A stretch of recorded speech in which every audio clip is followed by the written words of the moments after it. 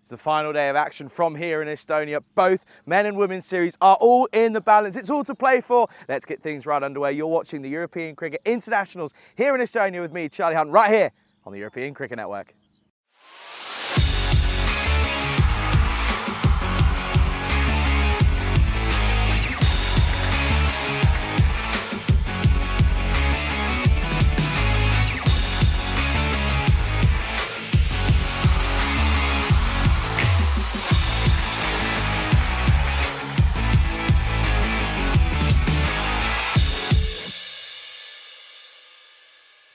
This European Cricket Network event is proudly brought to you by HCL Software and Paramatch.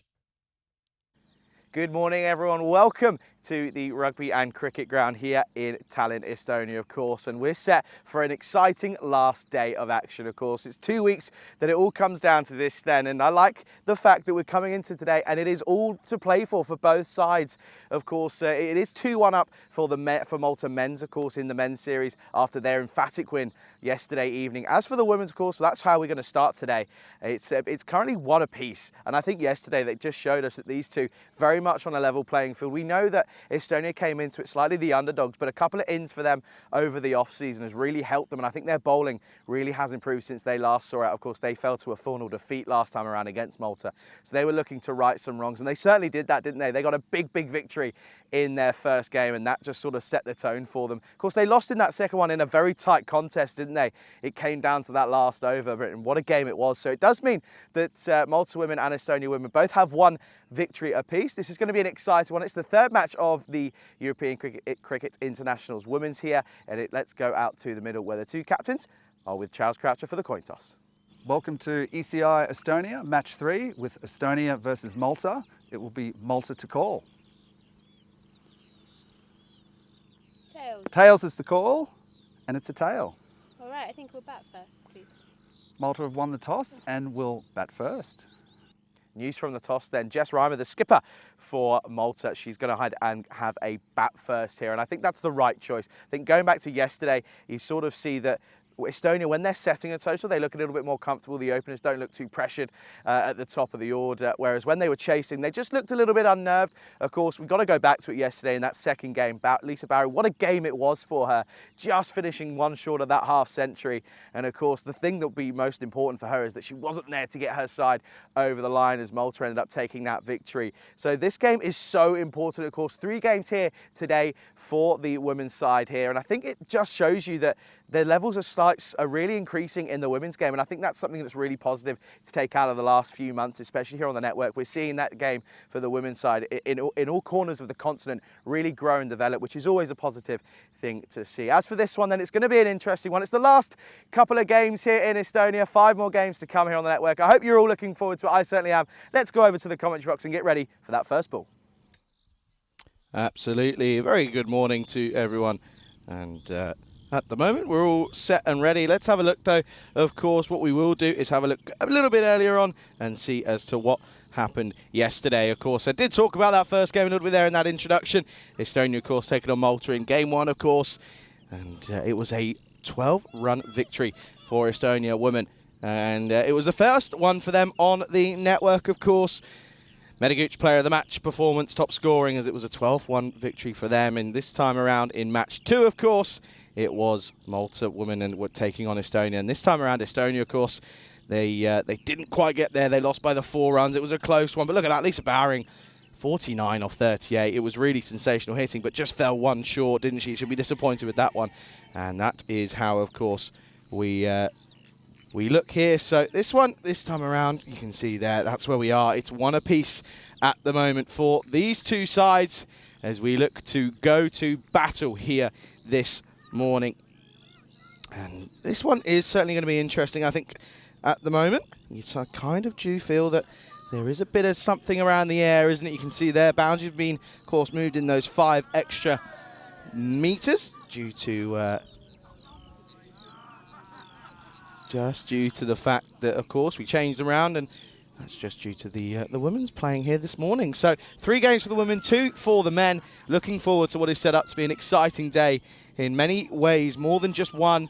Both series still up in the air, of course. It could be the simple fact that if the Malta men go ahead and get another victory in the next game, then that pretty much sails that one. But, well, as for this time around, well, the women's series is still all to play for. Late change, though, as we won't get a look at the lineups just yet, just simply due to a very last-minute change. But that was down to an injury in the warm-up, and so that's really unfortunate. But what it does mean is that for Estonia, they get a last-minute change. I'm just going to confirm that. But there you go. There's the percentages at the moment. As Estonia there sat at 39%. Taking on Malta, of course, 61%. Not an easy solution. Well, this is interesting, isn't it? I think we've come all the way out there, and I don't think we have got a ball. We just haven't got a radio for one of the umpires. Well, there you are then. See, sometimes you just can't get all of it, can you? But a good warning to everyone in the chat as well. Pleasure to have you alongside me. Good morning to Ivan. Good morning to Rob. Good morning to everyone in between and to anyone who may follow. It's a pleasure to have you alongside me here on what is a warm, muggy day, or a muggy morning at least here this morning. Currently already sat at around about 20 degrees here at just coming up to 9:30. It is going to be an exciting one for sure. But yeah, so that news is Natalia Zoloc, and this is a big out, and unfortunately for her, Zoloc, a big injury in the warm-up. And so has to get some medical attention pretty quickly. So in comes Natalia Tikhon-Rivova that time around. So she'll come in once more. So that's just the change. But aside from that, I can run you through it myself. You've got Asma Shifa, Anne-Marie Vesic, Marit Varner, the skipper, Natalia Tikhon-Rivova, Victoria Frey, Ragnar Halleck, Alina Sordamus, Lina Arma, Dalbina, the gun fielder, the golden arm, Medaguch, taking the gloves, Malakugi and Lisa bowering for Estonia. And as for Malta, we'll get there in just a second. But it is going to be Colaseri alongside Jess Reimer. No real surprise in those two, really, is it?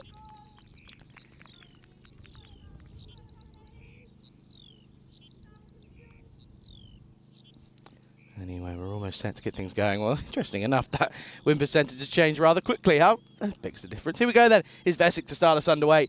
That's just going to be a leg side wide. A little bit of a nervy start then here for Vesic with the ball. Umpires here in this one.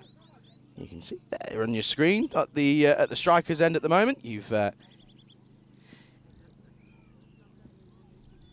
Joe, of course, Joe Foster, and Lawson, who's there. Sean is your third. First runs then on the board off the bat this time. As Colaseri into the offside. That'll just be a single to start. And let's have, again, another look back on yesterday.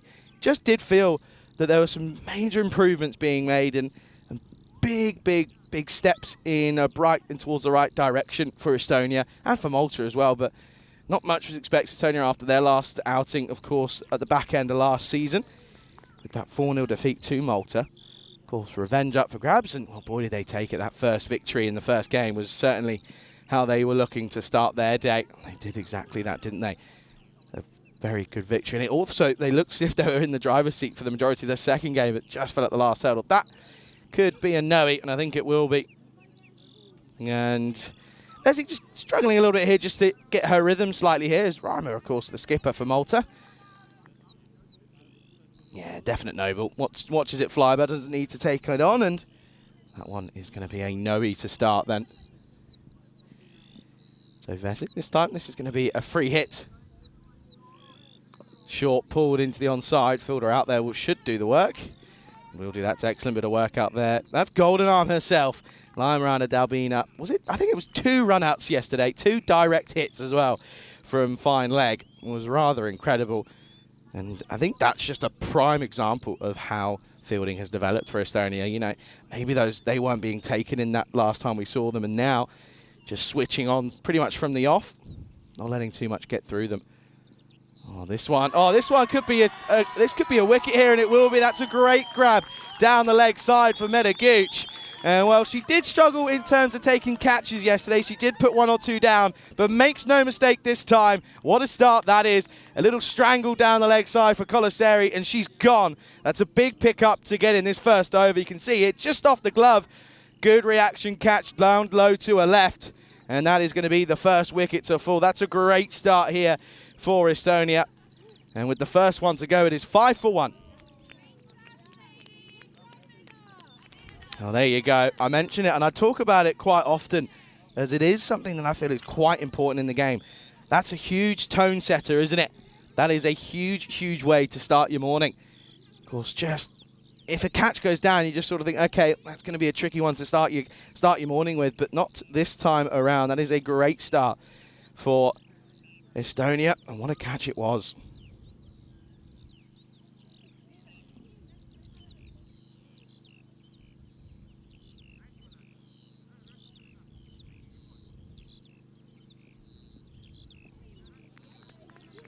And this time, there's that Santos who comes out at number 3. Again, had a good day yesterday, but up and down. Sort of struggled to get off the mark at times, but at the same token was able to really get things going. Oh, this one could be another chance. Oh, just put down. Not too sure if this actually carried. Not too sure if this one carried. I wonder if we can have a look. This was probably going to be the best angle we'll get. It was a good delivery off the splice, though, for Santos. We might have to come back to live action. Oh, doesn't quite carry, I don't think. Oh, this one, I think, was expected to go down the that leg side, but I don't think a shot's being played here. I think they're going to, let's see what happens. I don't think this has been a shot that's been played. Yeah, this is going to be a dead ball. And you can see it doesn't play a shot. It nips in off the seam. And Medaguch, look, turns around. You don't see it there, but she sort of says to Joe, well, hang on a second. I don't think something's being played there. Santosh then. So that will be a dead ball. And that one is going to be the end of the over then. And there you go. Here is confirmation then. You can see that Natalia Tycon Ravova will come in for Zolots. Ragnar Halleck comes in for her first involvement. And Silvana Bandeva will come in for Malta. So a couple of changes. Of course, nice to see a bit of rotation as well. And it's a long tournament, long weekend of cricket. 5 games aside.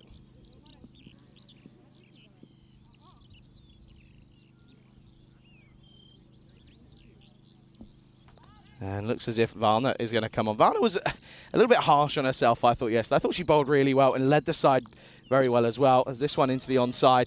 The chase is on for the fielder. This one might go all the way, and it will be. It'll be the first boundary then of the second day of internationals. And Reimer with a lovely on drive. Valna just straying a little bit full for my liking. But nevertheless, still has to hit the ball, and so does Jess Reimer. That's a lovely shot. What a way to open up your boundary account.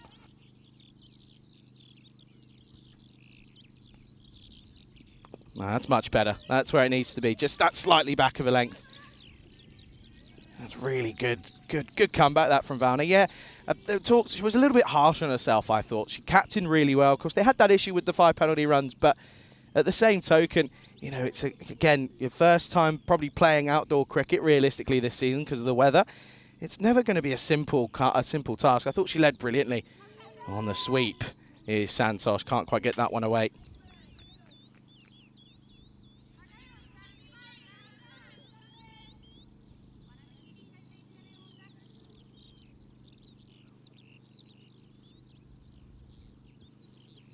That's going to be a wide down the leg side. Good stop, though, from Medaguch. Good early footwork. But good morning to Sarah as well. Looking forward to hopefully meeting Wimbledon. Yeah, absolutely. So Rico probably currently on his way to the airport, I'd imagine. I think Rico might have nicked me charger as well. I've got no charger for my laptop, so we'll see how long that lasts. But I think, yeah, so Rico and Vinny will take you through the day. I think I land at Stansted if everything goes to plan. Well, that is a peach of a delivery. That's done everyone up. Not too much that the batter had much of an idea, and neither did Gooch. This one, I think this, again, comes off the seam here. I wonder if we can take another look at this one. Alex is in my ear again, so everyone say good morning to Alex. This one, look at that. In swinging, then off the seam as well. Made her a little bit frustrated with herself, but I still think that was just one of those that almost does everyone. Oh, and again, Reimer just with a bit of a wayward swing at this one. Bit of width off it, tried to take it on. But what a good comeback this has been after that 4 off the first ball. Very good comeback at the moment.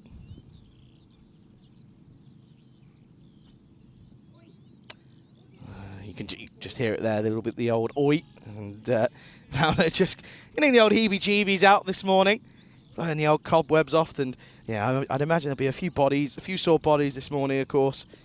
After that first day of action yesterday, more so the men than the women. I think some of the Estonian men are struggling to walk here this morning. I've heard a Mr. Dave Robson, and he won't mind me saying it, I've heard a Mr. Dave Robson is apparently hobbling around a little bit this morning. End of the second over then. It's a great over. Just the 8 runs come off it. And at the end of 2, the score 13 for 1. There you go. That's just confirmation of where we are at this point in time. We've got a little brief flash of it.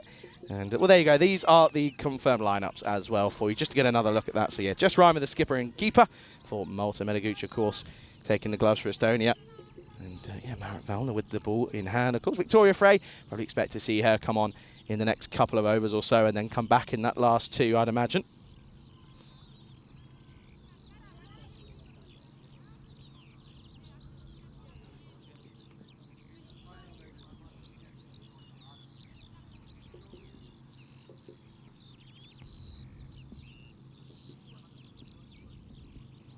Oh, I'll tell you what, this is... Oh, I'm not too sure on this one. Let's have a look here. This is Anna Dalbina who's come in for her first delivery. Does this...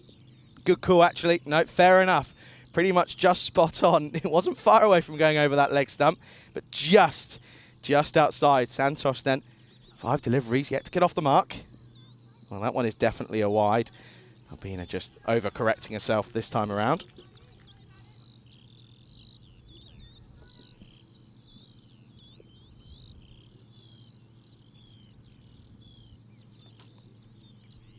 So, Dalbina just taking a bit of time just to find her rhythm here. But I'm around Dalbina. I mean, listen, if you tuned in yesterday, you'll know that she's got the golden arm when in the field. At the moment, though, they're just bowling, just slightly struggling. Just seems to just be struggling to get through that action. Just needs to commit a little bit more and just come on through. Yeah, change of angle might be a good idea here, and I think that's a good call from Dalbina. I think as well, Dalbina's a very tall. And listen, she's taller than me, and again, not hard to do. Taller than Joe as well. Yeah, much better. Very good change. It's a really, really good bit of self-awareness there from Dalbina. Just says, it's not working, let's change it round. I think that is, again, something that some of the lads in the ECS over the last couple of weeks could maybe have paid attention to. If it's broke, fix it. If it ain't broke, don't try and fix it. Of course, we did see Estonia struggle just with that time management yesterday. That's going to be a wide once more. So, but at this point, you do sort of think, well, maybe we could see another thriller. And I think realistically, these teams are now on a pretty level playing field. I think there were times, maybe back in November, I believe it was last year when these two last met, that Malta was just that bit stronger than Estonia. But it seems to be that Estonia have almost caught up. Well, this is up in the air. This could be a great catch if she gets there. Oh, no, they take each other out. Oh, dear.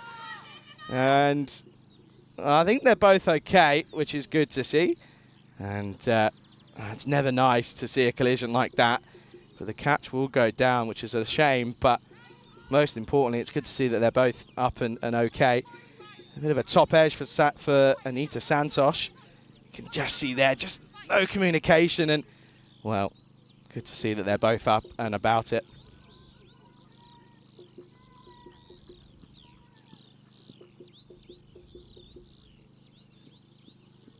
Oh, now up in the air. This is a lovely shot through cover, and it's a good effort from the fielder, but this is going to run away, and it's just going to trickle over the boundary. So yet again, Reimer looking very strong in that V. That's another very good straight shot down the ground, and she'll get 4 for it. You can see there, a little bit of a full toss, but takes it on. It's a great effort, though. I believe that's Marit Valner, the skipper, putting her body on the line. You can see how dry it is out there, though. Oh, and this one is going to be another boundary. So back-to-back 4s here is, again, a bit of an overcorrection from Dalbina. It was a full toss on the offside, then a shorter delivery on the leg side. And I tell you what, the skipper, in Jess Ryman. She's not going to miss out on these sort of deliveries.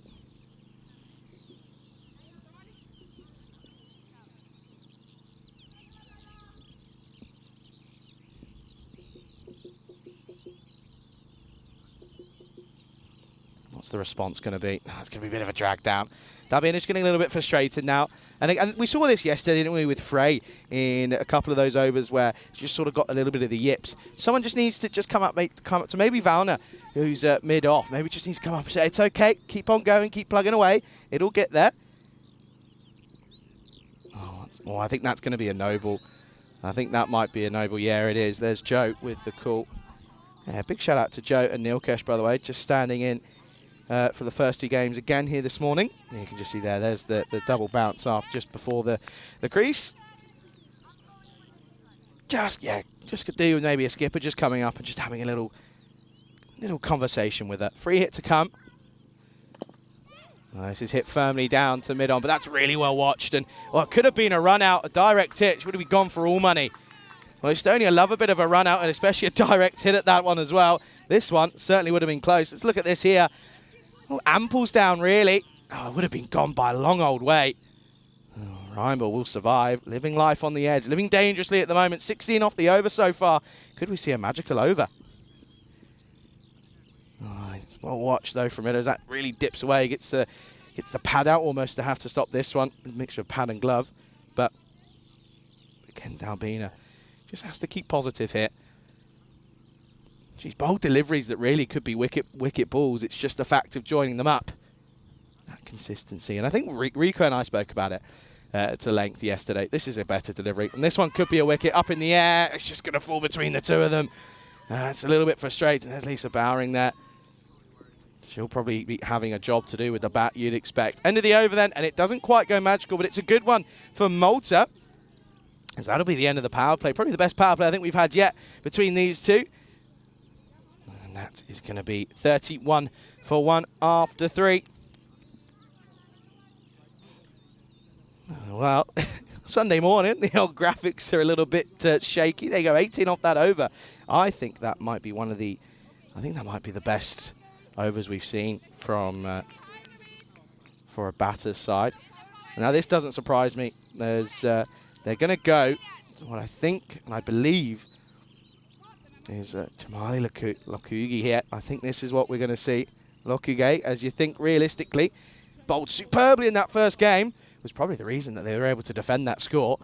Had a great first over of not very many and picked up a wicket as well. Pulled into the onside. Victoria Frey out there. Good attacking fielding. Chases it down. We'll keep it just to 1. Good arm as well. Yeah, of course, just me, myself and I here today.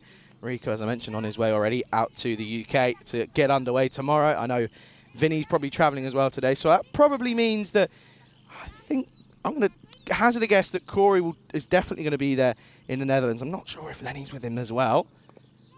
Oh, and this is a dot ball played out. This is the over exactly that they needed, didn't they, from Lauren Lokuge? Because you just saw 18 come off that last from Laimarana Dalbina. This is just where they want to keep things quiet here. That's what we're seeing. Good start here. Oh, a little bit of glove on this one. But again, it's good bowling into the right areas. Not just dropping short, and they've obviously got a deep square leg, of course, due to the end of the fielding restrictions. But you can see, well, I say deep square leg, more of a closer to a deep mid wicket more than anything. That's again much better. That's that corridor of uncertainty, isn't it?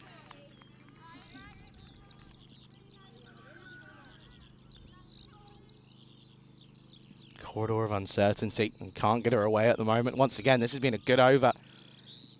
Oh, this time into that area, and probably is going to be Dalbina. There she is once more. One thing I love, though, and this is something, I mentioned it again yesterday, as we've come to nearly the end here of this over. No matter what happens, there's still smiles on their faces, and I love that. I think that's really positive. And I even said it extends out to, you know, the European Cricket Series that we had. Well, if you're smiling and enjoying your cricket, the rest will come. The rest will absolutely come. As this is just going to be a wide, so that's going to be the first extra, though, the over. And that's just the difference, isn't it? No extras, and well, just a 1. It's now up to 3 on this over, but even without that extra, it's just 2. It certainly is just the difference, isn't it, is the extras. Oh, that's going to be another one. Just struggling maybe, just adjusting to that left hand, right hand, isn't it? It's always something that we see be a little bit tricky to deal with.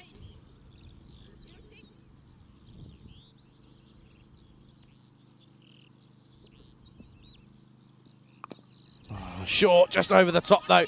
And this is going to be a big chase on for Valna, the skipper. She will get there. Cuts it off. They're going to come back for 2. And this is very good running. Superb call. I think Reimer called her through pretty early on that one. They will come back for 2, so a good end to the over, but it's still not a bad one for Estonia as they drag them back after an expensive third. After 4, 37 for 1.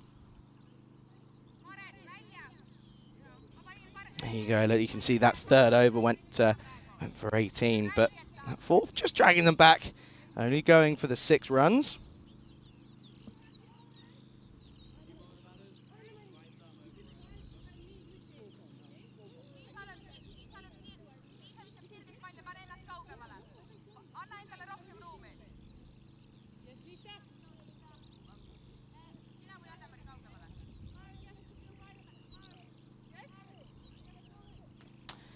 Bowring's going to get an over here. I think she only got the 1 over yesterday, and that was in that second game. Bowled really well, took a wicket, only went for single figures in the over, so I was surprised to see she didn't get another, but she's going to get a chance here. Good start. This off the splice. And I think for Reimer, it's a similar situation as it was for Bowring with the bat. I think in this level, I think what she has to do is sit deep in a crease and almost preempt that back foot sort of pull power shot. Just see here, look, she ends up having to go to it. Bowring ended up figuring it out. That was her best method in scoring runs. I think that just shows that that's where she almost has to be. But the difference is this is flicked into the onside. That'll just be 1. There's Natalia Tykhon-Revova. Was scheduled to be sitting out for this one, but of course Natalia Zholots had to receive some medical attention. So of course we do hope that she's okay, and I'll try and get an update on her well-being at the moment. I think she's okay, though. Of course, there are a couple of shouts for fielders of the day in both these two sides. I thought at one point in that second game, Rico touched upon it, didn't he? He said the difference was for Malta is that they were getting their bodies behind it, whereas Estonia just struggled in that second game. I think Colaseri was class out in the field, and I think Santosh as well was very effective. But as for Estonia, I think, it has to be Lima. Anna Dalbina was certainly one of the fielders that really impressed. Also, going back to Malta, Yashenko was very busy when Medikuch was sort of dominating that offside area. That's a good Yorker. It's a loopy Yorker, but it's effective from Bowring.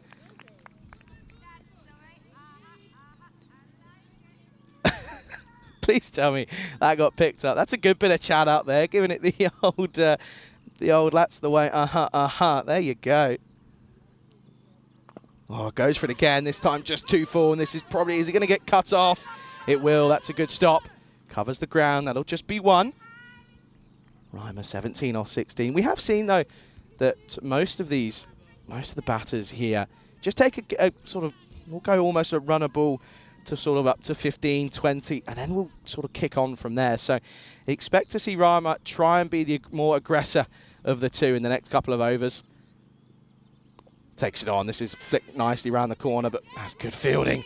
Gets the long barrier out. Does Sordamus, and that keeps it to 1. So Reimer will keep the strike. It is 41 for 1 at the end of 5. So currently well on their way to around about an 80-90 score at the moment. You just have a look at this. Just want to check it.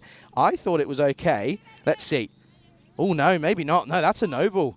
Oh, dear. Well, there you go. Snuck that one in. I thought it was fine. I thought it was dipping, but it certainly wasn't. That's going to be a no-y then. So Bowring not quite out of this over yet. And it'll be slightly frustrating because it'd been a good one with just the 1 wide at the moment. Trying to finish it off. Does so pretty well. This again, early call of 2 should be... Oh, it's not going to be.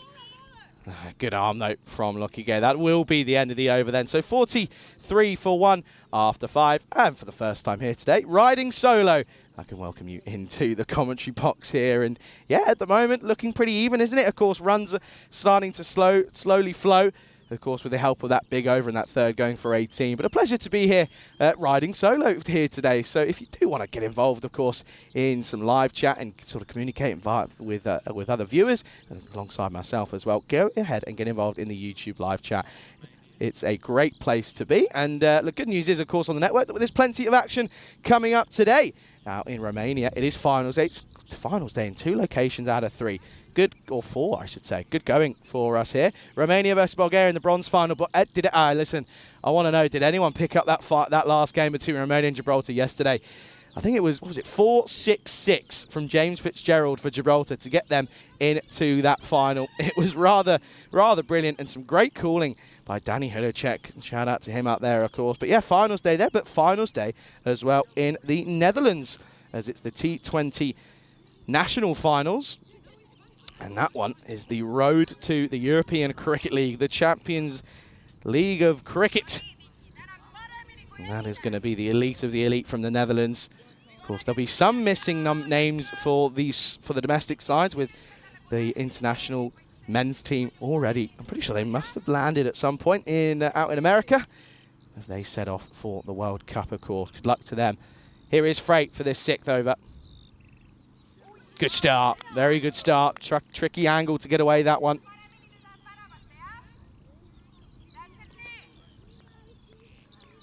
Tricky angle. Yeah, you can see there, Frey just realising, actually, maybe I should probably just get a slight move on. You can see they're 15 minutes to get through the next half an inning, so they could struggle with timings once more here.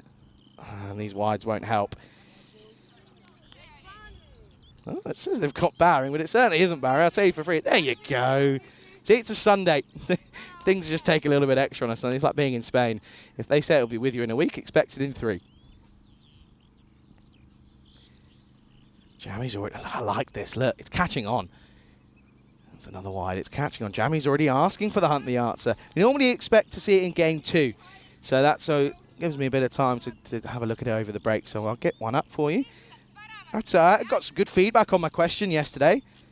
A couple of people were sort of annoyed that Sachin Tendulkar wasn't the answer, because he's not the answer. Oh, it's another wide here. Frame may just need to do what Dalbina did. Just move over to the other side. Maybe have a look at bowling. Right arm around the wicket, maybe. Come on, girls, is the call. Freight just looking to get it up there. She hit it before, that angle across. That's slightly better. This one up in the air. Could be a chance, it'll be a tricky one. Not going to get there. You can see there, a little bit frustrating. Just lost it in the sun at some point. Good fielding though out there in the deep by Amri Vasik. Chances certainly there though, half chances. Right hand, left hand combination is something that's really, really hard to deal with, isn't it?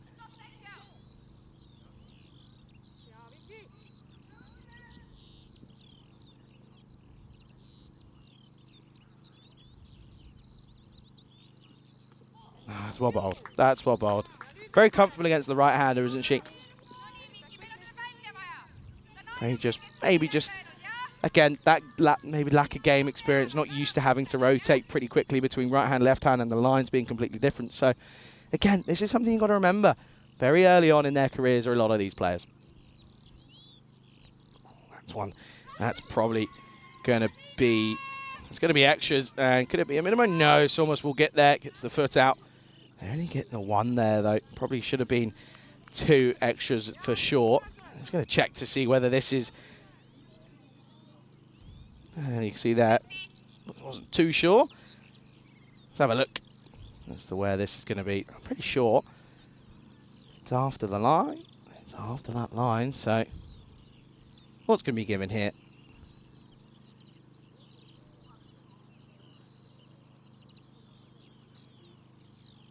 Yeah, no ball called.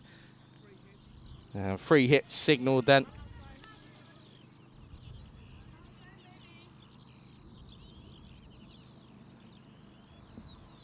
Free hit coming up then. Santosh would love to cash in, wouldn't she?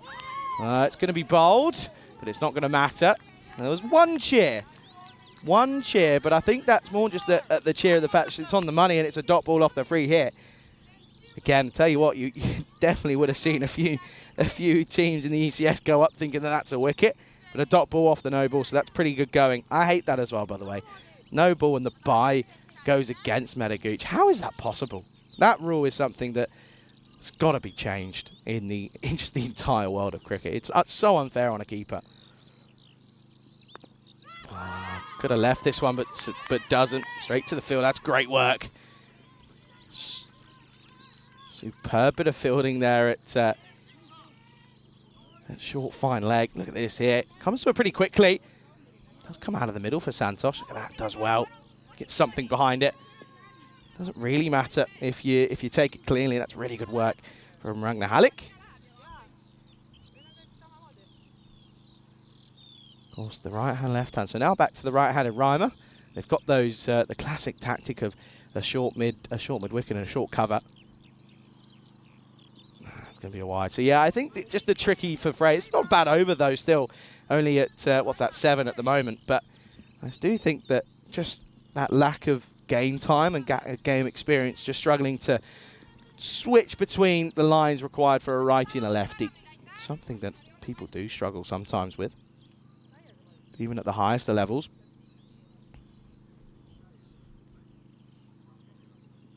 Oh, much better. Plays at this one. It's a play and a miss. So finishes with a dot. The over just goes for the 7 then. And at the end of 6, it is 51 for 1. So the 50 comes up then in that 6th over. So looking again at an 80 or a 90 score at the moment. Extras could determine whether or not we get there. 23 at the moment, but they are keeping it tight. They're going to go back to what I feel is going to be here, and that's going to be an interesting move. I think bowled superbly well, didn't she? She's going to come back for this 7th then, and it's going to be fine. Sneaks it in. Umpire Joe maybe just wants to check this. I think she was just unsighted just by looking at just being in front. Let's just have a look. Or maybe not. Probably is going to be called a wide, actually. Yeah, it is going to be called a wide. Just unsighted was Joe. There you go. Back on the money. Once again, just unable to get it away. And there is that fielder at silly mid wicket and silly cover. It's a good tactic, and again, and I mentioned it, just evolving the game, isn't it, for the women's game? We've seen it, of course, maybe with the Southern Crossfield in men's games. That's good bowling. Well, Meda's confident here. Meda thinks she's got her wicket. This could be a big moment in the game. Let's have a look here. Medigooch, quick hands. Let's see if she does have her scalp that she's looking for. Let's see. Plays and misses. Well, she's a long way out here. Is there anything behind the line? Ooh, this is a tight one then. Let's have a look here. Is there something that's down on the ground behind the line? Oh, I think that might just be safe. I think there might just be a whisker behind the line.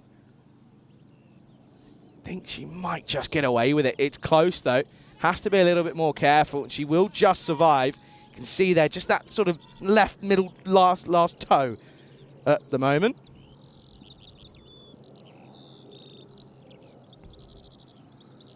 Oh, back with a dot ball yet again. So that's 3 in a row now. This is good. This is good from Lukuge at the moment.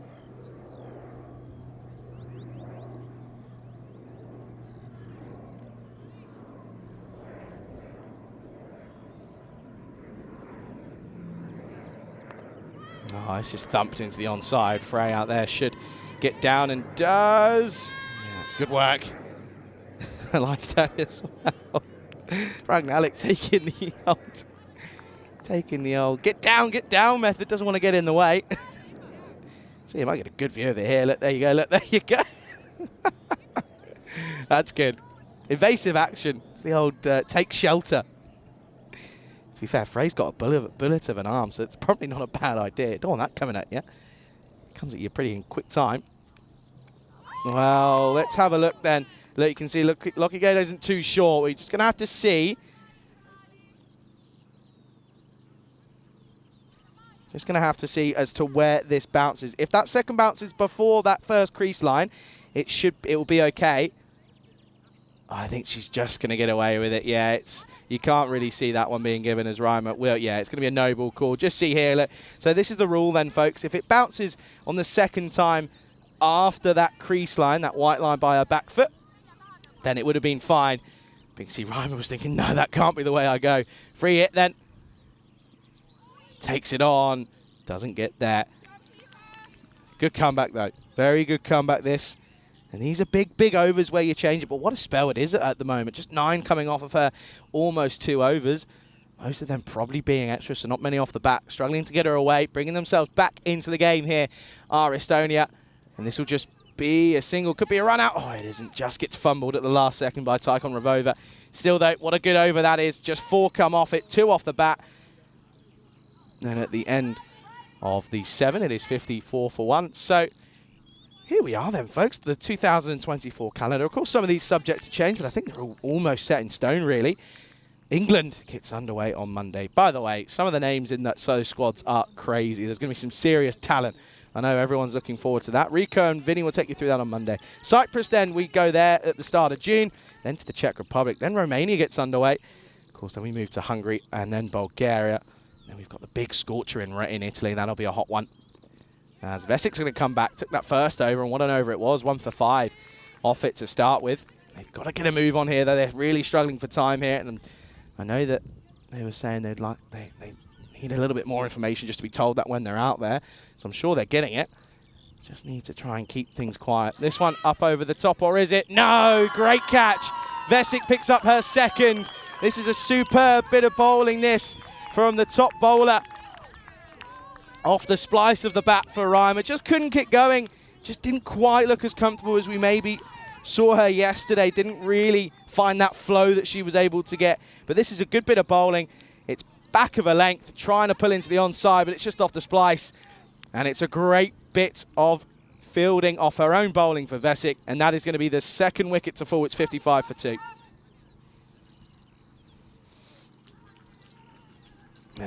That's just keeping that pressure. I think that's just the dot balls that are building up and that pressure starting to come up. And there you go, for the first time this morning, Estonia in front in that win predictor there at the top, the bottom of your screen. So Ramashan is going to come in. Ramashan's going to have a big, big job to do with the ball.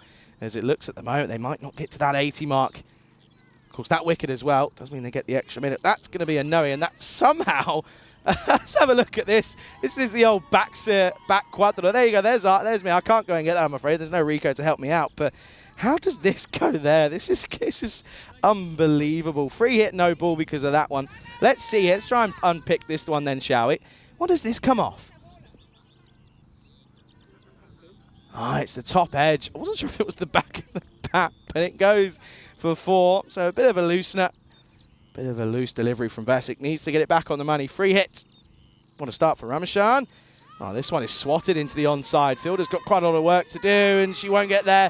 Dalbina gets undone by the spin. Had a bit of trouble with that yesterday. I think it was Jolots out there, but this time around it's Dalbina. And unfortunately, just the spin just takes it away from you. You see here, look. You can see, we'll get a perfect view of it. Look, things is going, and then just takes the old spin and gets through it. And that's going to be a little bit unnerving. So... there you go then.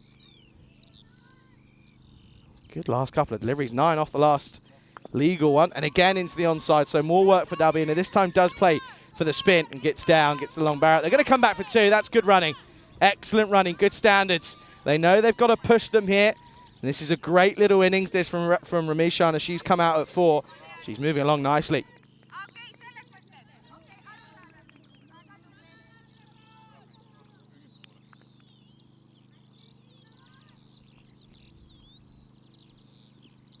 And there you go. Good comeback. Very good comeback from Vesik. Should be a little bit frustrated with that one. After picking up a wicket, then bowling that Minimo and getting hit for 4. Not to her doing, really. It was a bit of a fielding error. Good comeback, though, with that dot. Is going to be the last delivery off the pads. So finishes strongly. Those couple middle deliveries that went a bit loose, but a good start and a good end and a good spell for Anne-Marie Vesik. She'll only go for 16, but she picks up the big 2 wickets in there as well. And at the end of 8, it is 66 for 2.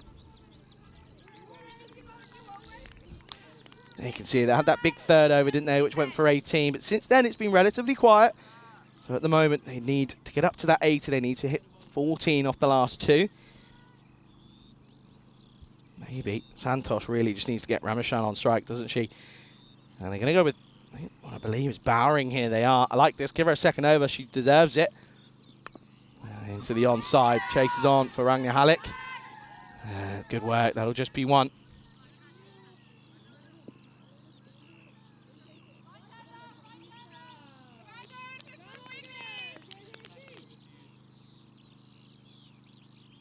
You can hear it out there, isn't there? Bit of stress as they're trying to get through these overs, but these wides aren't going to help. Bowering just straying down the leg side. 68 now up on that board. Getting closer to that 80. We've only got three minutes now. They've got to get through this over. Oh, what a bit of bowling that is. Bit of drift in towards the batter. And the bowler does superbly well here, does Bowering. Look at this. You can see that seam. That seam presentation's excellent, isn't it? Not really drift. It's more swing that she's bowling for there. And again, in similar areas, this time it's flicked into the onside. Chases on for Vesic. She's been busy today. They're going to come back for two. Could be a run-out chance here if taken. Not going to be. Bowering. It just gets under her. So again, coming back for two. And this is excellent running at the moment between these two. Good understanding. They know they've got to turn and go. Would have been gone for all money again, but a bit of a fielding error, a bit of a lapse in concentration. They're getting up towards that 70 now. Oh. Like that. So I think that was Valna just going a bit of a word as the bowler was coming in Bowering. Oh, she's found her areas. This is going to be a catch and gone. Great catch. And there you go. What a grab that is. Taikon Ravova, take a bow. Gets the old boogie-woogie, rightfully so as well. It was nicely hit by Ramachan into the onside, but picked out the fielder, and Taikon Ravova this time makes no mistake. And the catching has been superb here for Estonia. And that the big thing for them is that's also going to be another extra minute added onto the time. But more importantly, they remove the dangerous Hanipama Ramachan. She'll go, and it is now 70 for 3.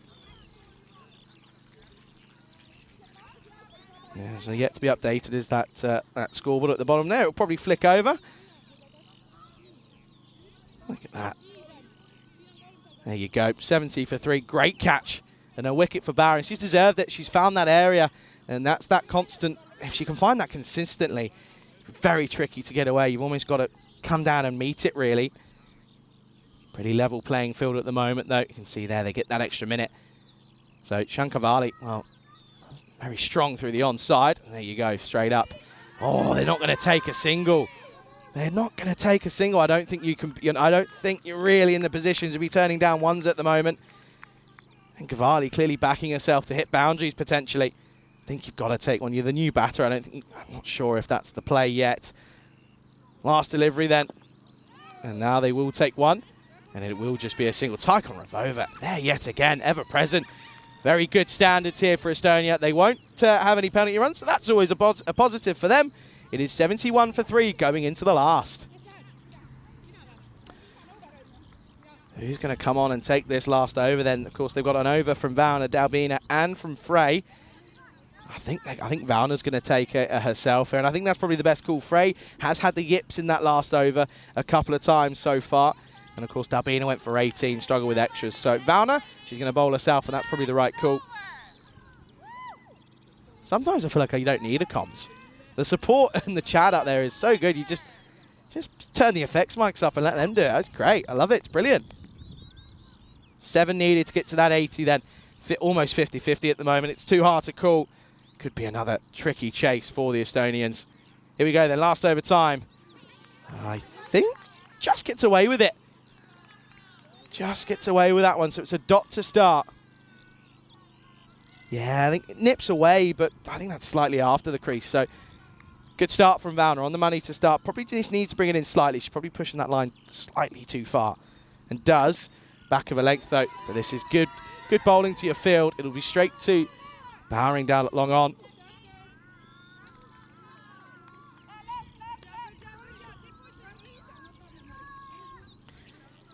Santosh, 11 off 23.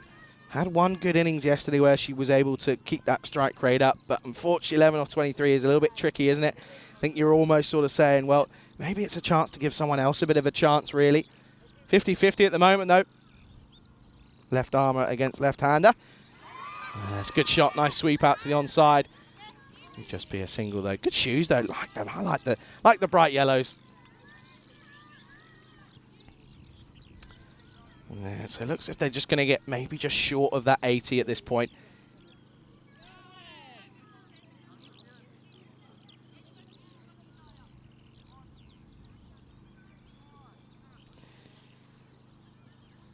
Again, good delivery. There was an appeal from what certainly sounded like a bit of a, more of a man's voice. I reckon some of the Estonian men, of course, supporting them on the side. This has been a great over so far, just 2 off it. And gets away with that one as well. Probably could have left that. That was probably going to be a wide. So another dot though. This is superb at the moment.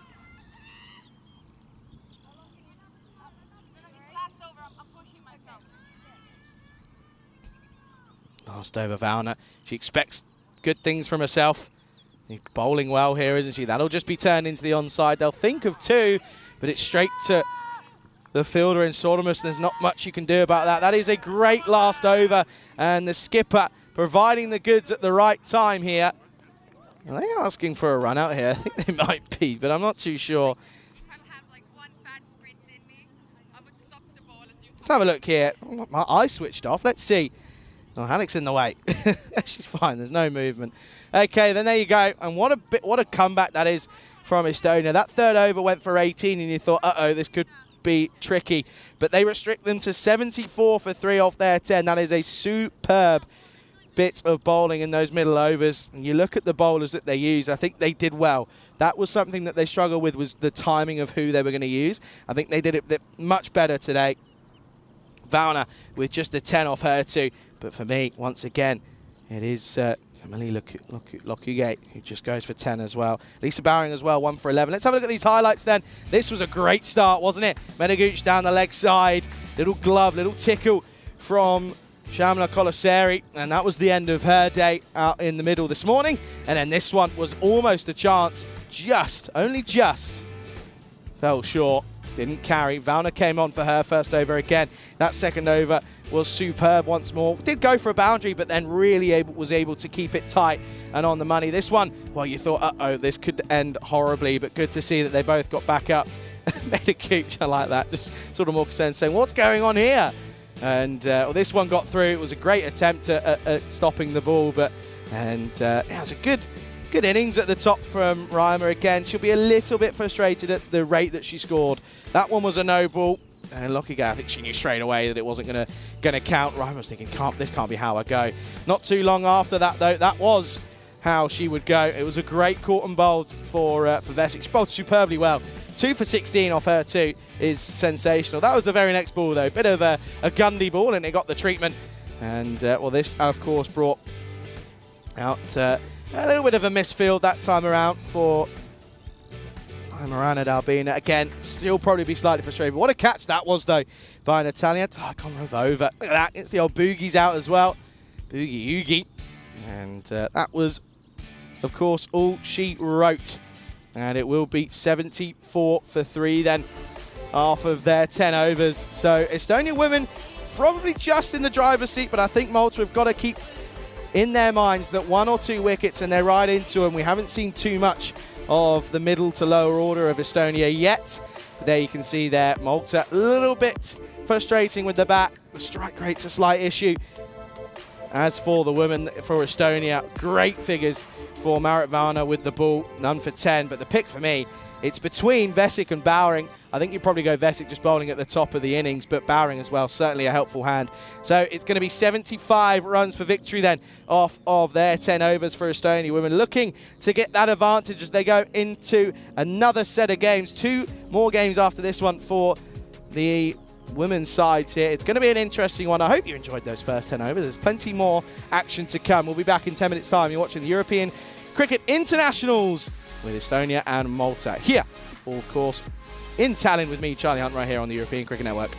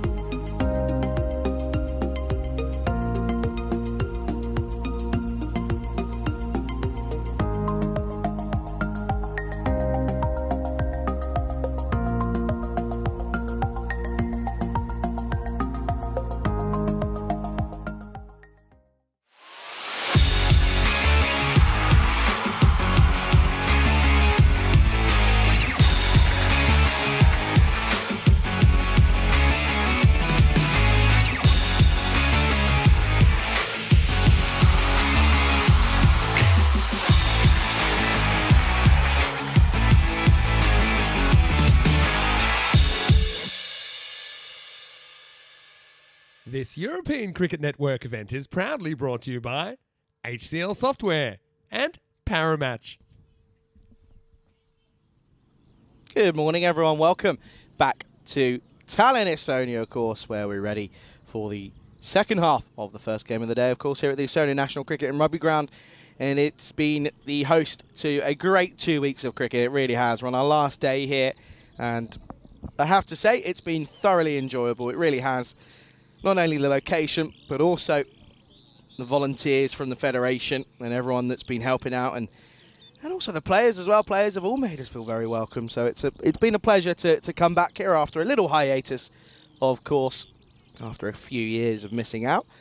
But yeah, no, certainly something that I reckon is going to be on the calendar, what I hope, for a good old long time. Anyway, back to the cricket then, and it is, of course, 75 runs for victory. Of course, they got into the 90s in the first game yesterday, did Estonia, so they'll be feeling confident, and I think that's why that win predictor is looking more towards them at the moment. A couple of good overs, though. Could be a different story. Here's Yadav to start us off, up against Bowring. And this is going to be 4 to start. What a great start this is then. It's a Gundy ball from Yadav, and it gets the treatment. Bowring into the onside. Cuatro carreras. What a way to start. I reckon this could be a no ball, by the way. I think this could be a minimo. Let's have a look then. Oh, it's a tough call. It is a tough call. I think personally that could have been given here. See, yeah, no ball call. Minimo coming up then. And that is going to be a big start then for Estonia. There you go, free hit coming up. Lisa Bowring, what a way to get underway. Free hit to start then. And Yadav under some early pressure in the slot, but back foot. This one is going to get pushed away. Gets through Yashenko. And they'll come through for a single. So a good start then, essentially 6 off the first.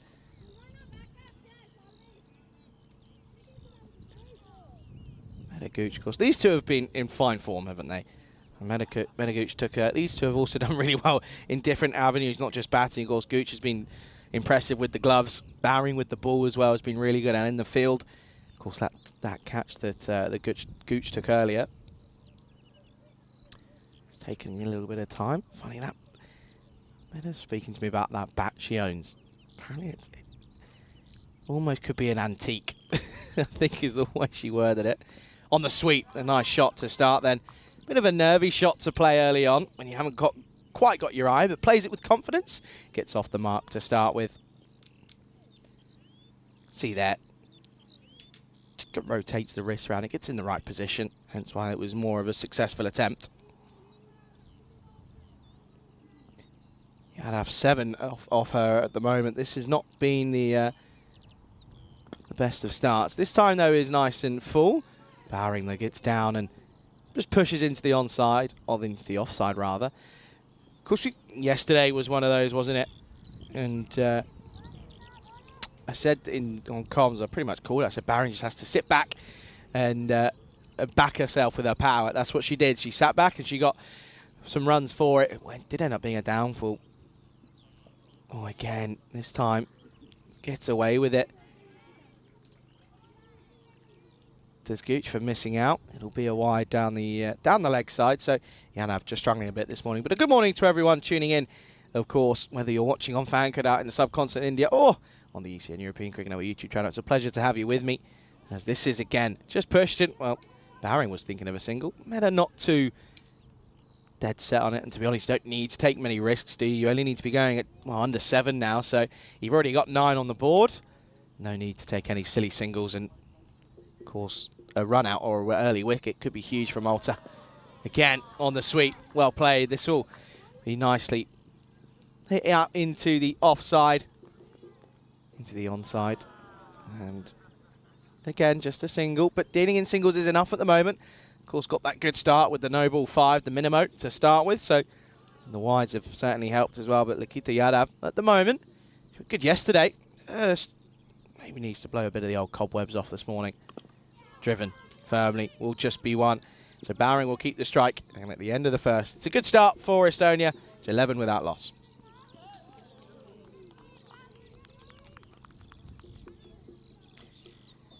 1-1-1. The old Nelson on the board then.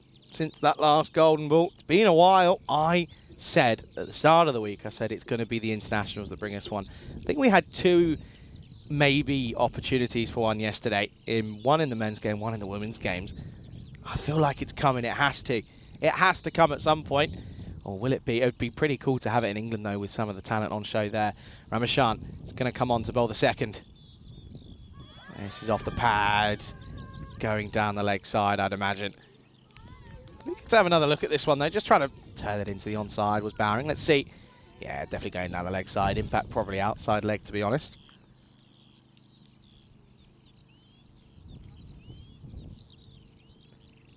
Oh, this time does go for it once more, but still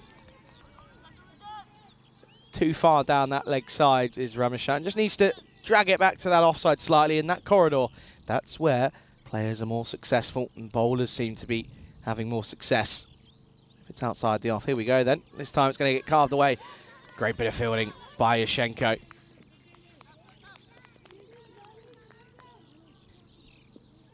Yashenko, she had to be on it last time around, didn't she? As Gooch was constantly playing away into that offside. Now Bowering getting involved out there as well. Fuller, and doesn't get through. Good fielding. Good little comeback this from Ramachan at the moment. See that. Trying to replicate what she was doing yesterday. And this time, once more, into the offside. Bowering will just be one.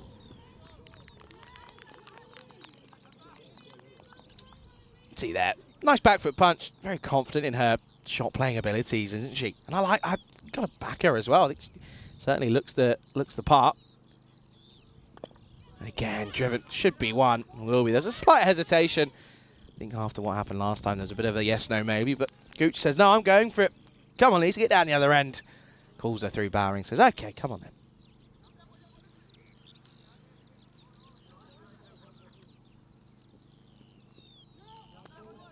That's going to be a wide, though.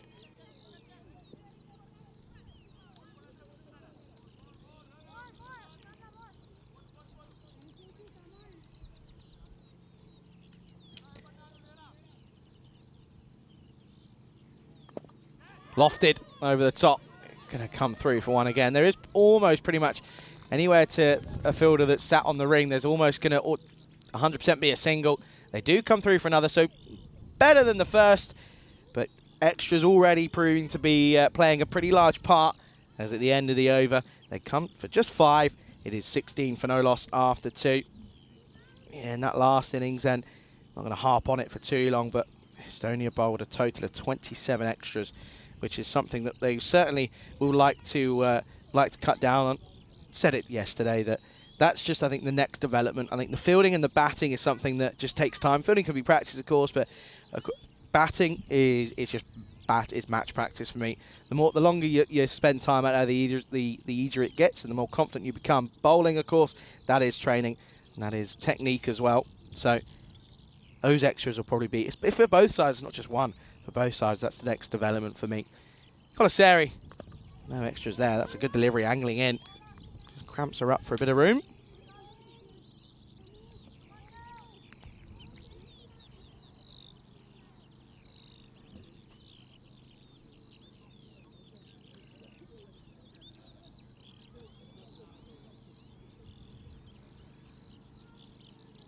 There's a bit of a pause in play. Not too sure as to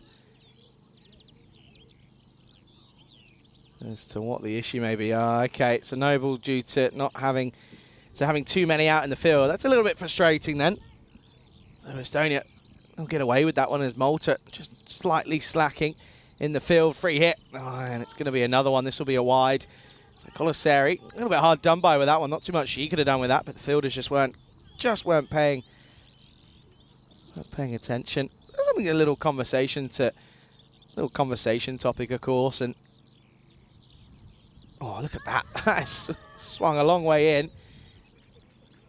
I think Bowering just sort of laughs at that appeal. Rightfully so.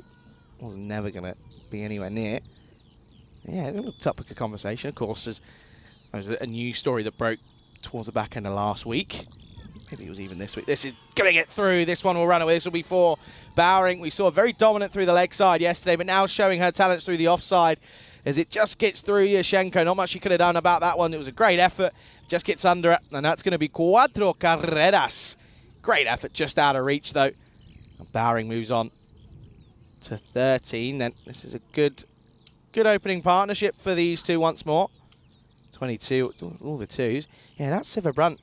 We'll come to it after this. This one is going to be pulled. This will be 4 more. You can't bowl there.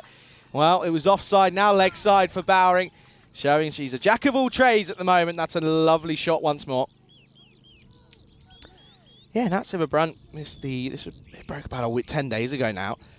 She missed that England T20 as she went on to choose, as she ended up freezing her eggs, which is, of course, something that is a topic of conversation. Of course, and one thing I will say, I'm probably, the least sort of probably not the best person to talk about it in terms of opinions. But yeah, it was a news story that broke, and of course, that's formerly Nat Siva, of course, married Catherine Brunt of course, England teammates. So they're both, of course, now they share each other's surnames. So Nat Siva Brunt now, of course. Yeah, they're, of course, have been playing for a long old time for England, and of course was absent from that 53-1 win back at Edgbaston due to that process that she went through. And she just said herself that she'd only just started to exercise back then, so wasn't quite ready to play. As it's a topic of conversation. I saw Danny Wyatt speak about it a little bit as well. She said, it's a good. I think what the promising thing is, and the fact that the open conversations about it is that, for the younger players coming through that, might have to deal with those sort of situations, in the next couple of years, who want to start families maybe earlier on, and it's that conversation of having to maybe, risk your, put a halt on your career simply due to wanting to start a family. That'll be the end of the over. 27 without loss after 3. End of the power play. You can see there, a couple of runs behind, but wickets in hand, and they just need to. Okay, Medaguch does take a bit of time to get going, but these two, nice little platform started here. And yeah, I think Danny Wyatt was saying that it's good for the youngsters coming through that there's that openness to discussion on that topic, and yeah, it's something that often goes, sort of unspoken about, really. Of course, it's the it's nice to see as well that, sort of in an interview, she said that ECB were really supportive of her decision in that respect as well. They said that, the sports science and medical department were really, really helpful. Not only in the whole procedure, but also in getting her back to playing cricket.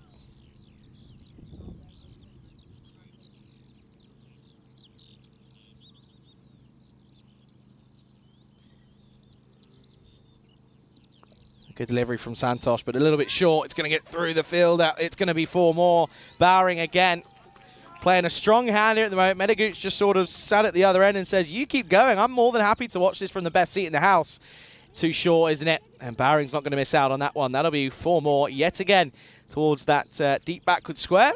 It's another good shot for Bowering. Moves into the 20s now.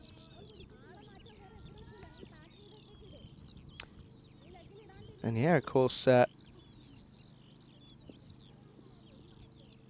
just on that as well, just saying that it's something that it's almost that peace of mind, I think, is what Nat was saying. It's just saying, and I quote, freezing the eggs now and having healthy eggs to come back to. It's great to be able to have that choice because it's not cheap and very invasive. So yeah, it's a topic of discussion, of course, and one that doesn't really get too much spoken about. And I think the big thing is now with the finances being involved in the game, in the women's game now as well, the opportunities to have that, a longer career, a 10 to 20 year career, potentially, at the heights of cricket. That's another 4. This time Medaguch sweeps well into the onside. That is prime Gooch. We've seen her hit lovely shots through the offside, but anything there, she will certainly whip away, and that's what she does. Strong through that backward square leg region. Another 4 more to the total. So getting into the groove now. We had a bit of a mishap in the field earlier. That one's not even on the field of play. They're both okay. Yeah, and yeah, just saying, I think that sort of process of, you know, in trying to start a family at some point, of course, is something that's going to get tapped into with the ability of having these, you know, longer careers due to the finances in the women's game now. So it's yeah, it's an interesting point of view and an interesting topic of conversation, and I think it's good that it's being, you know, open there. Everyone's being open about it, and it's not something to shy away from in terms of discussion. So then, 36 up now, 39 needed off 21 for a bonus point, but I think they'll be thinking more to get there, really. This one up in the air doesn't quite reach Santosh at the moment. Yeah, 39, of course, off for a bonus point, but bonus points in this format aren't really going to play too much of a hand, of course, just simply due to the 5-game nature. They'll, unless it's somehow called off or abandoned. It's driven nicely, but straight to that fielder at short cover. Yeah, there isn't really too much stress on those.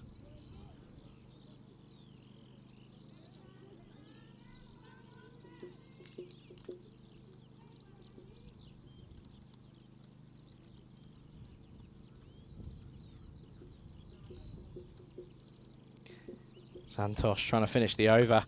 This is carved away. Medaguch plays this nicely out to the fielder, covering that boundary, and it will just be one then. So a single to finish what is again another good over.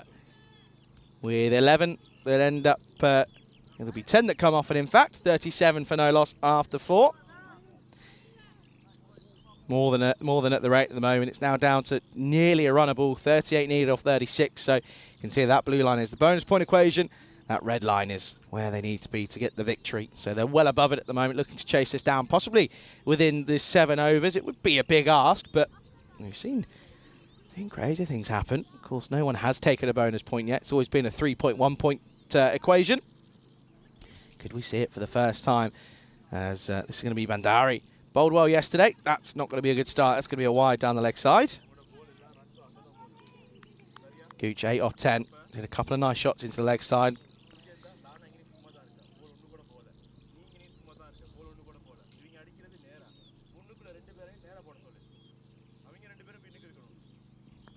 And again on the sweep. This time doesn't quite come out of the middle, doesn't quite come out of the screws, but it'll still be a single. Gets Bowering back on strike, 23 off 16. Of course, at the moment, putting a big shout in for MVP is Bowering. Wickets, and now more runs for her at the moment. 49 yesterday. She would have been, and I know all of her teammates would have been so frustrated for her that she didn't get that 50. She deserved it thoroughly. You can see here, opting to stand out of a crease. Oh, and again, that's just where she got done up yesterday, wasn't it? Getting caught in front. Just those feet just get slightly stuck, if anything, full. You can see, look, tries to go back to a ball that probably shouldn't be going back to. I think you can go back to it if you're deep in your crease, but if you're standing outside, that one, you probably want to get pressing forward. That's why I think I'd like to see her just stay deep in a crease. She probably doesn't want to have the same demise that she had last time. This goes into out. Comes through for 1. Not giving too much away, though, are Malta. In terms of extras, they're currently only at the 7, so not too drastic. There's just been a couple of Gundy balls that have been dealt with. Oh, this one is going to be a Gundy ball. That'll be a wide.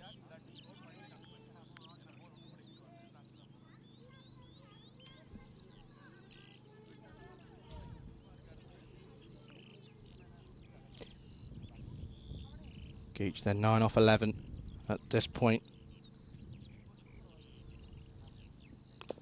And this one going to drop and run, and this is excellent running. Superb call there. It was an early call. Drops and runs as Gooch, and that's good communication. You can see there, thumbs up from Bowering as well. Look, drops and runs. Bowering goes, okay, I'm off.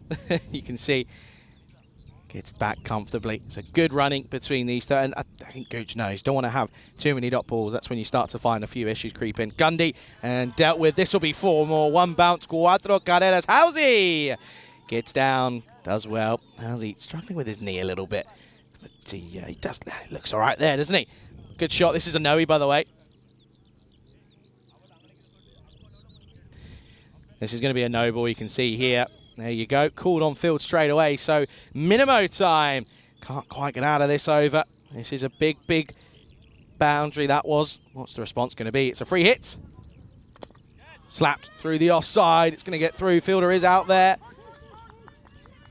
He's going to cut it off. They're going to come back for 2 here. This could be close, but it's a really good bit of running yet again. Very promising, very positive. Bonus points certainly in the equation at the moment with the ball left here in the 5th. 26 needed off 13. It's 2 a ball. Boundaries are certainly helping them.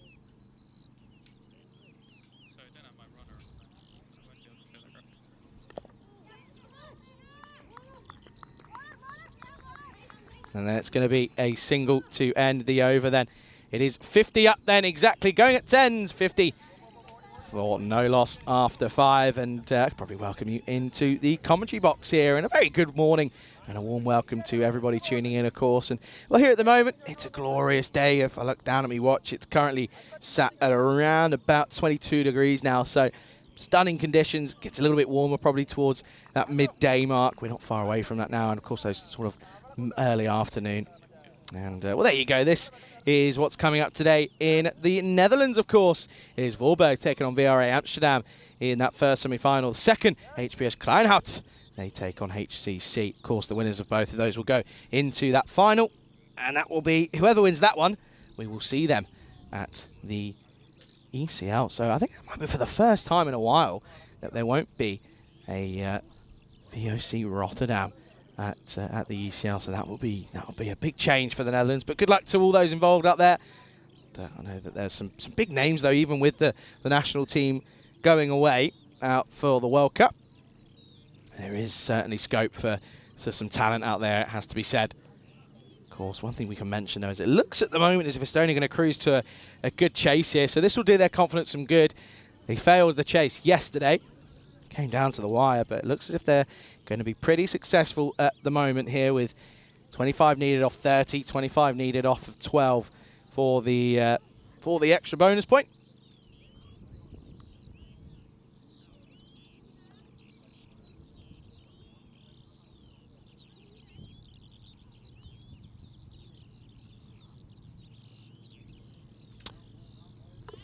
Of course, we've got the men's game coming up next, and I'm being told Dave Robson is in that squad, so keep a look out for him. He's going to be stretching for a good couple of minutes to get that body ready. Anyway, this is what bowled. That's where it has to be to Bowring. Very, very positive on the back foot. Front foot looks sometimes a little bit nervy, but gets that one away without trouble. So in the 30s now. Gooch at the other end has just been holding up an end, really, and that's what you want to ask of her, really. Doing a good job of it. And again, just pushed for a single once more into the offside for just one.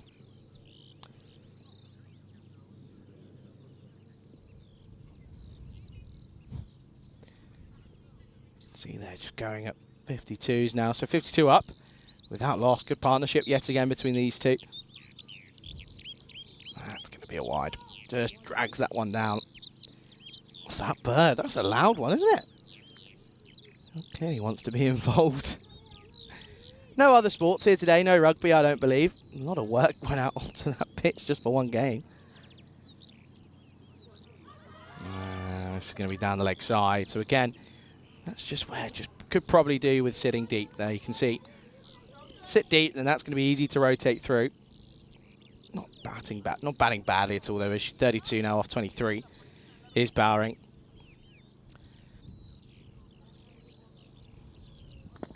Driven. Should just be a one. Almost takes it. Will take a bit of the old Tatuga. Will just be one. That doesn't cost them any extras, though.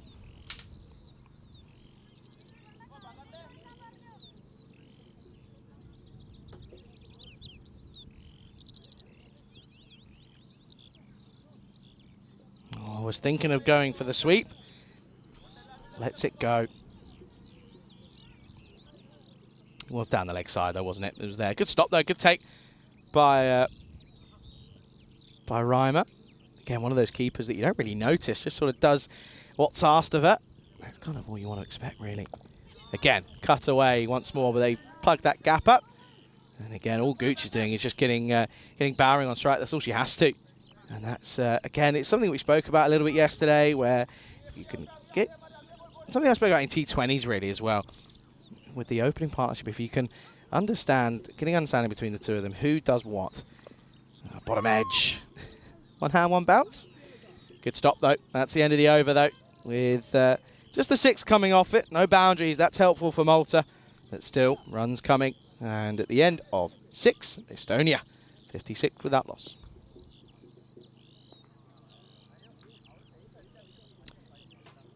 %94 at the moment. Well ahead, aren't they?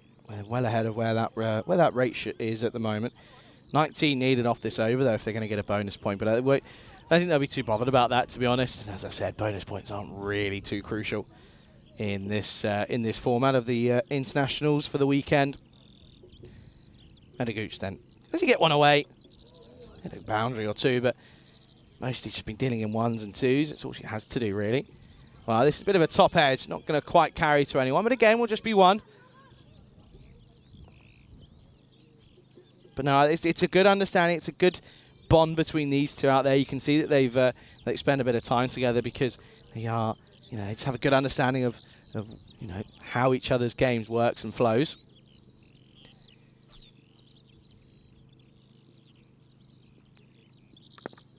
Over the top, this will be 4. That'll be a sigh of relief as there was a few dots and hadn't been a boundary for an over or 2.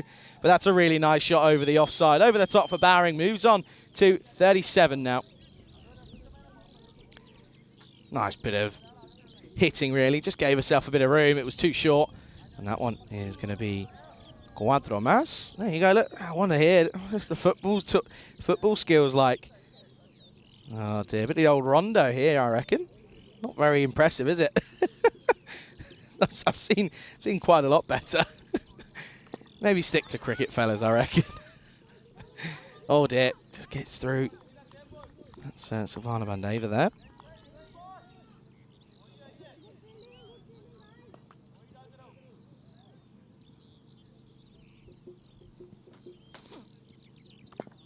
Over the top, that is shot of the day so far. That one's going to go away. That'll be another boundary. So Bowring has turned around and said, yeah, enough of this. Let's get this done and let's get this dusted.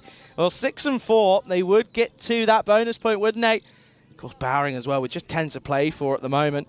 Could she bring up the half century that she just missed out on yesterday? Look at that. Gooch loved that. They realised she had to might have get it skates on, but it goes to the rope. 4 more again. So back to back. Well, not quite. They had that dot ball in there, didn't they? So 4.4 at the moment. And again, hit firmly. Just for 1, though. This time, fielder out there will do the work. But that was just not the over that would have liked to have followed up the previous one. With just 6 coming off that last one. 2 wides and some singles. And a couple of boundaries in this over have just, again, helped them on their way. So it looks as if it's going to be a pretty comfortable victory here. Last ball. This is going to be pumped over the onside. This one will take some cutting off. Don't know if it's quite got the legs to reach the boundary, but they will come back for 2. And it is going to be a pretty simple equation then at the moment. That is a good opening stand this for Estonia. Look and see. Let's have a look. I'm not too sure, actually. A little bit closer than I may have thought. I don't know. That one's a close one. It's how it depends how third umps is feeling. I think it's going to be okay. It's dipping, isn't it? So it'll be 2 to end then. And it will be 68 without loss after 7. And you can see there's confirmation. Malta do get a point out of the game. They don't go empty-handed. This is what's coming up next then. You can see there, Arsan Amjad, Ali Masood, Sawa Jahan at the top. The top 4 not really changed, but Dave Robson comes in as Parkin drops out. As for Malta, no real drastic changes for them. Of course, maybe Ali Lala. Caught up with him yesterday. He said he loves batting here. Well, he kind of got that at the moment. 2-1, though, for Malta at the moment. So it's all about trying to drag themselves back in. It's only if it's win or bust, really, isn't it? If they don't get a win in the next game, then it is going to be Malta who will be travelling back with the trophy. Just 7 needed then here for victory. Bowring's on 42. Could she get to 49 again and finish 1 short? This one off the pad. It's going to be down the leg side, though. Not that. There you go. I love it. Good head shake. I reckon got to be getting the old stretches in, isn't he? To be able to, because I can't do that. That hurts sometimes if I do that. Firm no, though, isn't it? On the pull, and this is hit firmly. This one will be 4 yet again, and oh, it won't be. What a bit of fielding that is. That is outstanding.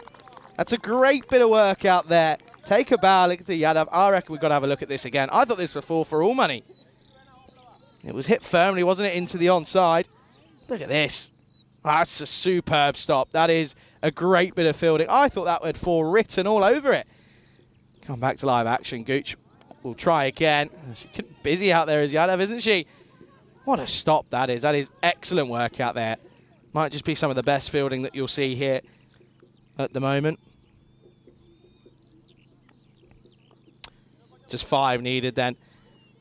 Bowing, if you're thinking about it here, take 2, get up to 45, and then a mammoth 6 brings up your 50. That's somehow that's the only way it's going to work, isn't it? Really, Goliseri bowled badly, but what a stop that was from Yadav. Superb. There's applause from both camps there for that one, and rightfully so. Full toss. This one up in the air. Yadav yet again does do well. A good stop again. Just be 1. They can do it in singles. There's no real rush. I reckon that might be stop of the tournament in this series between these two.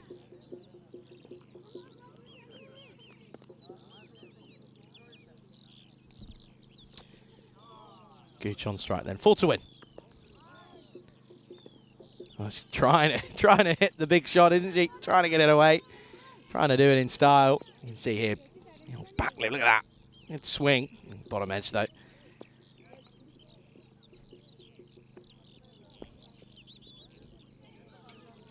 So, I think it's a pretty simple story, this, isn't it, for Malta? Just not enough runs on the board. Strike weights were a bit of an issue. Had a bit of an issue with it yesterday, but not as bad, not as much of an issue as what it was today. Full toss. Not really, just dips on us. There'll just be 1. It's going to keep the strike then is Gooch. We'll get into that 9th over. It's the end of 8. It is 72 without loss. Staring down the barrel of a 10-wicket victory here are Estonia, looking to go into the rest of the afternoon with a 2-1 advantage. You can see they're above the rate pretty much the entire time. Never really looked as if they were going to struggle after a good first over. Bowering at the moment, probably looking to be my player in the match course. Had a good spell with the ball. Now with the bat, looks as if she's going to finish involved and looks as if she's going to hit the winning runs here. At the moment, they don't have enough fielders in at the moment. I think now 1 comes in and that will be 4 in. So there you go.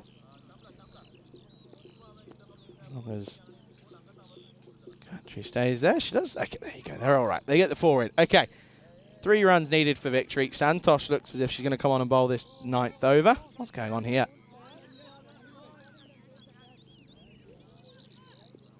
What's going on? Oh, they're going to... Oh, what's happening? Oh, they're swapping over. Well, that's interesting. 2 boundary fielders are swapping over. Too sure as to why, but anyway, here we go then. 3 needed. Here's Santosh. Outside edge. Doesn't quite get away, but there's Yashenko. Good work from Smith Lana, otherwise known in the camp as Lana.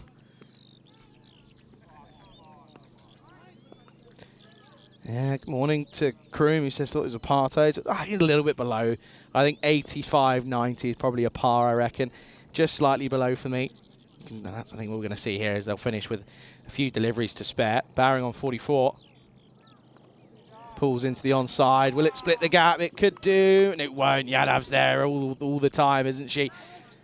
Very good fielding out there, has to be said. So Gooch's got a chance to hit the winning runs here. It just needs to be 1. Come on, let's apply the squeeze, get the field in. Make it tricky for them, make them work for it. They're not going to. They know the game's gone, but credit to Estonia. Just levels above them at the moment in all 3 aspects of the game, really. 1 to win. Oh, it's a good delivery. Just gets a bit of a way movement. Just dragging this out a little bit of Malta. Trying to take it as deep as possible, really, just for that net run rate, maybe. See there, just a bit of a way movement. Good take by Reimer. Maybe just getting pulled into a full shot there. 1 to win.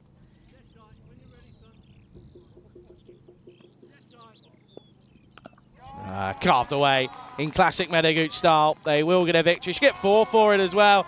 Well, the good news for her is that means she'll finish with 100 strike rate, so that's good for the old stats out there, and it will be an emphatic 10-wicket victory for Estonia over Malta. They take the 2-1 advantage going into 2 more games later on this afternoon. Handshakes all round because they know that Malta, they'll admit they just weren't at the races here this morning, as Estonia, they pick up their 2nd victory in the series, and it's an emphatic one at that. A dominant display from them. They'll finish with a 10-wicket victory here in match number 3 between the Estonian and Malta women's sides. So credit to them. They do it all in the 9th. And it is a 10-wicket victory. Coming up next, though, it's the men. They go to battle. And Estonia, it's do or die for them. Malta 2-1 up in this one. So it's kind of roles are reversed, really, in terms of for the men's and the women's. But it's going to be an interesting one, of course. I wonder if we can have a little look. There you go. Coming up in 25 minutes' time, realistically, as it will be Estonia looking to get a win. They need a win if they're going to stick at it, of course. Just the 2 games here today for the men. So going to be exciting. Bowring, by the way, your player of the match in that one, rightfully so. Let's go ahead then and have a look at the highlights here. And it's going to be a pretty sight for Estonia as they do it very, very comfortably, don't they? You can see there some lovely shots in towards that deep square leg region, wasn't it? And this one down towards vacant 3rd, it just ran away, it got under Yashenko.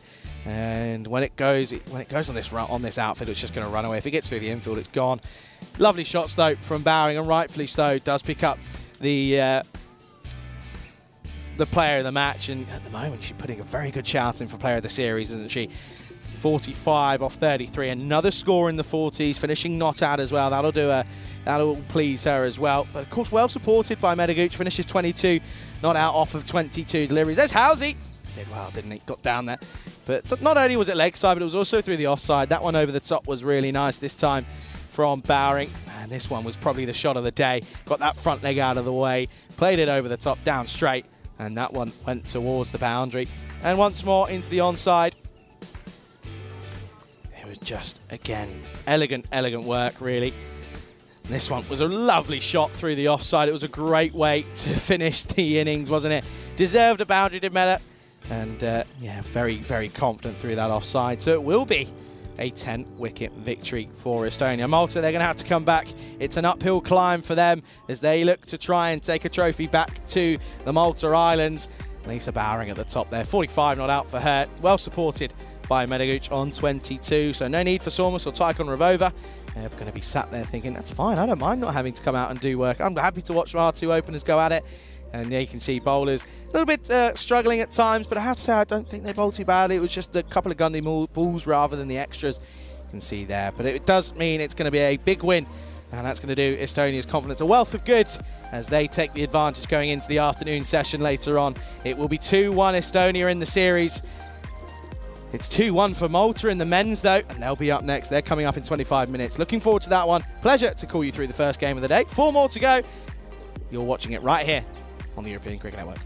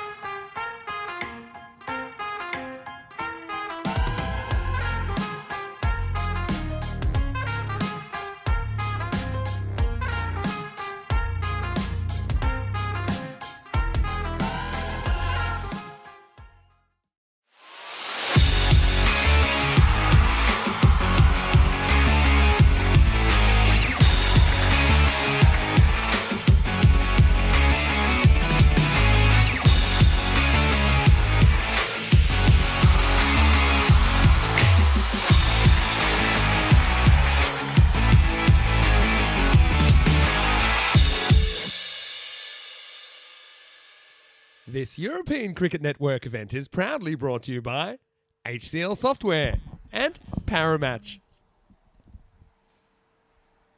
Good morning, good afternoon, good evening, everyone. Welcome back to the commentary box here in Estonia. It is the second match of the day. It is the seventh match of this European Cricket International Series here at the weekend. It's the third match, couple of numbers in there for you. Third match, of course, coming up then between, it's the fourth match, in fact. It's not a good morning here. Anyway, it's a Sunday. What can you expect? Estonia, they take on Malta, of course. It's the men's going at it this time around. It's all to play for, really. Estonia, it's do or die for them. They've got to get a win here. They're 2-1 down in this tournament, in this little series between them, due to that emphatic chase yesterday, wasn't it, from Malta?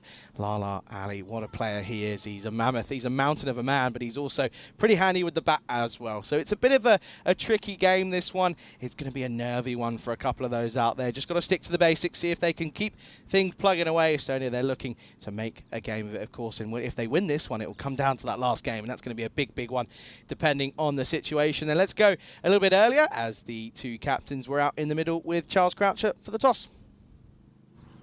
Welcome to ECI Estonia, match 4 with Malta versus Estonia. Be Estonia to call. Tails. Tails is the call, and it's a tail. Will bat second. You will bat second, so you will bowl first. Bowl first. Oh dear, Arsan Amjad, he's just trying to keep everyone on their toes, clearly, isn't he? Oh dear, what can you do, eh? It's just, that's probably one of the best toss videos I think you'll ever see. I don't think I've ever seen someone describe themselves as as bowling first, as batting second in a toss. Oh dear, there you go then. That's the news that you needed to hear. As Estonia win the toss, they bowl first. They put the Malta side into bat then. That's going to be the equation here then. So this one is, again, as I mentioned, one of those games where all to play for Estonia. It's all or nothing really for them. And this is the two lineups for the two squads. There you can see there, Arsan Amjad at the top. He's been in the runs alongside Ali Masood, hasn't he? He's been very, very impressive.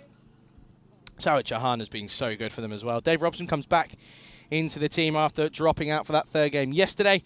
Malta, pretty much the same as we come to expect for them. As Jace Matthew, he's there, of course. Batted well, didn't he, in fact, yesterday. He has also been pretty handy with the ball as well. Ajin Saman as well. Needs to get some points on under his belt. Michael Das has been good, didn't he? There you can see Estonia being pipped at 58% this time around. So Supercomputer keeping everyone on their toes this time around. So, yeah, no parking for Estonia this time around. And they're changing their keepers. They're swapping and changing as Ruda Shakaran is going to take the gloves this time around. And that will mean that Marco Vake will be out in the field. Yeah, no Stefan Gooch. And to be honest, folks, I don't think we're going to see him this weekend. It's a real disappointment, but he's just struggling with injury.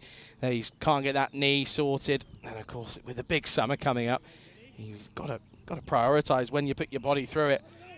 You really have to. Anyway, here we go then. It's going to be Hivala.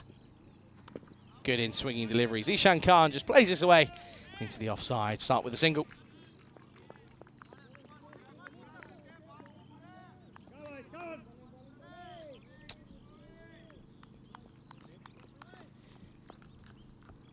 Michael Das then, of course, after yesterday, he just batted superbly, didn't he? He was a bit of a surprise coming in at the top, but he got a good score of 40-odd off not many deliveries, so that will do his confidence some good. Of course, Ishan Khan's got a ton under his name. It was his first ton on the network.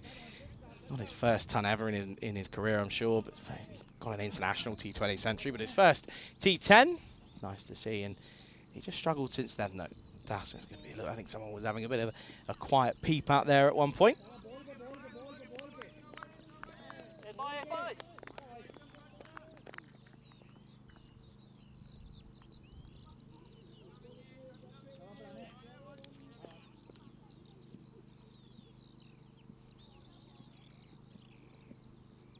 In swinging delivery, up in the air. This one doesn't really come off the middle. It's from Das. It's miscued out to the fielder in Vislapu out there.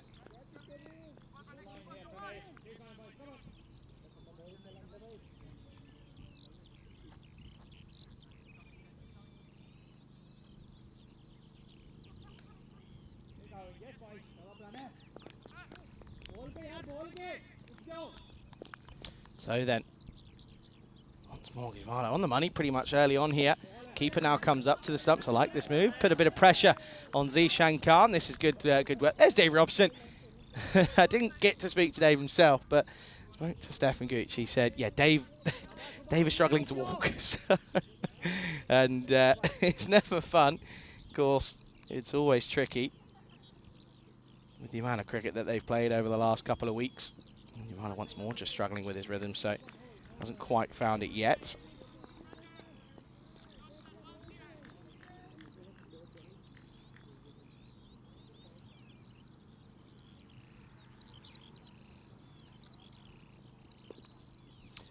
Is there a way of picking up an early wicket here? They'll be hoping so. Off the pad, asking the question. There's Nilkesh out there at the moment here this morning. He's out there for the first time. He's, of course, out there alongside Sean. Lawson is the third umpire. And get ready for the hunt yards of today. I wonder if I might have to see if Rico and Vinny are going to need one. I wonder. I might have to send Rico a message and see if they want one for tomorrow. Of course, first day of action out in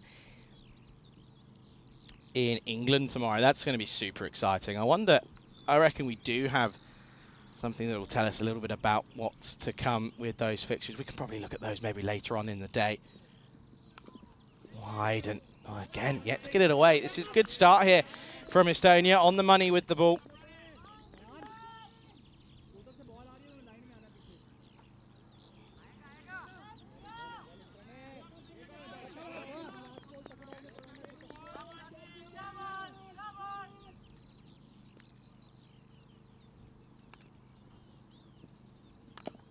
Gone for it, and this is just a build-up of pressure. Could be a chance here. Marco Vake underneath it, had all the time in the world, and what a superb first over that is. That's a great start, and Estonia well on top after that first over. That's a superb bit of bowling, and what a take that was as well from Marco Vake. Had to turn around, readjust himself, and that is a big, big wicket to get. It's a failure for Zishan Khan. Miscued right up in the air. You can see there Marco Vake has so much time to think about it. Normally see him with the gloves, makes no mistake of it this time. What a great way to end the first over then. And that is a superb start for the Estonian men, trying to replicate what the Estonian women were able to do clearly. What a start that is then. A great first over. It's 3 for 1 after 1.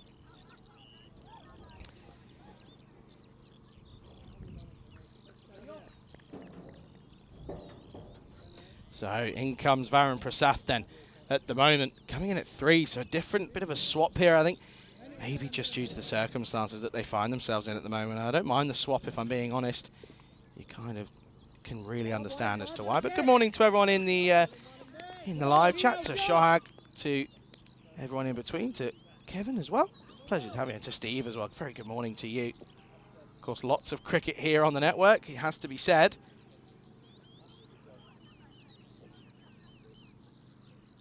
Of course, at the moment, you've got Romania 74 for 1 in that first game up there this morning. Of course, Bok taking on Bulgaria in that bronze final. And then, well, in the Netherlands, this is going to be Robson. Well, he can move. He's there. He's going to be a sore man tomorrow, isn't he? Good start. Just starts with a single. Yeah, out there, Voorberg. They're currently taking on VRA Amsterdam. Currently 43 for 2. Yeah, of course, some names that we do recognise for Voorberg. Of course, Ryan Klein there. Floris de Lange is there as well. Maas van Vliet. As for VRA, of course, some big names in there. Oh, got him. Gone. Dave Robson has got the big man himself. It's going to be a golden duck for Varun Prasath. Elevated to 3 in the order, and it's not paid off here. That is a big, big wicket to get. Estonia well on top here. Oh, he's got him for all money. Prasath just shakes his head. It's not been a good weekend for him. There you go, golden duck. And Robson, oh, what a breakthrough that is. And here you can see, look there, top left of your screen, there's the head coach for Estonia. He'll be over them. I mean, look at this here. Just does him up, really. It's a full delivery. Prasath just gets done up by it, and Robson, well, I was told that he can't walk. Well, I tell you what, he might be getting the old dance moves out. That's a superb delivery. And at the moment, Malta 4 for 2. But yeah, for VRA, some big names is there in Shasha Rasul and Clayton Floyd that we've, of course, seen before. And Elijah Eels is there as well. So some big names in that one as well. So 3 games ongoing at the moment. Oh, again, Dave Robson. Oh, and you know what I like as well? Gets up in his face, doesn't he? As that's Rocky. Comes out at 4. Probably wasn't expected to be there. Look at that. Proper drops the anchor on that one. This is a great start, though, here at the moment. Superb start. 2 games left. Robson at the moment putting in a good shout for being selected in the next one.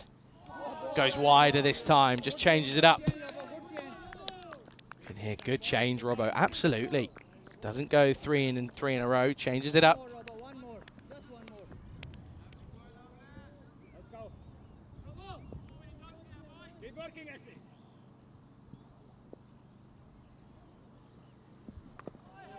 Up in the air, is it going to get through? No, good fielding. Gets a hand to this one, does Prani Javala. And this is a brilliant first 2 overs here at the moment. This is superb from these 2. That first over from Javala going for 1 for 3 at the moment. Robson 1 for 2. Oh, what a start for Estonia. Esti well on top at this point.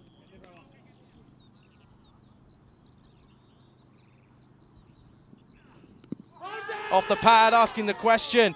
They're going to come through for a leg by. Robson was keen. Let's have another look at this one then, shall we? It's a great over nonetheless. Let's see. Of course, pitching outside leg. And it's always going to be tricky. He doesn't really get that in dipper that he was hoping for. But what an over at the least anyway. It will be just the 2 come off it with off the bat 3 in total. And that's going to be 6 for 2 after 2. What a start.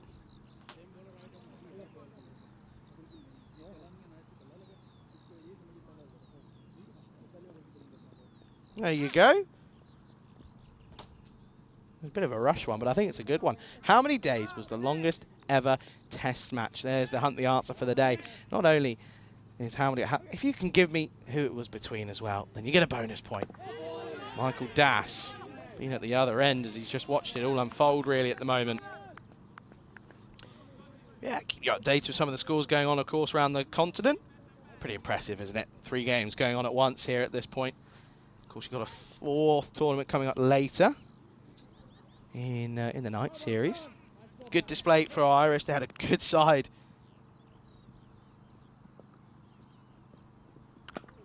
Thumped.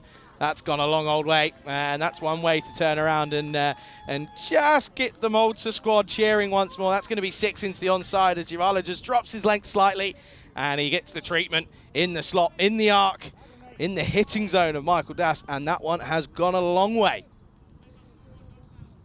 The first 6 of the day then. And that one has gone a long, long way. New Grizzly, please.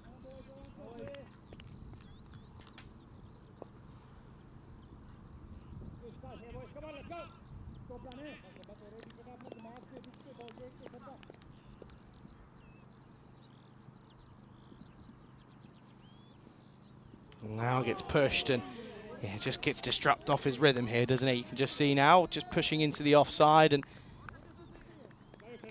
that 6 is just maybe stuck in his mind a little bit. Romania going pretty nicely against Bulgaria, though, in that bronze final.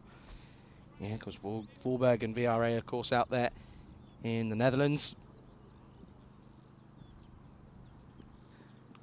In swinging delivery, but it's going to be an outside edge. Full shot will reap the rewards, though. And that one is going to go towards the boundary. So another 4. And this time you can just see here, look, in swinging delivery, angling in towards the stumps, and Das plays the wrong shot, really. Tries to play across the line.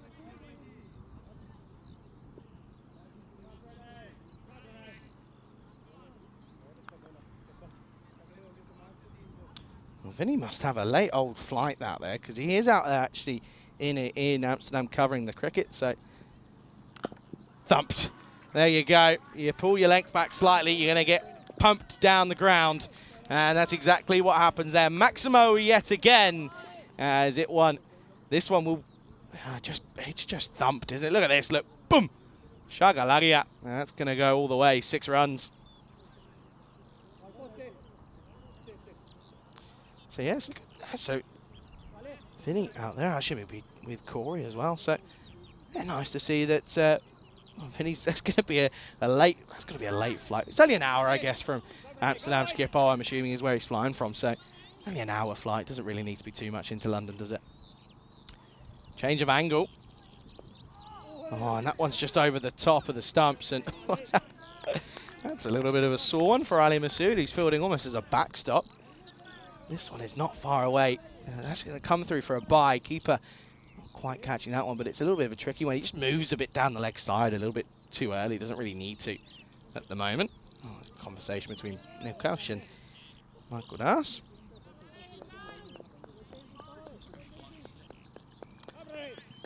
Yeah, very fine fly slip. Almost a backstop, especially with that angle as well. Dragged into the onside. There's a fielder out there though, so it should just be a single. And a bit of an expensive second over from Jawala, but again, not a terrible one. It's still a good start. It's all about the power play at the moment. Probably say 1-0 Estonia.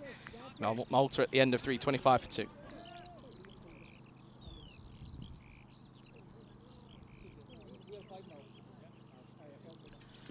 There you see that.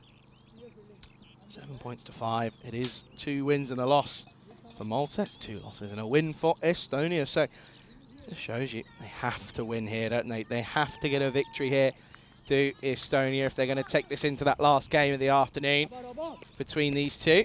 And Robbo's going to continue here is David Robson.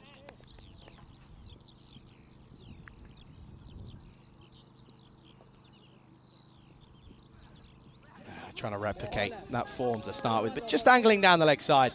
That'll be a wide down the onside this time around.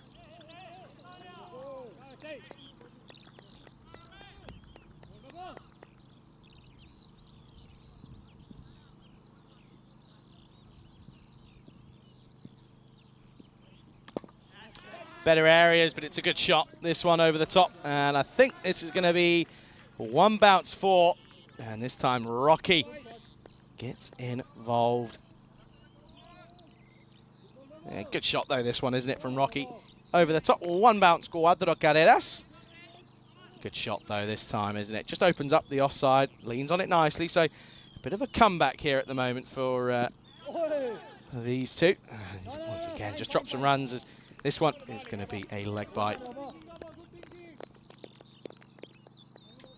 See there, good idea of maybe just dropping it back slightly for Dave Robson. A little bit of a giggle. I'll tell you what, though. At the moment, there's probably a lead runner in, for me, MVP-wise, in that women's series. But for the men's, it's pretty tight at the moment. Lala probably up there. Dragged into the onside, gets down. Oh, it's a superb bit of fielding. That's unbelievable from Pranay Jawala. Does superbly well this time around. Gets down. If he doesn't get down, that's probably 4 runs. Robson has a lot to thank him for. See here, it's dumped into the onside. Just sticks, doesn't it? That's the standards that have been set by Estonia here. Back to live action. Well, he's tried to get funky here.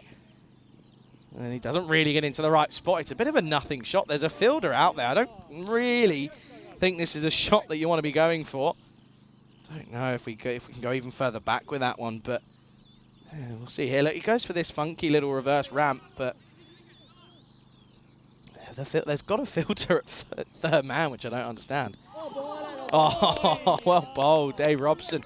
This one gets pushed through. Good take, though, by his domestic counterpart in Rido Sekaran, of course. Both of the Hippos. Got a Hippo representation in this national side, to be fair. Marco Veit, Vislapu, Savio, Robson, Sekaran. Stefan Gooch should be in there as well, not due to injury. This will just be one down to long on. That'll be a single to finish then at 4 over. At the 4 over mark, it is 34 for 2. It's funny, isn't it? Second day of the weekend. In this point yesterday, you probably would have seen the women's side in the nets getting some training in, but fatigue starting to kick in. They're all sat in the shade, keeping it away from that sun and just resting up, because I think they know with 3 games in the day, 2 more to go, they've got to sort of pick and choose their moments when they exert their energy. Das then 20 off of 11. Has got the capability to go large at the moment, but it is a bit of the old rebuilding session for these two at the moment.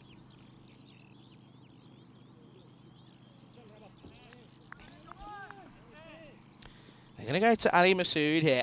Didn't bowl much towards the back end of the ECS, but however, he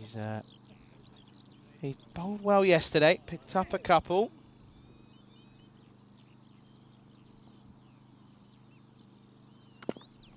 Oh, and this has gone a long old way as Das starts the over with a bang down the ground. Goes downtown. Das gets 6. Ali Masood, this one just sits in the slot, really. It's just a hit me ball, isn't it? It really is just a hit me ball. There's not too much more you can say about it, to be honest.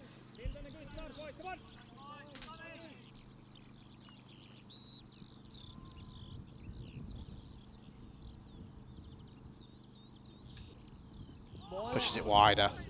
Maybe too wide, but that's the idea, isn't it? That's why he's going round the wicket. That's why he's just trying to get across the batter. You can see there he's almost playing for him to lose his balance, and that back foot comes up in the air, and Sakara can just go whoop. Thank you very much. See you later. Good keeping there. Good take. And then once again, Dave Robson puts his hand up, apologises. Oh dear, Dave Robson chatting away. He'd be happy though. He's not in the early game. He would have had his coffee this morning. Well, this one is up and 6 runs. Gets over Vake. Already taken a good catch this morning. He was looking for a second. He was in play for a lot of the duration of the flight of this Grizzly, but it just has enough from Michael Das. He gets over 6 more. Great effort though, out on the boundary. Normally seeing with the gloves on, Marco, but not this time around. They've been chopping and churning. And I guess as well, it's a good chance to work out who you want to be your main keeper. Not exactly short of options. They've got some good options around the country. That's too wide. That's a really good take, though, on the full.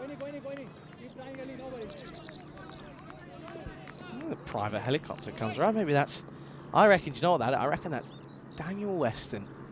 Just going from event to event, just seeing what's going on. Might be. Or maybe, actually, I'll tell you who that is. Lofted over the top. There's a fielder out there. Should be gone and is. Makes no mistake, Vislapu this time. And what a grab that is. And what a time to pick up a wicket. Ali Masood was under a heap of pressure. But Das goes for a couple of boom booms. But it's back to the dugout for him as he gets sent packing. He was lofted over the top. Didn't quite get the elevation he was looking for. He got the elevation, didn't get the length, really, the power. Vislapu covers the ground. Good catch. Makes it look easy. And it's the 3rd to 4 now. It's 48 for 3. Could be batting themselves out here. They bat deep, though, and they're changing their lineups here as Push Parajan comes out then at number 5. And you've still got Mahbub Ali. That's a scary, scary lineup, isn't it? Of course, Varun Prasath in at 3. Went. Zishan Khan also back in the shed. Rocky is out there with Push Parajan. Push Parajan in the runs, but also has taken a few cheap innings along his way.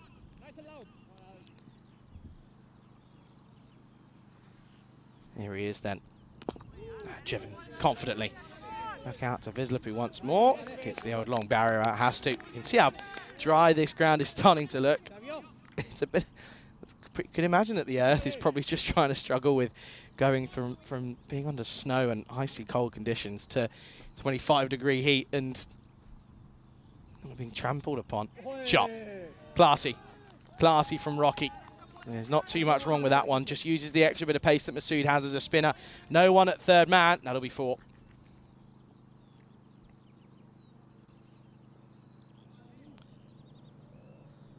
See here, just back of a length. Just gets it away. Javala probably doesn't need to be as active as he was there.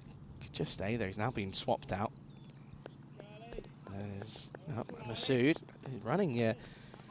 running the risk of going magical at the moment. He's gone for 19. He has picked up a wicket, of course, of big Michael Das, but Pushparajan alongside Rocky Danish now.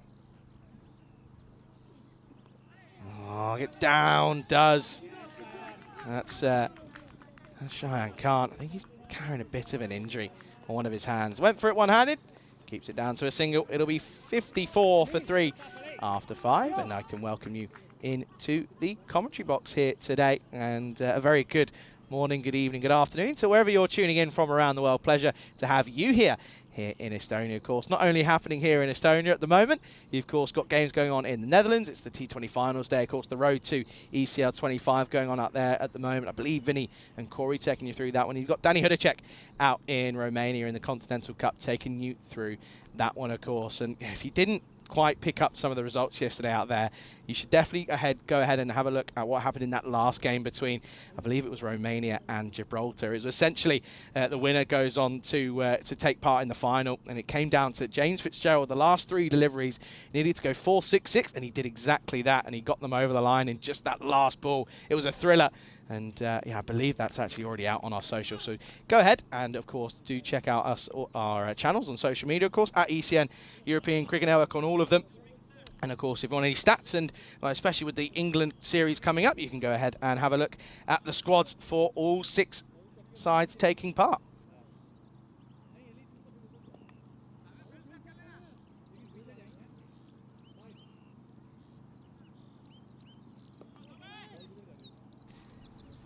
At the moment, though, it's looking pretty interesting at the moment, pretty evenly poised. And, well, I've got a good bit of information. I've got a guest that's actually going to join me in here. It is wicketkeeper batter for the Estonian women's side. It's Meta Gooch. Meta, good afternoon, good morning. Good afternoon, Charlie. Thanks for having me. Now, talk us through it. You're batting pretty well at the moment. Your keeping's there as well at the moment. You're having a good time of it this weekend. Yeah, I don't want to jinx anything, but I'm really enjoying batting with Lisa. She's incredible, learning a lot from her as well. And yeah, the bowlers are slowly getting there. So yeah, it's fun. It's a great time playing against the Maltese again. They're a great side as well. Savio is going to come on then and have this 6th over. And this is going to start with 6 over the top. This one goes a long old way. 6 runs yet again. So Dianis Rocky, the man himself, goes large. So yeah, at the moment, so you're now 2-1 up now in the series. Yeah. Good confidence going in. Of course, you've got 2 more games this afternoon. Yeah, we need 1 out of 2. We do have a pretty big squad, and we want to give everyone a chance. We want to give everyone a game. So it's a little bit of a balance act. Do we go for the win right away, or do we take a little bit of a risk and give a couple of people a go? But yeah, I'm not going to be behind the stumps in the next one. Give yourself a rest. Not probably a bad idea. That's what bowl. Good comeback from Savio Ryan in the block out. Now, a lot of people have been asking, and you're probably the best person to ask aside from the man himself, what's going on with your other half? Yeah, he's coming back from a pretty serious knee injury. He tore his LCL and ripped his meniscus 3 times last year in the ECS Hungary. So he's been in rehab for 6 months, and now his other knee is not great, so he doesn't want to take any risks and be out for the entire season. Short pull, that's going to be a long old way. That's Maximo time into the, well, I was going to say scorer's tent, but who's in there? Someone's in there lurking in the dark, but that's 6 more. Just rides this one. Lovely shot. Dianish is certainly getting Malta back into the swing of things here. Yeah, we saw it last year that he was struggling with that knee, and it always tends to be the case, doesn't it, that when one goes and you sort it out, the other one tends to follow, and that's kind of what's happening. Yeah, because you're just being careful and then using the other one a little bit too much, and it's not as bad, but considering we have World Cup qualifiers coming up this year, you just want to take it easy. Goes again, gets it, 6 more. Savio just bowling in the slot now. A bit of an overcorrection after the short ball, and Rocky is loving what he's serving up at the moment. Yeah, I mean, the thing is as well is, yeah, there's lots of cricket to come. You've got World Cup qualifiers. You've got a series in Cyprus as well for both men and women's as well. Yeah, 620 T20 ice. Yeah, it's going to be taxing on the body as once again. Exactly. So after having quite a busy ECS here, even though obviously the internationals are really important. You've got to prioritise yourself as well. Coach and captain and Steph had a chat, and they decided that it's not worth risking a longer recovery time. Change of angle. Just sneaks this one in, gets away with it. That'll be a dot. That's worth its weight in gold at the moment. Just have a look here. I think he does just sneak this one in fact. good call, only just. So, yeah, as you mentioned, you've got 2 more games, of course, coming up. You've kept 20 overs in this tournament now. I think out of the 58 overs that we had, I've been on field with a helmet on for like 56 of them. So this one up in the air again. It's another 6. This is a bad over. It does go magical. 24 off it. It's 78 for 3 after 6. And yeah, if you're just joining us, I'm joined by Medaguch, of course, wicket-keeper, opening batter for Estonia. And, well, I say wicket-keeper, not going to be in the next one. But I think, yeah, as you mentioned, being under a lid sometimes, especially in the heat, it's really hard. Yeah, and I could just... Me and Lisa were talking about, like, we're taking the singles, but let's maybe... Settle down a bit. Settle down, not too much of a need to, like, sprint him and looking for twos. Like, with chasing 75, we can take it a little bit easier. I think we're going around 8s and 9s in every inning so far that we played together. So we felt pretty confident that we can do that without going too hard and like save our bodies, because if we want to win the series, the 2 of us will have big parts to play. Big parts to play and have 2 important innings coming up. So trying to work it around it. At the moment here, though, Malta just dragging themselves back into this game here. Vislipu, Mr. Economy himself, is not going to start very economically. He's going to get pumped onto the leg side. 6 runs to start. Just a little bit of nerves coming out here. They just seem to be crumbling under a little bit of pressure here.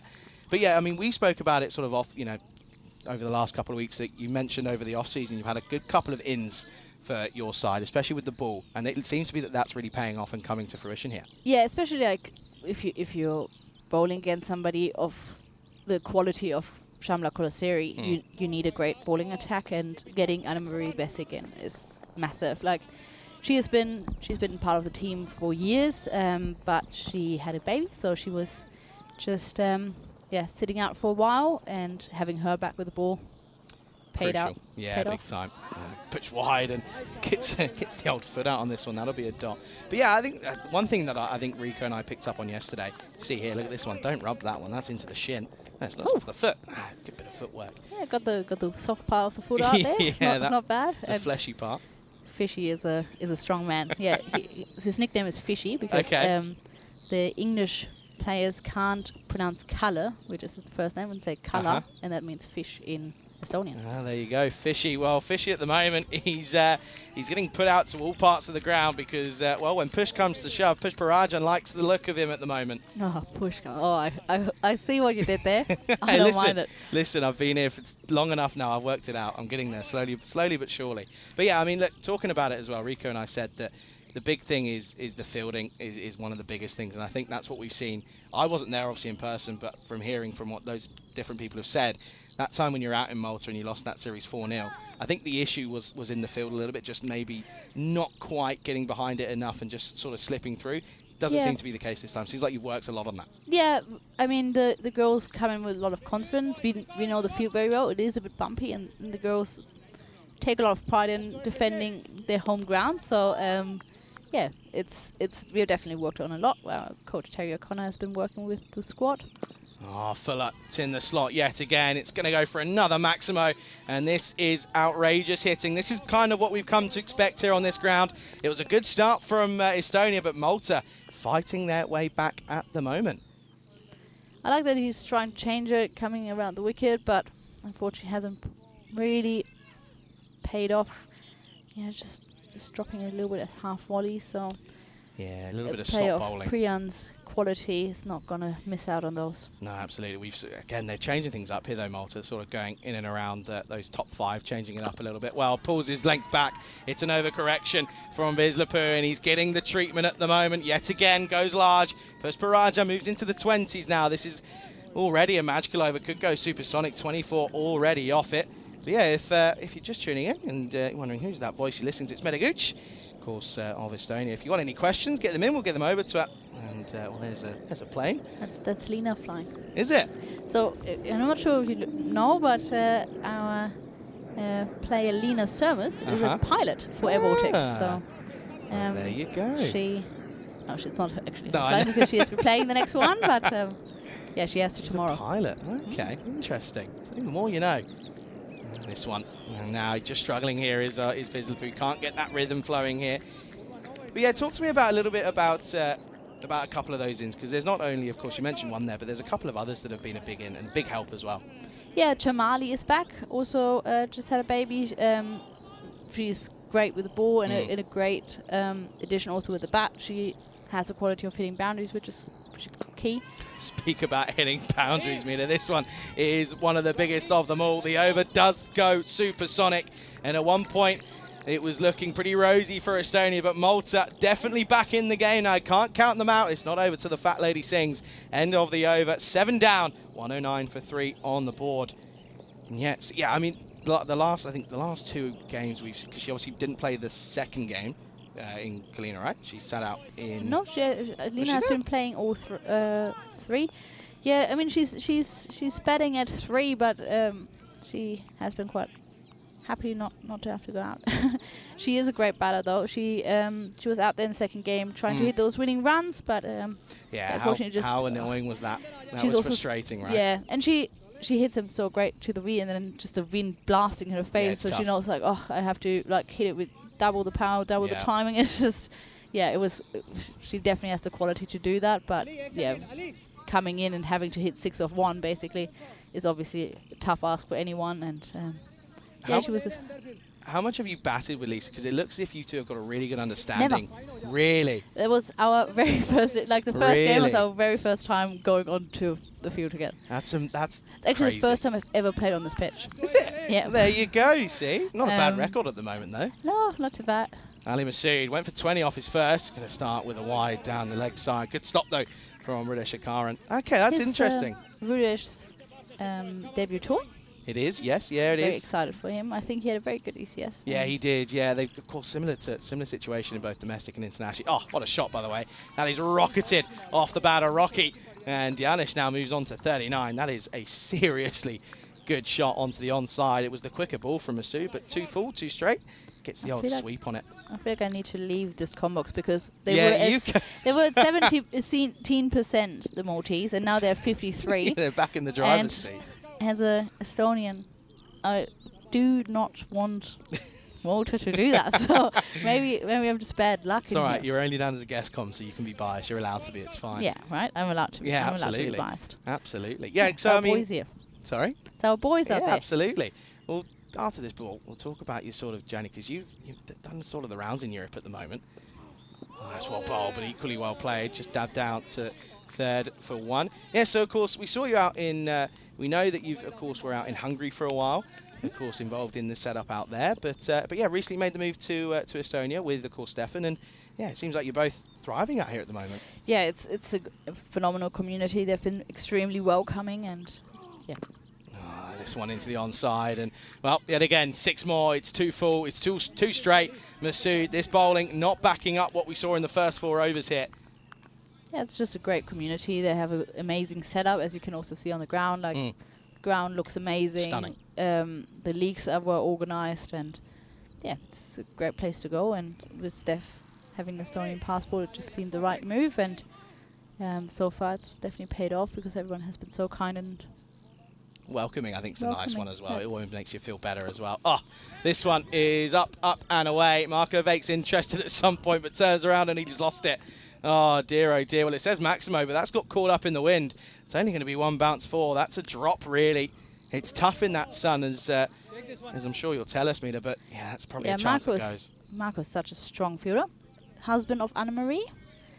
So, yeah, 3 couples in the men's and women's team in Estonia. So.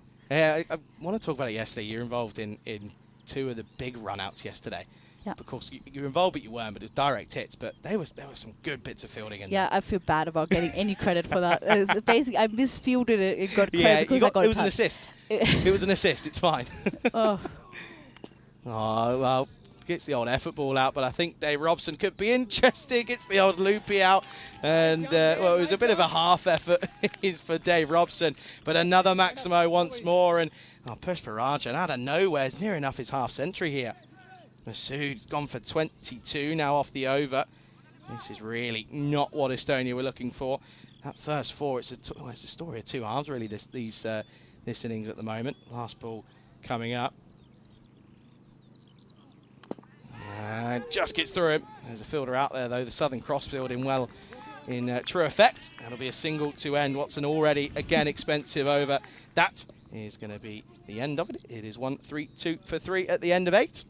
Yeah, it's great to see Arslan, the captain, having a good series for the Estonians. He's probably one of the fresher ones because they didn't have to play the Super 6 in the ECS. Yeah, exactly. So it's great that he's taking responsibility and scoring a lot of runs for them. That has been really important for the side, I think. Yeah, big time. I have to say, I think everyone was a little bit surprised to see old Dave Robson in the squad. I think everyone was. I heard that he was falling apart and had to be glued back together.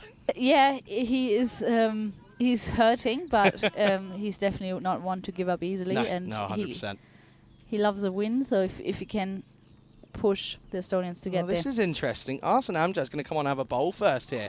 And this one is going to go all the way. This is going to be buys. And not the greatest of starts all around. It's not really much Amjad can do. It's a good ball, but yeah, interesting first look at him here. And not the best of attempts for Zakari. He's done that twice now. He just moves a little bit down the leg side a little bit early. Doesn't really account for the swing that the bowler might get. But yeah, I mean, talk us through. I mean, that catch he took earlier on, that first catch of like the first over, that just set the tone for you guys, it After seemed. I've dropped to absolute volleys yesterday, that was definitely a good feeling. It was just Oh, wow. This is unbelievable at the moment. And that is a great half century for Pusparajan. And they are loving life at the moment, Malta. They were nervy for the first 4 or 5. Since Meda's got in the booth, it's all been Malta at the moment. What a half century. my fault. No, like Anne-Marie has been bowling a really nice line and length. That was actually not her best ball, but that's exactly how we got Kolasiri last time. And last time it was a full toss, but it was also down leg side. She likes to push the leg side wides into 4s or even 6s. So we kind of knew that, and I try to move very early because I know that she's going to try and might get a leaning edge, and that's kind of what happened. It's all about preempting it, isn't it, really? This one. He's asking the question, but it's going to be tough to get the old LBW when you're bowling right arm round the wicket. Yeah. I think that's one area where, especially in like European cricket, there's like the appealing and the... It's all the tape ball, isn't it? That's where it comes from, is that, especially the angle from right arm round. And there was a couple yesterday that we sort of picked up on, that there was appeals that, I mean, there was one that came just before the ball was already bowled, which was quite understand how he's going to take that one. Dave Robson does really well, does superbly well, watches that one all the way. It was a bit of the old do I or don't I. Gets down on the half volley, gets everything behind it. That's well fielded. Yeah, I can see a little limp there, but I have to say he's gonna be sore in the morning, isn't he? He definitely is going to be. But I think everyone will be though. The more games Estonia can get out of him, the better. Yeah, absolutely, 100%. He bowled superbly well in his spell here this time around. Oh, that's a gun deep. That's a wide across. You can see he's trying to go for that angle across, but it's just not paying off at the moment. And at the moment here in Estonia, wow, could they come back to regret these last few overs? It's 1-4-5 on the board with just the 8 deliveries left. And, should be fine time-wise. I'm going to ask you about that one just after this one. Top edge, leading edge. This one, he's almost middled the edge. It's gone so far down the ground. They'll come back for 2. Could be gone here. Oh, he's going to get back. It's good running, really good running. They'll come back for 2. Yeah, so how, I'm going to put it as frustrating was it to see, of course, losing that second game by the 4 runs, and then it comes down to those penalty runs. How frustrating was that? Yeah, obviously not a nice way to lose, but it was more the extras than really the penalty runs. Like that's goes hand in hand, and I think it's a learning curve for us. We still have a lot of like newbies, and there's still a lot of things that we can learn. Ooh, ow, wow, that needs a concussion test, and Nikesh is right in there. Yeah, Keshi's going to be up asking the question. End of the over then, 1 to come. It's 1-4-8 for 3. And I think that I've sort of picked it as, the batting is very much something that will come with just more match practice, more time out in the middle. The fielding, again, you can drill pretty well, but again, the bowling that's just again practice. That is in the nets, getting it right, getting your technique right, and I think that's the kind of next step. I think the fielding's certainly improved, the batting's getting there as well, but it's just those extras for both sides. Yeah, I mean, at the moment, that's kind of where we are a lot weaker than them. I think like our bowling pace is a lot quicker, Yeah. but we are spraying them a little bit. Yeah, just so the consistency, I think. Last overtime, Savio, can he keep it quiet? Up in the air, this one has gone high more than it's gone long. This would be a great caught and bowled if he takes it. He makes no mistake. That's a great take by Savio. It was, it had snow on it as it re-entered the atmosphere. Well, speaking of snow, this ground was under snow 3 weeks ago. Not now, though. Savio makes no mistake. That's a great catch. Yeah, no mistake. Rudy was running right at him as well. But I like that he just had the confidence to just call for it and just take it himself. He had lots of time to make the ground, didn't he? Look, he had eventually set himself. You can see here. Watches it all the way. It's never easy. You can probably hear those little steps coming in. It's always a bit off-putting, but a good wicket, though. And, well, out goes Pusparajan, but out comes Lala. Yeah, the Maltese batting order is quite intimidating. Oh, big time. Do you really want Lala out for the last 5 balls? Lala coming in at 6 is a joke. Absolute joke. By the way, he is intimidating, but probably one of the nicest men you'll ever meet. 100%. The biggest, softest giant you'll ever meet. It's unbelievable. I saw him at breakfast when he goes, Charlie, how are you? Just like, you saw lovely man. Little 5'7" me's looking up at him like, hello, Lala, how are you? Everything okay? Yeah. Arch of the old neck. Oh, get that one. He looks like he could eat us for breakfast, but he is massively. the nicest human being. Yeah, definite softest giant. So what, Southern Cross is definitely being deployed here. He's almost directly behind him at the moment. And as if you can't already spot him anywhere, he wears the yellow helmet. I love it. It's classic. It is classic. Lala Ali then is going to go thump down into the offside. It's well watched. That's the skipper out there, Arsan Amjad. It's probably not a bad result, just getting Lala off strike. Rocky though, 41. Not that you want to have Rocky on strike, but Jesus, when Lala like hits one out of the middle, the next 5 are also going also going out of the middle. Big time. Man, you gonna stick around for the next innings, or are you gonna hop off and you're gonna go get ready? Probably got to go get ready for the next one, I'd assume. These legs need a little bit of stretching and warming up.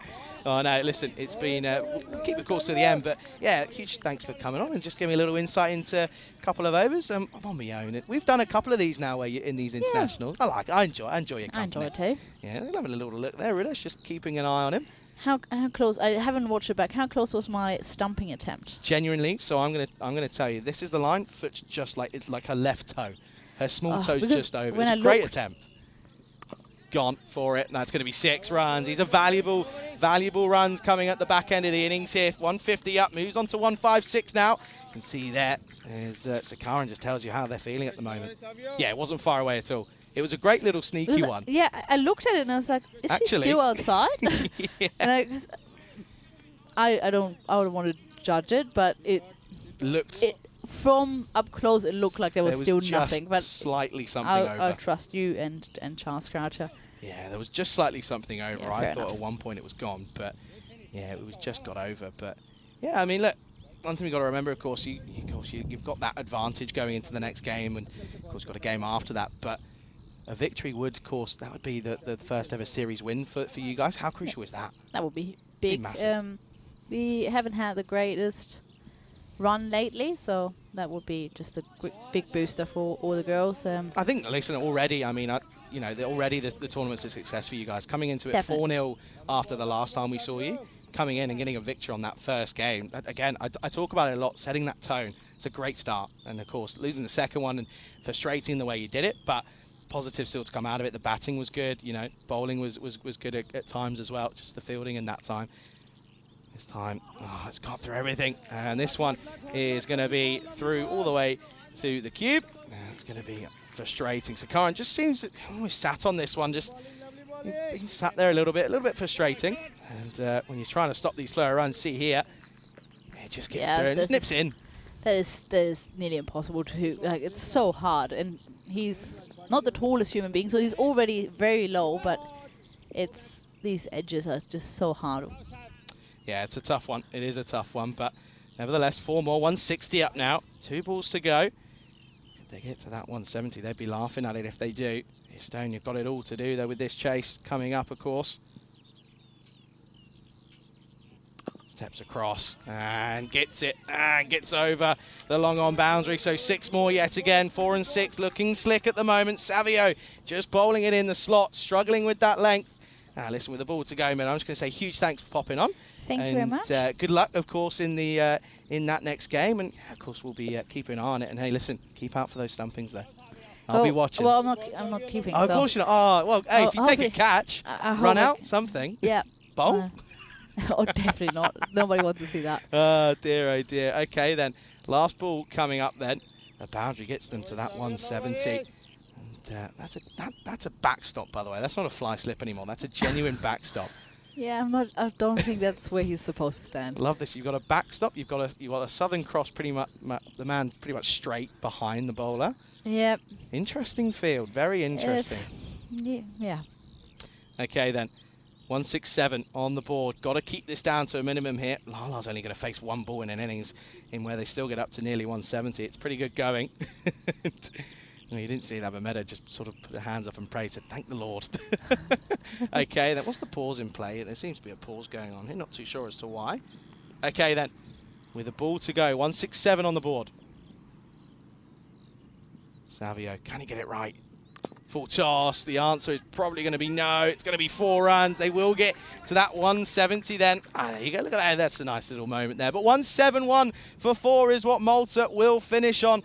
And at one stage, they looked as if they were going to be really struggling. You know, found themselves at 48 for 3. They get up to that 170 though. What a late little flourish of runs that is. Look at that, by the way.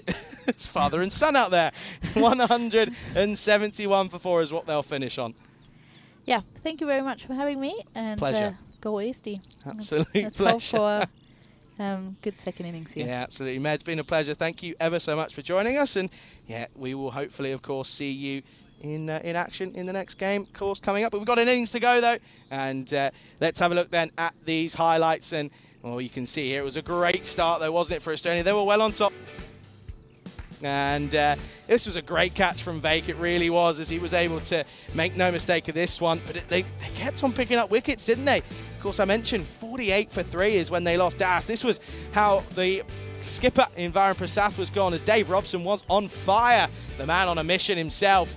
Out came Michael Das, though. He just started to look pretty nice, didn't he? He joined Rocky in Dianis. This was the big partnership that they were able to start things going, weren't they? Dave Robson got a little bit of tap to start with after what was a very good first over. How about that stop, by the way? And again, Estonia, they'll just be frustrated. I think that's just the difference in levels, though, isn't it, really? And you've got to just keep that sort of mentality, isn't it? You've got to have that dog about you. And Estonia just took the pedal off, didn't they? That was, again, a good catch, though, by Vislapu to remove Michael Das, the opener. But out came Pusparajan.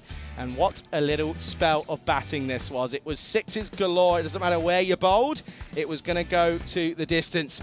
Rocky Dianish, of course, finishing not out on 61 is a great innings from him. Yet again in the runs. It's not the first time we've seen him hit the runs here this time around in this afternoon. And, well, Pusparajan, I'll say it once, I'll say it again. When push comes to shove, boy, did Pusparajan push, didn't he? He thumped it around 57 off 17. We kind of got lost in it. 8 sixes, just the 1-4, striking at 335 is outrageous. And this is what we're saying. I mean, you look at that top 6, it's a dangerous top 6 at this level. Zishan Khan, Michael Das, Varun Prasath, Rocky Dianish, Priyan Pusparajan, and Lala Mahbub Ali. Just shows you it really is a big spell. That one, though, of course, Markovic will be a little bit frustrated with that one. He just lost it in the sun, but all he could really do at points was just watch it sail over his head consistently. And you can see here, it was this one. Tried to get funky, but had to reevaluate. And Robson with an excellent bit of fielding out in the deep. And, well, Savio, talk about catches. This is a great one. Look at this. Takes it pretty cleanly in the end. Makes it look very easy. Certainly wasn't at one point, though. But the onslaught kept coming. They did finish with a flurry of boundaries in that area. It went 6 wide and then 4-6-4 to finish. And it will mean that they get up to that 170, 171 for 4 is what they'll finish. That's a great picture, isn't it? Look, it's father and son. Anyway, and they'll finish 171 for 4. Look at that. 32 for Das was the good setup they needed. Prasath went for a golden. You thought, uh-oh, what's going to happen? But that batting lineup so strong for that top 6. Rocky went large, 61 off 22 for him. Priyan Pusparajan, 57 off 17. Outrageous hitting from him. Mahbub Ali only faces one delivery. That is a big win for Estonia, but you can see there it was good starts. Look at Robson, 1 for 9, definitely the pick for me. He's probably thinking, why did I bowl that well? He's probably going to put me in the team for the next game, but you can then see that the bowling of Savio Vislapu struggle, went for 31. Arslan Cat had to come on and give an over just to break things up, but went for 11. 172 the target. We'll be back in 10 minutes time. Huge thanks to Meda Gooch for joining me in the comm box momentarily. Pleasure to have her, of course, on the air, and yeah, looking forward to this one. Make sure you return. You're watching it all unfold right here on the European Cricket Network.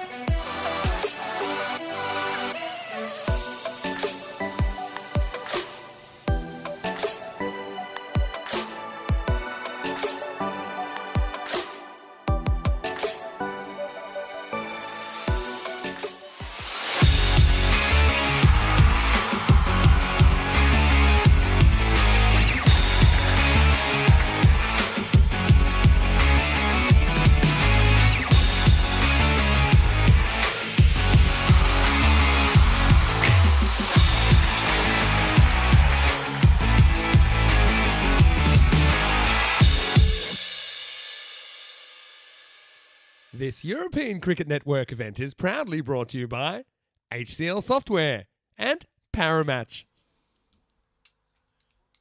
Big shout out to all of our partners, of course, and yeah, thank you to those mentioned. And without you, none of this is possible. Welcome back to the Rugby and Cricket National Ground here in Tallinn, Estonia. Well, Estonia, they, what can we say? You could turn around and say that they got up into cruise control. They had a bit of a fault. The engine light came on, didn't it? And unfortunately for them, it meant that Estonia, they came through on the overtake. Oh, in Malta, they came through on the overtake up rather. And they really did go well, didn't they? 172 the target. Lala Ali is going to take the first ball then.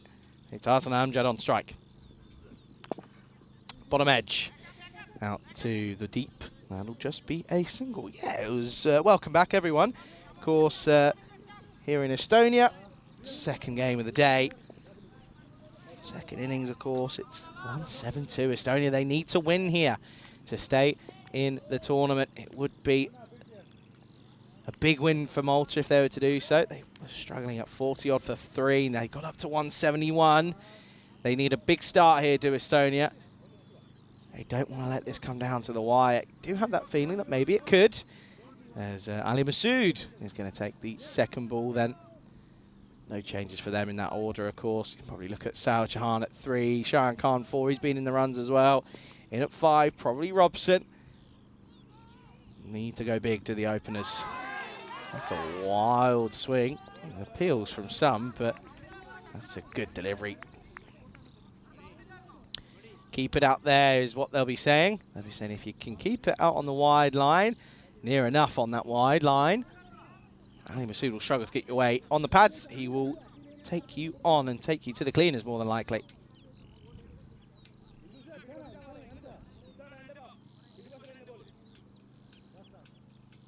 Is there at the moment? That's Masood.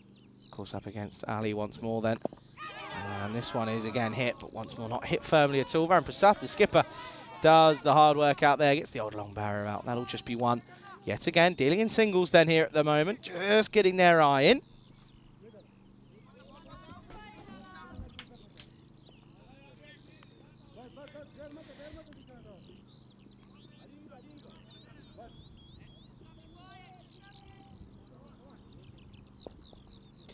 Yeah, of course. Warm welcome to everyone tuning in. This one up in the air. It's going to be 6 though. You need to stand and watch really as Amjad will take it on and take it on with success. As that one goes large. First 6 then of the reply. No shock, it's Arslan Amjad. There you go, look, just back of a length. He takes it on, doesn't he? Gets enough of it. Doesn't look as if he was anywhere near it, but he muscles it over. Well, out there in the 2 other games, we've got 2 T20s going on at the moment. Romania against Bulgaria, 174 for 4 with 2 overs to go. Wide down the leg side. And out in the Netherlands, last ball is coming up. It's 124 for 7 for Voorburg. So both games going well out there, of course. Do make sure you tune into all of them as well. Of course, to us here in Estonia as well.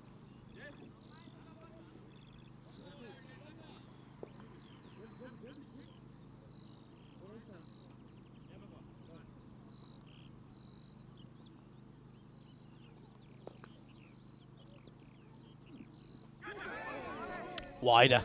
And a bit of a wayward swing this time around from Arslan Amjad. You can see that just keeps it in that line. It's a good scene presentation though there, isn't it? Really keeps it on the money.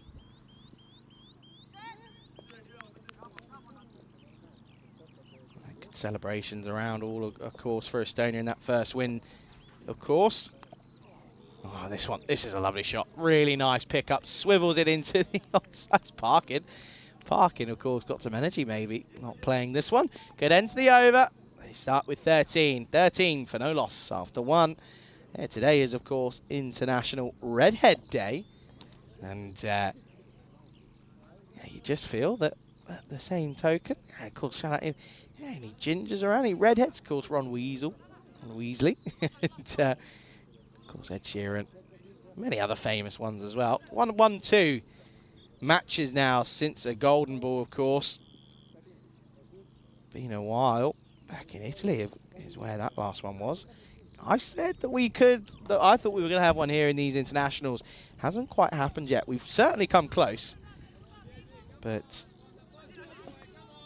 not quite got there yet. But a very warm welcome to everyone tuning in. Of course, we surpassed the 400 subscriber mark a couple of days ago now, and I know that there's been some thinking going on in the background by a certain Mr. Sandu as to how we're going to celebrate it. Talking about celebrating, this one is going to be gone. And it's 1 and out for Ali Masood. It's a great catch out there in the deep. That's Rocky Danish, who makes no mistake. And I told you, push it wide. He'll struggle to get you away. And he tries to go over the top, but it's not his strongest area. And it's going to be the end of Ali Masood. So already a tricky start this for Estonia. It's 13 for 1. What a start for Jace Matthew. So Jahan then is going to be the fielder, or the batter, sorry, who'll come out. And a field of red shirts staring him down. What a catch that was from Rocky Diani. He's having a good day of it at the moment, isn't he?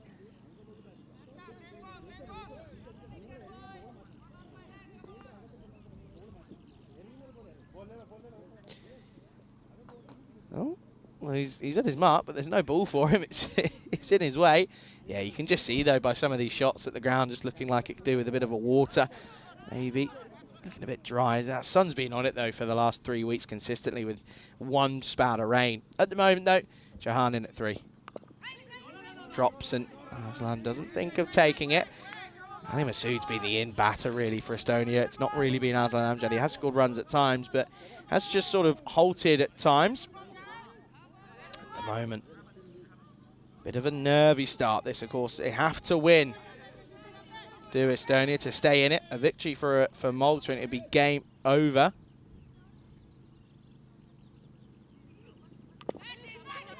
Bottom edge. They take it on, and it's good running. Good positive running. They can't really afford to not be taking quick singles. You can see here. Bottom edge would have been close, I think, but Amjad calls him through. He was confident. Does get the bat down, only just doesn't slide it in, though. Got to be careful of that one.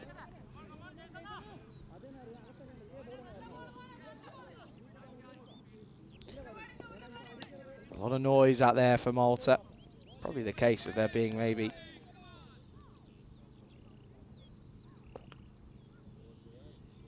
one too many captains. Oh, what a stop. What a stop that is from Sudasanan. And I've come to just expect this from him now. He's a little whippet behind the stumps. Little bottom edge, and you can see there he just sort of collapses on it, but it's a reaction catch more than anything. People say it's a camera catch. No, he's done very well there. He's done very well to stop that one. And well, a couple of weeks ago, he was out in France in the Medina Cup, and he took a ripper to his right-hand side to remove the dangerous Hamza Niaz not long ago. And it was one that was, it's a noble call. There was one too many out. Zishan Khan was caught sleeping out on the onside, and now he's been brought back in, but he's going to be put back out because Long On's going to come in. Malta, that's what I'm saying. Just Varun Prasath, of course, not in the, wasn't in the ring. Now he is. Free hit. Why? Good take though. It's another free hit to come up. This is the response from that last over that they would have been hoping for, our Estonia.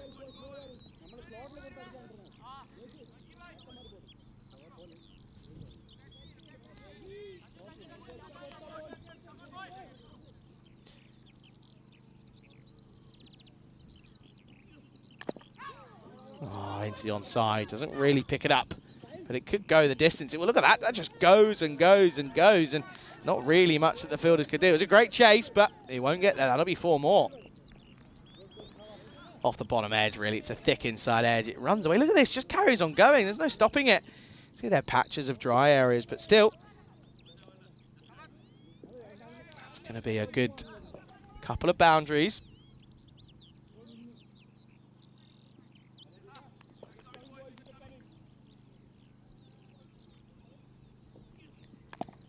Into the onside, that's going to be 6 over Zishan Khan's head.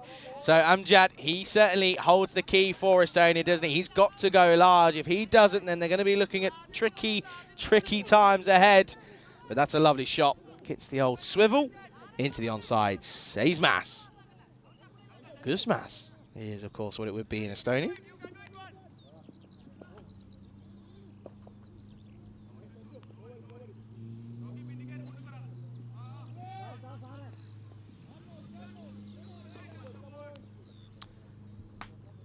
Amjad, 21 off 7. Last ball of the second. No. And again, a very good stop.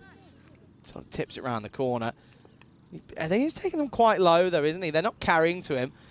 Maybe like CMK take a couple of steps up, maybe. But still, Siddharthan, good stop. It's a wide, though, from Giles Matthew. And at this point, you kind of feel that this over just letting things change a little bit. That last over, of course, did go for 13, finished with a boundary. We've had 4 and 6 in this one. They'd love to see this last one go towards the rope, wouldn't they? Oh, it's another wide. Giles Matthew just got the yips here. Just can't seem to get rid of it and get out of the over.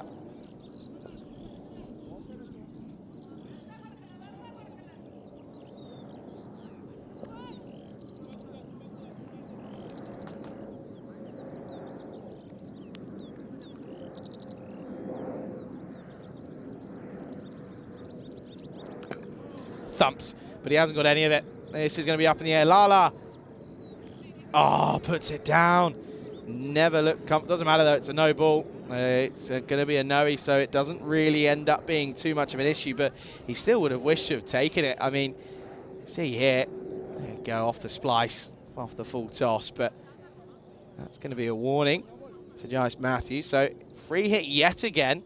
So they get another chance. This over just doesn't seem to end at the moment.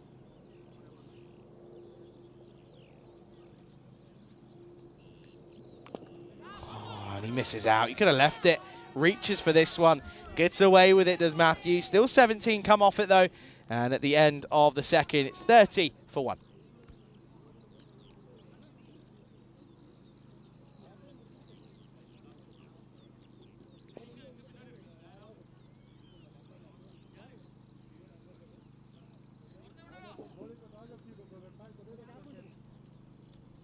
There's a look there. There you can see Malta 2-1 up at the moment in the series, but it won't take much for Estonia to get ahead of this here.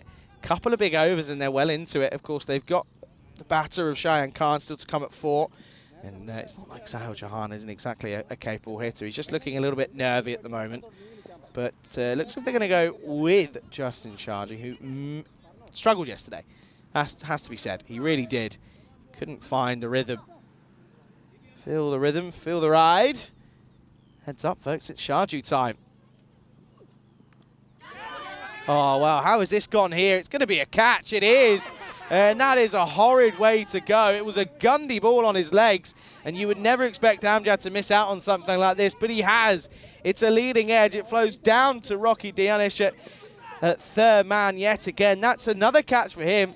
And oh dear, Estonia, with it all to do now, it's 2 down for just 30 on the board. Sharji picks up a first wicket with the first ball. How does it go there? I will never know. It should have been 4 or 6 for all money. But make no mistake of it, does Rocky.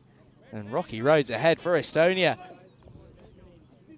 I've just made myself very hungry. Rocky Road, that's a GOAT tier, elite level dessert, that is, isn't it? Bit of Rocky Road. Oh. Getting myself hungry. I know lunch is here, but I have to wait.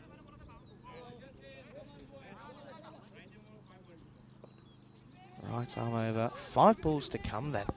What a start for Sharjah. I talk about rhythm and feeling the ride. Well, I tell you what, they certainly have started. Good afternoon, though, to everyone tuning in, to Terry, to Shohag.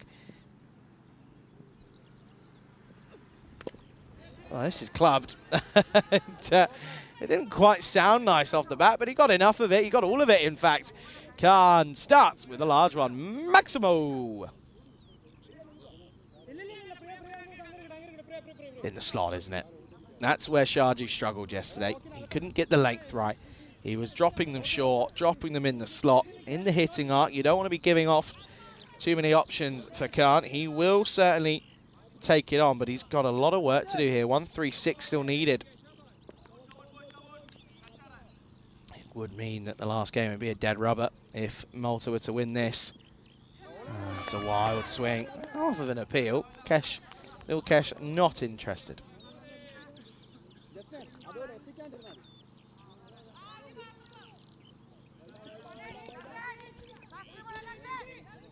Sharju. He's a smiley man, isn't he? You'd have walked past him, he'll always smile at you and he'll say hello. It's taking a bit of time though to get through these overs, aren't they? It just feels like it's been a bit of a long one. Oh, clubbed again and dragged from well outside the off stump, but still gets it over the rope. And he's trying to hide it on the off side, but it's not working. He's just sort of got the talent and the skill to still swat it over leg side. Look at this. Very much dragged from outside off, but gets all of them. 6 more, so wicket 6.6 at the moment. This over's a bit of the up and down. Bit of a roller coaster.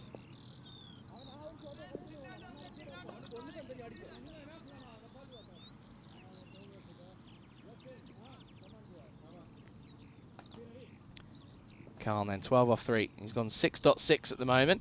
What's his 4th ball going to be? Oh, that is brutal. So wristy from Khan. He's so strong. Look at this. Just watch the wrist. Watch them break. Oh, that is genuine. It's a genuine slap over the top. It is sensational yet again. Sharjah, I told you he's had troubles, but it's in the slot though, isn't it? This is the thing. It's good shots, but it's there to be hit. There's Jules as well. He jumps in. I wonder how many people are going to be looking forward to tomorrow. First bit of action out from England.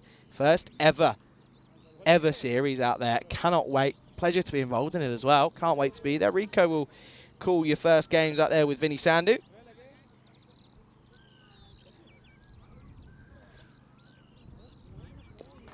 And now, a bit of a pause as Shahan Khan was just taking his time there, wasn't he? Goes for it, misses out. It's going to be a dot to finish. The over doesn't quite go magical, but it's an interesting feeling, this, isn't it? The runs are flowing, but so are the wickets. 2 down now at the end of 3. And the score is 58 for 2.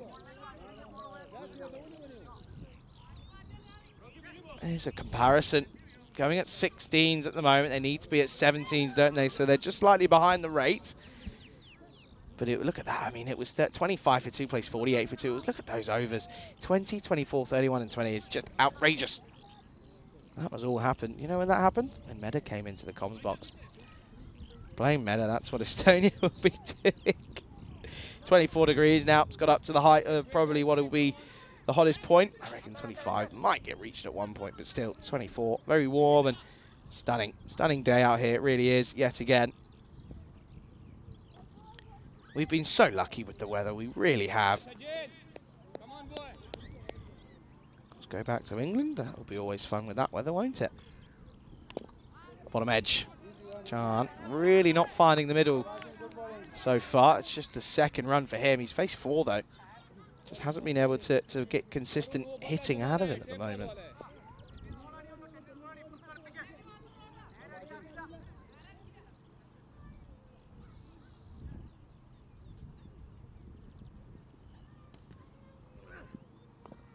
Oh, it's a really nice shot. He picks the slower ball. It's going to go for 4. That is superb from Khan. We've seen his power. Now we see a bit of his class as he watches this one all the way out of the bowler's hand. You can see here, look. It's the off cutter, but he sees it, doesn't he? He sees the slower ball, rolls the fingers down the side of the ball when he gets the sweep out. What a shot. Great cricket though, isn't it? Saman showing he's not scared to chuck the variation in, but can't equal to it. Coming, guys, coming. Come on.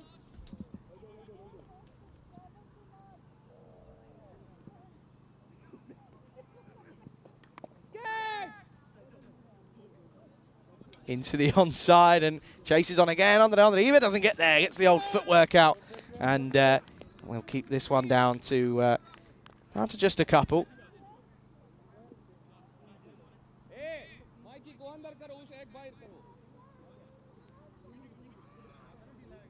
Bowling, bowling.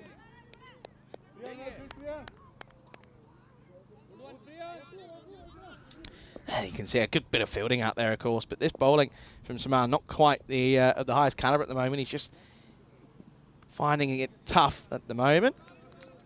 Yeah, listen, it wouldn't be England without, wouldn't be an English tournament without sort of scarily anticipating the forecast. I think if I go on to various different apps, they all tell me different things. At the moment it says it's dry, but then I'm being told that it's going to be a flurry of showers and different things. Listen, showers won't deter us from what we're looking to do. Good delivery. That's where it's got to be. Full Yorker. You're not going to find many batters that can play that. If Khan can't, who can? Well, look at this, by the way. They're not running through this. They're already halfway through their allotted time. They're only going towards the back end of the fourth. They're really not exactly getting through this over. I thought I was sort of going a bit crazy, but they certainly are struggling to get through these overs. There you go. It's taken a bit of time, but Chauhan finally gets one out of the screws. A couple of spectators in the shed. That one goes over their head. Lovely shot, 6 runs. Slower ball again. It's not worked for him. The slower ball's gone for 10 off 2 if you're taking them into account. So bit of a couple of meetings out there in the middle now. Yeah, good to see. Looks at that. 60 minutes before he sets off for Jules. Jules, you'll have to inform me again. Just refresh my memory. Where are you travelling from? Can't quite remember off the top of my head. Again in the block hole, but this time hit nicely, but straight to the fielder. Good fielding this time by, that's of course Priyam Pushparajan. That'll be the end of the fourth. It is 63 for 2.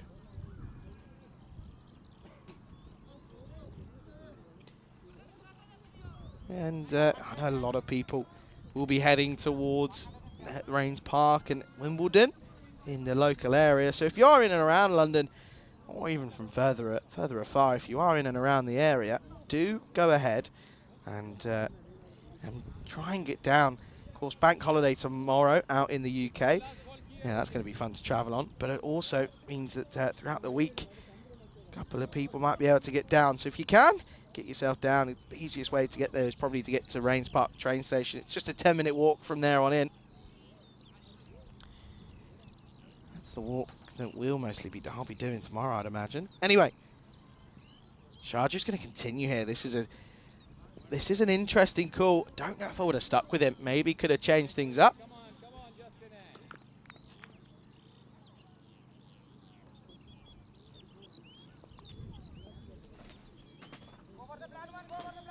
25 off 8 for Khan. He's loving life at the moment, isn't he? Anything full, he's going to take on, isn't he? 9 times out of 10, he's successful. Well, this one isn't so successful. Zishan Khan underneath it. He's struggling with the sun, but he makes no mistake. That's a great catch. That's a really, really good catch out there. You can see that he was struggling. He's got the old shades on, looks classy, but doesn't make a mistake, and that's a great catch to take and remove the dangerous man in Khan. And, well, it's an uphill battle from here, isn't it, for Estonia? They lose their third, 64 for 3. Good to see Zishan Khan's recovered his form out there in the field. I saw him in France and he just had no confidence, it seemed. He really didn't. But it's nice to see that, that he's able to change it up a little bit and get back to what we sort of come to expect from him, really. Okay, just outside Scarborough. Scarbados, you lucky man, Jules. There, see? Scarbados. Aren't you lucky? Sounds good. Goes there for the bank holiday for Croom as well. Be interesting to see how many presume a few from each club as it's bank holiday and half term. Oh no, it's half term as well. Oh, the airport's going to be horrible. Oh no. Oh no, that's going to be awful. And it's like 20 degrees, and in London, anything above 18 is horrible. Oh gosh. Can someone find out how much a private jet is? Okay then. Rajapati. And I just feel now that with what's needed, they need to go at 18s, nearly 19s. I think this could be struggle time here. Really could be tough. Scarbados, you lucky man. Safe travels to you, Jules, of course. Nice shot. Straight out to the fielder, though. That launch as it were. That'll just be one. Yeah, let us, if you are going to go down, I know there's obviously a few in the chat at the moment, but if you're going to head down, let me know how long you're staying there for. Because I'm not going to be on, not working tomorrow, I'm traveling, but I will, listen, I'll probably get to the ground or to the hotel, which isn't far away, around about 10, 15 minutes away in the area. I'll probably get there with about sort of 3 o'clock, I'd imagine, maybe earlier. So definitely time to go and have a look and pop my head in. I know that there's supposed to be there's talks of a meet and greet or something along those lines.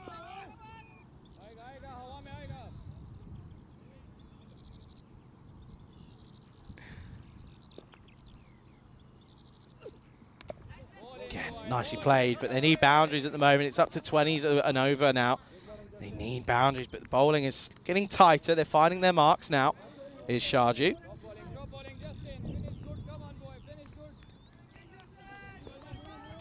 Very good is the call. I think Johan might have broken a bat here. Of course, we'll get a chance to change it and at the halfway stage.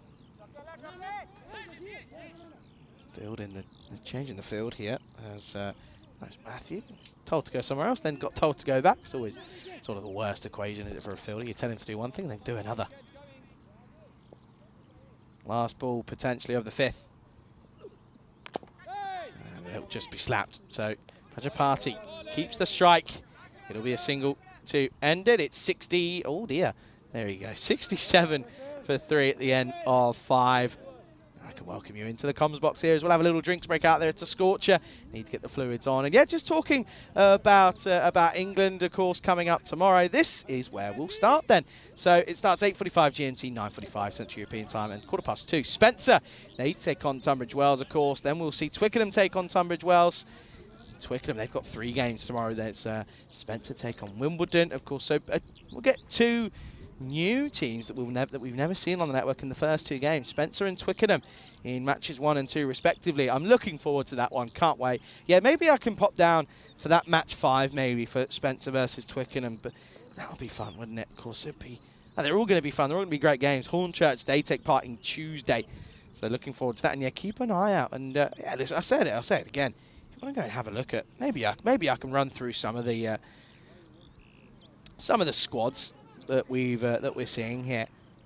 If they're of course available to everyone out on the network and anyone that wants to look. Let's have a look then. Hornchurch, we know what to expect from them. They have got a couple of ins though that are rather surprising. Boris Olchint comes in, as does Jack Hogarth, the spinner. There's some big ins, of course, so that just bolsters their attack. But of course, their squad is still very, very strong. It's who you expect from them, really. George Clark, Adil Malik, Arthur George, Gavin Griffiths, George Hankins in there, Jalpis Vijay. By the way, watch out for Jalpis Vijay, I believe. That's a Portuguese connection. Just keep an eye on that. Mark Whitlock there, Lisbon Edwards. Edwards, of course, Paul Murray as well. So some big names in there.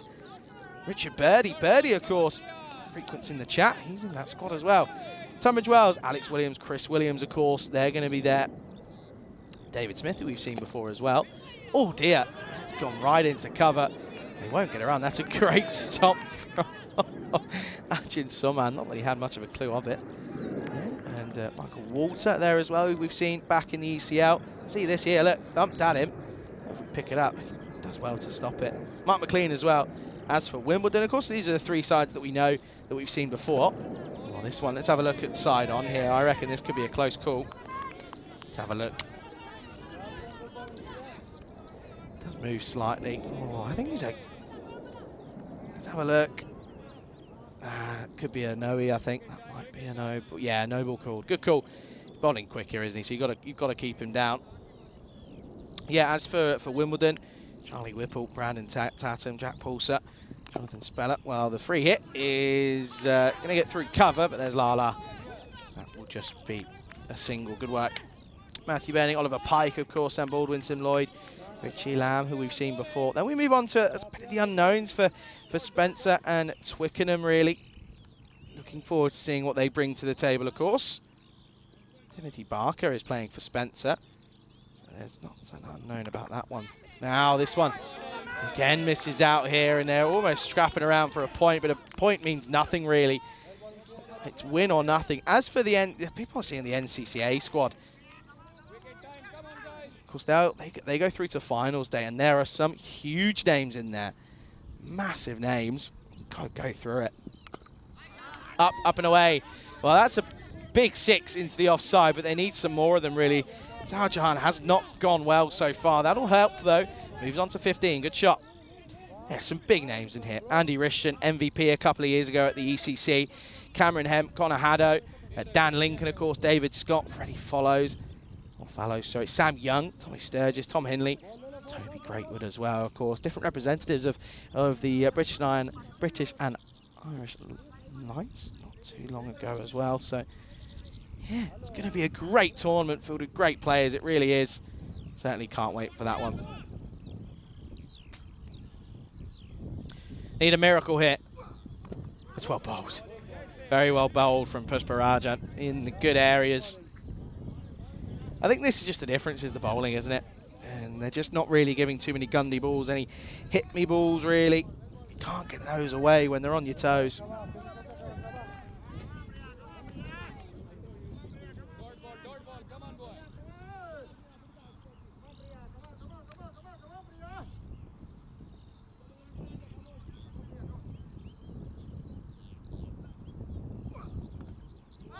Bottom edge. This one is going to go for 4. Nothing that the keeper could do about that one, I'm afraid.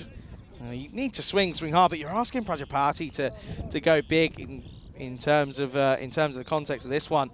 But he's not done. He hasn't gone big at all in this tournament. So you're asking for the first time to see him hit some form, which is never easy. End of the 6th. They are still in deep, deep waters at the moment. Estonia 80 for 3.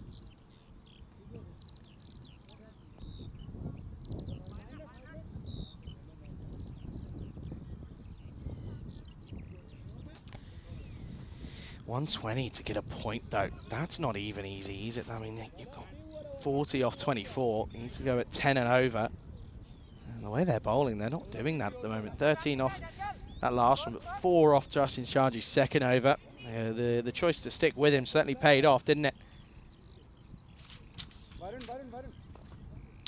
I did see that a Greece representative in Ari Karalavas was playing for Wimbledon at the weekend, not being registered. So, of course, Ari is sort of up and down in the Sussex setup.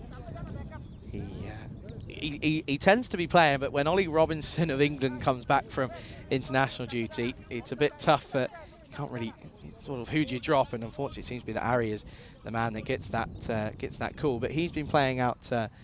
He had a good season. Well, talking a good season, as Lala continues his good form, this time with the ball. Full straight Yorker. Prajapati misses it. It's a simple game, isn't it? You miss, I hit. And Malta look as if they're going to turn around and realistically almost seal a victory in the tournament. Looks as if they're going to take the series here. Another wicket falls, though, 81 for 4.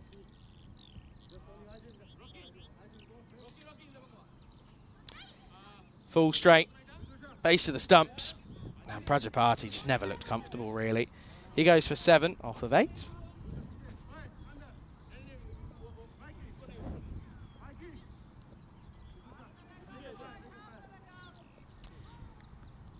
That wicket does mean that they'll get through another minute on the timer. Not that I don't think it's going to make a difference. It might mean they may get to 3, not 4, but... Oh dear, oh dear. Dave Robson then in at 6, bowled superbly well. He wasn't supported whatsoever.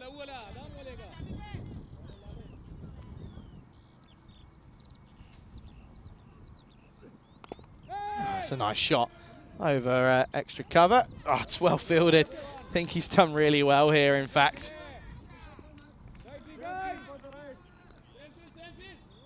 Over the top, nice start though.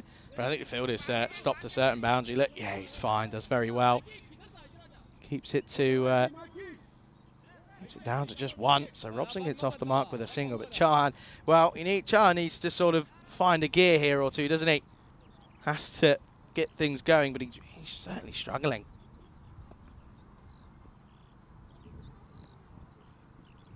Oh, and well, I mean, if there's ever a shot, and from what we've seen from Chowan, if there's ever something that tells us that he's not in form in this game, it's this. Look at this. This is horrid. This is not nice viewing. Inside edge onto the pad. He's just throwing everything at it. He's almost put his back out, in fairness, as well.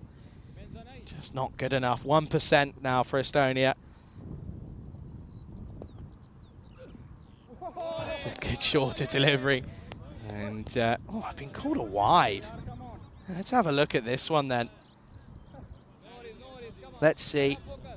Oh, only just. It's a good call, actually. It's a good call. Only just, though. Wasn't far away. He pushed it through, though. John didn't have much of an idea as to that one.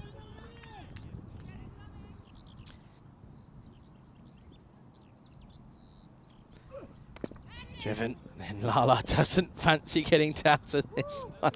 Gets the old hip, skip and a jump. Hip, hop. Hop, skip and a jump. There you go. See? It's the last day of a tournament. I could say anything. I can't really control what comes out at this point. Low Motors asking the grandstands. I don't know is the honest answer. I haven't actually seen any setup photos or anything yet, so I'm sure I'll get some through at some point, but I can't wait. I really can't. I don't have, listen, never been there, so it's about 2 hours, an hour and a half, 2 hours from where I am. Nice shot from Robson, straight to the fielder though. Robson's just going to come in and tee off. He has to. 36 off 18 now needed for just a point. 100% for Malta at this point now, though. 7 down. It's 84 for 4. This is what's coming up next, of course. It's all about who is going to take a victory. And you can see that we already knew this due to a bit of inside information from the first inning. Not going to be keeping his Menegut. She's been out in the field under a lid for something stupid like 90% of the women's series. So it's going to be Natalia Tikhon-Revova. Good luck to her as well. Looking forward to that one there. That's coming up supposedly in 25 minutes, but what I do feel is there may be a slight delay just for a couple of different reasons, but we'll have to, of course, confirm that when we can. Nice shot. Straight to the fielder, though. And this bowling is just bowling to his field, isn't he? Presparajan is. Robson comes through for 1. Robson pretty going to look to take it on here. I don't think he's going to go out without a fight, is he?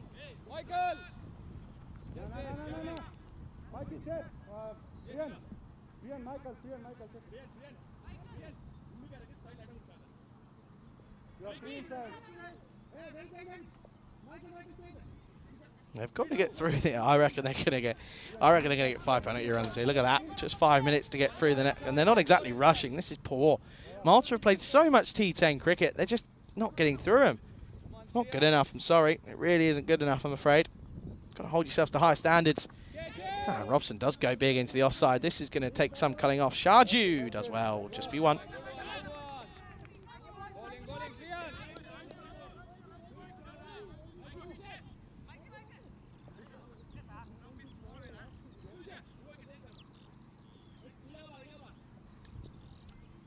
Just 4 and a bit minutes now.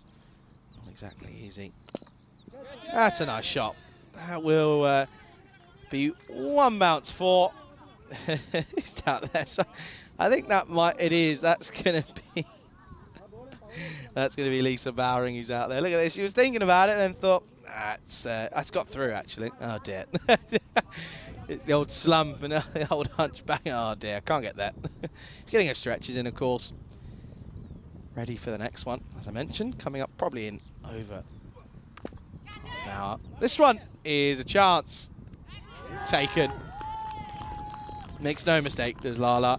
He has got some of the biggest hands I think I've ever seen on the network, and well, he takes that pretty comfortably. And now, that's the game. No chance to come back from here for Estonia.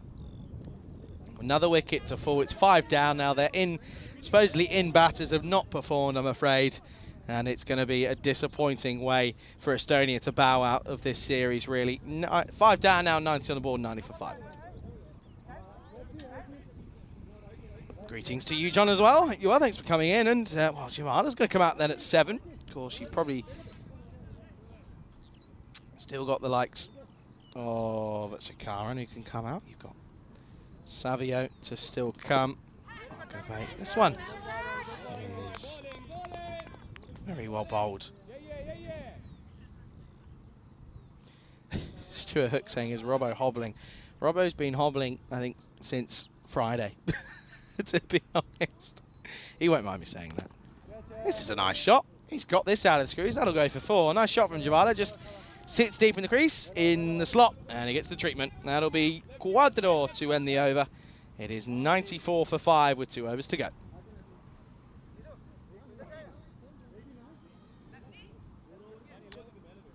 Two overs to go. They need 26 for a point. But a point doesn't really matter because it's not going to change anything. It's still a loss for Estonia, a disappointing one though as well. And I think this is what I like, what this shows me and what this tells me with the ECC coming up later in the year, of course, with the Challenger division. Anything can happen. Of course, Malta will be in the top division, whereas in that second division, Estonia will be looking for promotion. But what they have to take out of this is confidence. Yes, it's probably not the full strength side from Malta, but it's still a good one. They have got a victory yesterday, did Estonia, so they certainly can take confidence out of that, as Soman is going to come back for the 9th over.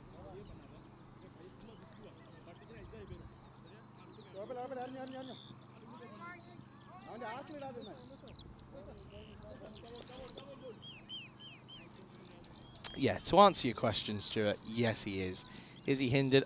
I don't think so. Listen, he won't. You know what he's like. He won't stop. We'll give it a go. Well, this is picked up, but he's not got all of this. Lala, bucket hands. Doesn't drop him. It's going to be another wicket, so Malta pick up a 6th in out. Looks as if that's it, and you can see there, Robson. He's not happy with the shot he's played, but listen, Robson's played cricket constantly for the last 2 weeks now, and you can see he's really struggling. Don't expect to be seeing too much of him. He might have to play due to numbers, but I don't think we'll be seeing him. You can see there he's really struggling, and but credit to him, he bowled superbly well in that first innings. He gave it everything, didn't he? Didn't he? But he wasn't supported, which is really, really unfortunate for him. He'll go. Out comes Savio. It's 95 for 6.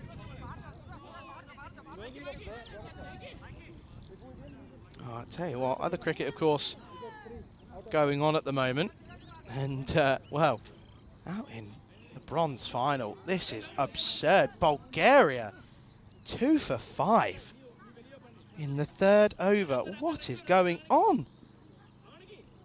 Kohli's picked up 2 for 1 off 1.1. That's ridiculous. I can't believe that. Danny Hudacek's got some sort of curse on him, must be. Romania probably going to win that one then. That's a good delivery, top ball.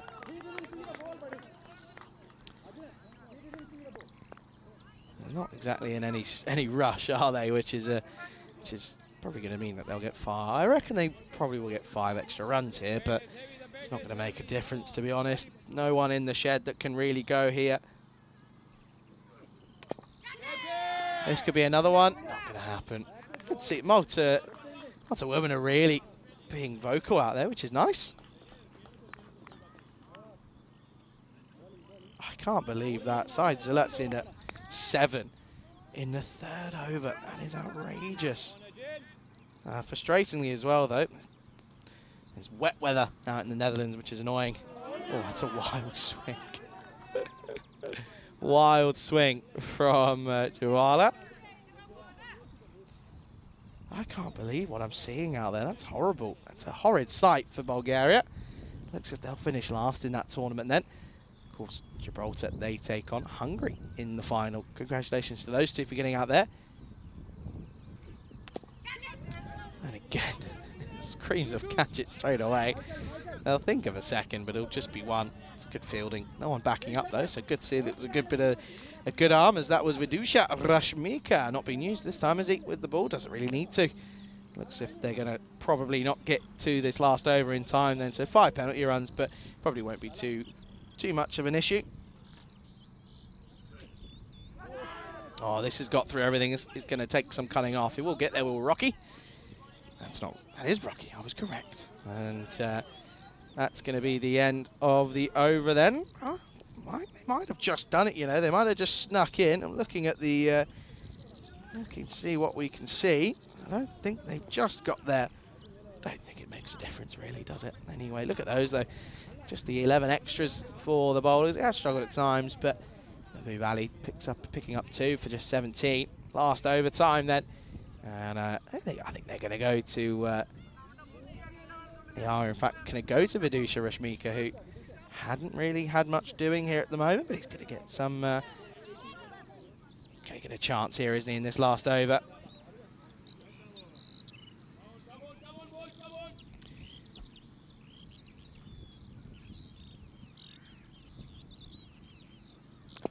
Well, first ball slapped down towards long off then. So Estonia, they're going to lose this one. And Malta, they're going to be the victors here, which means that Malta are going to be your winners of the European Cricket Internationals here this weekend. Of course, they took that. I mean, you go back to it, you think that last game yesterday in the evening, that mammoth chasing from the likes of Mabu Valley was rather incredible, really. It's going to be 4 runs. It's a nice shot from Jawala. Just confirmation then that match 4 then for the women. That's of course match 3 of the day. That one will be delayed by 10 minutes, so that'll start the 10 minutes later. So that coming up in, what's that, in 25 minutes? So it's a dot ball. Dot ball. Come on, round it goes. Come on. Round it goes. Another plane, I can hear it. And,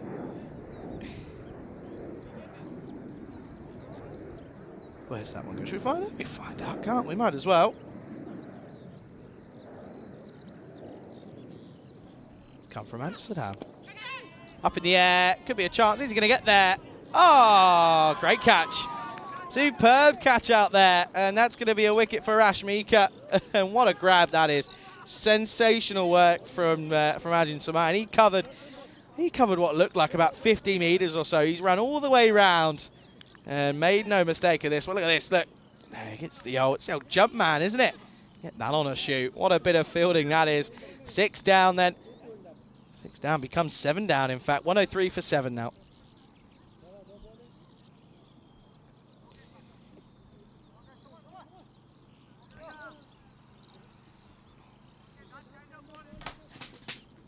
So then, Vake's going to come out here this time. Just 2 balls left, and yeah, it comes down to that chase yesterday, how successful it was for the likes of Malta. It just put them ahead in every shape, of course, going in today, and it's ended up being the downfall for Estonia. This is, again, a nice shot, but they'll just push through for 1, and yeah, it is disappointing. There's no other way of looking at it, Estonia. They would have thought, okay, we get a victory at some point throughout the day yesterday. Not able to kick on, though, and that's going to be the disappointing aspect for them, really. Not being able to continue on the fight. Last ball coming up then. It's going to be up in the air. This could be another chance. And will be. Credit to them. They've caught everything that's come their way. Have Malta. That's a great catch out there in the deep. So it will be a wicket. Savio will go, but it will also bring us to the close of what's been a very one-sided affair. And Estonia, they will bow out of the tournament, of the series, really. And it will be a big, big victory for Malta. Credit to them. They stuck at it, didn't they? They were in, well, they looked as if they were in tears at one point, at tatters, as they were really struggling to, with the bat in the first 4 overs, going to 40 for 3, but they really did come back well, didn't they? With a certain Pushparaj and Rocky hitting runs for fun. This is what's coming up next, though. It is the women. They go back at it once more, and, well, it's a similar story. This time roles reversed, though. Estonia with a win could seal the fate of the tournament. For the neutrals, though, you're going to want to see Malta pick up a victory to make it an important 5th game between those two. That is coming up in around about 23 minutes time. Bit of a delay on that one just due to the overrunning of that fixture. Let's have a look at the highlights then. And, well, it was a sorry start. They just didn't get going, to be honest. Never looked comfortable, did the openers in Arsenal Amjad. They got Ali Masood early by, well, hiding it outside off, really. He had to go for it. Didn't get anywhere near it. And it was just a pretty simple catch out in the deep. And then, well, you did feel at times that maybe, just maybe, they could start going. Aslan Amjad tried to, didn't he? But he just couldn't get going. He sort of stopped and started. It was a bit like an old car, an old banger, really, wasn't it? He struggled, and of course he played a false shot, which meant that he had to go. And when he went, well, out came Cheyenne Khan. And Cheyenne Khan actually played a really nice innings, but yet again, getting in and getting out. But that was just, I think that's just a build-up really of pressure for me. You just feel that, you know, there's not too much coming in after him, so he just knows that if he doesn't go, then it's just a fact of really having to look at well, him going large, but he wasn't able to do so. And you can see, listen, credit to where credit's due. Malta, they fielded superbly well, didn't they? They really looked the part out there. They took all the catches that came their way, and you also feel that, look at this, I mean, Zishan Khan had to cover a lot of ground to take this one. He also put has the shades on. It was in the sun, but he made no mistake of this one, and that one is a great bit of fielding out there in the deep. And well, Lala came on and he certainly looked the part, didn't he? His bowling was superb, but not only that, but also his I have to say that I thought his fielding was really good. He took most of the catches that came his way. Those bucket hands of his, there's never really too much doubt in it, to be honest. And again, there you can see another one, another catch that went down his throat. And again, he's not going to miss out on that one whatsoever, is he? And you can just see here coming towards the end of these one. There he is. There's again bucket hands himself. Makes no mistake. And yeah, I just think the difference really was just taking those catches. I thought at one point Estonia were definitely ahead in the first 4 or 5 overs of the first innings, but just deliveries just going astray just meant that the batters were able to get in and just get comfortable. And then after that, you were just asking too much of your batters, especially when your openers fail. You're going to really struggle to find consistency. But it does mean that it's going to be a comfortable victory. And Malta will be your winners then here at the Men's European Cricket Internationals. We're going to leave you with the scorecards. Got a quick turnaround. Got to get a bite to eat, and I haven't got too much time, but I'm not complaining. Loving being out here in Estonia. It is a thumping victory of 67 runs for Malta. They will go at it again. One more game for them to come, of course, but we've got a big fixture in the women's games coming up in 20 minutes' time. Make sure you return. It's a pleasure to be calling them here. Charlie Hunt covering the Estonia ECI series here. Looking forward to the next one. We'll be coming up shortly.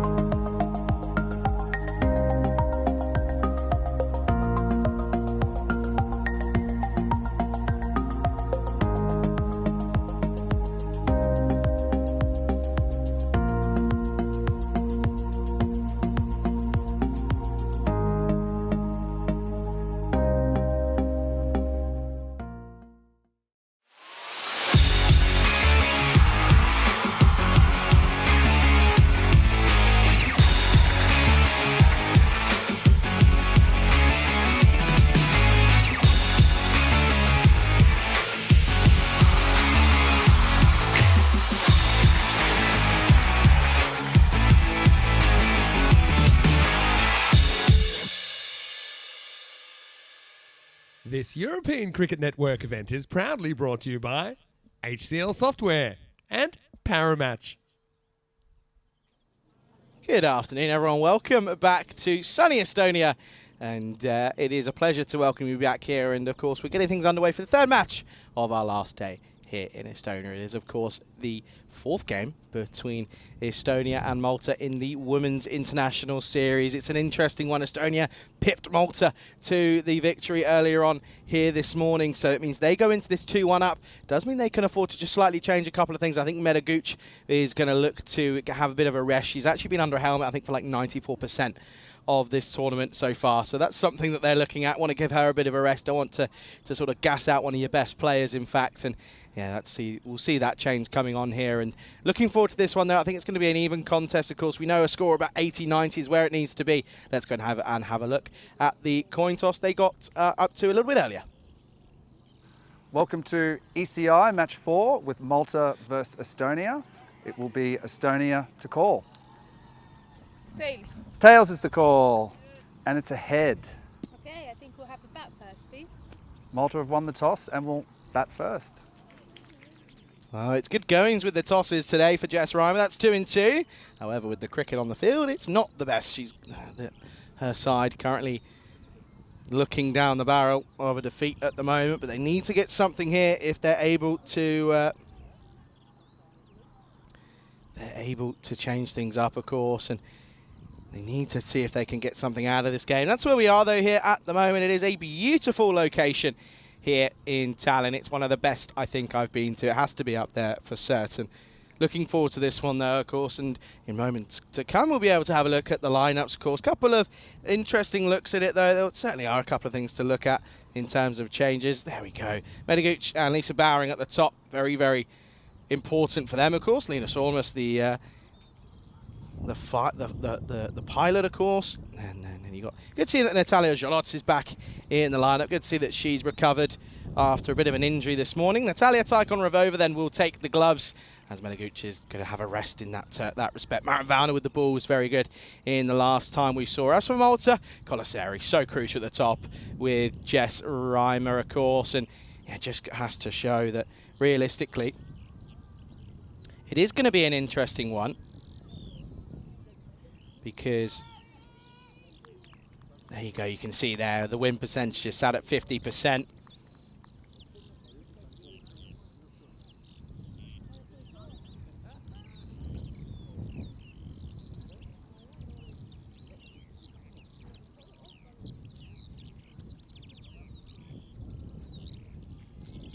And there we go, you can see there's Tykhon-Revova with the gloves. It'd be good to see how she gets on.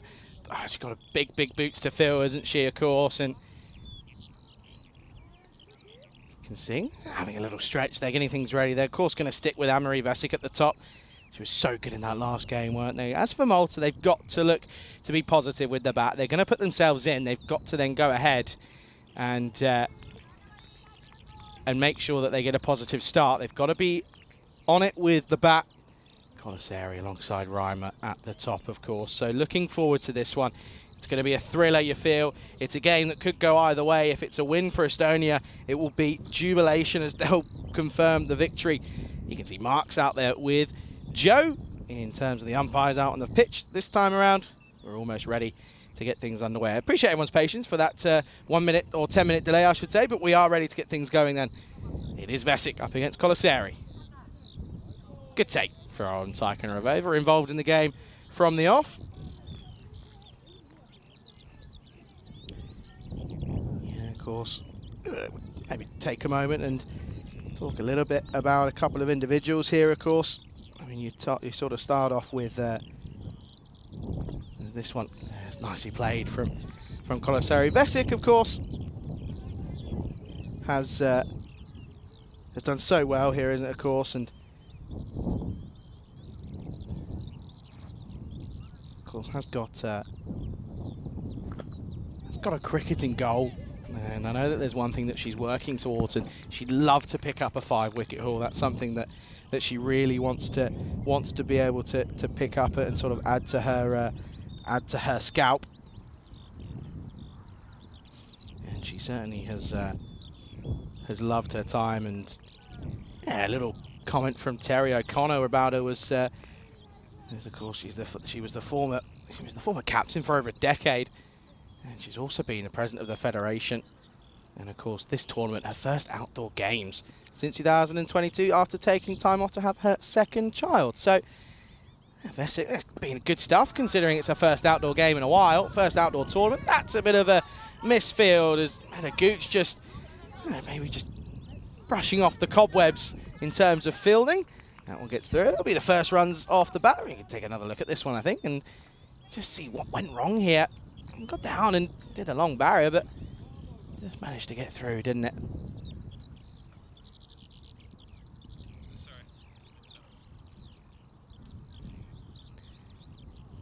Oh, good stop. Very good stop from Tyken Ravova. She's on the money so far. That's a couple of good stops for her. Of course, Natalia was born in Ukraine, but moved over to Estonia. That's another good stop as Reimer just plays at this one.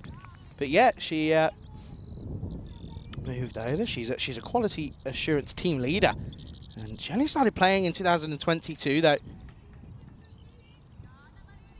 Favourite cricketer is Roberta Moretti. An avid video gamer as well, apparently. Loves a game of badminton as well. And this one. Cool. Look, Mark found that funny as well. It was a question of how's that? Answer was not out, and I think there was a sigh from someone at mid-wicket. Can't be out down the leg side. Good start, though, from Anne-Marie Vesic. Another positive start for her. And at the end of the first, it is 3 for none. This is what we're talking about here. And well, I caught up with Medaguch a little bit earlier on commentary. She came and had a little guest stint, and yeah, we spoke about her husband, Stefan Gooch, and of course, lots of cricket to come with international qualifiers, but also the Challenger division for Estonia. Of course, that first group of Bulgaria, Croatia, Turkey, Slovenia, and the Isle of Man is what they'll be looking at. So yeah, I love that they're looking forward to that one. Of course, can't wait for that. Here's Valna, the skipper, bowled superbly well. This one could be a chance. Oh, just put down. As that's going to be Jan Frey, who is the mother of Victoria Frey. Just puts this one down.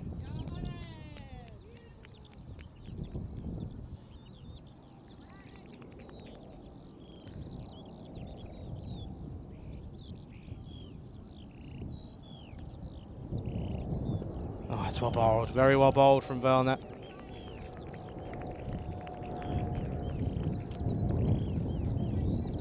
Started playing Valna back in 2008, up and down, and has loved being involved.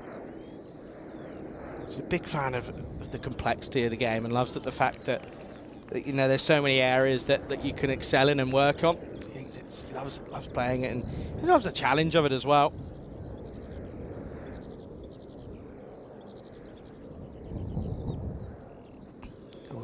Certainly help with the bat if necessary, but hasn't really been required at the moment. There's Medaguch once more this time, and that'll do a confidence a wealth of good. Good arm as well, good throw. Yeah, Gooch, someone we know very well, of course. Project manager on the European Cricket Network, and she's, of course, spoke about it, didn't she? She said loves the fact that here in Estonia there's a really nice community feel. Oh, it could be a run out here. Oh, still could be. This one is going to go upstairs. It's could be a disappointing way to go for Ima. If you go from body language, she doesn't look too happy. Let's have a look at this one then. This could be a big, big breakthrough. Good early deliveries, and they've been good dots. They build the pressure, hits firmly to mid-off, and oh, this could be close here. It gets the dive in, but she's going to be short. That's an excellent bit of work, and that's going to be the first wicket then. And there you go, up in the air. And celebrations all round, and rightfully so, as that is an excellent bit of work from Anne-Marie Vesic at mid-off. Valna held her nerve, took it cleanly, took the bails, and that's the first wicket to fall. So Jess Reimer goes for a 3-ball duck, and it's going to be a wicket now, and that's going to be 4 for 1. And there you go. Well, Derek's going to make an appearance, and Reimer, that's disappointing for her. Well, that's not... Usually just come out. Well, I tell you what, Derek's got a prediction on maybe for Anita Santos. She comes in at 3, but 4 for 1. What a start for Estonia.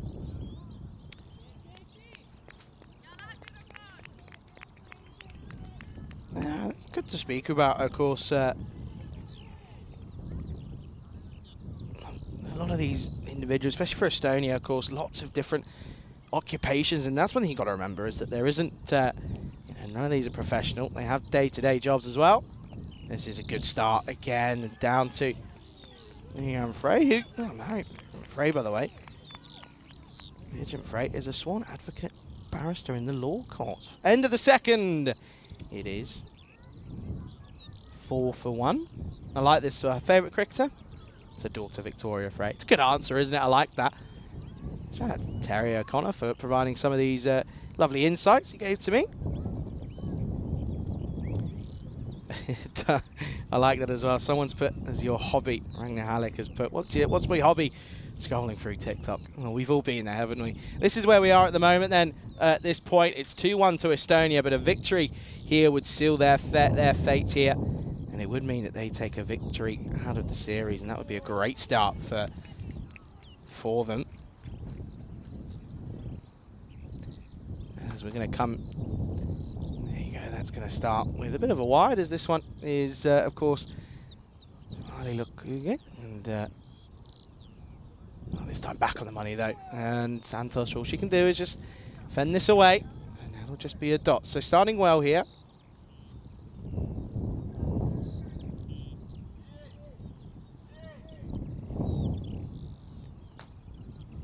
Santos has had an interesting time of it, struggled with the strike rates, leaves this one that is just going to be a wide. So uncharacteristically, Kugi just struggling with their line of length. This I can't remember over. It was throwing it out to no one there. There was no one in. She threw it. I think she had a bit of a giggle there. Santos was the new batter. Was Derek right with his prediction, maybe? Well, this is up in the air. It's going to fall short. Alina Sormus has got a great story. This is a really good one. It has to be touched upon, I feel. Of course, he's a pilot. A pilot for an airline, I believe it's Baltic Air. It's a great story, isn't it? What are you doing this weekend? Oh, just flying. Just flying. Of course, we haven't really seen her with the bat, but, well, being told, one of the, if not the hardest hitters in the squad. That's a great stop from Midgen Frey. It's nice to see that. We was talking about it a little bit earlier, of some husband and wife combinations, mother and daughter as well. That's always a good one, isn't it? Yeah, Midgen Frey, of course, with Victoria Frey. Victoria's had a good tournament with the ball. Bit of wind sort of starting to come into play. This is struck firmly. This will be 4. There's no point chasing that one. Save your legs. Colaseri taking a few to get going. As come on, look, you're just struggling to get it full. That one just sits up. It's a hit me ball, and Colaseri's not going to miss out on that one. Colaseri has to be said, and one of the best hitters of the ball in associate women's cricket has to be noticed. Hasn't really clicked for her this tournament, but such a good player, prolific player to have. And again, this one, oh, what a stop. That's a great stop by Lisa Bowering in mid-wicket. Oh, hang on a second. Well, out of nowhere, it's a direct hit, and this could be a wicket hit. Anita Santos was ambling back after they were thinking, and they come through for 1. Oh, this could be interesting. Let's have a look. Let's try and break this one down. So Colaseri slaps it into the onside, but picks out the fielder. They sort of run on impact, and you never run on a misfield. This could be close. Oh, she's gone. The bat doesn't get down. This is going to be a wicket here. Oh, dear, oh, dear. Well, let's see. They run through. What are we going to see here? It's almost... Oh, someone's got out the way. Oh, it doesn't matter. You don't even need... It doesn't need to move, because that gone for all money. No way near. And there you go. The misfield... Not really a misfield. It's a great stop at mid-wicket, to be honest. And Lisa Bowering, take a bow. That is sensational. Excuse the pun, I didn't even think about it. That is sensational from the opening batter for Estonia in the field at silly mid-wicket. Gets her body behind a thumping shot. And that is going to be a wicket. This time around, Santosh will go for 1. And all of a sudden, Malta struggling here, 11 for 2. That is a great bit of work in the field. And again, how many direct hits is that now for Malta? I think that's 4. I mean, that is sensational stuff. It really is. And what a way to break the partnership that was looking like could have been starting to build. 11 for 2.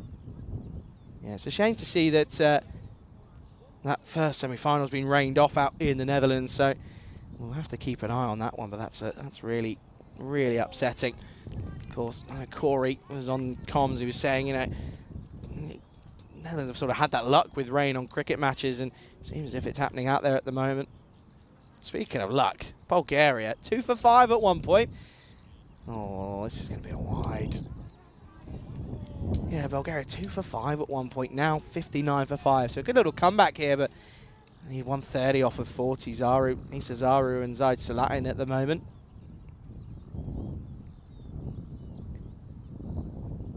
Last ball of the third. Going to get hit firmly. Got a lot of work to do. And isn't going to do it. It's going to be frustrating, as I believe that's Natalia Zholots out there, who, of course, is coming off a bit of an injury this morning. That's going to be a little bit unfortunate. And, well, Jamali, who's normally very good with the ball, not quite clicking for her here. She goes for a good amount of runs. 13 off it at the end of the power play. Still all Estonia, as Malta are 17 for 2 after 3.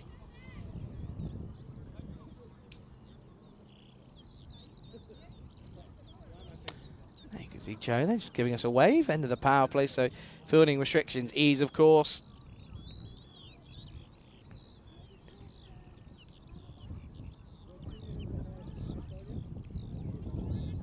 They are going to go to young Victoria Frey, just 17 years of age. What a great action, superb. Definitely a talent and one for the future for Estonia as they continue to nurture her talents.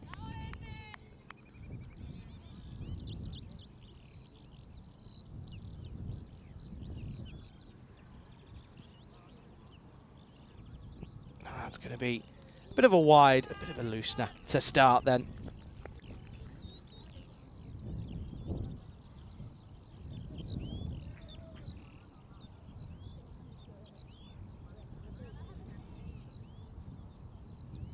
Yeah, Victoria Frey. She's been playing for a while now, and playing cricket since 2015. Oh, this one is the top edge, and gone! Oh, there you go. Oh, well, this is a great moment. This is something that I think you've got to love, as it's bold daughter caught mother. That is sensational. Victoria Frey picks up a wicket, and it's caught by none other than Mida Jamfrey. Look at this, look, rightfully so, they're loving life. Oh, that's a great moment, it really is. That's sensational. That gives you the shivers, doesn't it? It's a lovely feeling. You know that that'll be a moment that'll be cherished for years and years to come. Look at this, it's a leading edge, and you can see there, look, straight into the hands, makes no mistake. Oh, that's a beautiful moment, it really is. What a time that is to be captured on live TV as well. And well, Colaseri now, a big one back in the shed. Estonia got them all on top now, as that is 18 for 3 now for Malta. That is such a great moment. Oh, I love it. And what I'm seeing as well, by the way, I'm still celebrating, still fist pumping. It's a great, great thing to see there. That is so amazing. Oh, that's going to be a wide as Shankavali coming in at 5 then. Oh, that is sensational. It really is. And I reckon, do you know what? I reckon that's got to be up there for one of your plays of the day. It has to be. Because that you don't get much better than that. You really don't. And to me, that's just something that comes sort of once in a blue moon, especially live on air. It really doesn't get better than that.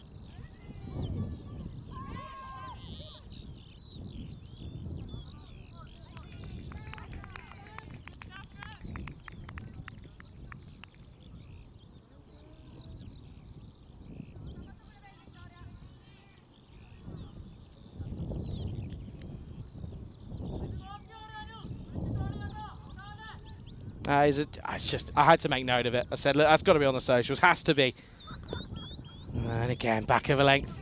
Just slap from Shankavali. Powerful into the onside. Really is, can really strike it if it's there to be hit. So they've got to look to get her early. And that's nice, isn't it? That really is. Really is nice. John's saying it's Mother's Day in France. There you go. There you go. Outside off, but dragged down to long on. Menegooch gets down, does well, gets the long barrier out. I think Meda's just appreciating spending time not under a lid at the moment. It's 25 degrees out there in the middle, so just being just happy to see that she's not under a helmet. It has to be said that is sort of, I hate it personally when if you're batting for in a 20 over game, you open the batting and bat for 20 overs, then you got to keep. It's 40 overs under a helmet. It's horrible in the heat as well. Nice shot, turn around the corner. Jolot's, won't get there. Frustrating. Did the hard bit of making the ground, but unfortunately, that's going to be 4. As Ramachan on strike. This is a great start for her. This time just turned into the onside. And gets it 4 more. She moves on to 8 off just 2. She did the same thing when she came in last time. She's going to hit boundary after boundary. Takes the Tortuga, go free to Frey.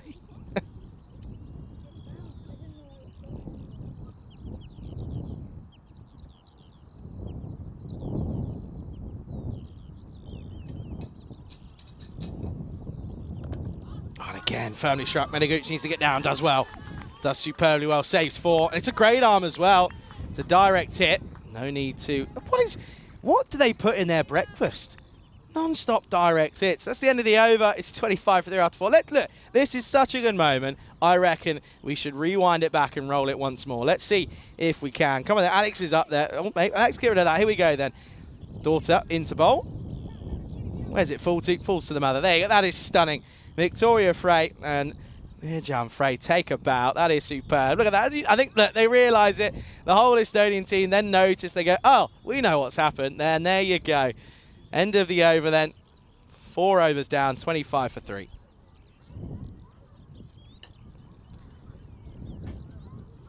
What an over, by the way.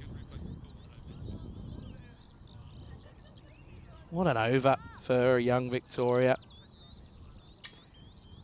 As Anna Dalbina is going to come on for the 5th.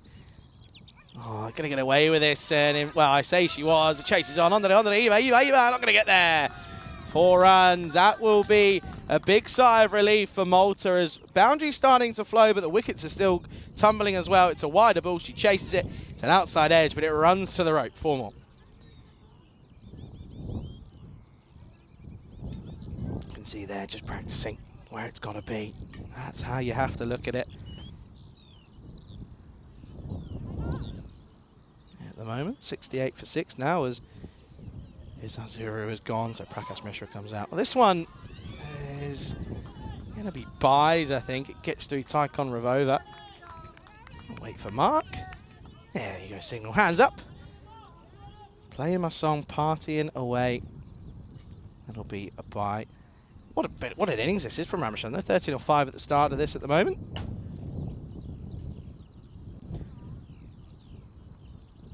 It's just, I still got, it genuinely gave me goosebumps, that catch. It really did.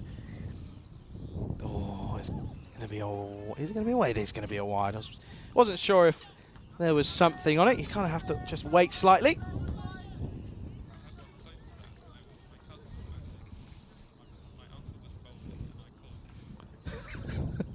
Well, talking about family affairs, Alex in my ear has just gone, I've got something that's pretty up to that. So hang on, say that again, Alex. Go on. So your cousin was batting. Okay, so Alex's cousin was batting.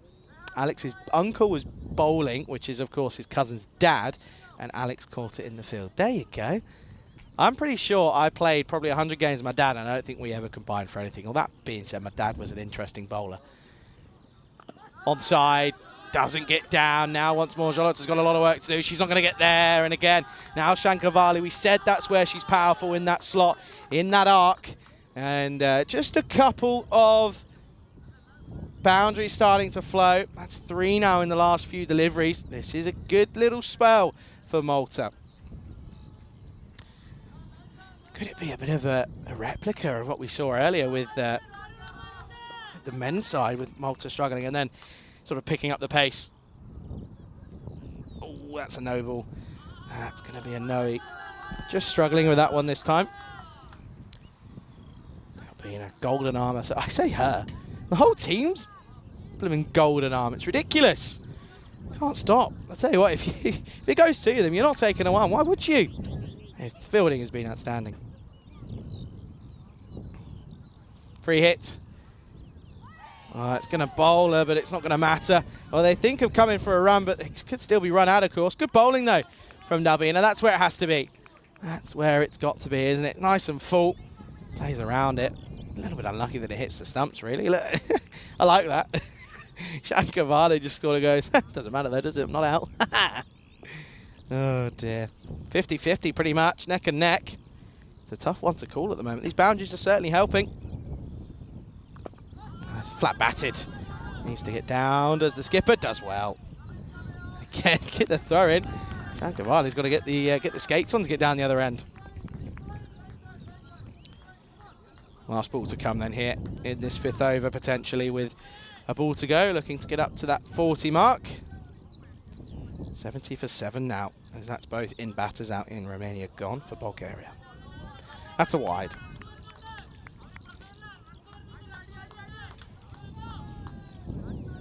Do love this though. Malta, very tight-knit community between the two of them. As that's a no ball, it's changed. Free hit to come then. It's unfortunate, it's a couple of those now. Malta men screaming support out there for them as well, which is nice to see. Takes it on, and this one into the onside. Jolotz gets down, does well. They'll come back for 2, and now there's cries of a run out, potentially, won't be. And all that noise, by the way, that's the Malta men shouting on for the Malta ladies. Great stuff here, 41 for 3 at the halfway mark. We'll take a bit of a break then as the drinks will come out and we can welcome you into the commentary box here. Me, myself and I today, no Rick. It's horrible. He should be here, shouldn't he? He should be here, but he's not. He's, of course, making his way out to, of course, England. He will be there tomorrow. Yeah, looking forward to that. We haven't actually, Alex, we haven't seen what the question of the day is for a while. I wonder if we can remind our viewers what the question of the day is. The Hunt the Answer is going to pop up. There you go. How many days was the longest ever test match? That's the question. The answer will come in the last game of the day and that last innings. That's when you'll find out. If you think you've got the answer, get it in the live chat and we'll see if you're right or if you're wrong or if you're cheating. We'll know. I'll know. I always know. But pleasure to be here, of course, riding solo. Last day of what's been a superb 2 weeks here in Estonia. It really has. Not really many negatives to come out of it. I guess there's one, but we all know which one that is, don't we? But aside from that, records have been broken. Records have been set. We've come near to having almost... let me think about it. We've almost had the highest ever total. We've almost had the highest individual score. We have had the most individual sixes in innings. We've had the most team sixes in an innings. There's some records. Almost had the highest ever chase. That was just yesterday. Almost had a chase of 192, which would have been outstanding. And, well, on comes someone who is looking to seriously keep her name and put maybe more entrance of her name. Double up the papers in the hat for MVP at the moment. Here's Bowering. Oh, this is a good ball, good delivery. Asking the question. Joe, I love the way Joe says no, by the way. I love that. Watch his head. Keep the replay following here. Watch this. Let's see. It's probably going over to miss, I reckon. Well, I don't catch it there, but I wonder if maybe if we get it from one, maybe it probably won't have time. But I love it. It's just there's a bit of a snake about it. Oh, that doesn't miss by much. That really doesn't miss by much. Tycon Ravova, not too much she could have done there as a keeper.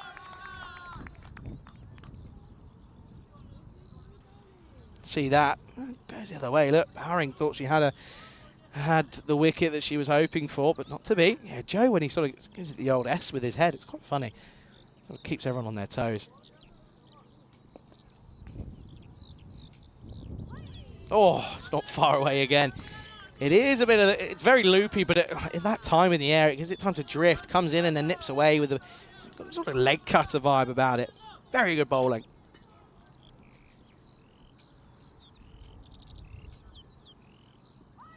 And again, gets through everything. Tycon Ravova there again. Having a good game with the gloves, if I'm honest. Now, Meda loves keeping, I know that for a fact, but I also suspect that Meda probably not too upset to see that Taikon Revova's doing well. I don't think Meda's got too much challenge at the top of the order. Oh, this one could be gone, and is. There you go. Taikon Revova takes another, and Lisa Bowering take a bow yet again. This is superb. It's in the corridor of uncertainty, and the big scalp of Anupama Rameshan is gone. And there you go. Look, they're loving life, and rightfully so. Malta, a little bit of a comeback, but it's come to an end. Look, definite outside edge, definite deflection. Easy choice for Joe to make, and that's going to be the fourth to fall, 42 for 4. Lisa Bowering, this is sensational. It really is. Scoring runs for fun, involved in run-outs as well, taking wickets. It's unbelievable. It really is. Well, I was just singing her praise. Normally it's the other way around. Look at that. Great stuff for Natalia Taikon Revova. Bowering. If this is a dot, it's a great over. It's a great over anyway, but this is, we could have a wicket maiden here. And it will be. It's a wicket maiden for Lisa Bowering. That is sensational for her. Comes at a good time as well, as they were looking to get things going, but their wicket comes, and that's a great, great over. Oh, okay, right, I've just seen. I still count it because it's not against her. They got a bye. Give it to her. I don't care. At the end of the over, it's 42 for 4. Yeah, there's a bye off the second ball, but don't think it matters. I'm here on my own. It's my Sunday. Nope, that's a wicket maiden. Don't care. Don't care. What are you going to do? Huh? Exactly. Nothing. We're expecting Rico normally. No. Anyway, Anne-Marie Versick is back. And it's going to be okay. It's going to start with a dot. At that time, by the way, definitely improved on it. I think the thing is, though, I say the time, extras, just the 14, and I know people say 14? Just the 14. That's good going at the moment. A few overs left to go, though. That one probably is going to be a wide. Yeah, Mark calls it. First one was okay. Second one, just pushing it too wide, isn't it? But again, I'm impressed by Taikon Revova. Spills that one, but good footwork. And as I was saying before that catch, Menego's probably not too concerned. She loves keeping, of course she does, but good to see, you know, got backups, of course, and takes the pressure off her a little bit as well. Well, that's squared her up big time. It's a great bit of bowling from Versick. It really is. Look at that, look. Squares her up. Like the reaction as well. A little bit of a cheeky grin of that one. Gotcha. Like it. Good stuff this from Estonia. Well on top at the moment here. Oh, it's a tough chart. Well, there could be a run out here. Maybe. Yes, no, maybe. There will be. There you go. No need to go to third umps for this one. Look who it is. Of course it is. It's no one other than Lima Anna Dalbina. Golden Arm herself. It's another run out for her. Not a direct hit, but still a run out. Crumbling here, Malta. Just running between the wickets being the issue for them at the moment. It's the pressure that's being built, though, with the continuous dots. You can see here off the glove. Think about running yes, no, maybe. They get stuck and just yes, no, maybe too many times.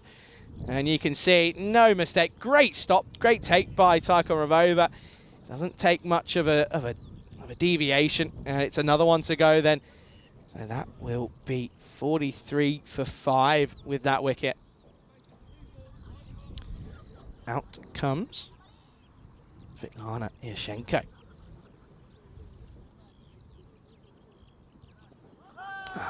Dabs us down. Good fielding again. Charging in is Albina. But yeah, it's a great story. Another wicket comes off the bowling of Anne-Marie Versick. But yeah, it really is a great story, of course. Oh, there you go. This one will go towards her name. She's off and away. It's another one that bites the dust here. Estonia all over Malta like a rash at the moment. Well, bowing down to the legend that is Anne-Marie Versick, rightfully so. And that's going to be another one that goes 2 in 3 now. Malta 43 for 6.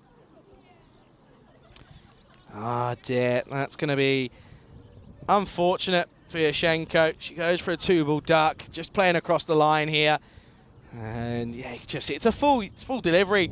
But listen, Amri Vasic, and I know that a lot of people in Estonia will probably back me up on this one. You know, such a servant to the Estonian game. You know, being the captain of the national women's side for over 10 years. He was the president of the federation at one point, but of course, is a great mother to her 2 kids at home, of course. He'll be watching with a keen eye, I'm sure. First games outside this weekend in 2 years and playing superbly well. This is well played out to Jamfrey. They'll come through for one as that's Yadav coming in at 8. She'll keep the strike. It's 44 for 6 after 7.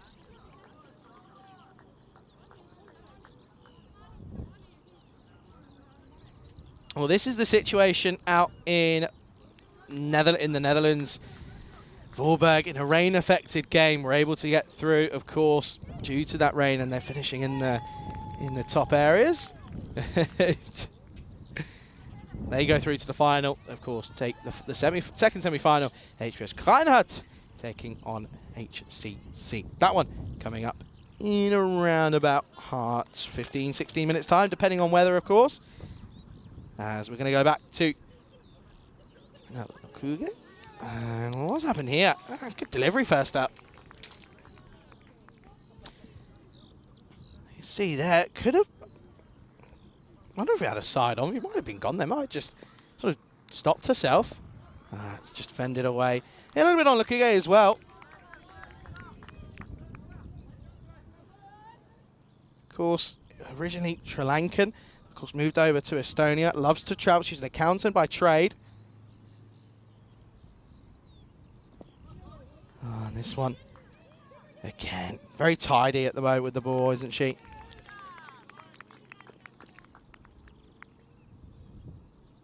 Yeah, she's one of many representatives of the Tiska Penguins in this national side. Good leave. Very good leave from Yadav. These extras are crucial at the moment.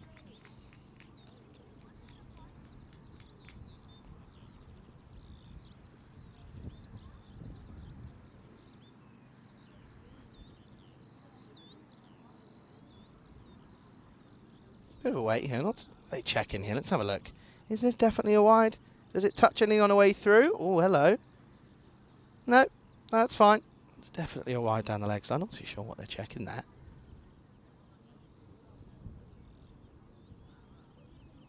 Not too sure what they're asking for here at the moment.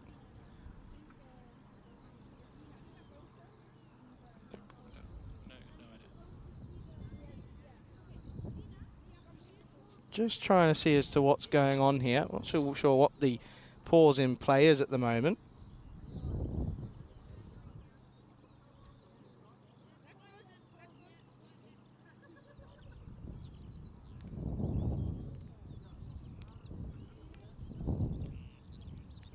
And still not sure as to what this little break in play is. I think at the moment they're just trying to sort of maybe one or two things out at the moment, but you can just see that. Joe just holding play. Wish I could say a little bit more, but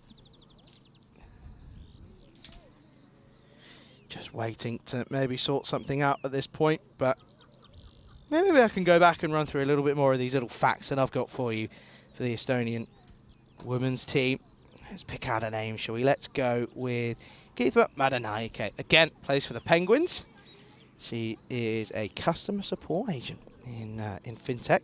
Loves to write. That's one of her biggest pastimes, I should say. And yeah, has been playing only since 22. There you go. There's the two dugouts. I think we're ready to get back underway. Not too sure what that pause in play. We apologise for that one, folks, but we'll move on. Lucky Gate once more pushes up, and it's going to just get past the fielder. Bit of spin. They'll come through for one.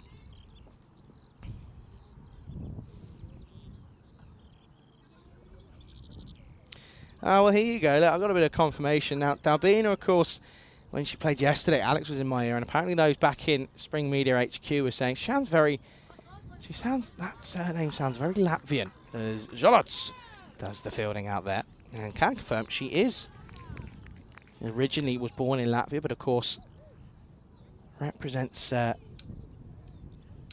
Estonia in the game of cricket at the moment.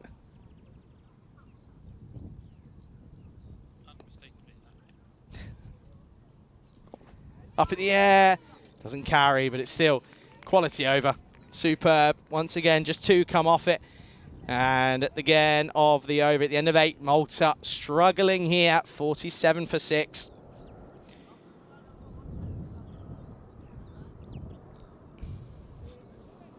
Shankavali 7 off 12, but she's kind of just been stuck at the wrong end. This is the story at the moment. Of course, you can see there, just wickets falling pretty consistently at the moment. They haven't really had many big overs. Have Malta, the biggest over they've had came back in the 5th, where they got 16 off it, but since then they've only scored 6 off the last 3 overs, and there's also been 3 wickets in there, so that tells you all you need to know. That was a note we can pick out as well, is this is well fielded by being a golden arm herself. I think as well is Shirley Pattenden, of course, the mother to Henry Pattenden. And yeah, started playing back in 22. Is one of a few representatives of Sarima, of KK. I'm not too sure if I'm pronouncing that right. Probably not, knowing me. Bowering once more. This is a bit of a wide here. Just struggling to get that line right.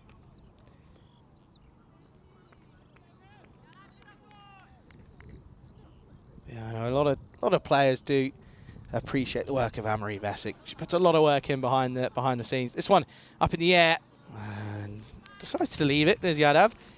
Got to just start sort of going for it here, haven't you? Just sort of play and miss. If you play and miss, it is what it is. Just try to, but a bit of a dab more than an attacking shot. Of course, very early on and outside edge. This one will go away. And they'll come through for a single. Good running. Good fielding there as well. Dalbina yet again. You can't keep her out of the game, really. You really can't. She's everywhere. She's like your worst nightmare. You can't escape her. There she is. Look, coming across. Been very impressed though once more here by Estonia. We spoke to Meta, of course, a little bit earlier, and she sort of said, "Look, we know where we are. We know that we're probably stronger than what we were last time. That's going to be off the splice." Bowering again. These figures are not hurting her chances of the MVP award, it has to be said. Of course, Ragnar Halleck as well. She's the Estonian cricket school coordinator and coach. And this one. Have a look at this one here. See, swipe across. Good take again. Tyke and Ravova. Just can't stop taking them at the moment.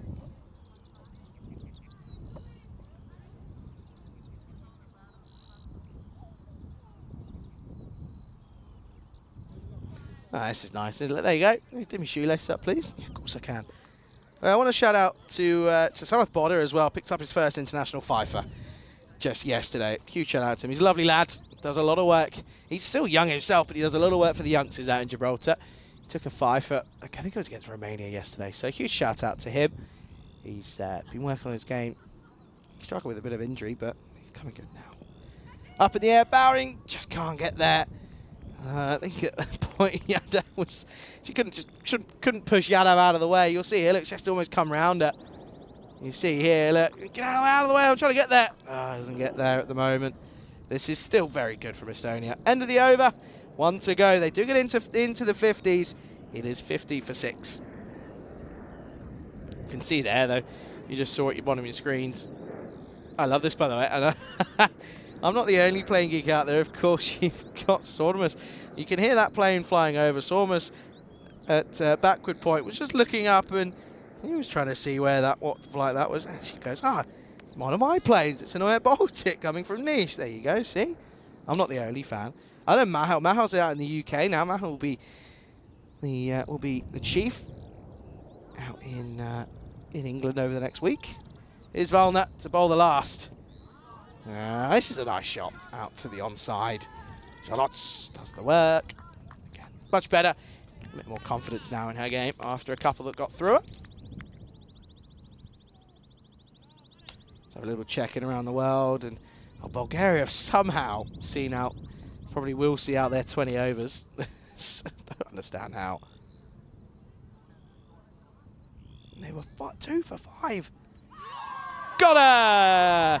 Bauner picks up a scalp, and that was superb bowling, really was. Full straight, top of a middle stump.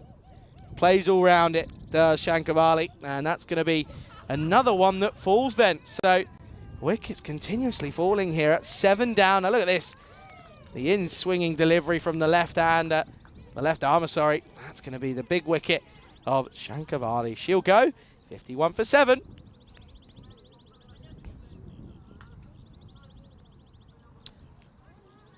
So you think realistically that Estonia very much with one foot, or one hand I should say, on that European Cricket International trophy. They've done the hard yards here in this first 10 overs, but now they've got to, I mean, I can't see them. I think now, they were maybe thinking of rotating the order, but I don't think they'll do that now. I think they'll stick with what's working. Let's that one through, as that's Shara Fadeen. A little bit lenient on that one. Yeah, I think they were maybe thinking of changing things. That's a nice shot. Sharafadin into the onside. That'll just be one.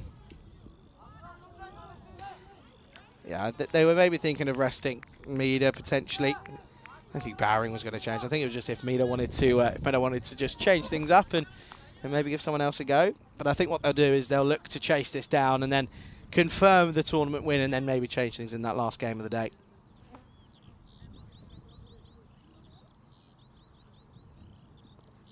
Outside edge. Oh, well, it's going to be effective. And well, she had a good time in the field this time as Jan Frey gets the foot out. Yes, if you're going to try anything. Didn't want it to go for 4. Gets the ankle out. That one will hurt. No sign of it, though. Just gets up, carries on. Last ball, and it's a dot to finish. Banner asking a question. I heard something, maybe? No. And that will be it then. Doesn't I like that? Hey, apology, the old hand on Joe. So that's okay, don't worry, mate. There you go, though. What a display for that side there in blue. Estonia take a bow. They restrict Malta. This is a team, by the way, that they lost 4-0 to in a series towards the back end of last season, only a few months ago. They've just restricted them to 53 for 7 off of their 10 overs. Credit to all those involved, because what a turnout this is. Malta, they'll be a little bit disappointed, but you never know. It's happened to them. Maybe they can do it to Estonia. But good to see. They still clap them off, though. Let's have a look at the highlights. And this one was a chance that went down. You thought, okay, here we go. Valna, though, this one was a great direct hit. Look at that. It wasn't a direct hit, but it was a great bit of work, wasn't it? It really was. And you thought that just, okay, that's the level, that's where we're at. Okay, it came out, and this one was hit firmly as it got through the in-ring and it ran towards the rope. But then this one, yet again, you can see here, a bit of the old yes, no, maybe. It was a direct hit. She didn't get her bat down, and I didn't want to harp on it too much, but it really was the case for Malta. Just the batting, or the running, I should say, between the wickets caused them a few issues. Victoria Frey, I think this might be the moment. It is. This is the best moment I think we'll have all weekend.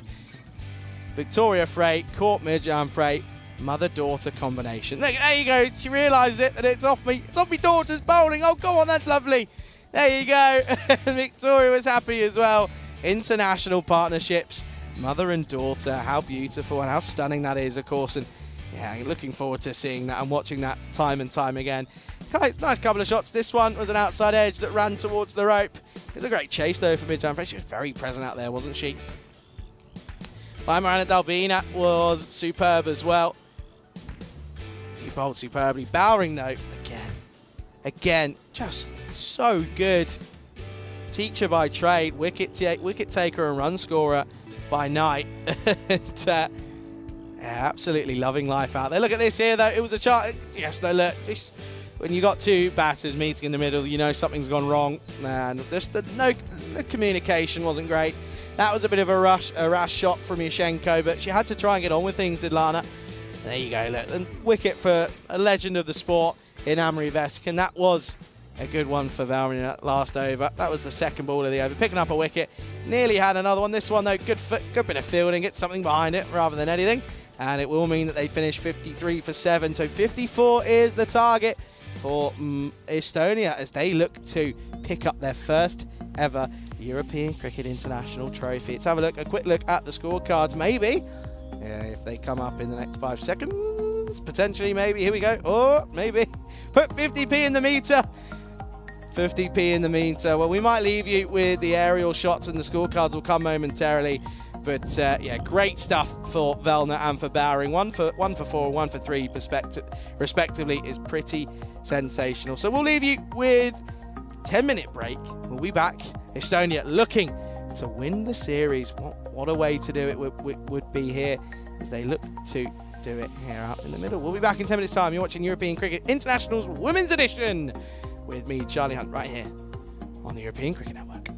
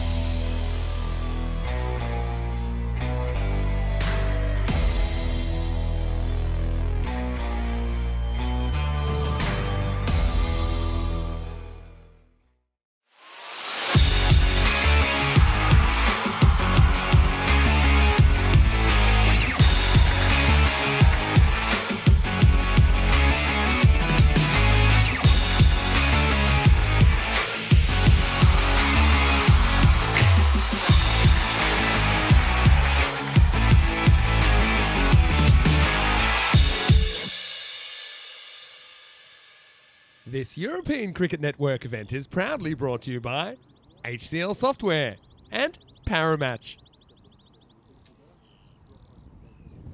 Good afternoon, everyone. Welcome back to sunny Estonia. And it is sunny.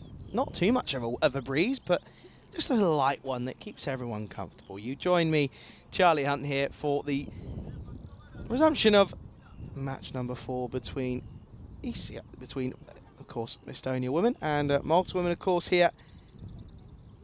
Disappointing for Malta. Really was to be 53 for 7 off their 10. They'll be slightly frustrated at that one, you feel. No surprises that there is no change at the top. I think they realise that now is, now or never really. Well, it's not now or never, but now is the best chance to cement their position at the top of the 2 standings. I think get a win here, you got your victory, you've got the tournament, then you can look to change things up. So it is going to be Bowering alongside Medicuc at the top of the order for Estonia. Opening the bowling is going to be Nopama Ramachan up against Bowering. Just the 54 needed then. That's a positive start. Push back and... Oh. Interesting. It's just going to have a look here, but I think Meda just sort of gives a thumbs up saying, no, I'm okay, I was all right, I was fine.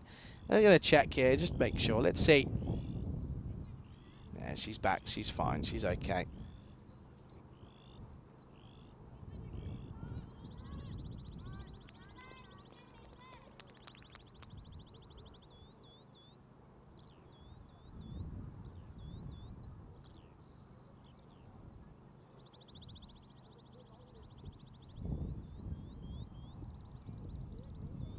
Let's have a look here. Let's just keep on going then. Bats down. Is she behind the line? I don't know here actually. Is she behind? Let's keep going there. The line kind of gets blurred. Not too sure. I don't know. We're going to carry on then. Asking the question outside the off stump. Yeah, it's tricky with that one. From that angle. And the line sort of blurs into that where the pitch has been worn down the grass. Let's see here. It's going down the leg side. Good afternoon to everyone who's tuning in. To Chris, John, Kroon, Jules, everyone.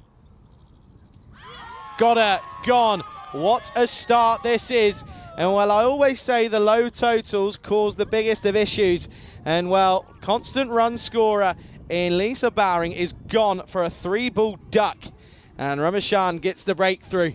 And, well, now we are going to see what this lineup is made of for Estonia. None for one. It's a 3-ball duck. There you go. There's Derek. He comes out for a little dip of the toes. He's been heavily used out in Romania. Good to see him here in Estonia, though. But, well, this is now going to be Natalia Zholots. He's going to come out. So this is really the first time, or first real time, that we're going to see someone other than the top 2 go at it here. Look at this. Look. Off the pad. Gets a little bit unlucky. It is off that sort of thigh pad.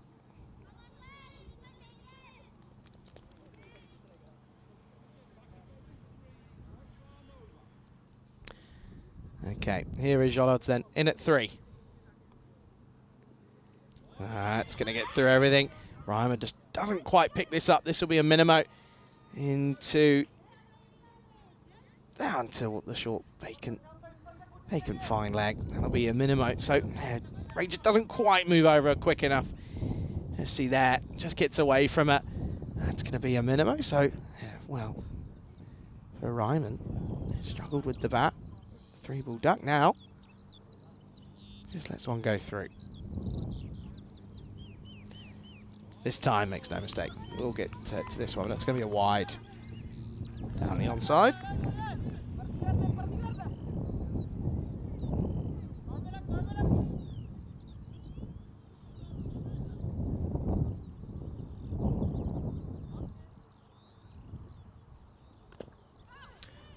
Hit firmly, straight back to the bowler though. This has been a good start from Ramachan. A couple of wides, but there's not too much you can do about though with that Minimo.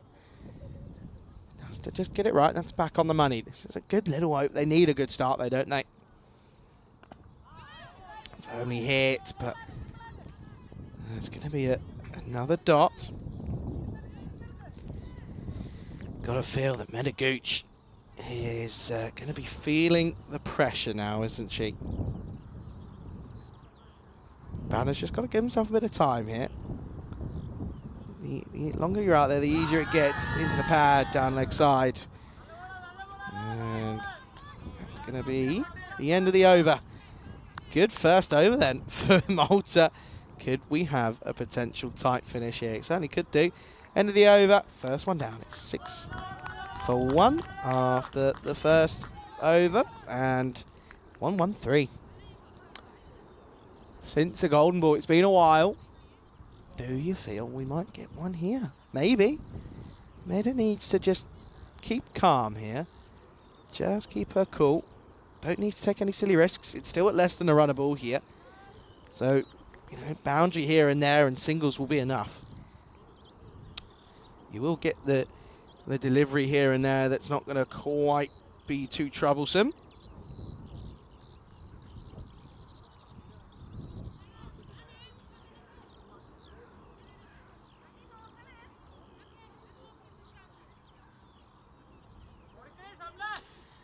Colaseri going to take the second over then. And Gooch just plays at this one, just pushes.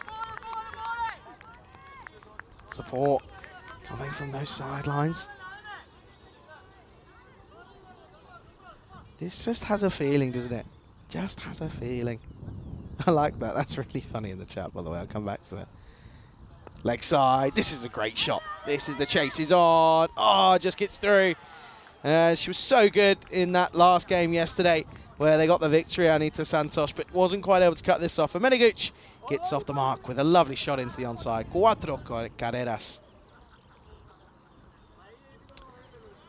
Yeah, I like this. John saying, just do my final batch of essay corrections for the year. Misspells year, has to correct himself. There you go. See, John? Keeping yourself busy. Good afternoon to you. Hope you're well. Really level playing field here at the moment. It's a bit of an interesting feel. I don't think they're expecting to...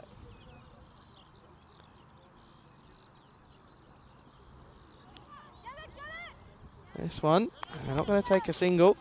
Yeah, I just don't think they're expecting to really be in this position. And for Bowering to go, I still think she's certainly up there in terms of MVP alert, runs, wickets, catches, run-outs, the whole shebang. It's going to be another dot.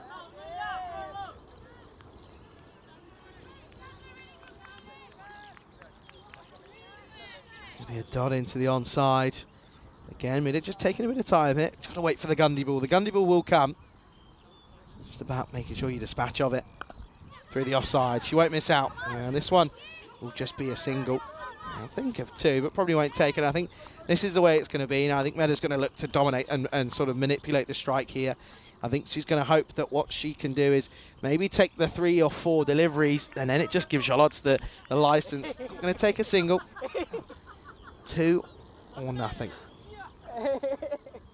Well, someone found something very funny. And this time is just going to be a dot to finish. So Gooch will keep the strike. And at the end of that one, the score is 11 for 1 after 2.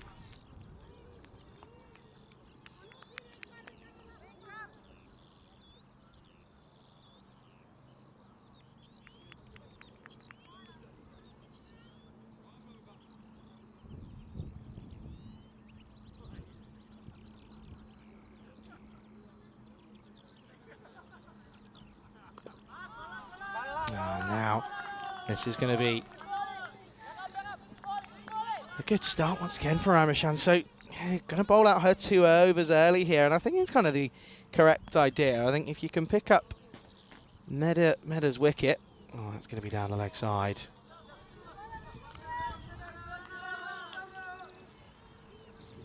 If you can pick up that that wicket of 2 openers back in the shed, then they're really in the driver's seat. This one, bit of a false shot.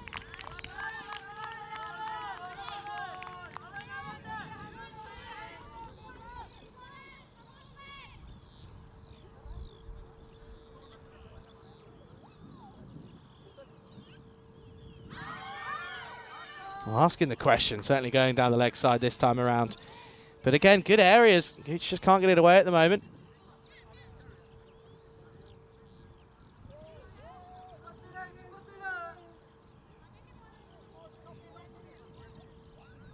Good start though once again for Ramachan. They can't get her away. Another dot. Just pressure starting to build here, isn't it? Pressure starting to increase.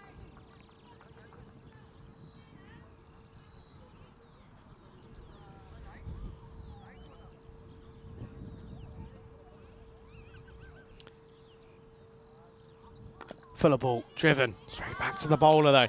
It's another dot, so start joining them up now. Malta.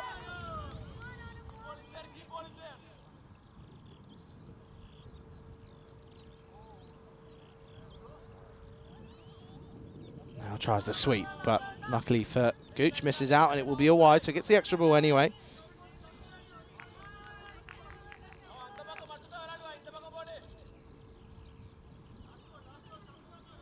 You can see that. She played that shot a couple of times in the last game, and she played it really positively, but asking the question here, not out given. Straight away turns it down. So, well, that's a great over with just the two wides in there. Going down the leg side for sure. You can see there, Gooch almost knows straight away. But that's just, again, just riding the wave. What a good start then for Malta. They keep things very quiet with just two coming off that one.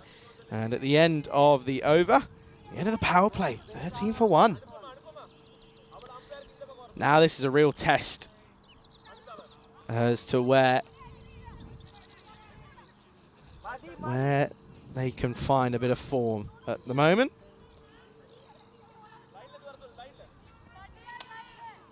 Of course, Meda, she gets runs here again, puts I think her name's already in that shout for potential MVP, but I thought if she gets some runs here, and if it's a winning innings, a match-winning innings at that, it could certainly be close in putting her name in there. So certainly no harm in that.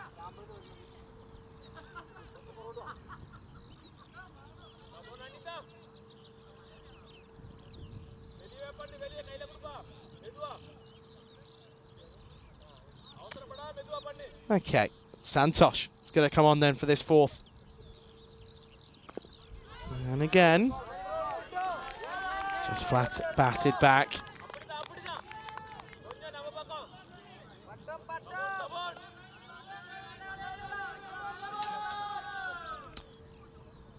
Zolot, can she get off the mark? Looking to try and be positive. Slaps at the wide on, and she will do. On the 6th time of asking. Oh, a bit of a misfield. Yeah, Schenker, they think of two. They won't get it. Gooch will probably want to keep the strike. Of course, listen. The first wicket is gone. It's not like they're tumbling. Jolas is holding up an end. Gooch just needs to look to just take her time, but be the aggressor when she can. Don't have to take silly runs if they're there, you know. Needs to go run a ball to get a victory here from here on in. It's exactly 40 off 40. Boundaries will certainly come eventually. No, it's not going to be out. Gooch just has to, don't let, she's starting to get a little bit frustrating here. Just needs to stick at it. The deliveries will come that will, where the pressure can certainly be released. It's just about being there when they come. If you're not there, then you're not going to have any chance. There you go, just like that, through the gap. That's going to be 4. There you go. She's just got to stick at it as Gooch. Yes, it's tough out there at the moment, but she's just got to ride these waves, ride with the punches, and you will get boundaries when offered to you, and that's a prime example of it there. Bit of a Gundy ball, isn't it, down the leg side? Could have left it, but I think at the same token, those are deliveries where you are looking to get maximum opportunity and maximise the runs potentially, and that's exactly what she does. So then, a boundary, that again, just release that pressure. Look at that straight away, 36 off 38, less than a run a ball now. Every boundary helps. And again, pulled, they're going to take it on here. Got to get going here. It does well. One thing there, may have just been caught just staring at the ball, but I think, look, listen, it means, the single means that Gooch gets off strike. Jolot has got a ball to face. If you get a 2, it's great, but there definitely won't be a 1, I'd imagine. You can see here, look, Gooch just sort of watching, just get your head down, go down, and well, that's going to be a wide.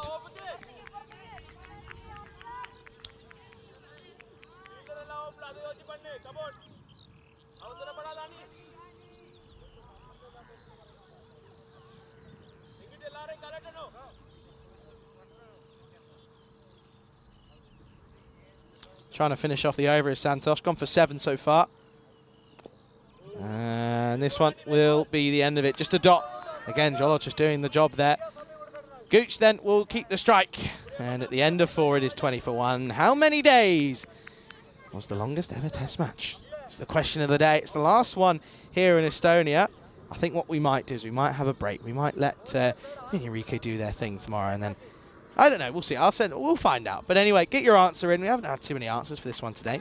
I know it's a tricky one, but yeah, get your answers in.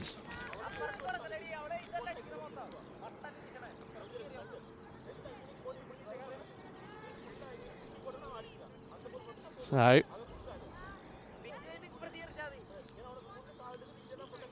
is there a way of trying to get themselves here?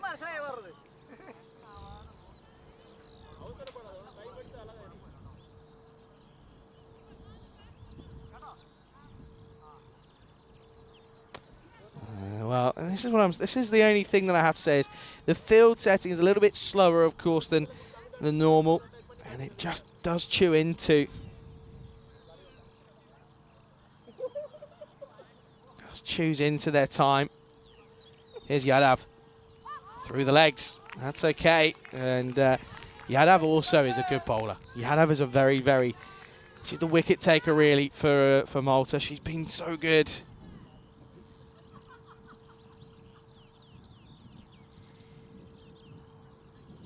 Short, wide, hit nicely. They'll take the run. I think hopefully you're expecting maybe a single off of Jolot after this now.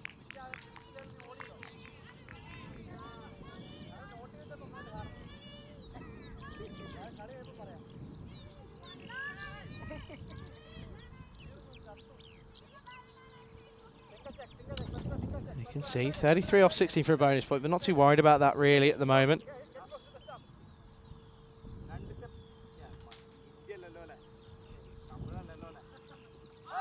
Got it, gone, full straight, and Jola's is trying to have a conversation, but she's going to have to go, and it will be the end of Jola. So she'll go for just the 1, and now you're just sort of thinking, okay, well, what's coming in next? And again, we're going to see the depth and what's to expect of Estonia in their middle to lower order. This one, I did call it, I said Yadav is the wicket taker, full straight, doesn't get much better than that. So a wicket falls again here. And this is going to be the second to fall. It's 21 for 2.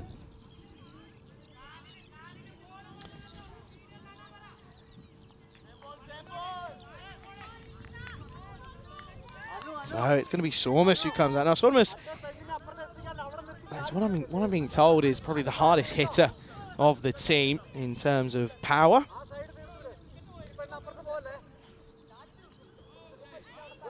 Needs to have a look at giving herself a bit of time and then take it on. There is gaps in the field that can be penetrated. It's just whether or not that you realistically look to take it on. Of course, you've got Gooch at the other end who's going well.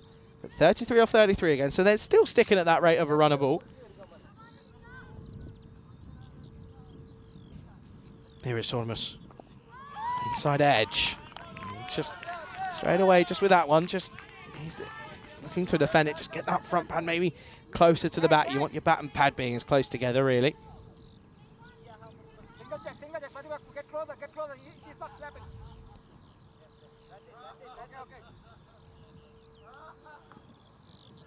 Oh, well played, but good take from behind the stumps in Reimer.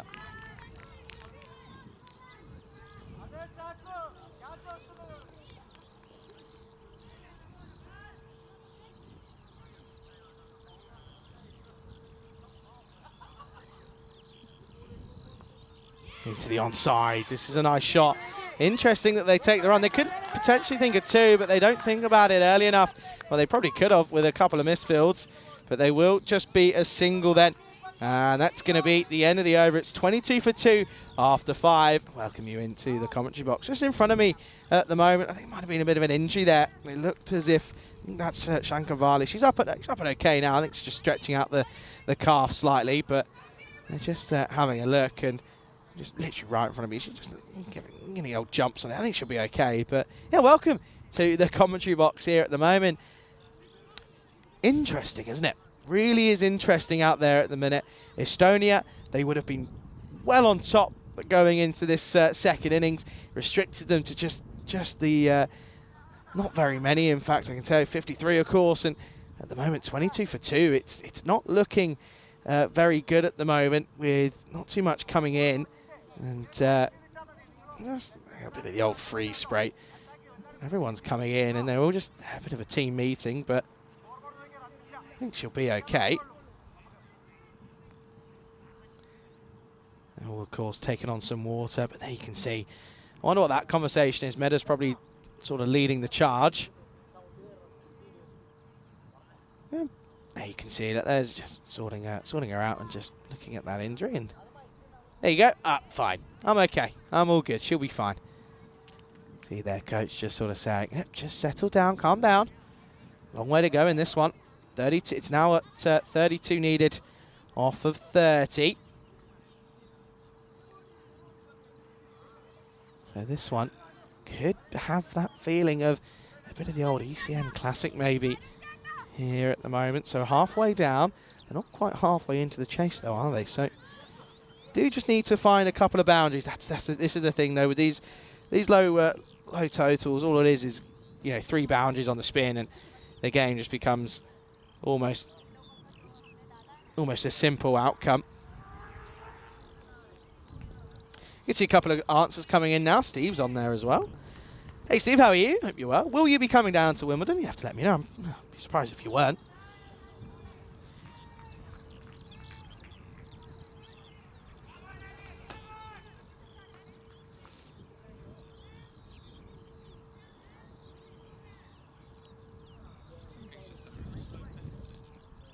Yeah, it's the old Sunday feeling, isn't it? Everyone's a little bit relaxed, and it's the last day of feel of it, isn't it? Everyone's just sort of taking a bit of time. And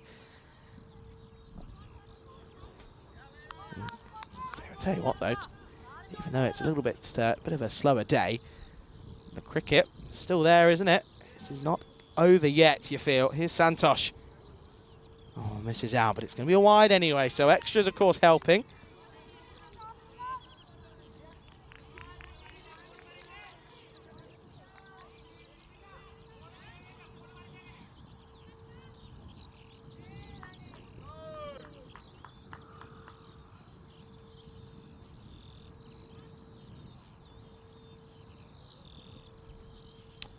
Another minute now, changing the field. This is not helping with this timer, of course. And again, in these low totals, you just think that maybe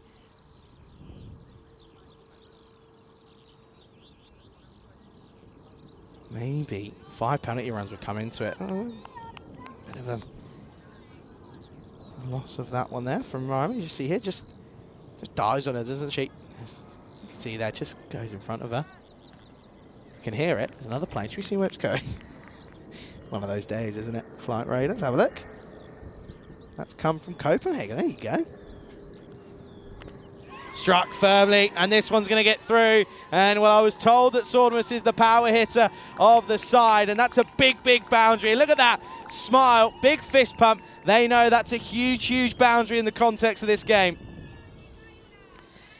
You can see there, it's in the arc. It's the old flash of the blade of Willow, and it runs away. It's a lovely shot, and I think as well, Lena Sordamus, that will just do her confidence some serious good.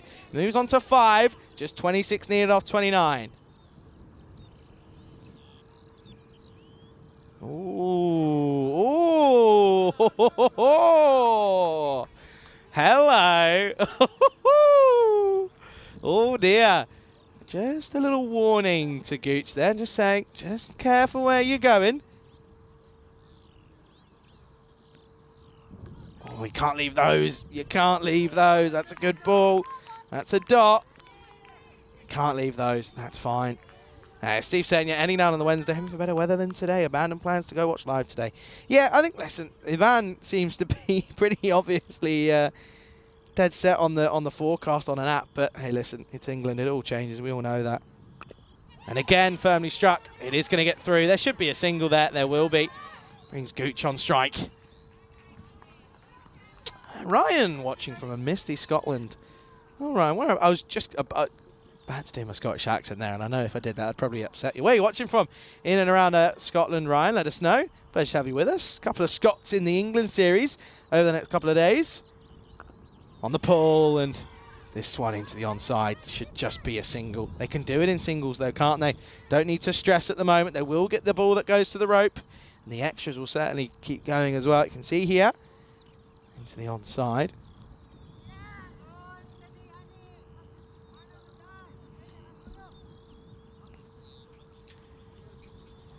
It's almost 6 off 6 for her at the moment. Santosh, his over's gone for 7 so far. That's well respected. It's on the stumps. Not too much you can do about that.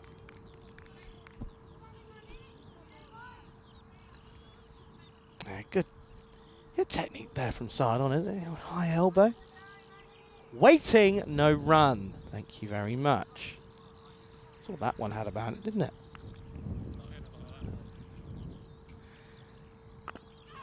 Nice shot. Could split the gap here. Chases on for the fielder. It's not going to get there. There you go. Another boundary. So it was the old wait there, no run. Next ball, pull into the onside. Cuadromas. Lovely shot. Lovely pull shot. Didn't quite middle it, but to be fair, it got a feel for the fielder. Just wasn't there. Didn't get over it. Got under it. 4-2 end. So Sortimus coming out playing a healthy hand at the moment. It is 34 for 2 at the end of 6. Right, just at the moment though. So Sortimus, the power hitter. Oh, Sortimus, well, remember the name. But one thing I want to say, this can't be forgotten.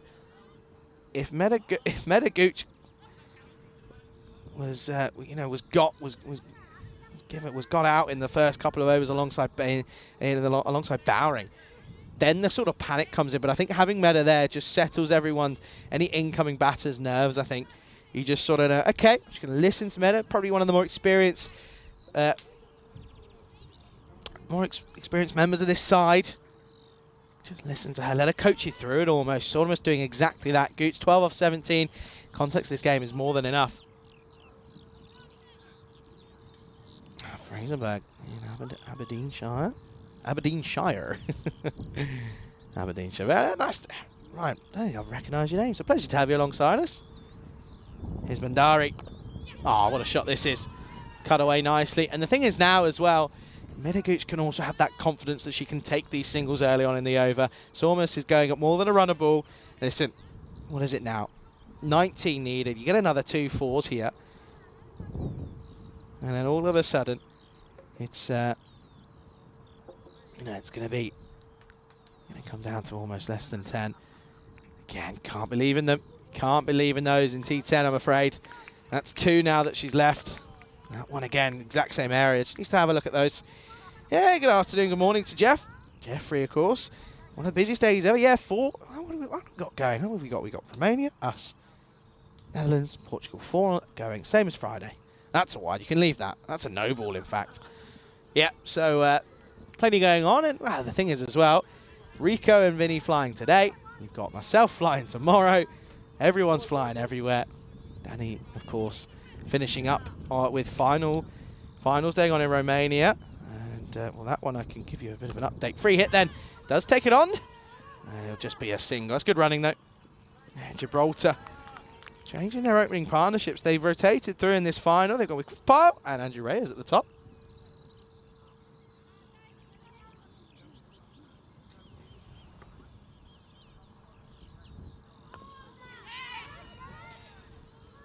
Again, hit nicely by Gooch, this time into the onside.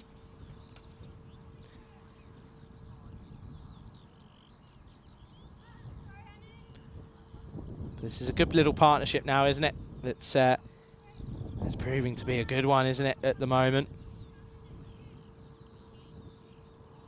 Yeah, of course, Ian Latine is the captain for Gibraltar, Awanash Pai, and, well, it's kind of a similar story for him out there. An injury in that first day, and just disappointing for him, of course. He's such a talented player, but we sort of mentioned it when he was the answer to the answer of the day. It was who's the oldest to score a T20 I-100. Avinash Pai at 39 years of age is the answer. I don't think that's changed anymore. That's a wide. But I said, and Rico said, yeah, he's so good. I said, he is. When he's fit, he struggles with injuries. Got her, gone, there you go. Could that be a late twist in the tail? As Lena Sordemus plays all round a straight one, but she's done a great job in picking up a couple of boundaries. And it does certainly help proceedings, because with her 2 fours that she scores, she gets 11. She'll go for 11. It's 40 for 3, but they're still within touching distance. You can see there, good bowling from Pantari. As out comes again another good batter, I've been told. In look who he comes out at 5 then.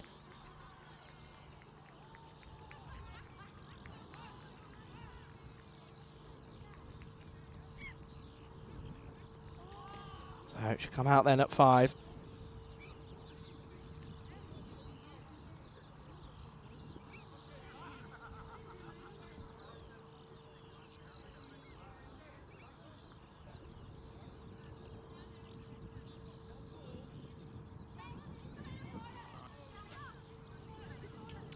So then, the left-hander, look, here comes out. What's it now? 14 off 19, so still at a pretty reasonable pace.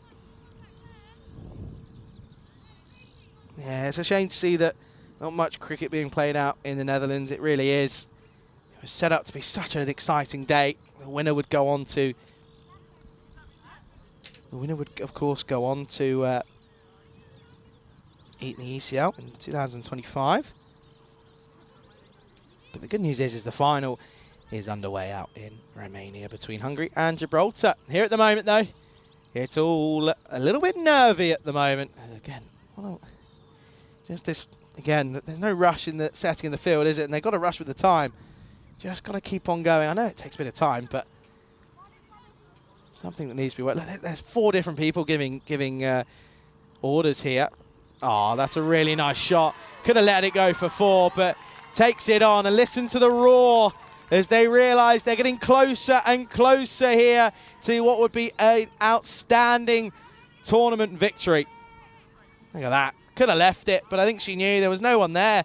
No fielder there. Could have taken it on, and they will get 4. So that'll be the end of the over. It is at 44 for 3 after 7. An updated version of our upcoming events, of course, with still going on. We've got Portugal and the Netherlands. England starts tomorrow, though. So back on Tuesday, we'll go back to 3 events at one point. Looking forward to those internationals. Then we, of course, start after England, we go to Cyprus. Rico will take you through that first day on Saturday. And then we go to the Czech Republic, of course. And after that, we then go to Romania, Hungary, and beyond. Looking forward to those. And I suspect that at some point, we'll probably add a few more little events here and there, of course. Okay, then. Just 10 needed. Still don't apply the squeeze here. Really interesting field. They've only got 4. They have got the 4 in. Okay. Just wanted to check. You can see there, Reimer. Okay, there you go, Ryan Senya. First real bit of an early one, just due to tuning in since the Ireland-Scotland game. Well, good to have you here. Asking the question here is Reimer. And it's going to be a no ball. And I think that's due to the field. I said they had 4 in, but in fact, I think mid-wicket's actually sort of 3/4. Yeah, there you go. There's confirmation. She gets told she has to come in. I did just look at that, and I thought she from where I am, it looked like she was, but she wasn't, and that's just not what you need. That's a bit of the old salt, rubbing salt in the wounds, isn't it? So 9 needed now. Oh, again, down the leg side. They think of a run, but probably could have been. Yeah, it wasn't moving in any way that she looked as if she was hoping to take it on.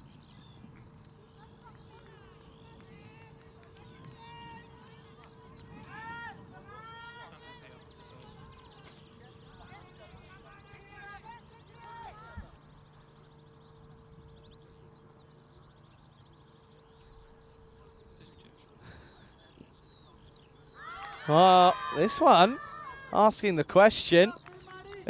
What? Oh, there you go. Wow. Nina was walking. Joe was having a look. This could be interesting. This is late drama. Let's have a look at this one. It looks as if Mina was almost walking. Joe didn't go straight away. Let's see this. Oh, it's where it's impacting.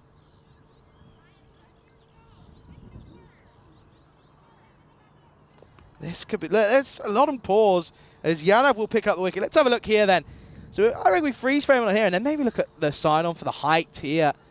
Where's the impact? Where's the impact? Ooh. Oh, I think that's an umpire's call on impact for me. That's a close one. What about height here? You can see that goes into there.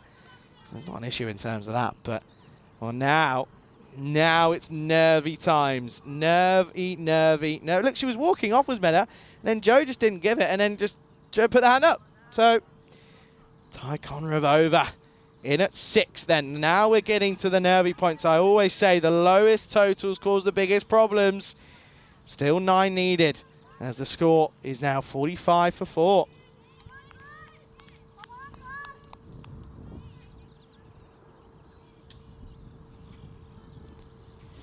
Well, any extras are killer at the moment. 2 for 3 for Yadav. Oh, this one hit over the top. This is a really nice shot from Tycoon Ruova. Takes it on. They'll get a single. They can do it in singles. They've got to bring the field in here. They surely can't really be expecting the boundaries to be flying. Got to bring the field in here. You want to stop the single, surely. Someone's got to tell them. Look at this, over the top. It's probably going to be a single anyway, but I'm looking everywhere else, and now they will maybe. No, they won't come in. Still just got the 4 in.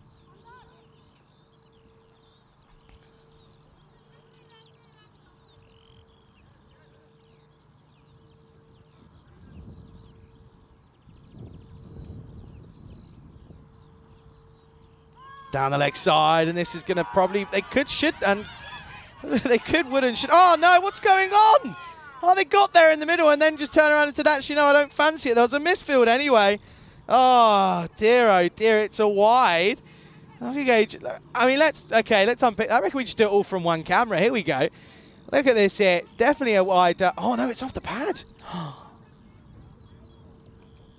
But look at this here. Look, sends it down the. Look at this. I reckon, I wants to see, does this flick pad? Anyway, come back to live. Gone, got her. Oh dear, the drama here, folks. The big wicket of, look, she's gone. Hoik across the line. And this is now going to come down to the wire. Another wicket falls.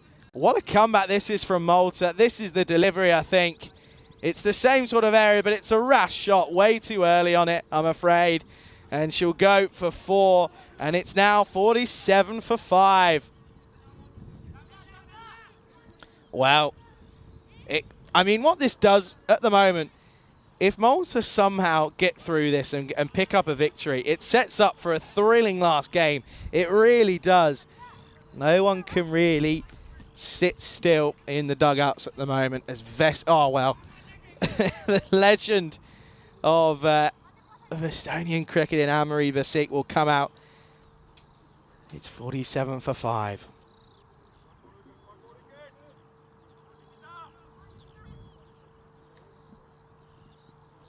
Wild swing, it's legal. Oh no. They've got to get some runs here, they have to. Just get.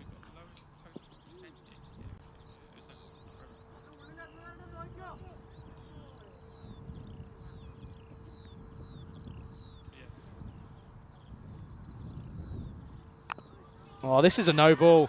Has to be. And again, Tycoon Ravova just sets off. It is going to be a no ball. I don't even think. I mean, we'll have the replay, but I don't even think you need it. This is a genuine no ball. Yeah, what? These figures are a joke, by the way. You can see there. She just wants to take one in the scalp, but 3 for 6, free hit. So they could get a run here, but they're not paying attention.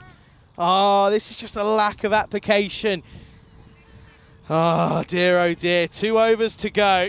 6 needed, 48 for 5.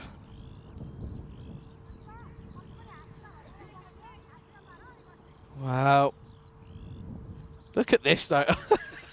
This graph, I mean, I've seen this graph 4 times a day, 4 times a game. And even I can't try to follow that.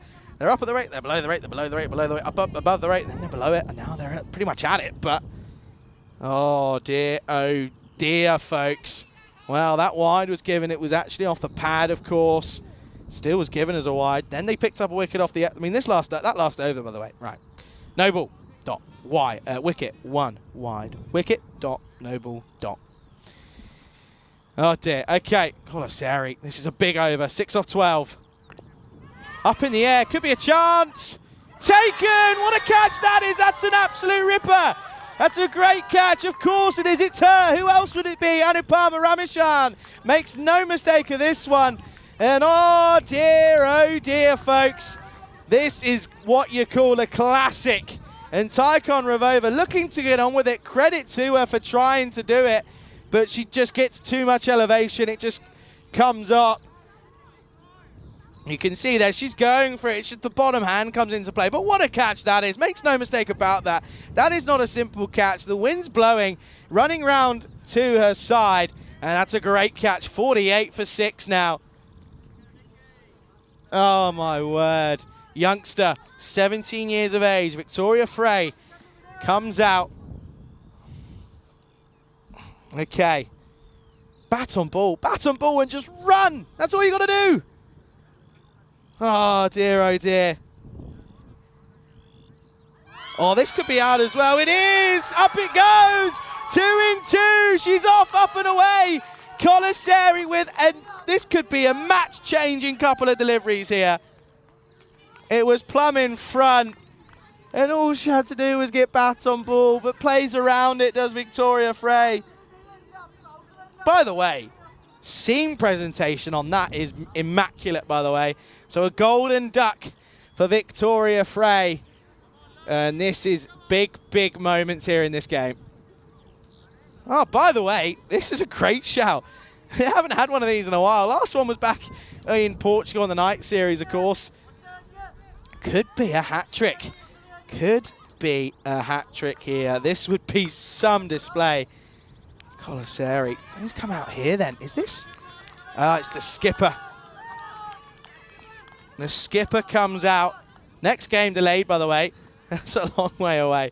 That seems like, look at that, by the way. So it's still 90%. It's just 6 off 10.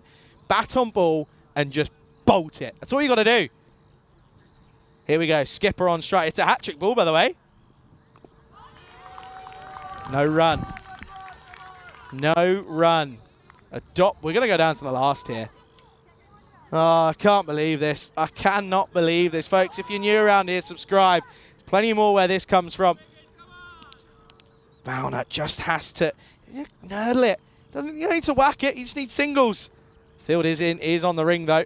Oh, but these wides aren't going to help. You can tell Colasari straight away and head in hands.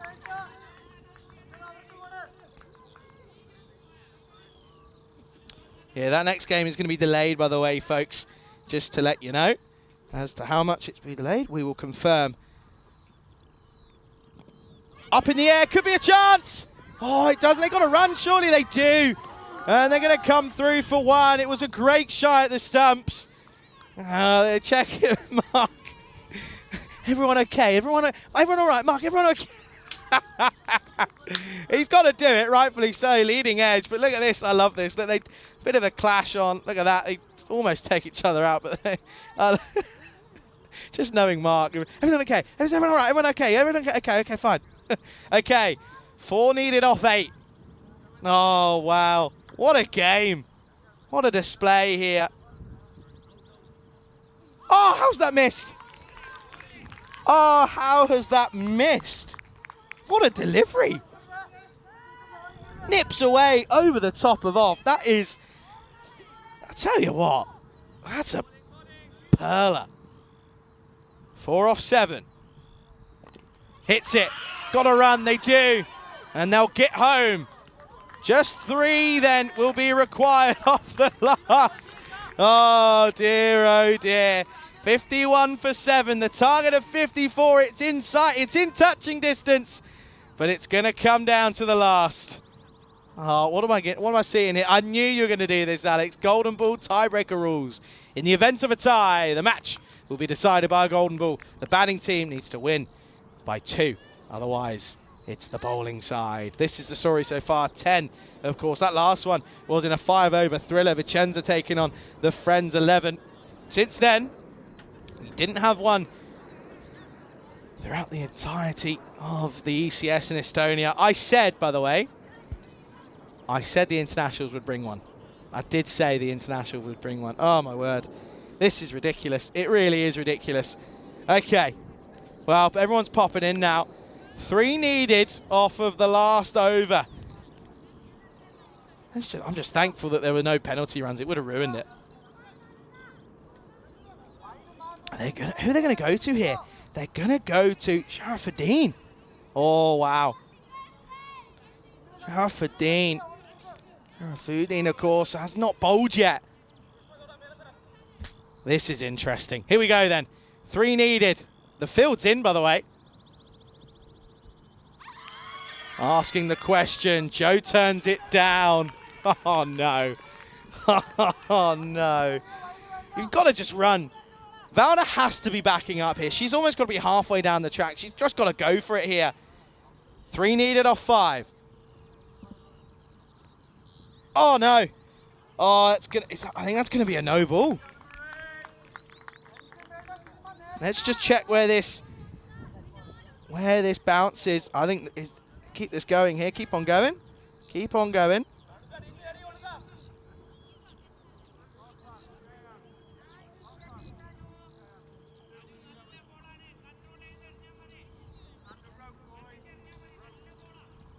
Here you go. This is it from. This is probably going to tell us where it bounces.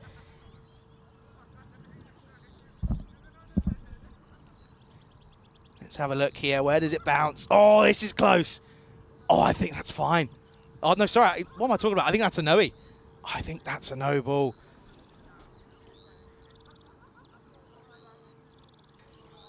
Oh, it's between frames. Oh, no ball called. Free hit. Free hit called then. So now just 2 needed. Oh, dear. It can't be an extra.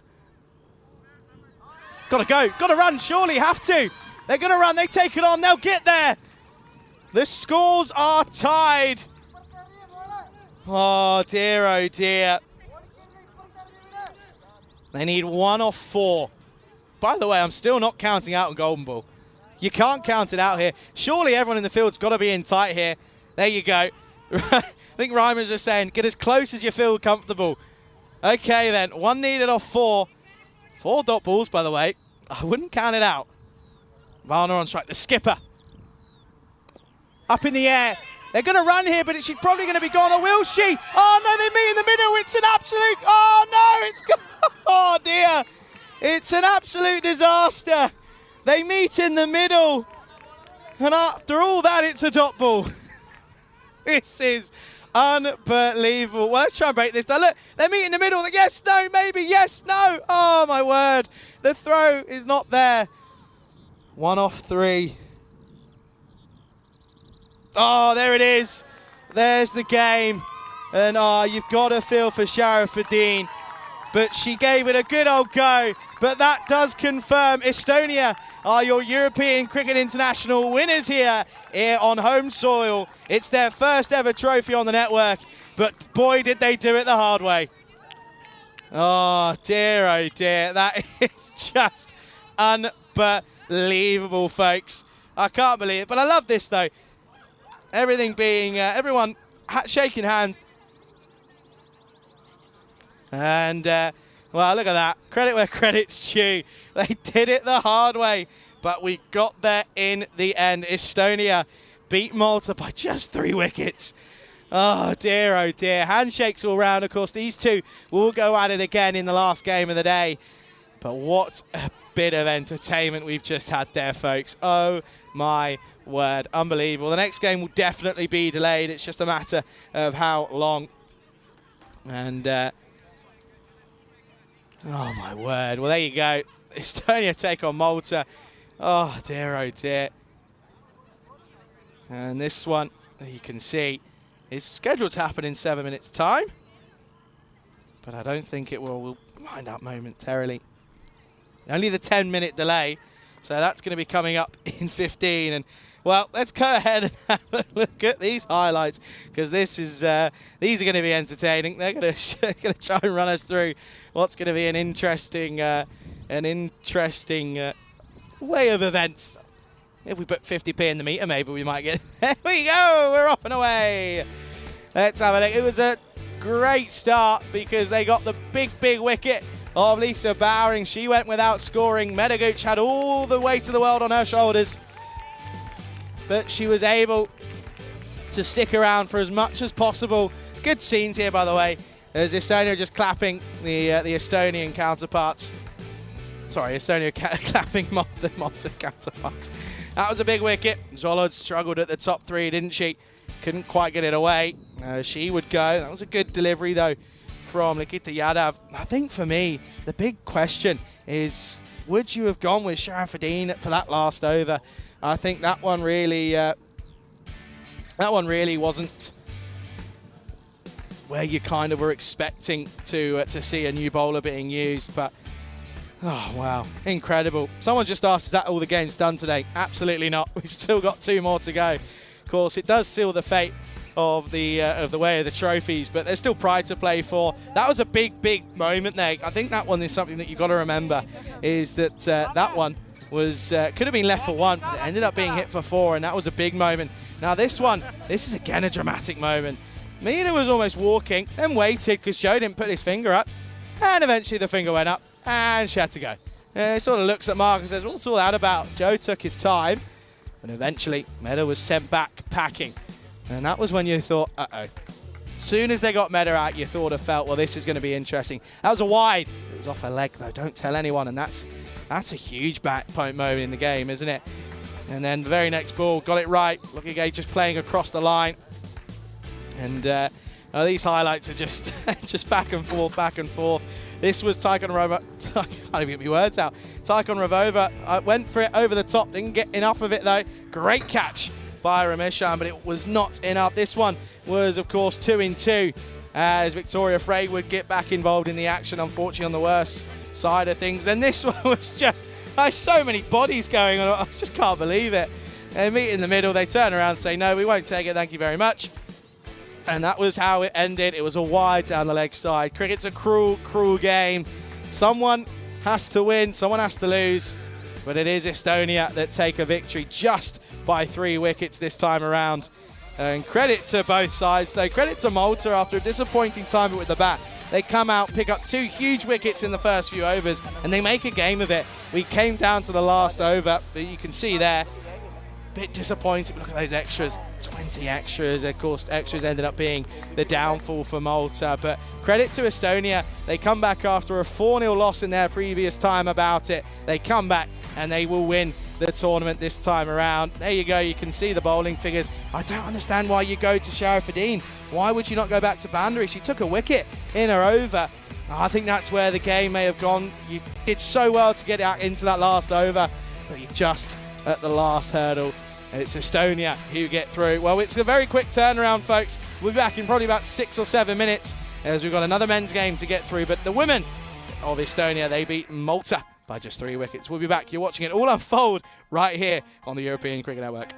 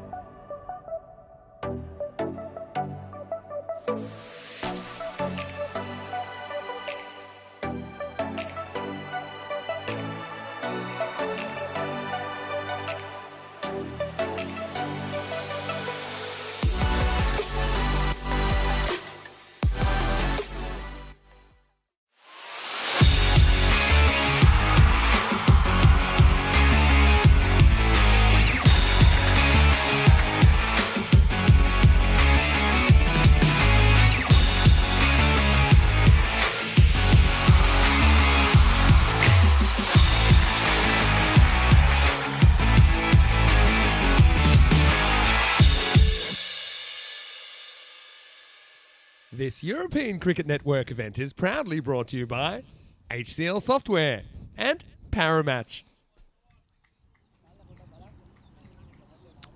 Good afternoon. Welcome back to the Estonian National Cricket and Rugby Ground here in Estonia.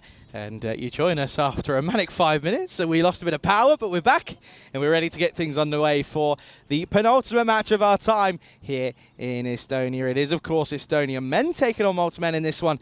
And a little bit earlier, the two captains were out in the middle with tournament referee, the Sheriff, Charles Croucher. Let's have a look at what happened at the toss. Welcome to ECI match 5 between Estonia and Malta. It'll be Malta to call. Heads. Heads is the call, and it's a tail. We'll ball first. Estonia have won the toss and will bowl first. Almost becoming a bit of a gimmick, it seems, for old Aslan. He likes to make us wait and just keeps us on our toes with the toss. There you go, then uses Estonia. They're going to have a bowl first, no surprise. I would have liked to have seen a change, if I'm being honest, because the tournament's gone. You might as well change things up. You know that you're not going to get the trophy. Maybe see if changing things could... maybe see if things are going to change that way. But anyway, this time around on the onside, it's we're looking forward to this one. It is, of course, men taking on each other in Estonia taking on Malta, and with it you kind of feel okay, maybe there is the chance that that there could be maybe a different outcome. You can see there 3-1 for Malta, so they will take the title with them. No real drastic changes though, which is interesting. So the top changes, nothing there. Parkin comes in for Robson. Pretty much that's the only change for Estonia. As for Malta, no real drastic changes for them either. I think they found their methods in their ways of trying to be competitive. So that's what we're going to see here. But yeah, very warm welcome to everybody in and around the world. Pleasure to have you alongside us, and I hope you've recovered after that what can only be described as that sort of half an hour of just madness here in Estonia, of course. I think my voice is starting to go. I think you can understand why. But yeah, very warm welcome to everyone, and a pleasure to have you alongside us. Players and teams just waiting to make their way. I'm not too sure why they're not out there already, to be honest.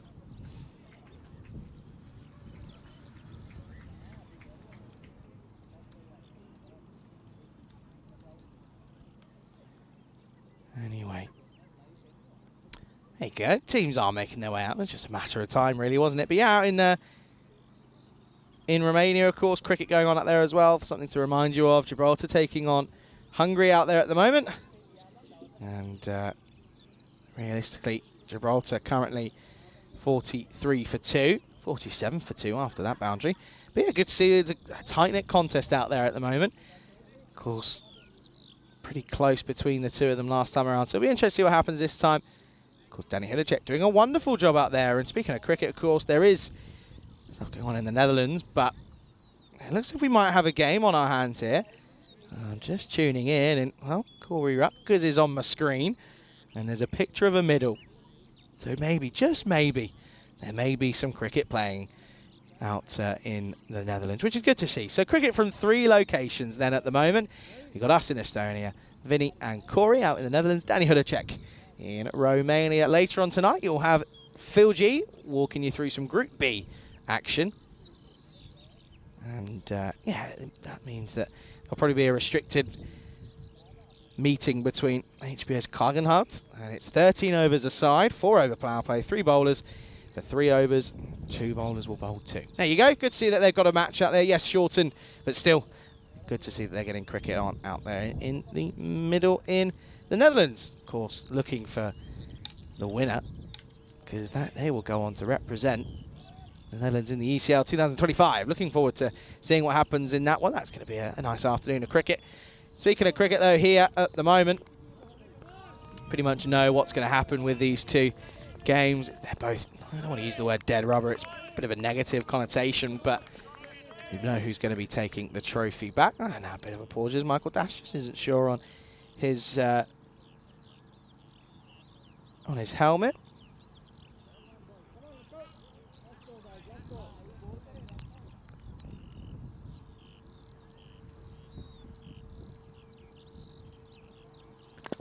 Well, Ishan Khan is going to start us off with a thump down the ground as Jabala is going to open up the bowling. And he starts with a 4 against his name. Ishan Khan looking promising early on here. Classic Zishan as it gets the front leg out of the way. Swipes through along the line. And that's going to be 4 runs to start. And good afternoon to everyone as well. To John, Ryan, Wayne as well.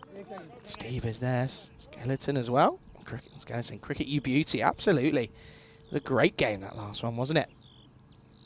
Of course, for Malta, I think it come. I still think, I'm not going to harp on it for too long, but I think that over, not going to maybe one of your pick of your bowlers, that's probably going to be 1 for the over. Was this too high? He was reaching for it. Well, he's fine. He rises with it, so he doesn't really do himself any favours.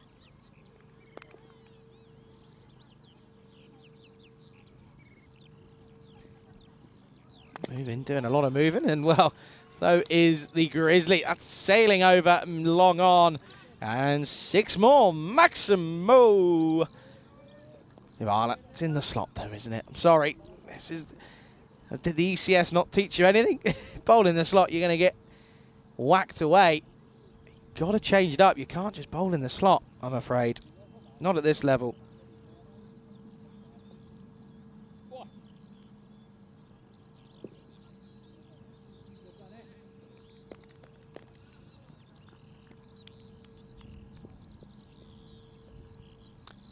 Once more then.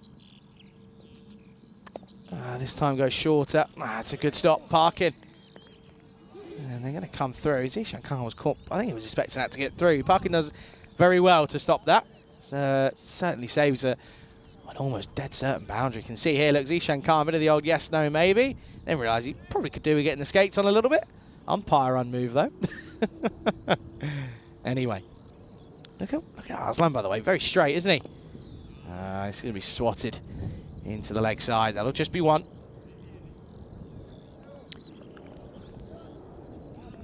And that is going to be a single ball left. 12 up already. Of course, we know that, well, in the last game, what was it, 140, 150 was enough.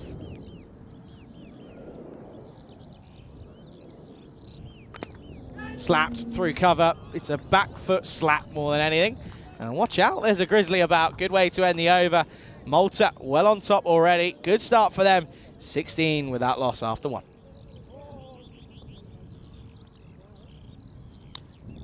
There you can see that Grizzly runs away. Zishan does like to get starts, and I often say with him, he's either going to be getting starts and getting your runs, or he won't get you much.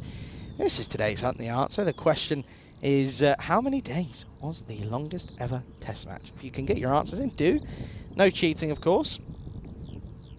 But a couple of answers have come in. I'm going to say there was 1 correct answer. That's all I'm going to say. But, of course, if you want to get involved, all you got to do is get into the live chat. Of course, if you are watching on YouTube, subscribe to our ECN European Cricket Away YouTube channel. It is growing. Past the 400k mark now. The charge is on for 500. One day we'll get to 1 million. But 400, yeah, look at it. We're getting 100k almost every year. So if you take COVID out of that, probably a little bit better than that. But they're going to go to spin here. Well, I say spin, not exactly spin, but Ali Masood is going to take this second over then. Oh, that's awful. You can't bowl there. You cannot bowl there, I'm afraid. 6 to start then for Das. Masood, that is, that's a rank long hopper. You can't do that, I'm afraid.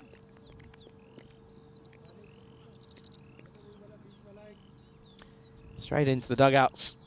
And Estonia just look, I'm going to call it Estonia look flat. They look very flat out there. That's a better delivery. Angles in, but it's going to be another boundary. This time goes into out. That's a lovely shot from Das. That'll be 4 more. 6 and 4, hungry for more. This one angles in, sort of comes in and across, but yeah, it just feels a bit flat, really. I think, you know, you've got to take into context as well, right? These boys have been playing cricket for 2 weeks now. They're at the back end of a very, very long stint of cricket with the ECS and now the ECIs. They've been defeated in this tournament they're going to feel defeated as well. They're going to try and pick themselves up, see if they can make a name for themselves. This is going to be another boundary. That is lovely hitting. It really is. Back foot through the offside. There's Jared. Gets down, does the fielding. Another 4 more. Concede it. Plays it right under his nose. You're not going to stop that one. That goes all the way. Now he's going to change of angle. Goes over. Is this going to help? Nope. No, it's not. This is huge. Into the onside. 6 carreras. Das. He's loving what he's seeing here from Masood. It's Gundy bowling. Sorry, it is Gundy bowling. You can't bowl there. And I know that they're struggling numbers-wise. I think injuries have sort of rattled through the Estonian group, but they do look very tired, don't they?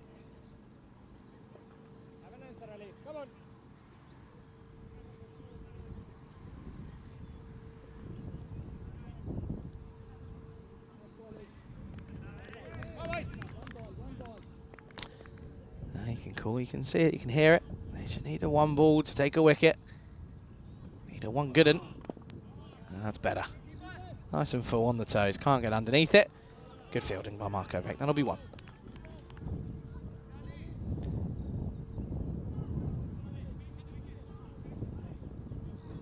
A couple of answers coming in. Ryan thinks he's got an idea.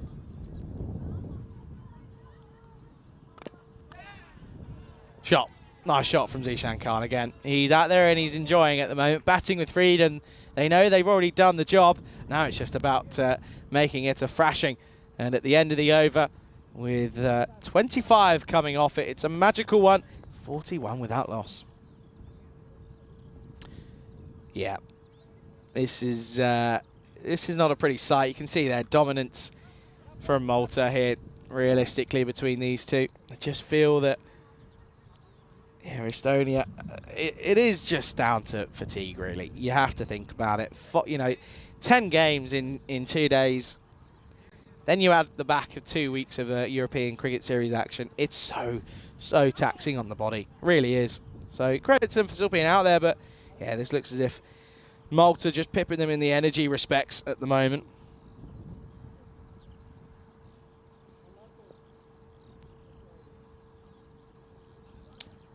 They're going to go to Savio for this 3rd over.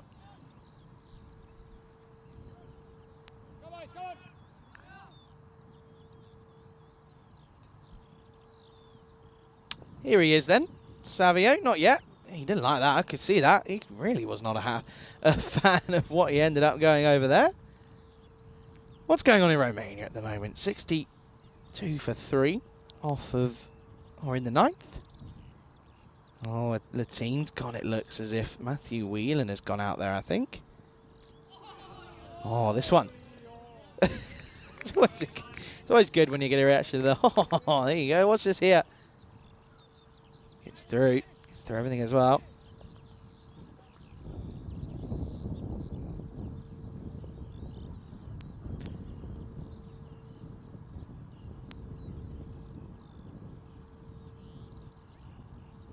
Short and pumped.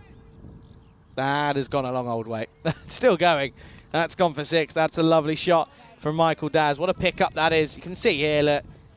It's just a hit me ball, folks. It really is. It's tough to watch. He needs to find something here to Savio. I mean, yeah, look at their lineup, and I think they probably could look to maybe give those that haven't had a bowl potentially. They're sticking with the originals at the moment and the normal ones, but Parkin will probably come on and get an over, maybe 2, depending on how that goes. Of course, he has had some expensive times out there in the middle with the ball.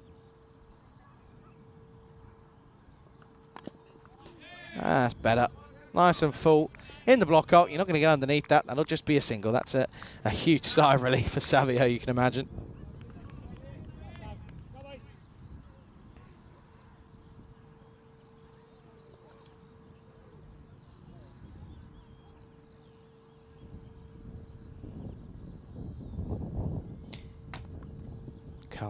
He's not exactly struggling, is he? 19 off 6 for him. Oh, that has been crunched into the onside. Yet again, it's 6 more. And it just, yeah, this is a tough watch, really, isn't it? There's no sign of reaction from Estonia. No real noise. 6 more. Glorious hitting.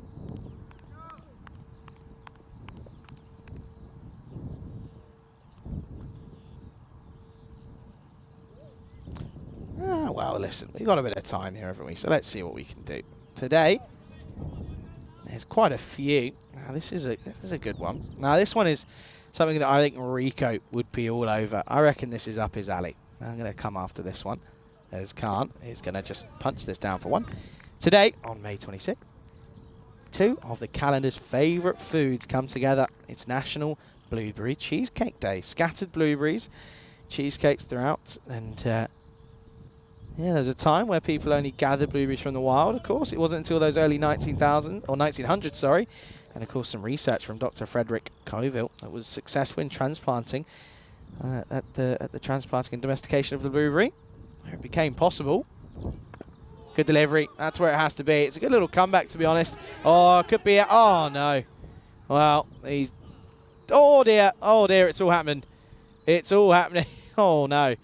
So, unfortunately, Savio takes a tumble. He looks as if he's okay. Arslan takes a tumble trying to get the throw in. I think Savio's done some damage to his knee. And now, Rudesh Sakaran's had a tumble. He's up and okay. And what does that end up being? Does that end up being a dot? It is a dot. Like, it gets almost halfway there. Oh, dear. Signs of tired bodies. Oh, and almost broken ones as well. That'll be the end of the over, though. Good power play for Malta. 55 for no loss. And yeah, it wasn't long after that that the commercial production of the blueberry began. Of course, you then combine it with the development of cream cheese. Blueberry cheesecake is somewhat considered to be a truly American dessert. Not only that one, though. We've got 3, so I'll give you 2 more. This is a fun one. I like this as well. May 26th, National Paper Airplane Day. It honours the simple aeronautical toy that has been around for thousands of years. Never been very good at them, have I? I've never been very good. Never really underpinned the ways of it. I told you they're going to try someone different. And trying someone different will get you a wicket. Cheyenne Khan comes on. Gives... Oh, dear. Umpire's taken one there. Oh, dear. It's all happening. He's still smiling. Still smiling. The smiling assassin. We've got a couple of them on the network. First wicket down, though. Zishan Khan doesn't have a look at Cheyenne Khan. He just plays him, and that's going to be a wicket to go then. First one. It's a good partnership, though. 55 for 1. Look at him there. It's a bit of a giggle. Yeah, he's celebrating to all of the fans, isn't he? All of none. Here in present at the moment on a Sunday. Oh, I wonder who that is. Who do you think that is? I think that might be. That could be Jasminder Singh, maybe? Might not be. No, of course. It's the main man in Lala Ali. He is, of course, coming in at 3. I like this. He only faced 1 ball in that last game, didn't he? So he's probably thinking, I'd like a few more, please. So that's what he's gonna look for. Sadar Khan. Yeah, so National Paper Airplane provides an excuse to play. Inexpensive, healthy and stimulating form of entertainment brings lots of joy too, doesn't it? Oh. That's such a good shot. That is superb from Lala. That really is. Now this could be where things might get out of hand here. Let's watch this here. Look at this. Just look. Doink. Uppercut. Thank you very much. 6 runs. Great start.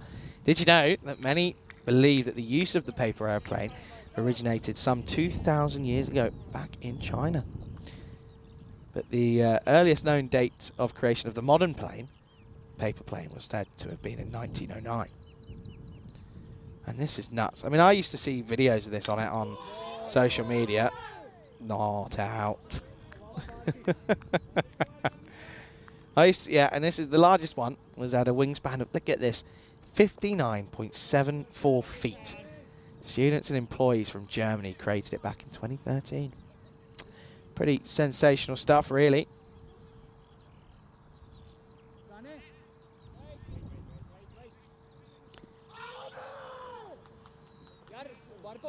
Yeah, it's a dead ball. There was people talking and asking to wait, so it's a good response, isn't it? Have a look, though. If it was a legal delivery, what would it have been? Not out. Backed outside. Oh, dear, oh, dear. See, it's all happening, but it's not at the same time. I think there was just someone talking at the wrong moment there, I think. What's going on here? What are they waiting for? Got 4 in. Oh, actually, have they? Yeah, no, they don't. I don't think they've got enough in here, or do they? Unless I'm missing one. What's going on here?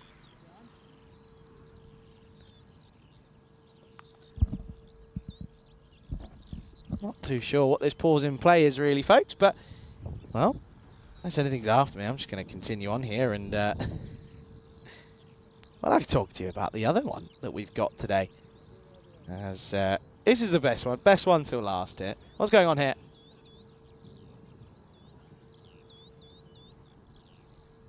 What's going on? Someone's not happy.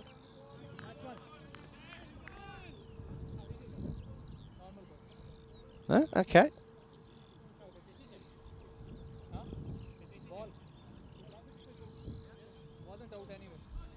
Not too sure what was going on there anyway. Tried to work it out, but anyway, we'll continue. Lala's going to continue. He's going to continue hitting boundaries. That'll be 4. This is flat and hard, and that's one way to carry on the action. We'll just go back to it with the regular programming of Lala hitting boundaries. Yeah, this is the best one, though. This is the best one. National Family Fun Day. It's, of course, the Sunday before Memorial Day. And, of course, this one encourages families to celebrate everywhere to create some family fun during the long weekend, but also every day as well.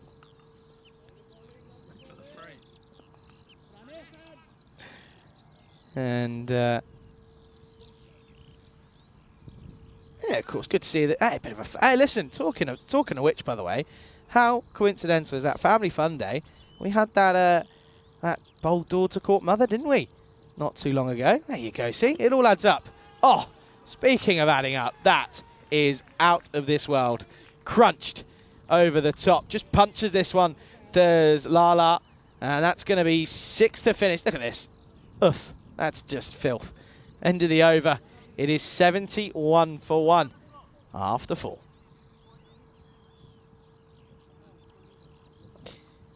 Yeah, at the moment, this is looking like a pretty deflated and defeated Estonian side, isn't it? But listen, there's only so much you can really expect. They've been here for, constant cricket for 2 weeks, especially considering 3 weeks before this ground was under snow, so not exactly the easiest of entrance into the season, but nevertheless, they of course provided us with great entertainment, didn't they? Yeah, of course, and well, one thing that's not being broadcast was Australia and Belgium taking on each other in some T20Is. Currently 1-1 in the series at the moment. It's a very rare dot ball to start the 5th. Yeah, so plenty of cricket going on, of course, around the world, broadcasted or not.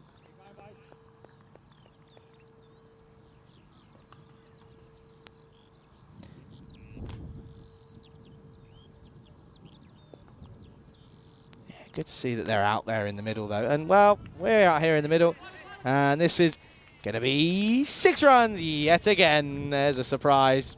And, well, now it's Michael Daz who's loving life. And look at that, over the top of off. It's not an easy shot, but over the offside, that's going to be Seismas.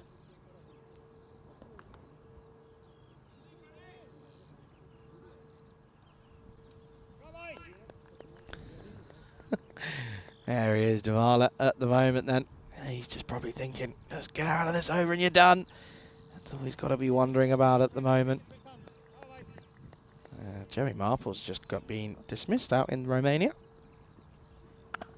Oh, it's just unbelievable at the moment. 6 more for Dash. He looks as if he's on form, isn't he? He's trying to bring up his own half century here.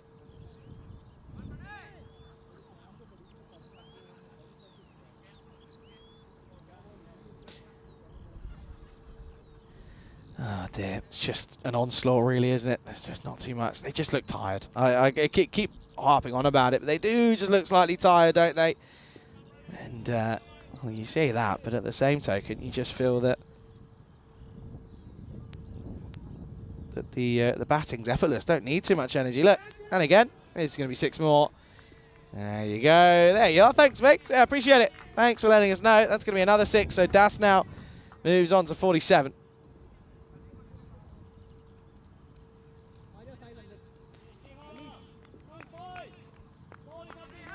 You can see they're just saying that we need to just keep plugging away here, of course.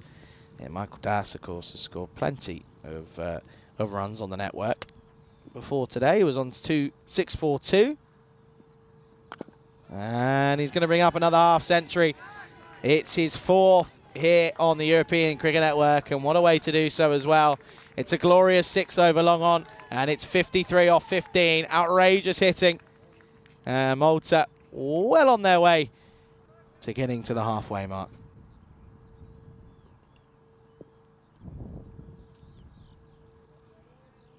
See here, look, it's in the slot though, isn't it? You can't put it there, can you? They've got to learn, haven't they? They haven't fixed up, I'm afraid. Yeah, so what's the score out in Gibraltar now? In Romania, 77 for 5. Bit of a collapse, it would seem.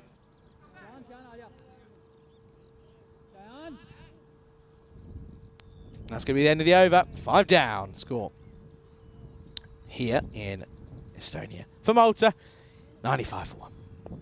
There you go. And have a look here. Oh, it's not me. We're here in Estonia, of course. Last day, tomorrow, the 27th of May, the day that everyone's had in their calendars for months now. England gets underway.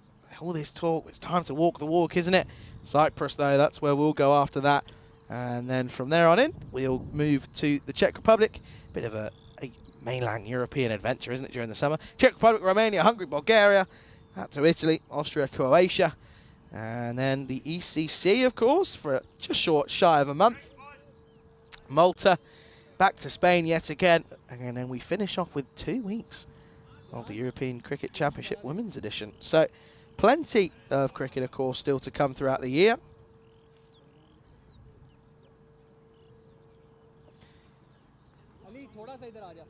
And they're going to continue with Shahan Khan. Went for 16, but he did pick up the wicket, didn't he? The only wicket they've got in Zishan Khan, so kind of understand as to why they're going to do so. And James Fitzgerald, the legend for Gibraltar at the moment, who got them in that final single-handedly. They're slightly messing things up at the moment, though, against Hungary. Oh, up in the air. Has he middled it? I don't think he has. Taken. That's a great catch. That's a really good catch from Arslan Amjad. He's had to cover a fair bit of ground to get round there.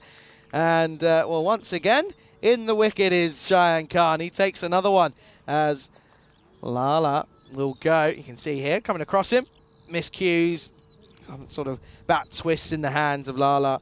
And Ali, Mahbub Ali, is going to have to go.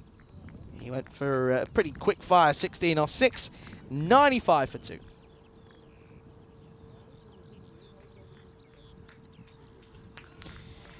Well, out goes one scary batter. In comes another. Pushparajan is going to come in at 4. Look at that, Estonia, 20% already. 95 up. They're expected to get to a 180 score here. Of course, Estonia did look like they were going to chase a 190 yesterday, but they just fell short. Haven't hit the same form though with the bat since then.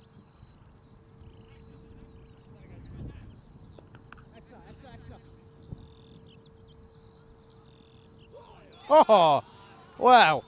That is outrageous. That's a superb shot, I think. I think he's done brilliantly here. Let's have a look at this one again. Pushparajan comes out. I think he might have done well here. Let's have a look.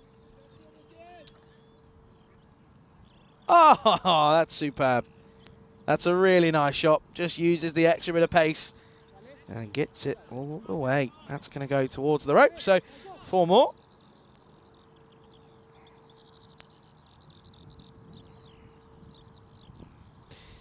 Well, pretty decent start then. 4 off 1. It's not Ali Masood bowling. I don't know why they're saying it's him. This is going to be Shahan Khan. They're going to think of 2, and they do. That's superb running.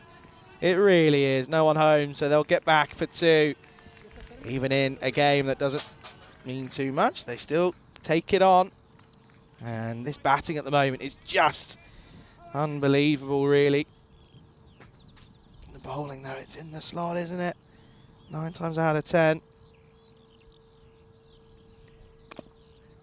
This time confidently driven. Gonna get down. And there's Vislapu. Vislapu, of course. Yeah, everyone's a bit surprised to see that a Lala miscue actually didn't go to the rope. It's a fair enough assumption, really. It's fair enough questioning.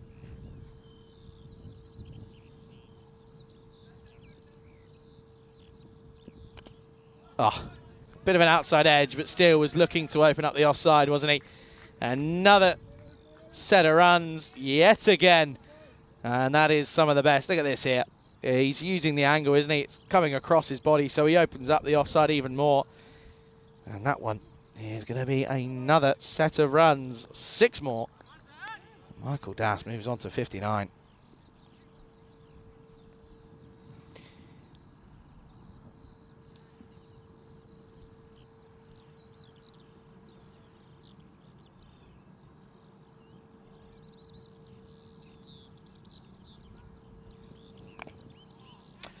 Chance?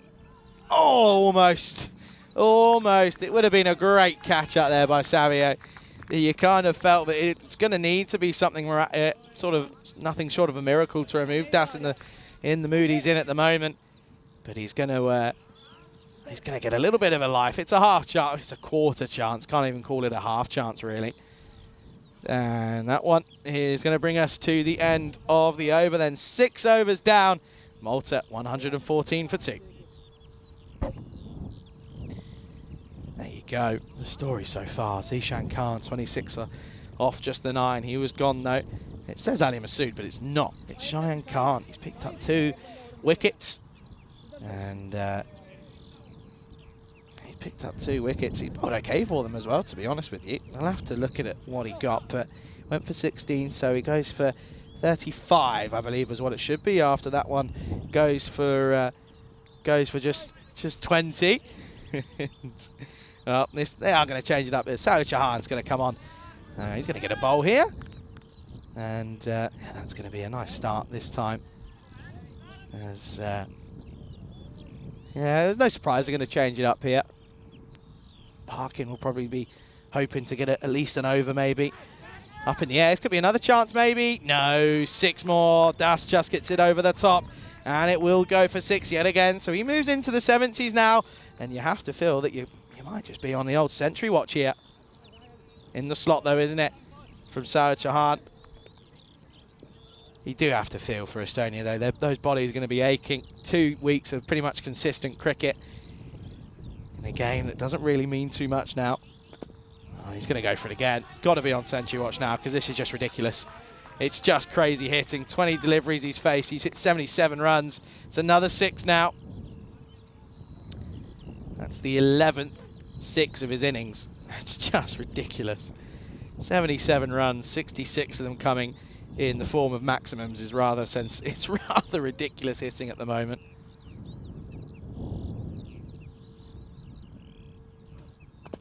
Up and away. Is it enough? Of course it is. Of course it is. No question about it. Michael Das yet again gets one and gets it going. And it's another Maximo. Another 6 here. And, well, once again, for the 2nd time today, I'm joined by Medaguch, of course, Estonia wicketkeeper and batter, fielder, everything. Just not a bowler. Yeah, exactly. How are you, Med? You okay? Yeah, that elbow was slowly. What did you do? Well, I didn't even see what. I don't even pick that one. It was a ball before I got given out. It was just straight flush on the elbow. Yeah, you can see the seam. It's like slowly. She can as well. Yeah, you can Ouch. slowly see it's getting a bit bigger and bigger. That's going to be buys. That's unfortunate. There's Parkin. He'll be hoping for a bowl at some point. Yeah, well, talk us through that one, through that last game, because it had a bit of everything. It was quite crazy. The over will go magical. We'll go for what should just be 20. And it is. End of the over. 135. Oh dear, hang on. it will just be 135 for 2 after 7. So yeah, I mean Yeah. that was nuts. That, yeah. We probably shouldn't be celebrating after one innings. And I told the girls like, things can happen. Like, it's not one yet. And yeah, Lisa unfortunately got out pretty quickly, and then the nerves started coming in, and obviously with a lot of the girls being a bit newer, you just have to take then the responsibility and have to take most of the balls of the over. Yeah. It was really impressive to see Lina Sormusas there. She belted it. Yeah, and absolutely. Really like got winning momentum going. Yeah, for sure. But yeah, after our wickets fell, may or may not have been a bit unlucky there, but yeah. no. Well, listen. You came up to me straight away. You said I didn't walk. It was one of the, it was a bizarre situation. I was so frustrated because like I was like, oh, that was right there to hit. Yeah. So I was just like shaking it off. It is going to be Parkin. He's going to come on for an over here. So this, well, listen, Parkin's had some ups and downs. He'll be hoping this is a bit more of an up, but yeah, it was one of those. And I thought when that wicket went, you thought, you can't. It's one of those where you're thinking, when that finger of Joe Foster went up, I was like, oh no. Eventually, thumped 6 runs. Not a good start for Parkin. First Parajan gets involved in the action now. 6 more. Yeah, I mean, it took a bit of time, but he got there in the end. But then it was great to see the 2 veterans out there at the end getting the winning runs, and like, yeah, Anna Marie and Marit have been there since like 10 years. Yeah, well, the Estonian cricket scene, so it was a good story in the end that they were out there when we got the serious win. Yeah, I mean, it's one of those where you kind of think, surely not. I mean, it was kind of like, I can't remember what it was, but I think it was pretty much less than a runner ball from 30 inwards, like 100% less than a runner ball. And you just start that last. Yeah, I think we needed 10 of the last 3. Something like that, yeah. And then we needed 6 of the last 2, 3 of the last, Yeah. and I think heart attack. Yeah, big time. Parkin, can you get it right? No. Well, he could do. No. This is going to be up, and away. 6 more. Yet again, doesn't quite get as much length as he was hoping for, but gets enough power behind it. It's another 6. Parkin rushes back to his mark, but. Yeah, there's not many more passionate cricketers out there than Paco, and I just hope he can figure it out. He's just, I think, lost the shape a little bit coming from this side of the. And again, full toss, and this could be a chance, and no, put down, and it is going to go down as a drop, but at the same token, I think he's just done enough to save what would have been 6 maybe. Yeah, this is actually really good effort from Fishy. I think he wasn't quite aware where the boundary rope was. Let's have a look. Is he okay? Well, he goes out of frame. That's not going to help us. Let's see. Oh dear. He looks okay to me there. Yeah, fine okay, there. fine. Does he get rid of it in time? Look at that on the old tiptoes. It's a photo and a half, isn't it? Yeah, he's done well. Do you know those like catches from NFL players, like wide receivers, where they like drag the tiptoes? That's what it kind of looked like. Dear, there you go. Gets away with it though, but it is probably a drop that goes down. Parkin, he'll be fuming. Das then back on strike. That's better. Much better. Just played out into the offside. Slower delivery.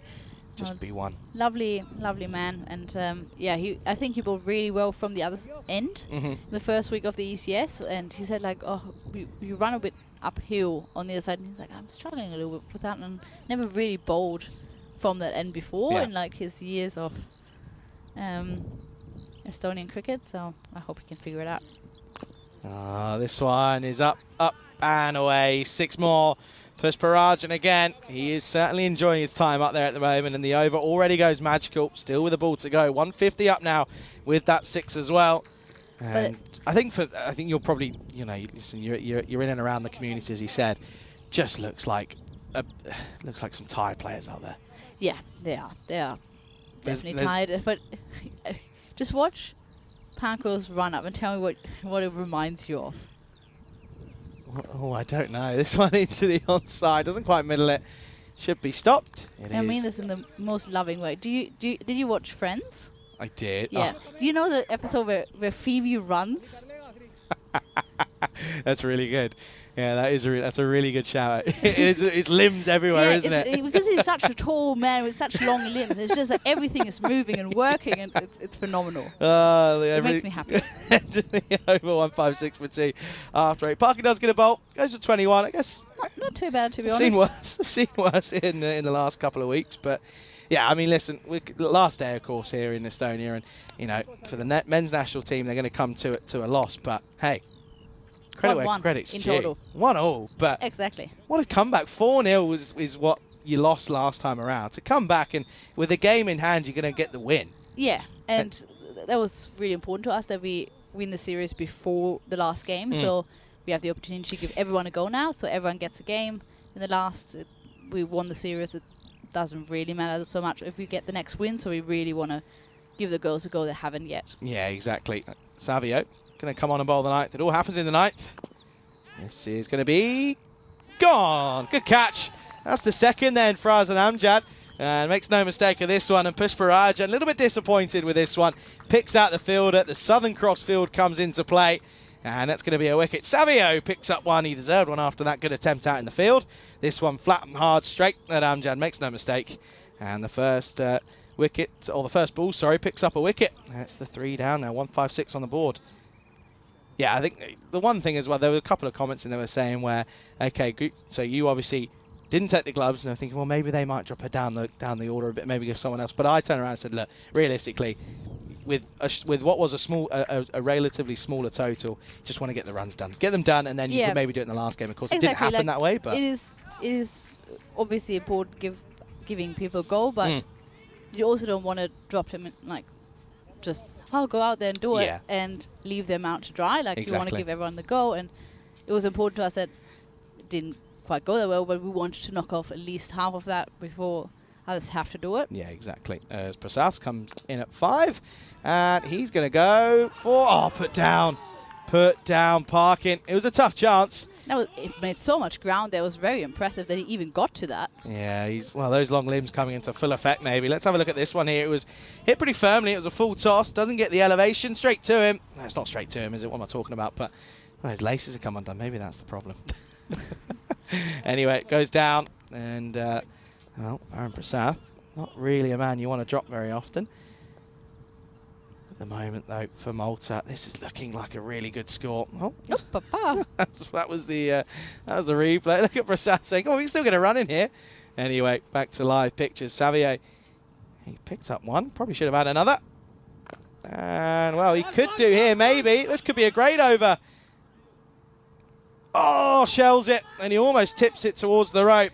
He gets put down. There's Atali Masood out there, and he had a horrid time of it with the ball in that second over, and he's put down what realistically at this level has to be taken. Oh dear, oh dear. I mean, listen, there is a bit of wind up there, but I still think he had so much time, almost too much time really, to set himself, and it's another drop, and Das is not someone you want to drop, certainly looking for a century here. So I mean, so I'm assuming we can expect a couple of changes then for that last game. Yeah, so we still want to keep us a good chance of it. We obviously want to win, and we want to give the girls the opportunity to. Not out.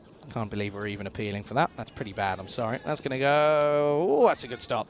Just does enough, I think, to Sarachan. It's a long way down for him. He's a tall bloke. Mind you, anyone's pretty tall compared to me anyway. Yeah, there's a couple of real giants in this Estonian team. And the Malta side, Prasath is all limbs. True.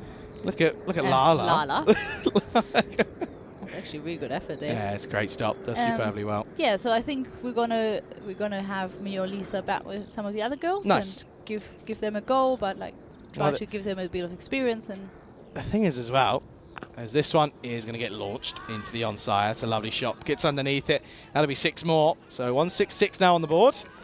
Oh, there you go. Look, there's your skipper. Yeah, getting a bit of fielding practice in. Not that she needs it at all. By the way, bowling superbly today. Incredible. I know she was quite hard on herself after yesterday, but she's come back and she's bowled superbly well today. Yeah, it was interesting in the first game this morning. She was a bit unsure who's going to take that last over, her or Lima. And even though Lima is a great bowler, I was like, "Come on, Skip, just back yourself. Yeah. You got this." And then she bowled a phenomenal last over, and I think that just gave her the confidence of just going through it in the next game as well. She's bowling in the toughest overs, of course, in that first or second, and then often taking one of the last 2 as well. Covers into Parkin, and this time goes well. Gets down. It's a long way down for him. Gets down, does well. But, yeah, I mean, well, the thing is as well, as that's the end of the over, it's 167 for 3. the old MVP trophy's up for grabs. And there's a couple of names in the hat. Yeah, I think if we don't do something absolutely crazy next game, I can't see anyone go past Lisa. She's been absolute gun all over in every regard. Yeah, I mean, So picking up a couple of wickets now today as well with it. I think she only got one over yesterday, which was crazy. But yeah, of course, picking up wickets does help in the runs. But again, at the same token, if you didn't stick around in that last innings, then maybe it could have been different. So you never know. You're flattering me. No, and at the same token, you've got to be realistic here, man. He took a couple of catches as well. Okay, Parkin's going to come on and bowl this last then. Well. Phoebe runs. Here comes Phoebe Buffet. There we go. It is limbs, isn't it? Got him! Yes, Gone! Parko. There you go. It's the old straight one. Parkin turns around and says, yeah, sometimes I can do it. And finally gets a bit of rhythm. Well, I might have to call him Phoebe Buffet a little bit more as he'll pick up a wicket, and that'll do his confidence a wealth of good. The skipper goes for Malta, 167 for 4. Absolutely love it. So good for Parker. Great to see that. Big smile on his face when he realises the stumps are gone by the way. Top of middle, look at that, look. I won't see it there, but you could see it from where we were. Look, big smile on his face, Yeah, rightfully so. Big scalp he got there. So Here you go. We'll see it here. Look, ready? There you go. Look, sigh of relief, I think, more than anything. Yeah, it's definitely somebody you don't mind going back to the sheds. Not big that time.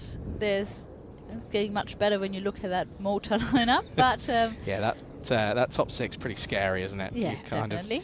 You look at there and you kind of go, you can hit runs, you can hit runs, you can hit runs, and everyone else can as well. Yeah. Anyway, Very exciting for him. yeah, big time. Here's Duray then in at 6. And he's going to get thumped down the ground. What a good start that is. That'll be 1 bounce, 4 runs. So Suraj, that is. First real time we're seeing him with the bat. As much as we say it's a great top 5, but we don't really see further than that in this, especially in this format. Very rare you do. But right, listen, talk to me. Right, we've only got a couple of balls left. What were you feeling when you get out and then you see a couple of wickets fall? And what was your mind telling you? Were you up and about? Because I couldn't see. Were you up and about? Were you pretty quiet and reserved, or? Well, I was first trying to feel my fingers again.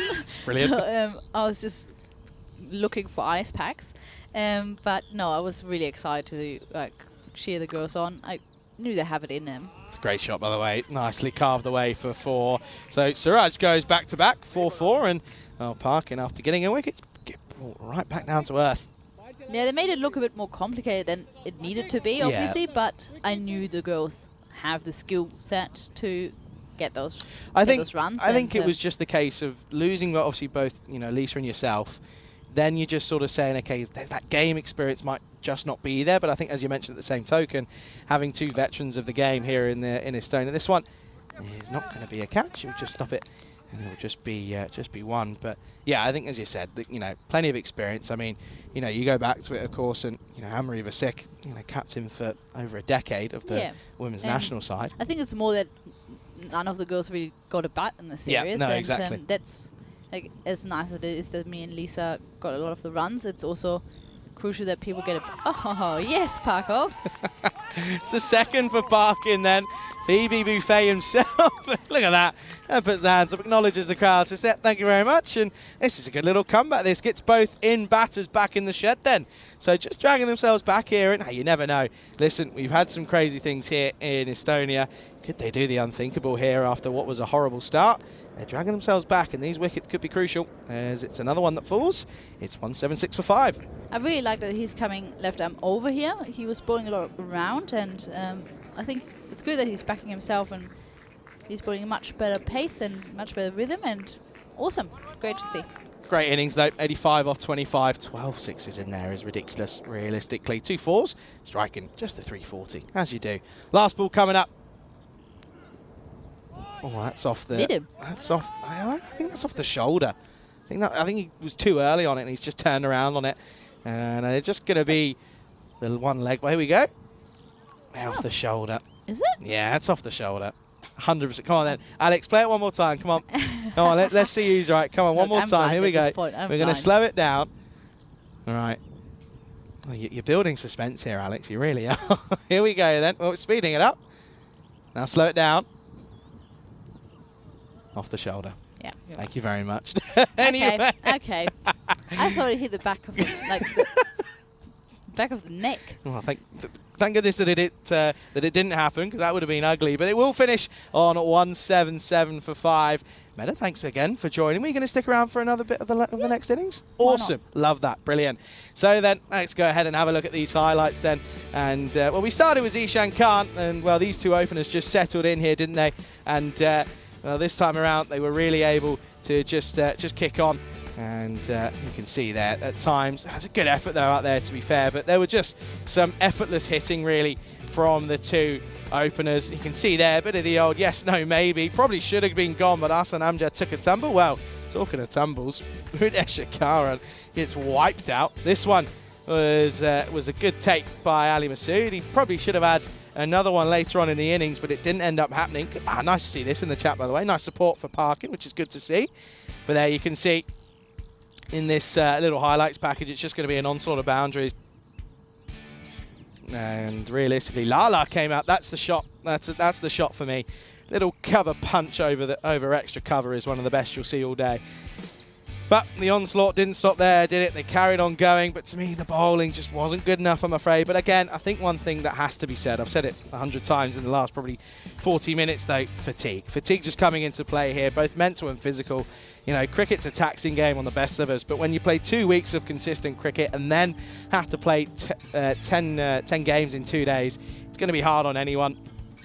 Well, listen, last time Meta came into the box, she brought runs against Estonia. This time she's brought wickets, so maybe she can bring some runs for them as well. She'll be joining me back as well for the start of the next innings, which would be nice to get her perspective on a few more things before she goes out and plays that last game of the tournament. And yeah, look at these. Just some of these shots are outrageous. That was a good stop out in the deep, though. Vizlapu just lost his balance at one point.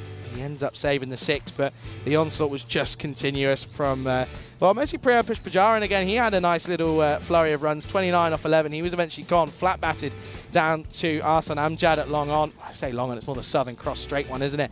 Parkin put one down, and you just sort of felt for him. He made up a lot of ground, and then Ali Masood took one pretty similar style at the start of the innings, but this time around put it down. Then Parkin came on and got a couple of big scalps towards the back end of the innings. That was the skipper in Prasathi. Went nice little smile, and then a couple of deliveries later, caught playing across the line, and that one was the end of Michael Das. For a very good 85 off 25 though, and it will be 177 for 5.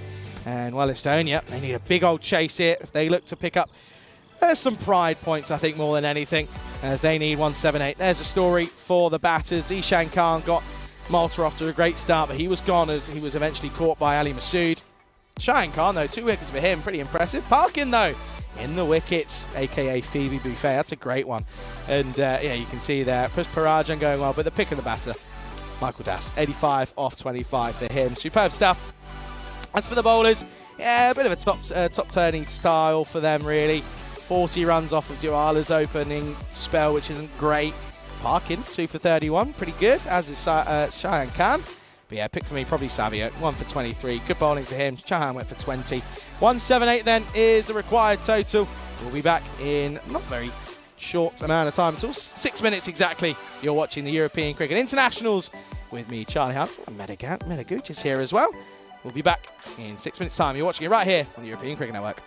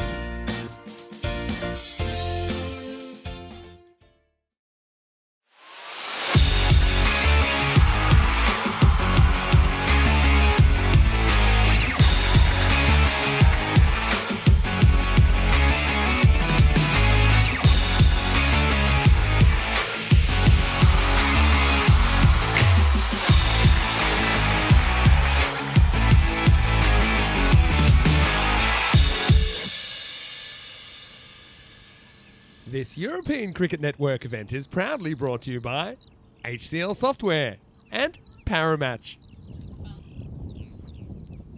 Good afternoon, everyone. Welcome back to the National Rugby Cricket Ground here in Tallinn, Estonia, for the resumption of this last game between the men's sides. And it's going to be a tricky one for Estonia.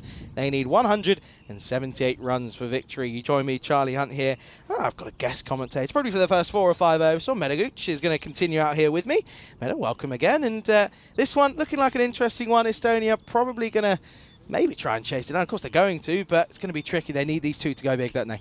Absolutely. I mean, we know Arsenal has the capability of just smacking anything that comes anywhere close to him. If he can go big here for Estonia, and yeah, Yeah, absolutely. I anything think can happen. they're going to open up with Lala. Good old Lala. And He bowls so well. Like, he I does. think his bowling is very underrated because his batting is so great. the thing is as well, it's the angle. He's so tall. It's so tricky to deal with because it's coming in so steep. But then again, at the same token, you've probably got 6'7" against 6'7". Really, you've got two-man mountains for both sides. Have you? I don't know. You might not been able to have seen any of the toss videos that Arslan's. Did you hear what he did a couple of games ago? No, Won the toss. We will bat second. just threw it out Yeah, there. just Charles just sort of looked at me and went, "So you'll bowl?" Yes. Okay, cool. Right, we will do that then. It threw everyone off. I kind of liked it actually. I kind of backed it. It was quite Yeah, good. maybe he was like, I want to bat. Actually, I don't. No, I How don't. do I'm just going to bat second actually. Anyway, it's going to be Lala up against Amjad, the two-man mountains. Well, he's got the tallest peak at the moment. You'd probably say Lala's got the got that peak of him at the moment. Who's taller? What, between the two of them? Yeah. I think Arslan's lankier. I think that's what I'm going to go with. That bat looks like a toothpick. Brilliant. Well, toothpick or not, he can certainly hit runs, and that's a little tickle down the onside, and that's going to be 4 runs. Good start. First runs off the bat. Yeah, he's so tall. Like, look how my bat is half my body, right? Yeah. Like, look at him. Like it Up to his knee. yeah, like his pads are higher. By the way, incredible I how did- he scores that many runs. I mentioned it, and you mentioned this to me a couple of days ago. Maybe I'll wait till after this ball from Lala. It is about your bat. And this one is going to be thumped. Again, not really, hasn't found that clean striking that we saw in the ECS as Amjad. Yeah, your bat's got a bit of history to it, isn't it? Yeah. But AKA, it's from the history. Yes. So it's actually my brother's bat. Wow. Yeah. So Maher bought this bat when he was, I want to say, 12. Okay, right. Um. That's a good few years ago, that, by the way. Masood, he's had ups and downs in this tournament. It's going to start with a dot. Yeah, so he bought that. I bought another bat, and back then, long time ago, I was still taller than him. So I bought a short handle, not knowing too much about bats. Buying one that was, I think it was like 2.7. It was like outrageously heavy. Me as like a, 16-year-old could not lift it. Oh, this is an inside edge. This will be another 4. So, well, not quite convincing, but effective. Another boundary. So gets up into the 9 off this over so far. Yeah, I think it's squarer than he meant to, but not too bad. Gets the runs. Yeah, so I couldn't lift it, and then Maho grew up a bit, and like I literally bought it because I thought the colours were pretty. Brilliant. I think everyone did though when you're younger. It was a GM Octane. It was a great bat. And then when Maho was maybe like 16. Getting a bit taller and bigger. This one is up and away. This will be 1 bounce, 4 more. So Masood this time gets it to where he was looking for. And there you can see a little bit of a well, good shot. Yeah, well played. And that's going to be the end of the over then. So not a bad one, but not at the rate that's required. It's 13 without loss after 1. Yeah, so then we just swapped. I was like, oh, maybe I should just try like a bat that can actually lift off the crease. And then we swapped, and then, I batted with that when I was still playing for Germany, and then it traveled with me all around, and then I think 3 years ago, I bought a new bat, and I left it at Maher's place in Germany, and unfortunately it doesn't fit into a normal suitcase. And like, when do you bring You're your not exactly going to cricket trek. bat? Yeah, I'm exactly. not going to bring my cricket bat. Like, so I kind of have to send it by post, and we just never came around. So I'm still playing with the same bat that my brother bought about 12 to 13 years ago. Good lord. It is dead. It is absolutely dead. Maybe you'll have to speak to Jeff at Grizzly, see if he can get you a bat or two. Jeff. Yeah, come on, Jeff. Where are you? Anyway, it's going to be Matthew to start us off. This is again hit nicely out into the offside, straight to the fielder. Of course, Jives Matthew. Well, listen, Jeff will be there. Jeff pays attention. He tunes in every now and then. That is true. That is true.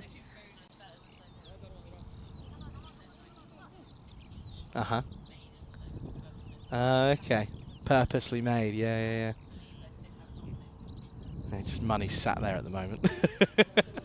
That's going to be a wide. Josh Matthew just pushing this one a little bit too wide. Just trying to push it probably through a little bit quicker than usual. But yeah, of course.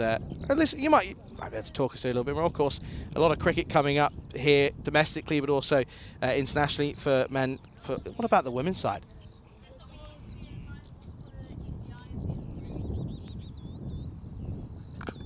Oh, this one is launched. There you go. It's the bit of the old short arm jab about this. Just very much keeps that front arm pretty straight. Doesn't really move it too much. Doesn't give it too much leverage, but still gets 4.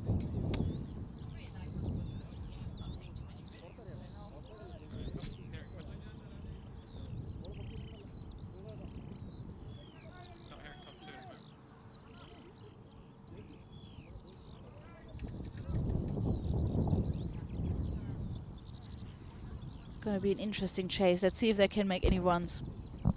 Outside edge, this is going to be 4. This one gets away.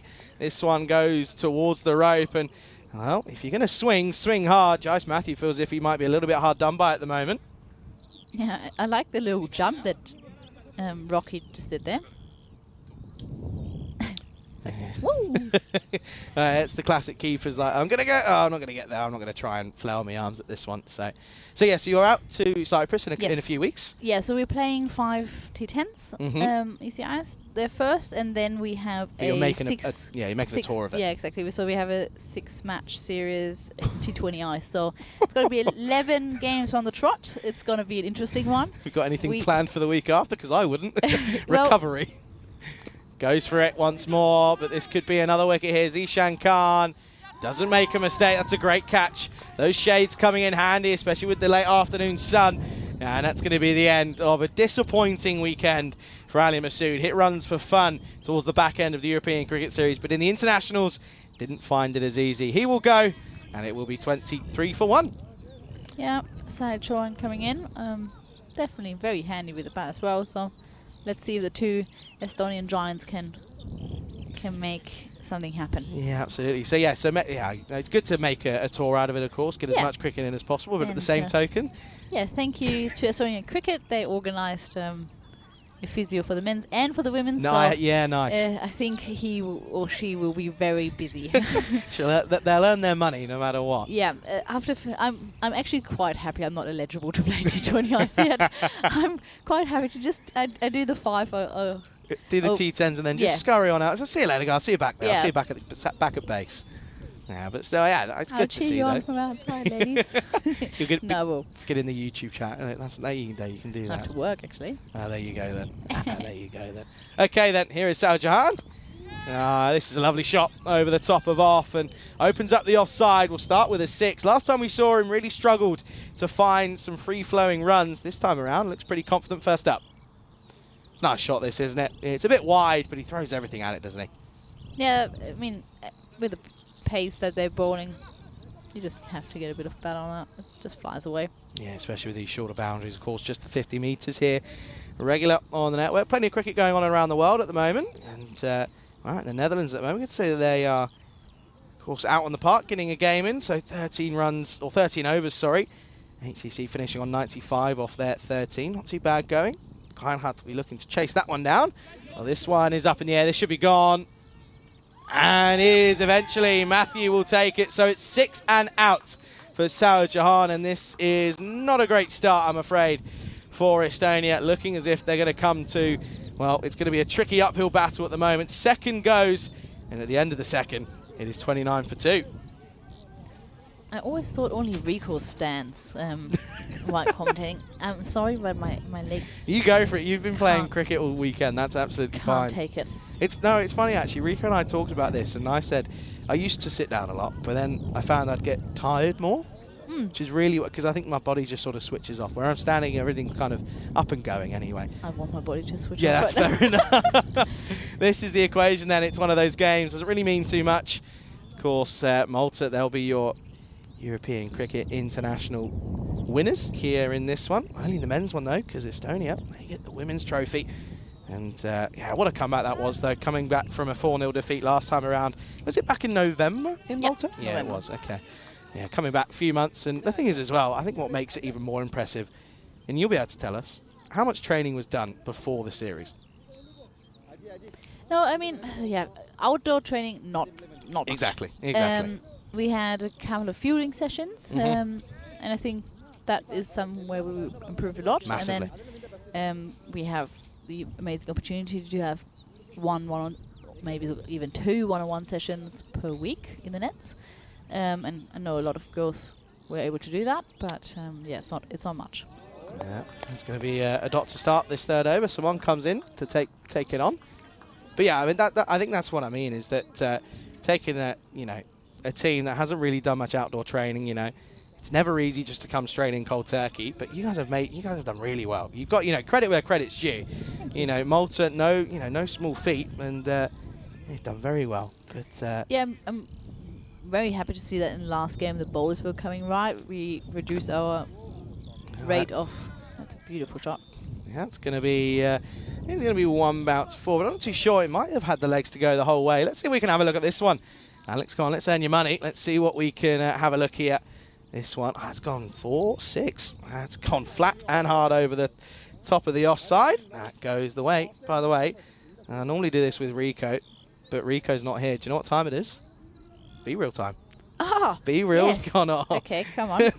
Medi's gonna be way too excited to get a commentary. Be real. This is gonna be brilliant. Right, you do. I'll do mine first. Mine's ready. Here we go. Okay. I've got to turn it around. There we go. There you go. There's one. I have to do it after this ball. Oh, it's a top edge. It's going to run away. It'll be one bounce 4. So 6 and 4 for Arslan Amjad then. And this one is going to go the distance yet again. That's going to be another boundary. I look better in yours than I do in mine. How does that work? That's not fair. I think I look better in yours than in mine. There you go. Oh dear, you should see me trying to explain to Rico what B-Real is. It's trying to lead the blind is basically the best way to put it. At the moment though, Arslan Amjad, he's trying to, well, pretty harsh, but he feels like he might be feeling as if he's trying to lead the blind here at the moment because no one else really getting going, only him at the moment. Now he's going to go into the offside again, slaps it, but Zishan can't. Good to see that Zishan Khan's found his rhythm again in the field. I saw him not too long ago out in France and couldn't catch a cold. Couldn't catch a cold and everything. He was just he was doubting himself. He was sort of half volleys. He was kind of going with his feet and yeah, good to see that he's... Yeah, sometimes it just takes 1 or 2 like misfields or drop catches and then you just start questioning everything. And yeah, it's not a nice place to be in. No, it's the genuine yips, isn't it? Outside edge, maybe? No. Absolutely nothing. Yeah, I didn't hear a thing. Look at, I love that, by the way. Shayan Khan, he's a bit of the old Joker vibe about him. You saw his celebration when he picked up wickets. He was straight to the camera. He knows where they are. Look, he sort of says, "What are you appealing for, you muppet?" But he's laughing. You can see the shoulders. That's a classic batter reaction, that is. Yeah, I had a few today like that where I'm like, what? Yeah, there were a few. But also, I'm just generally sometimes a little bit confused because I'm so in such in a the tunnel. zone, yeah. So I'm like, oh my god, did I miss something? Like, I didn't touch it, did I? Did I hit it? Oh, this one is somehow worked into the onside. The thing with Shayan Khan, doesn't matter where you bowl it, he'll try and take you into the onside. He's very wristy and he's been pretty successful. He picked up wickets, so we're trying to hit some runs here. Yeah, I think he had a very successful ECS as well, and good to see him out there for the national team now. Yeah, he's enjoying himself up there, and rightfully so. But well, it's a big task here at the moment. Oh, what a shot! Could be gone though. No, it doesn't. Gets put down, and this time it will go for 4. So that's going to be the Zishan Khan that I saw a couple of weeks ago in France. You jinxed it. It's your fault. Zishan, if you're watching this back, it's Charlie's fault. That's always the case. It'll be 4 to end the over. It's not a bad one for Estonia. 17 come off, but they also don't lose a wicket at the end of the third. End of the power play, 46 for 2. Yeah, Zishan, just message at CJ Hunt. Brilliant. Yeah, class. Thanks, man. Really appreciate that. Anyway. You can also find him on Be Real. Anyway, 55 for none, plays 46 for 2 at this point. And yeah, it looks as if Estonia going to be well on the way to what could be another defeat here. Yeah, folks, it's not on my own here. Hearing that other voice, it's Medaguch. It's the keeper batter for Estonia Women's. And if you've got any questions, get them in. I'm sure she'll love to answer some of your questions. It's not quite last game of the day where we do random questions, but if you've got any questions, I can't really answer the questions in the last one, unfortunately. Well, exactly. And if you've got any questions, get them in now. You've only got a couple extra overs to go until well, you probably have to start stretching and get those legs moving again at some point. But Yeah, pack my bag. Matthew's going to continue. That is launched into the onside. There you go. That's classic Cheyenne Khan. Just watch the wrist. Look, there you go. There, thanks, Matthew. Matthew's telling us what he did there. He got the old wrists out. Look at this one here. Well outside off. Yoink into the onside. That's going to be 6 more. And afternoon to Monica and to John as well in the chat. And to Ryan as well. Ryan, a pretty new viewer, tuned in for the first time just last week when Ireland played in Scotland and enjoying what he's seeing. But at the moment, of course, by the way, you were playing, but in the bronze final, Romania, because I know you'll like this stat, Bulgaria against Romania. Bulgaria were looking to chase, I think it was 160, 150. Bulgaria 2 for 5 at one point. Wow. 2 for 5. They got up to 100 plus, which is pretty impressive to be honest. But yeah, it was a thumping first couple of overs from Romania. But at the moment though, out there, Hungary looking to chase 150, or 151 to be exact. Samath Bodat picked up his first international FIFA yesterday. Looking in fine form at the moment, of course. Congratulations. Yeah, absolutely. This one is going to be slapped. That's going to be 4. That's a lovely shot off the back foot. Not the easiest of shots to play, but makes this one look really easy. Absolutely smashed our cables Yeah, there. yeah, they're under fire. There you go, look. Boing. Bosh. Yeah, if the stream is gone, it's his fault. We actually lost the generator for about 5 minutes. I was wondering. I was out there and it's like, oh, we have a power issue. It's like, what? Ran out of petrol. Oh no! Filled it up though. I was thinking, oh, we might have a delay, but no, we got back in time. Anyway, look at that win percentage. Only a 12% chance. Well, a couple of extras will help. Just straying a little bit wide of his line there from Matthew. You can see here, just does this every now and then, just trying to push it through a little bit too quick. Just needs to let the ball do the work. Is that off the mat? No, it's just going to be a wide. Yeah. And a couple of issues which came up in that innings with a couple of double bouncers, of course. And Rico actually had an idea here, especially as we're trying to develop the game. And speaking of developing, the scores keep on going. 6 more for Amjad, moves into the 30s. Of course, you've got the rule with the short ball where you get the 1 for the over. And Rico, I know you're shaking your head at this, but it's an interesting concept. Rico turned around and said, well, maybe in certain levels you can maybe give 1 for the over in terms of a double bouncer. Yeah, it's just like, for example, just Rima got a bit unlucky the other day. She got bowled under her bat because they're like double bounced. I don't think that really deserves a wicket. No, I'd agree. You know what I mean? I'd like, agree, but it's also you want to try and develop the game as well. That was the answer question for the day, by the way. Oh, was it? We'll bring it up one more time. This is going to be another 6. Amjad is looking to chase this down. He's trying to get a point. The point doesn't really matter. Well, neither would a win, really, in theory, because the trophy knows where it's going. But nevertheless, good shot. There you go. How many days was the longest ever test match? Ever test match that's longer than 5 days? Yeah, in history. Oh, anyway, Alex had a good idea. wasn't Alex turned around and said, "Was it to do with COVID or something?" It was a good idea of thinking about it, but it was wrong. It's not. It wasn't to do with COVID. But yeah, get your answers in. We'll reveal the answer in the second innings of the last game of the day. So you won't find out until you watch it back. Probably. Shout it out to me. You don't want that. But if you're batting. What is actually the toss result? What are we doing? I reckon we can find out. Again, into the offsides. Ishan Khan's got a lot of work. Takes the old Tortuga.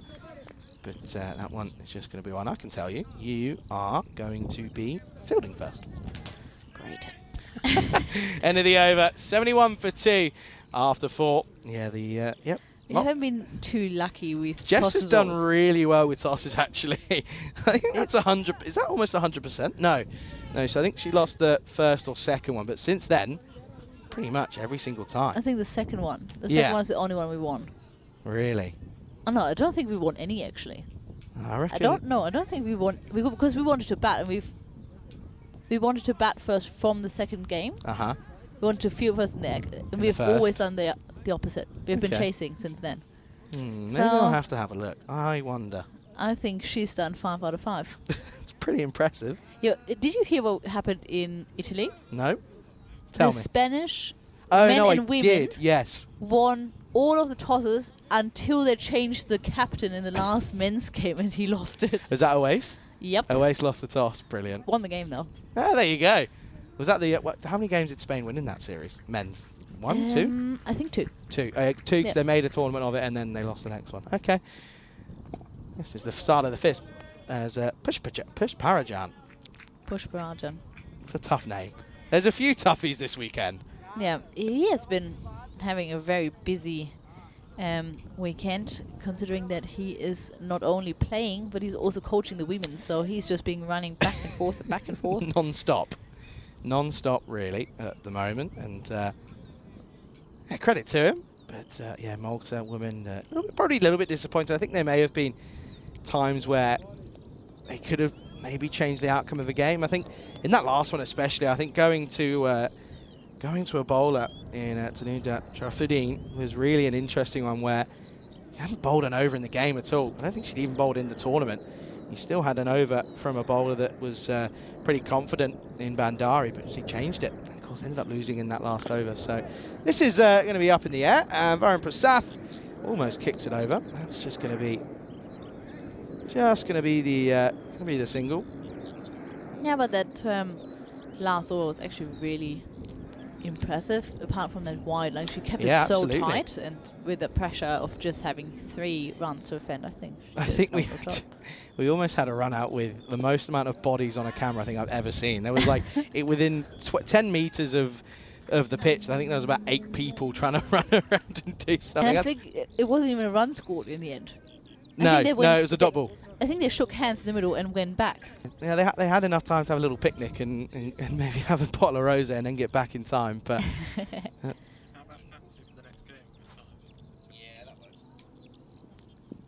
oh, up in the air. Has he got the legs on this one? Of course he does. And Amjad with that will bring up a half century. It's another lot of runs for him. And it does come off the 16th delivery again. Sometimes it hasn't been the cleanest of striking, but at least he stayed out there enough, and yet again, more runs for him. 51 off of just the 16. Yeah, no, he has been struggling a little bit to make runs for Estonia. He's been always very, very successful in his club, in the local leagues, and then struggled a little bit with the bat outside, but it's great to see. Wow. Oh, I tell you what, I thought he crunched that. I look over and it almost was gone. That was it's been put down. I think that's Mahbub Ali. No, it's not Mahbub Ali. What am I talking about? Suraj, that's Suraj out there, is it? They've changed. Something's changed. Anyway. Yeah, Suraj, all right. Yeah, there you go. See, good thing Melis here. Otherwise, I'd have no idea. Yeah, I've seen all of the Maltese players so much. Yeah, you've been there quite a lot of times, haven't you? Getting to a point where I recognise the faces as well, not only the numbers. And so yeah, it tends to happen. How actually?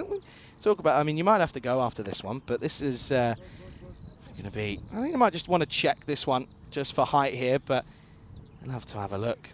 Well, he's put his cap on. Hang on a second. Let's just check here. There's that one. I think it's just he's dipping. too tall. He is too tall. I think he's just dipping. Well, that will be the end of the 5th over, halfway mark. The score is sat at 93. There you go. That's hot. That's the fantasy points for Lisa Bowing. That's going to be tough to get past. It is going to be tough. Of course, you've got to look at Anupama Rameeshan as well. I mean, has played pretty well. Of course, on the wrong side of a couple of results, but credit where credit's due. Yeah, so Shirley Pattenden, of course, mother to Henry, coming in for her first involvement as well. And to Amy, who played in Malta. Yeah, absolutely. And you've also got Jaya Sakara, who's going to take the gloves.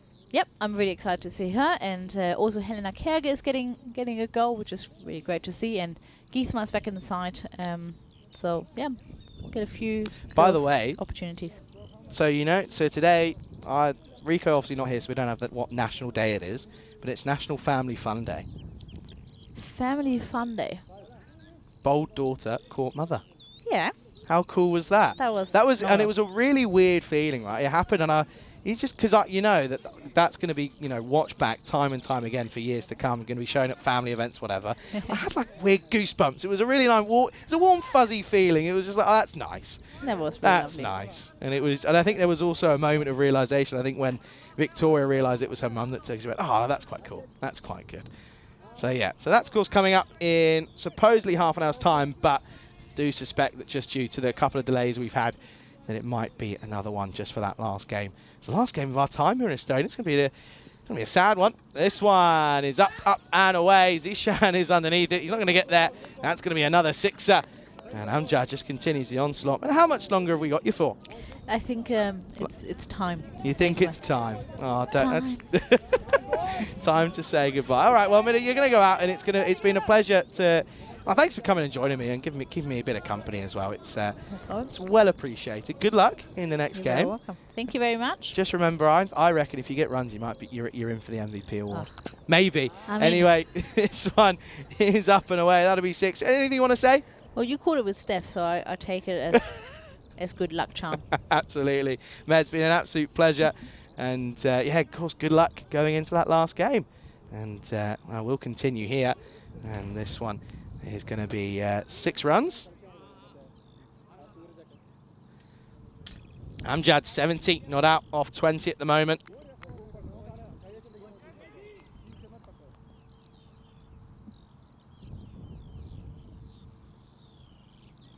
Yeah, it's outrageous hitting at the moment, this. Well, that one is a wild swipe from Amjad. It's a little bit unnecessary as he goes for the big swing.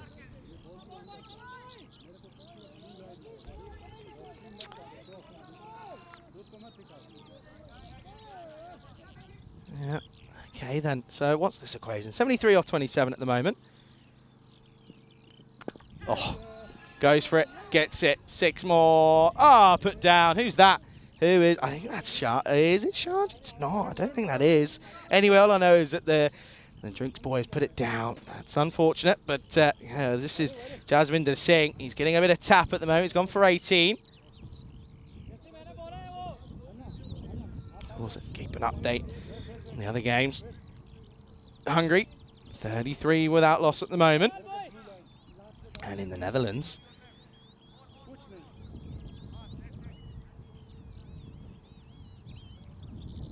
my computer decides to give up on me. Ah, it's again a really nice shot. Well, there's Medish on the way back. She was saying she's gonna have to get the warm-up going for the next game. That's one way to get the legs loose. That one over the top. That's going to be 6 more. So out in the Netherlands at the moment, it's a pretty interesting one. As yeah,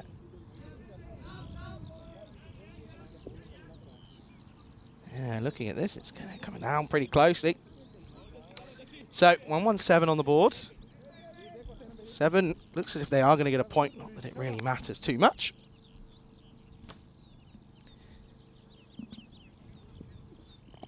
Into the onside. That's going to be 4 more. No one fielding out there at the moment. They haven't really had anyone there because they don't need to. But that one, they probably wish they did. That's going to be another boundary. So this over almost goes supersonic. It only goes for 28 though. And that one is going to be 121 for 2 after 6. There's a story so far for Estonia. A little bit disappointing, isn't it? They'll be slightly frustrated that the way that things end up for them in this one, and they probably would have loved to have got a victory in that last game just to make this one a bit more entertaining. But nevertheless, still positives. I mean, this is the thing you've got to remember. In terms of T10, and this is the best thing about the new ECC format, is you look at the 2 divisions where these 2 teams sit in either of them. Malta, they're one of the sort of the black horses, you could say, of that top division, whereas Estonia, they're one of the, they're definitely one of the more favoured sides to look for promotion from the Challengers division. That is, that's probably what you'd look at that. So, and I think the benefit, of course, of that does mean that, you know, they could. There's more to play for, but also gives you a sort of outlook on, you know, from a T10 perspective where they're looking at. So HBSC are 34 for 1. As this one gets hit straight back out at Lala. Look at he's smart. He is the biggest BFG. 11 minutes. Honestly, you should have seen him at breakfast. Hey Charlie, how are you? Are you everything okay? Yep. There's me looking up at 7 foot of all of him with my crane neck. Full toss. This is going to be 4. I think it is. Khan's not going to get there to cut it off. So, well, Zishan Khan that is, but in terms of Cheyenne Khan, he's certainly going here. Azan Amjad, by the way. Century watch. Just putting it out there. Winner for Vindran out in Romania.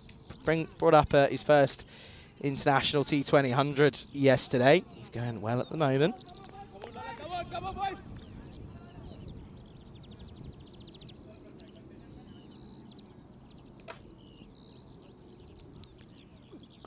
Full toss. That's gone for 6. How?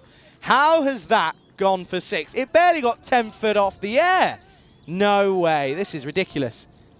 That barely gets 10 feet above ground. Honestly, I don't think... Did we? There's no way that they caught up with this. Look, that's rocketed out of here. You're not catching up with that. I don't know if you're the best camera operator in the world, you're not catching up with that. Spring Media are very good at what they do, but that's gone like a rocket.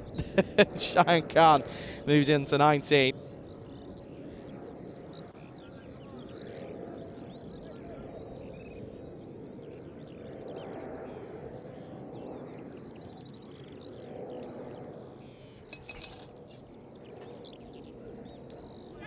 Oh, that's off the arm. Ali. Lala. That's got to be the best name, isn't it? Lala. I love it. It's brilliant. It's my first time meeting him, and I'm already definitely one of his biggest fans. I think you have to be. And why not?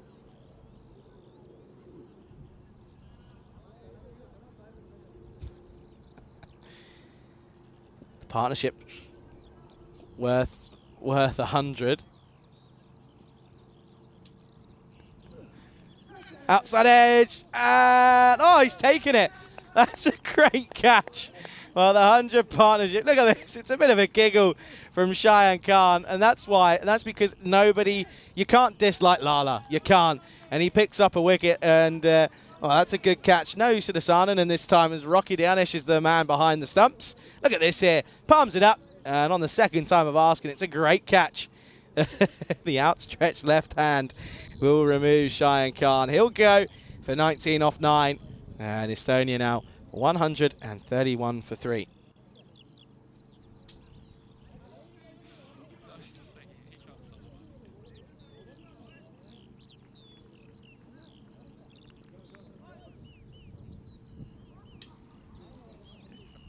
Pajapati in at 5, and now you're just, yeah, it's going to be struggles, isn't it? I mean, you feel that if Arslan can farm the strike, maybe, just maybe they have a chance. 47 off 19, it's not exactly undoable.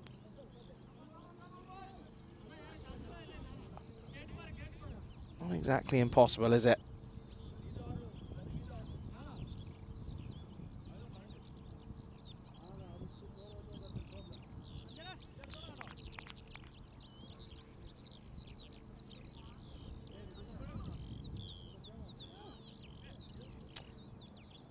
So then, there you can see there's Parajapati at the moment. He's just looking a little bit enjoying himself. What's going on here?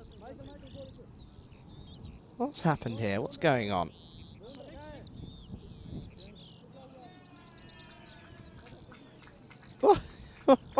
There's an applause for something. I'm not too sure as to what. I'm trying to get a bit of an idea as to maybe what's going on here, but there's certain conversations.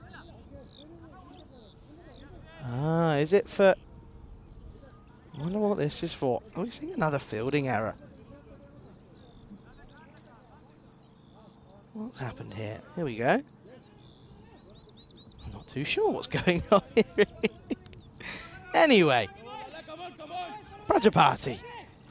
He's going to come in and... don't know what that pause is. But it confused everyone. Lala, last ball. It's going to be a dot to finish, and it's, listen, I just want to say, look at him, what a man.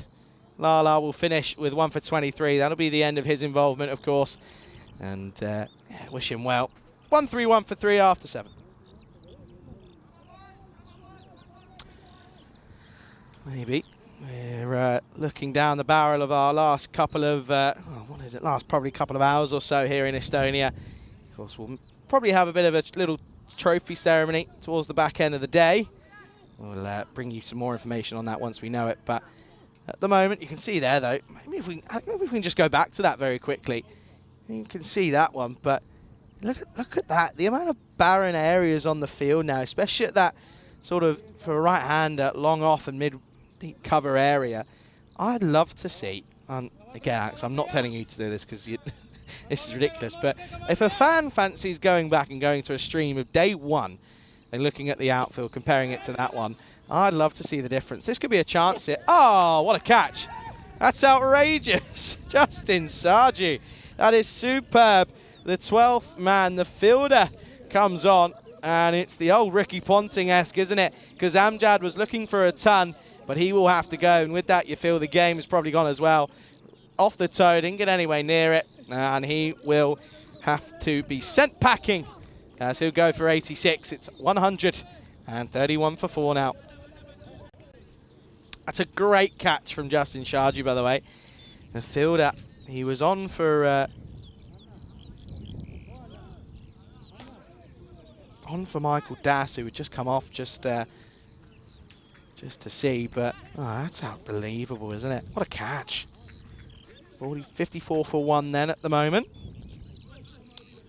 As that's going to be worse because Gauss has just bowled a horrible, horrible minimo.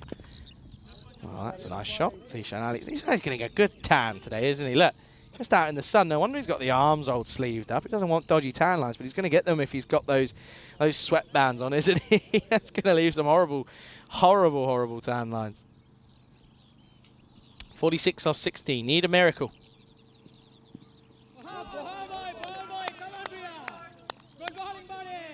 Top ball. Good bowling, buddy, indeed.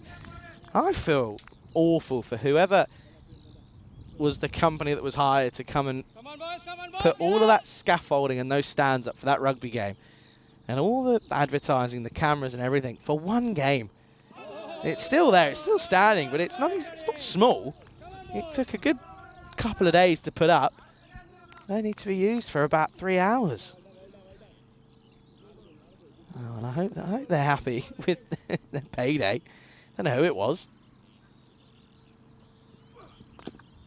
Again, Zishan Khan. Is he going to get there? Does well. Look at that. He's complaining.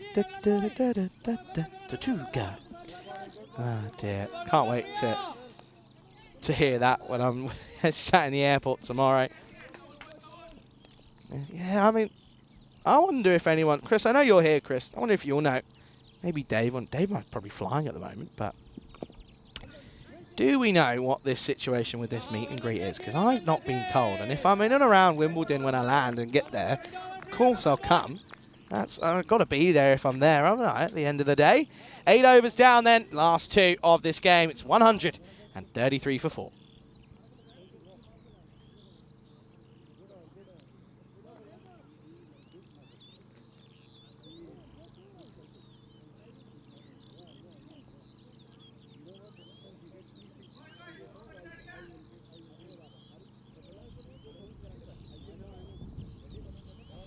There you go. There's a story. At one point, they were very much up at the rate. It just dropped down. Well, it's a Sunday, and the Worms clocked off early. The Worms off to the pub, clearly. He didn't want to be up for too long. Oh, dear. Lucky Worm. Oh, bottom edge. And just haven't really had the time in the middle of these two for it to be sort of valid to expect them to come out and sort of see ball, hit ball with clean striking. They haven't had enough time out there. It's I said it's not exactly an issue, but oh wow, that's going to be don't try too much. Well, interesting. That's I don't think I've ever seen anything like. Look at this. Oh dear, that's not pretty. That is not pretty whatsoever, and that's going to be. Unfortunately, that's going to be a minimo. So it's going to be... How that goes down as buys, by the way, I just will never know. I will never, ever know. 4 buys that's gone down as. Ridiculous. Absolutely ridiculous.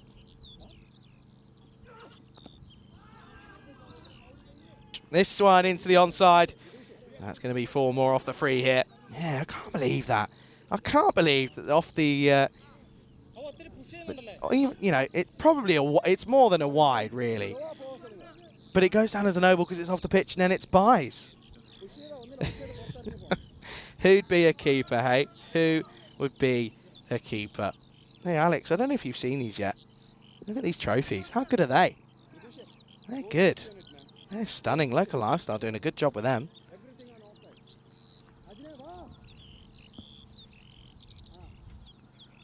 Alex hasn't actually said anything. He clearly isn't bothered. Oh, put down. Would have been a great catch. It doesn't get taken, though. Unfortunately, that's going to be it's going to be a drop that goes down. Won't mean too much. That next game, though, due to start in 14 minutes, will be, well, that one will be delayed once more. And oh dear, I'm trying to get Keshi to make his commentary debut, but he's not having it. He's just standing looking pretty. Oh, well, talking about pretty, that's gone a long way. Rajapati finds the middle of the bat. Finally, that's going to be 6 runs, and Ash Meeker, he's not exactly shushing anyone anymore, is he? Watch this. Ah, that is pumped into the onside. Give it the old bale bale. What is it? Bale bale kina sona. Shaka lakia. There you go. Keshi, thumbs up, yes or no? Good or bad? Good, thank you. See? What a day. I tell you what. Lovely, lovely conditions. 24 degrees. It's currently just gone 5:15. Keshi's had enough of me. He's walking away. And, oh, dear.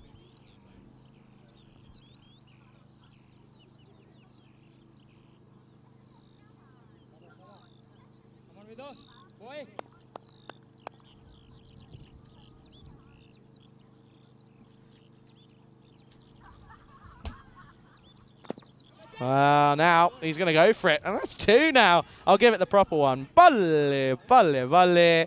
Kina sona, shaga, lagia. That's going to be back-to-back Maximos then. And yeah, they're going to be 2 6s then. What a little bit of work. This is from Rajapati.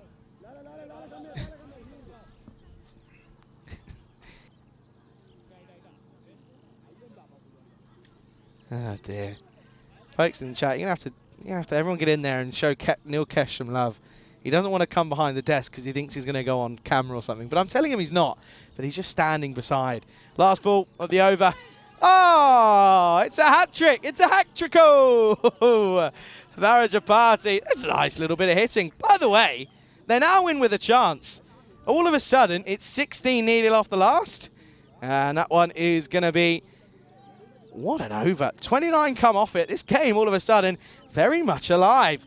162 for 4 after 9. 16 needed. 15. Oh, imagine. 15 for a golden ball.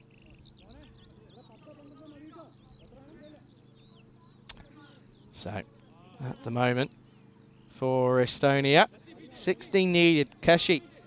Golden ball? No? Keshi doesn't think. Keshi, you don't believe. We're not going to get one if you don't believe. Everyone around the ground has to believe.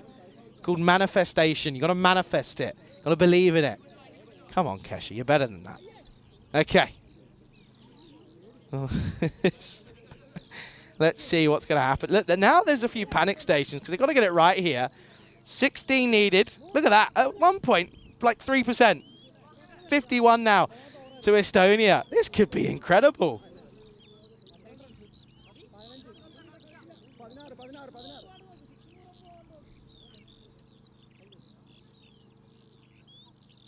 Here we go then. 16 needed to win. Oh, what a shot. That might be one of the best shots you'll see on the network.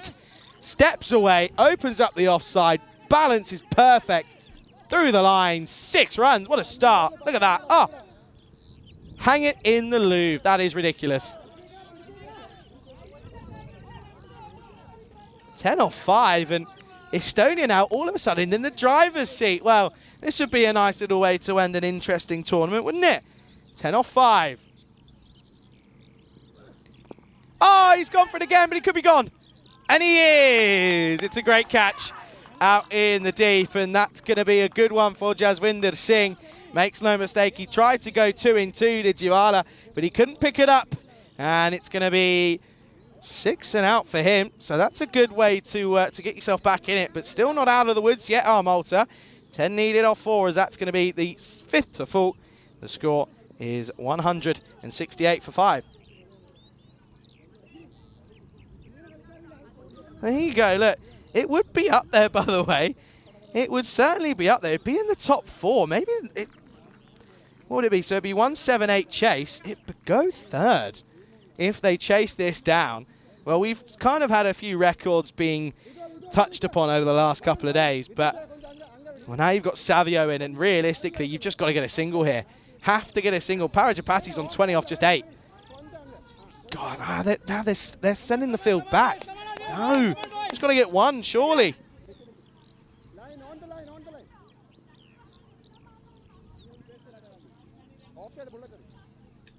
Okay, 10 off 4. Oh, it's going to be a dot. Oh, no, it's going to be a dot here.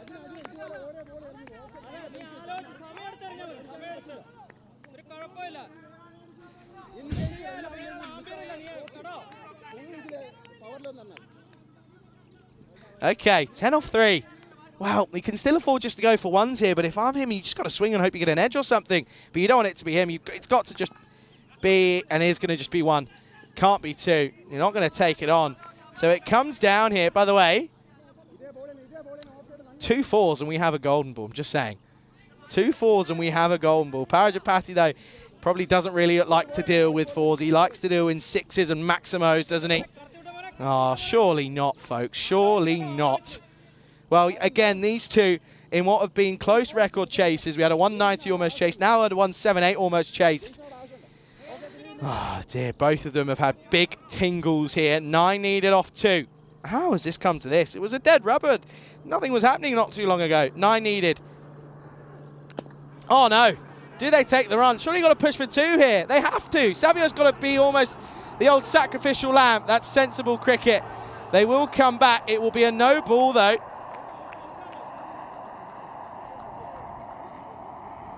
And let's have a look at this one then. We're just going to want to check here. And it's a no ball. And well, let's see. Let's see first of all here. They're going to turn and go. I think we're just going to confirm. I think he's gone for all money. And here you go then. It's definitely a no ball. Has to be a no ball. Absolutely is. So it'll be no ball. But they won't. They'll get the single as well. Now that's the key thing. Of course, they'll get the single because they came back for the second but didn't get it. Which the big thing here, Parajapati will keep on strike then.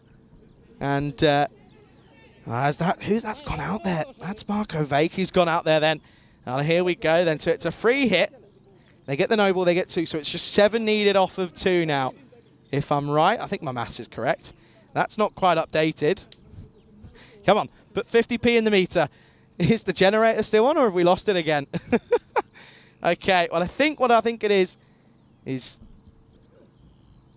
Oh, it's another wide. It's another wide. Oh, dear, oh, dear, oh, dear.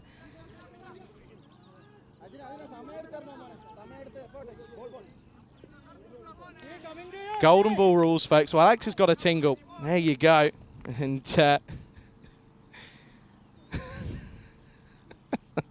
oh, dear, at the moment. They're just pausing here.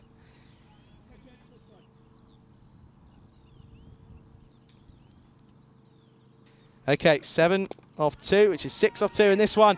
Got to stop there. He's got to get there. He's not going to get there. There you go. Oh, he's furious with it. It's going to be 4. Oh, no. Oh, no. 2 needed. 2. I can't believe this. That's going to go for 4. Oh, my word. Okay, then. 2 runs needed for victory. It's 1 for a golden ball here. I can't believe this. Oh, no. This is absurd. It really is. Parajapati's played a blinding innings here. He's 25 off 10. 2 runs needed for a golden ball. It's going to be 1 for a golden ball, 2 for victory then for Estonia. The best thing is this game doesn't really count for anything. The title's been decided. Here we go. 2 for a win, 1 for a golden ball. Outside edge, run, but they've got to come back for one here. They've got to turn and go for two. They're not going to get there, or will they? No, he's going to be gone. And there we go. Drama in the late dying stages of this tournament. And we are going to have a golden ball. I can't believe it. I called it at the start of the week. I said, I don't think we'll get one in the domestics game, but the internationals will excite us. And we are going to have a golden ball. Oh dear, oh dear. Let's look at this here. It's a drop catch. Oh, it could have been. What could have been for Malta? They had to turn and go. They had to take it on, but they'll get the one. And it will mean that it will be a golden ball to decide what realistically is a dead rubber. It's a dead rubber. Oh dear, oh dear. Let's make sure here that it's the ball that does the hit. Yeah, it's definitely the ball. And there's going to be, it has to be, surely.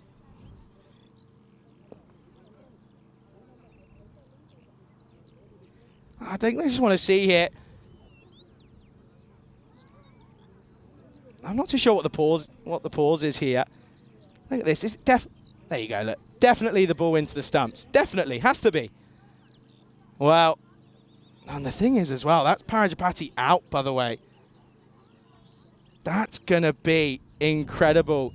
Well, now everyone just sort of needs to almost just settle down a little bit. Who's gonna be out though?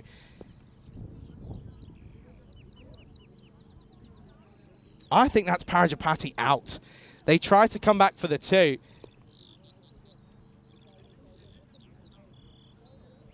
Let's see here then. Look, do they cross at the time? Oh, hello. Now, this is a big moment. Let's see here. This is the big moment. So we're going to go. Oh, do they cross? I don't think they do, in fact. Oh, I don't think they do. What's the conversations here? I think this is what they're wanting. But at the same token, I don't think they're sure that it's the ball that hits the stumps first. I think it's non-striker should be out here. I think it's I think it's Vake that goes, because I don't think they cross. But this is confirmation. There you go. The ball goes hits the stumps and then deflects onto the gloves, or into the gloves, I should say. And then they, of course, come back here. Look, and at impact, we'll keep on going here. Look, there you go. Look, into the stumps. There you go. That's a great bit of work. Superb work from Spring Media there. Superb. Alex in the box in that one. And I think that means that Marco Vake's going to be gone. This is a big moment because, I mean, the difference here could be crucial, of course. With Marco Vake being gone, then it's just a little bit different. But if it's Parajapati that goes, which I don't think it is, I think it's going to be Marco Vake to go. Well, this is sensational, folks. Unbelievable. We are going to get a golden.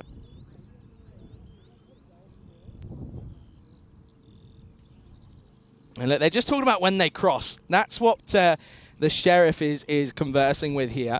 You can see they're just talking, and now it's a conversation. Look, there's the Malta coach is now getting involved. And well, now they're asking for the skipper. It's coming down to this. This is unbelievable. 1-1-4 since a golden ball. And we are definitely, I think, going to go to a golden ball here. And what I think the difference is that it's going to be the fact of who is the one that's out. I think it's Marco that's out. I think it's Marco Vake that's gone. There's the sheriff. Look, it's all getting a bit heated. Oh, Iron. Oh, wow. What's going on? What's happening here? Just trying to work out what's going on here.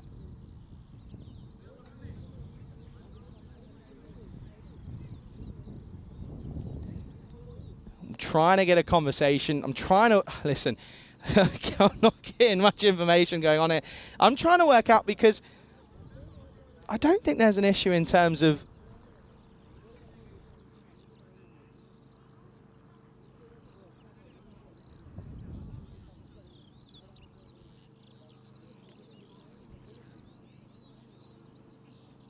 Yeah, so I think what the delay was just as to who, if they crossed. Let's have a look here. This is what we see. So they turn and go. There we go. We get going here. So look, hesitation. And I don't think they cross it. Look, keep on going to when the bell's at. There you go. I wonder if Alex can get the old pause button on. Here we go. I think we know it's on it's a great arm, by the way. But he would have been gone anyway. But look, that's all you need to know. Look, there is probably about 1.5 meters between the two. So I think that should mean that Marco Vake should be gone because they haven't crossed. And that should be Hardik Prajapati who stays out there. That's what I think anyway. But now, so we are definitely going to a golden ball.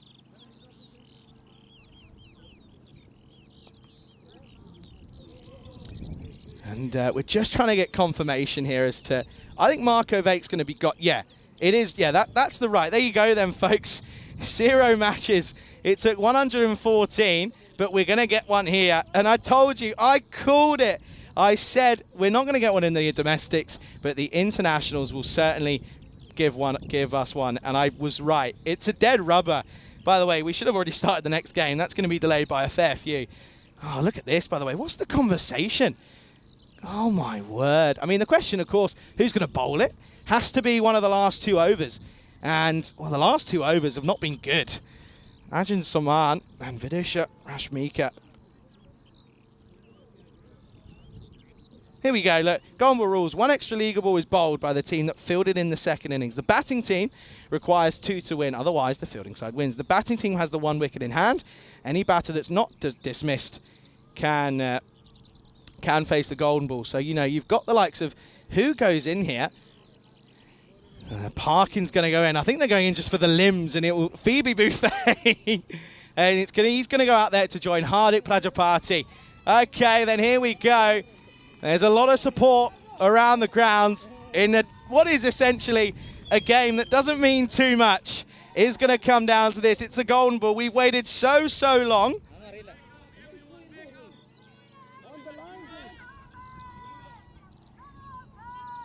And I wonder if we get a quick look at the history of what the golden ball has been this year.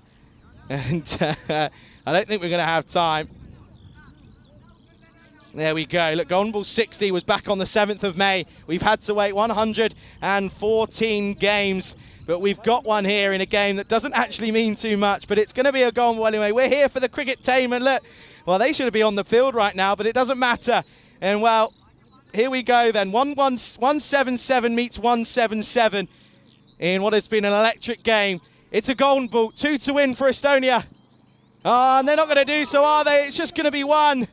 And they're going to come through. And it will be Malta who will get the victory in the golden ball. It's a relatively relaxed celebration, but it will be an emphatic victory for Malta. They somehow defend what was an incredible 177. They make it tricky. It comes down to the last. The scores were tied, and it is Malta who get the victory. And what a way. And to be fair, it's almost quite fitting, really. Malta, they will be your European Cricket International Series winners. And that will be the end of it. So what a way to finish the men's series. And good to see that handshakes all round. And Parkin, he's such a nice gent, isn't he? He's such a nice gent. But there you go. Golden Ball 61 goes the way of Malta. We've broken the over 100 match curse. And it's been a pleasure to be on air for it. But yeah, you can see, look, at the end of the day, handshakes all round. Prajapati just couldn't do it. What a ball, by the way. What a delivery it was. And I wonder if we can just have another look at this here. Look, what a delivery. I believe that's Ajin Soman, and you can see there, look, Parkin was quick to get down the other end, but it doesn't matter. And that is a superb bit of work. Very good stuff. And that one is going to be the end of the game. So Malta win the golden ball. Oh, well. I'm on my own. I can't do this at the end of the day. We've got one more game to go. It's coming up in 15 minutes' time. I wonder if we can maybe slightly flash the dashboard. There you go. It's a dead rubber again. Could it lead to another golden ball? Maybe. Well, we'll see. There's a couple of ins. Looking forward to that. Let's go ahead and have a look at these highlights. These are going to be mental. And we didn't really think they had much of a chance. But Azan Amjad decided to actually switch on for this time around. And he was able to get a good score going. And it really did just seem that out of nowhere, they were able to chase it down. And you kind of felt at one point, you looked at their scores and sat at sort of 130 for 4, you thought, nah, surely not. Realistically, none of the middle order for Estonia have had any chances of getting any runs on the board. But out of nowhere, you look at, I mean, over 9 is where the game's gone, isn't it? I mean, I say the game's gone. Over 9 is where they give them a chance. It's 29 off that over, and that just meant that they were in with a chance. They needed 16 to win, but it was 15 that they got off that last over, and it's just, I can't deal with it. I really can't. It's unbelievable. And out came Azad Amjad, though. What an innings by the skipper. And you could see that he really wanted to maybe what would have been a historical chase. It still will go down in history, of course. It's on the golden ball wall now. But it was incredible as Azad Amjad to all parts of the ground. What an innings for him. But at the same token, of course, you look at the scorecard. It wasn't just him that got runs. Parajapati, he'll be slightly frustrated. Imagine, though, if this was a 2-all sort of series and then they were able to, it came down to a golden ball. That was a great catch by Rocky Dianish behind the stumps. Imagine, though, if this game was to decide the winner. Imagine if that was the case. Unbelievable, it really is. And you can see here, look, that one was put down in the covers, and you thought, okay, could have been a chance. But they kept on going. And this was that over. This was that over where it went bizarre, wasn't it? Badusha bowled some interesting deliveries and ended up going for 29. But hey, I want to take a moment. Huge credit to both of these two sides. They provided us with some great matches over the last couple of days. Listen, there'll be some sore bodies, especially from Estonia. Robson is walking past me at the moment. I reckon that man's not going to be able to walk in the morning. I wonder if his house has got any stairs, because I don't think he'll be getting up. This one, though, was that last one, and it was dropped. What could have been a simple one for Malta ended up being dramatic as ever. It was a run out. We took time to work out what was going on. We got to the point where Vake was the man who had to go, but Parajapati could not do the job, I'm afraid. It was a good delivery, though, from the main man himself, Inajin Soman. And there you go. Now, Phoebe Buffet, in parking himself, got down to the other end, but it won't matter as Malta win match number 5 of this series by the way of golden ball. We've got a very quick turnaround, so I'm going to jump off very quickly, but it's, well, what a game. You've got 5 minutes, folks. Catch your breath. We'll be back very, very soon as you're watching the European Cricket Internationals here in Estonia.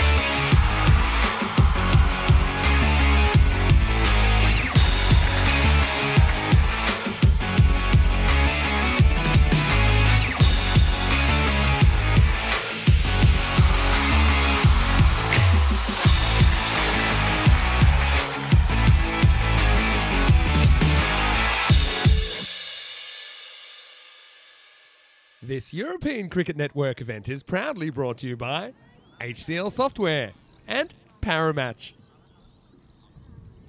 Good afternoon, welcome back to, still can't catch my breath, welcome back to the National Cricket and Rugby Ground here in Estonia, where we're coming off the back of an incredible golden ball. It was a weird one, wasn't it? Kind of came out of nowhere and over at 29, and then, well, we just sort of saw it all unfold in front of our very eyes. Pleasure to have you back with me here on the ground. Of course, we've got the last game of the entire tour here in Estonia. It is, of course, Estonia women taking on Malta women. Let's go ahead and have a look at what happened a little bit earlier as the two captains were out in the middle with the Sheriff, Charles Croucher.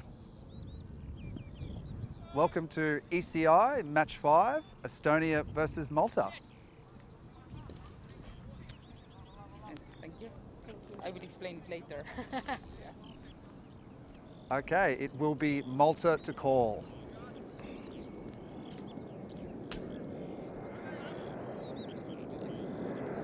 Tails.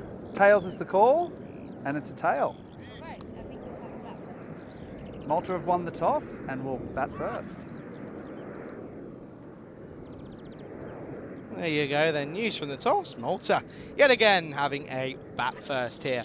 And, well, I would say if it ain't broke, don't fix it, but it's not really worked. They're, of course, going to finish second this time around. And, yeah, I'm afraid that it's going to be, again, one of those games. Well, to be honest, at the same token, if it's one of those games that we just had, then I'll be pretty happy. But I don't know if my voice will be. But at the same token, if it's one of those where we already know who's going to go ahead and win the series. As we know, Estonia have taken 3 victories compared to just the one for Malta. But they certainly made a good game of it in that last one. It came down once again to the last couple of deliveries in the last over. But I wouldn't be surprised, and I think we've been told, well, the reminiscence of that golden ball is still out there. The bails haven't been put back in their place, but you can see players, umpires, and everyone making their way out to the middle. And yeah, of course, this time around, it's going to be certainly an exciting one, of course. And yeah, do expect to see a couple of changes this time around for both sides, being both tactics and how players are being used and utilised. Let's have a look at the squads then here. And of course, for the women, for Estonia, Jaya Sakara comes in. She'll be taking the stumps for her first involvement in this one. Shelley Patterson, of course, comes in for her first involvement, as does Helena Kadagi. So looking forward to that one. As for Malta, no real drastic changes. Susan George will come in to the lineup this time, so she'll have an involvement in this last game.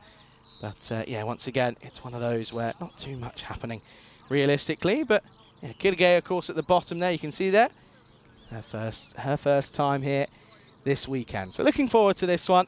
And well, I hope you've all just recovered from what was a rather crazy couple of crazy minutes out in the deep, out in those last couple of moments. But there you go, 55% to 45. Still a tricky one.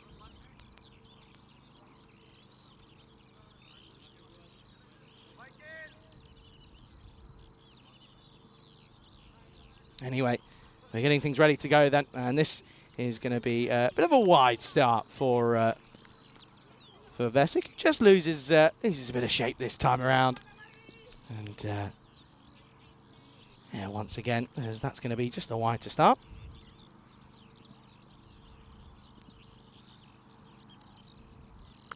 Oh, this time is just flat batted by Colaseri, and there's Medaguch, who he was joined in the commentary box a couple of times over the last few moments of the last few games, and yeah, we're just sort of talking about how they think that their success is down to keeping Colaseri relatively quiet.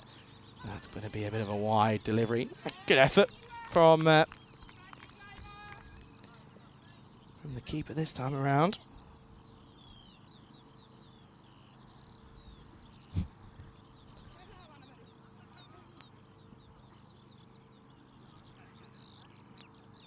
Anyway, that's better. Oh dear, not far away at all. Good comeback though from Messi, getting in on the money. See there, look, back of a length, and yeah, just can't get that one away. Doesn't get the foot movement in that right area.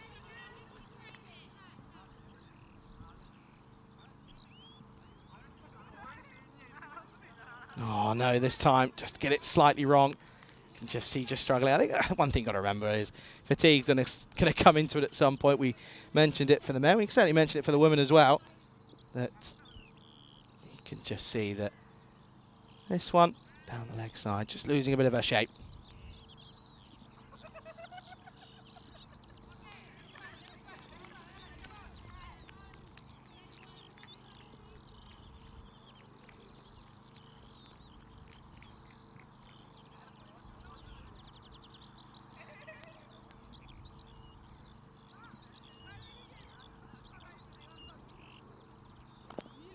Ah, and again, once more, just drops this into the onside, but there's Gooch once again. But I think she tried to, well, she did say that the wicket, Colaseri's a big one. I don't think she really actually meant of trying to take her out. Look, that one really bounced. She comes over and apologises, but I don't think she meant it in that respect.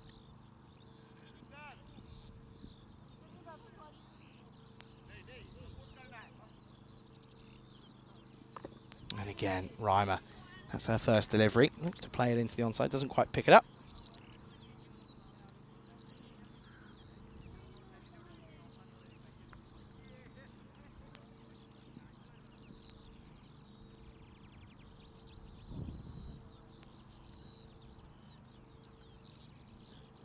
Oh, and again, Vesic just struggling a little bit here, but look who's down there. Delbina's there, isn't she? She's ever present out there down at in that region. I'm going to start calling that her corner, I think. I think you kind of have to.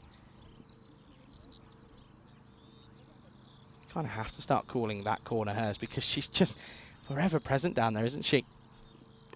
Oh, that's well played as just pushes this into the offside. She'll get a single, she'll get off the mark, and it will be a nice way to do so. Just pushes at this one.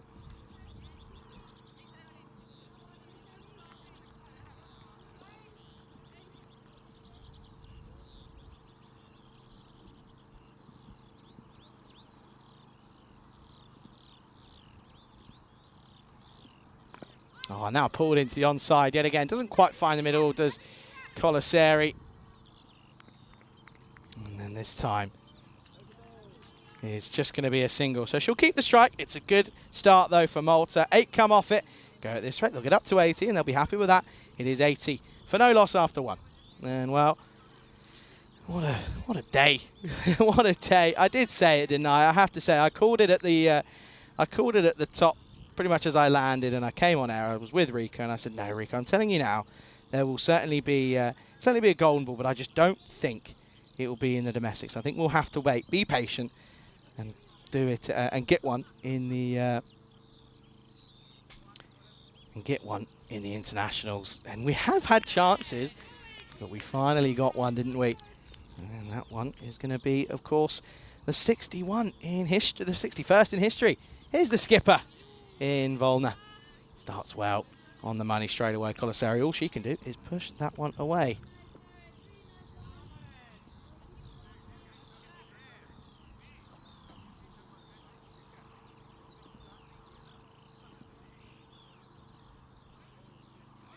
Oh, and again. This time just loses her line slightly.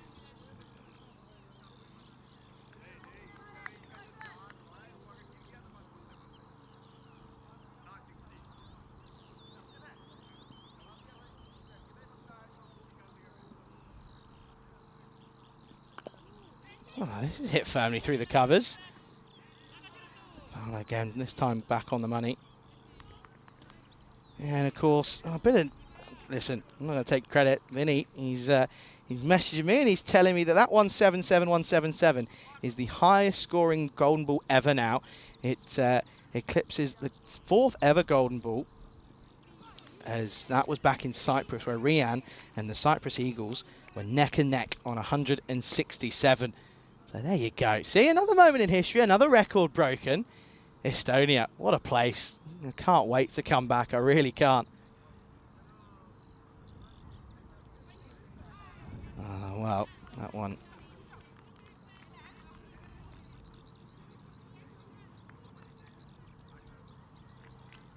Just missing out on this one.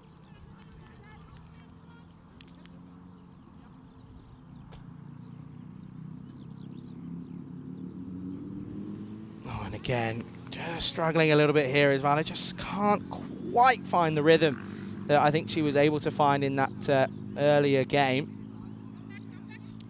Just hasn't been able to quite fix it up at the moment. But these extras certainly aren't exactly hurting Malta. But it is, of course, one of those games where you probably see a few new bowlers potentially. Up into the offside, and oh, good stop. Very good stop this time around. It was spinning away. Excellent work.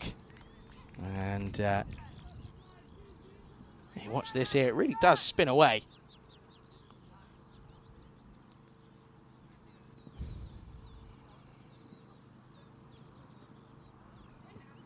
Oh dear, that one again. So just feeling a bit of the yips at the moment. That was a really good stop by Nakilge.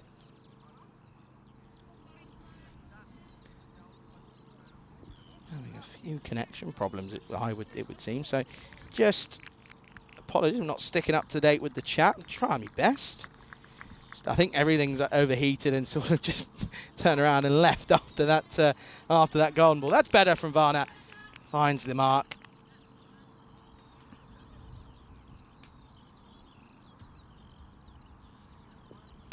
It's probably one of the best comments I've seen all day.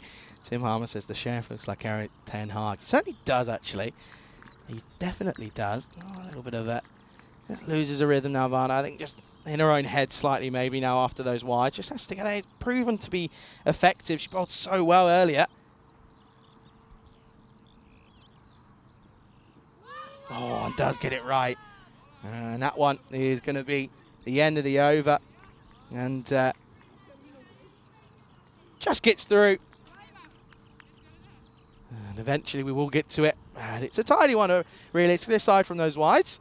As it will be at 14 for no loss. There you go. There's the timeline updated.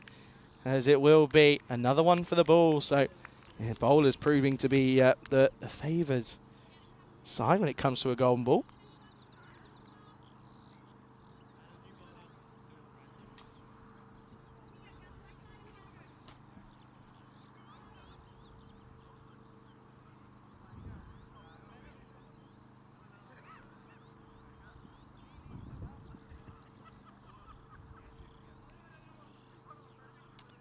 And Albina is going to come on then. This is going to be 4. That's a nice shot. Gets it away nicely this time around, and that will certainly help her confidence for Ryan, which coming off, of course, that 3-ball duck in that last game. But she'll also know that just has to keep patient because the bad balls will come.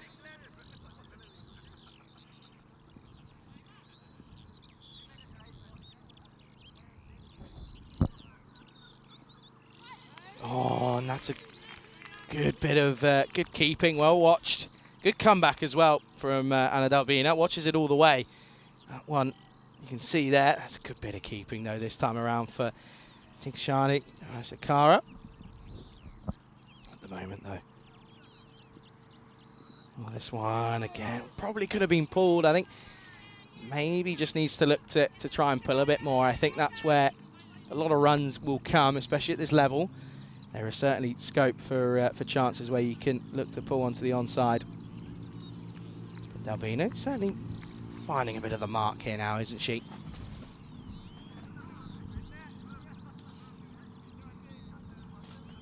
There you go, does pull, and is going to go into the leg side. It's well fielded though this time around. Natalia Jolots does well again, just keeps it to a 1. So pretty tidy stuff this from Dalbina after a loose delivery to start off with. She's found a bit of rhythm.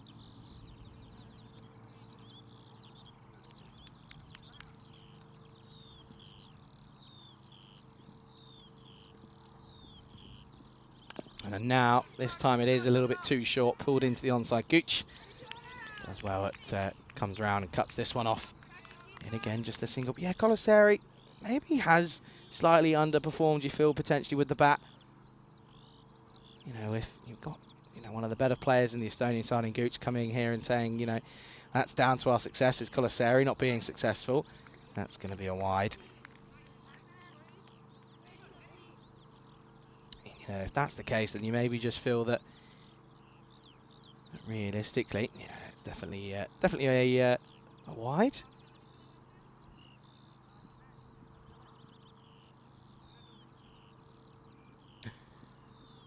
going to be another one. Just can't get over the get out of the over.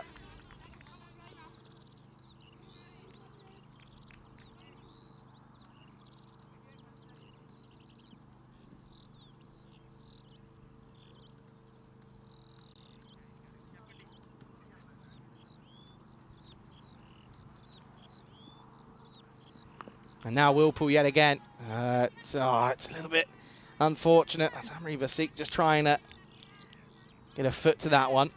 Luckily so, Jolad was there to back her up. So a good over, just 9 coming off it, but in the context of the game, it's probably not a bad one for the batting side, as that one is going to be 23 for no loss after 3. There you go then, as this is the 11th one of the year. There you go. It's a big old gap of 114, but we got there in the end, didn't we?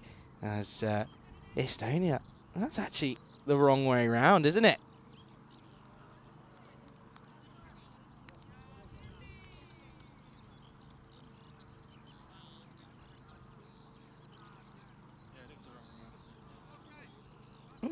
And someone clearly is an Estonia fan, but anyway, yeah, we'll get that look and change for you. But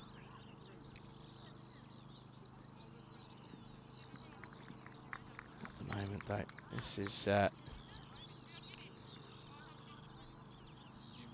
new bowler then.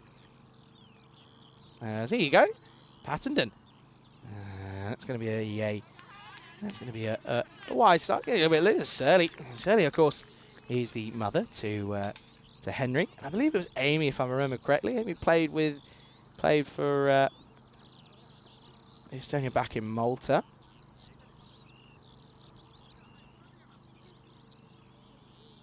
It was Amy Pattenden.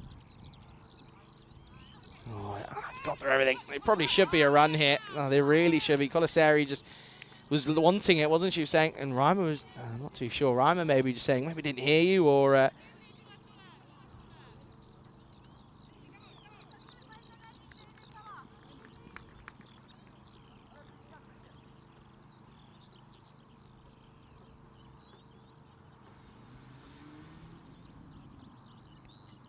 oh, this one very near, but it's going to have to be a wide.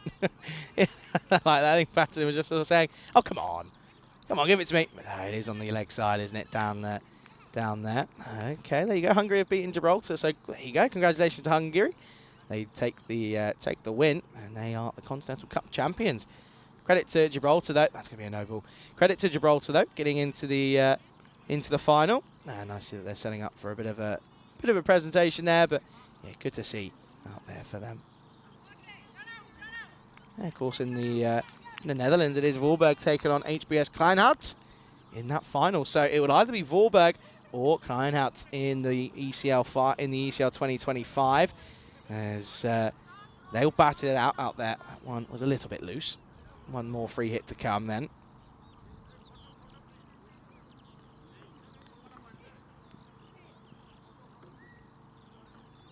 There you go, Volner, just trying to have a chat. There you go. So he's saying, okay, I will try. I will try my best. That's all you can do.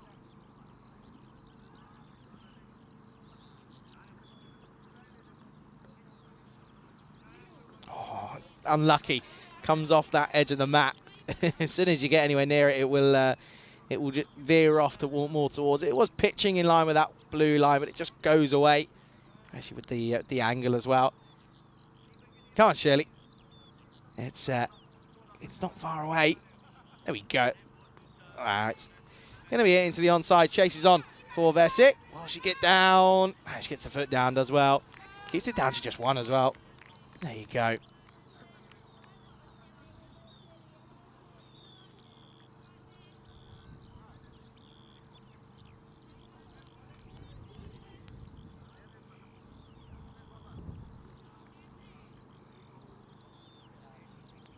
Seven off the over at the moment.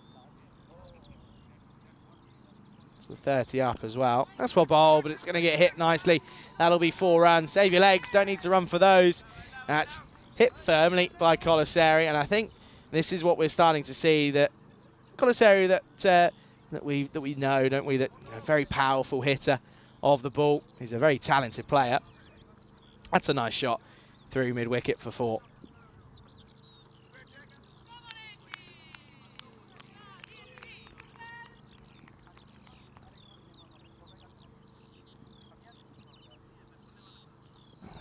Again, he's just starting to get slightly frustrated now.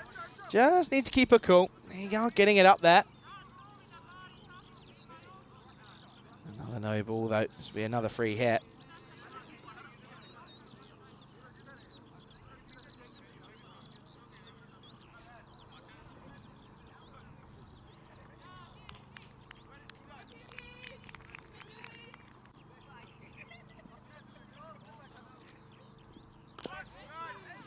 Again, firmly struck, but well fielded. Long barrier, straight out of the textbook. And a great arm as well. That's well backed up in the end. Had to do so, didn't they? A classic long barrier. Pretty much to perfection, really.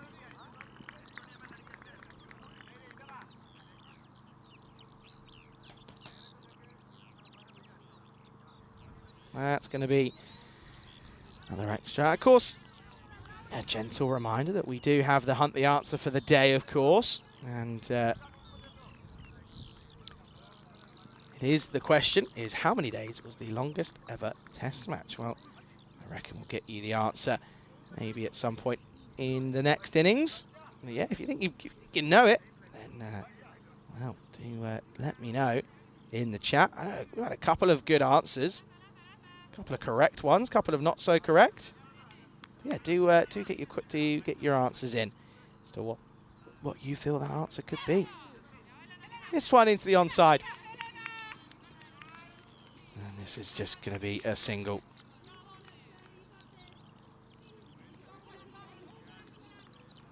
Of course, I know a couple of people have been like, longest. There was more than a 5-dayer. Absolutely, there was. Yeah, deserved win out there in... that's much better though, isn't it? That's a lot better from Patterson.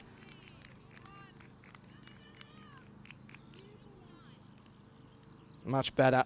You can see there in that corridor, isn't it? A bit of nip away as well, bottom edge.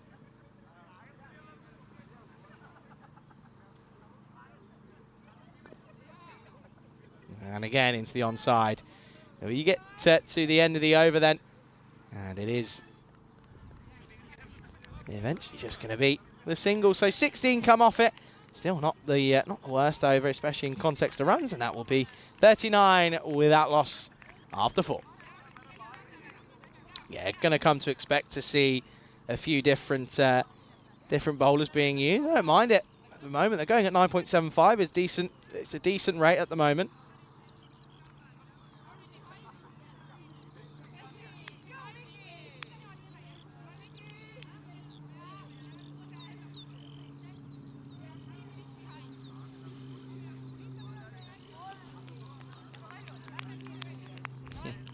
.39, then there you go. You can see there's the Malta lads on that left-hand side of your screen. And again, gotta say, not gonna miss being here. It's been a great host city and a great host ground for what we've been up to here. And here's Victoria Frey. Seen her bowl multiple times now, haven't we? That's gonna start with a bit of a stray one down the leg side for a wide.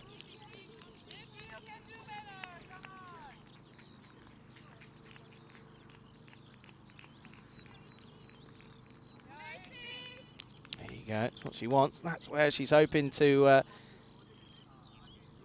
get that rhythm.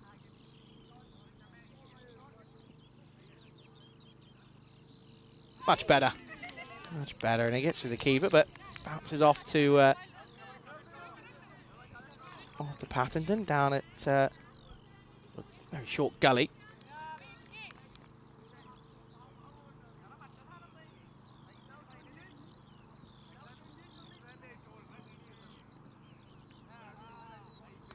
On the pads, but clipped away nicely.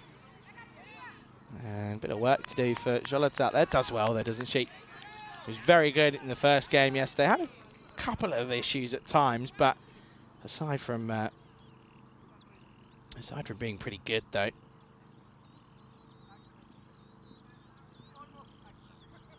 So then once more, just looking to try and continue on here at the moment.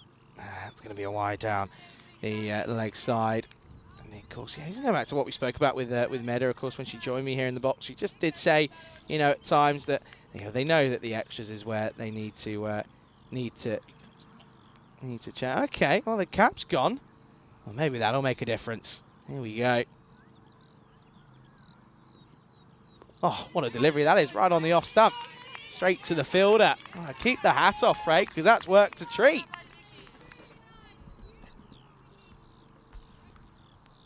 Dot ball. And she'll be open for a couple more of those, won't she? Still been a bad over there.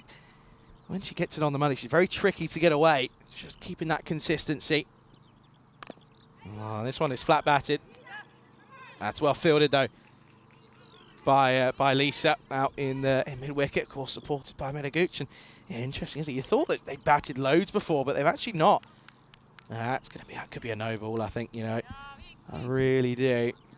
And oh, no, never mind. I'm going to move on. This is a nice flick off the pads. It's a lovely shot. Charlotte's got a lot of work to do. Covers on the ground, does very well. And it's a good arm as well. That one is, that's well done. Really is. See there, I think Colasero was almost expecting it to sort of go down past her pads, but realises she has to actually play a shot here.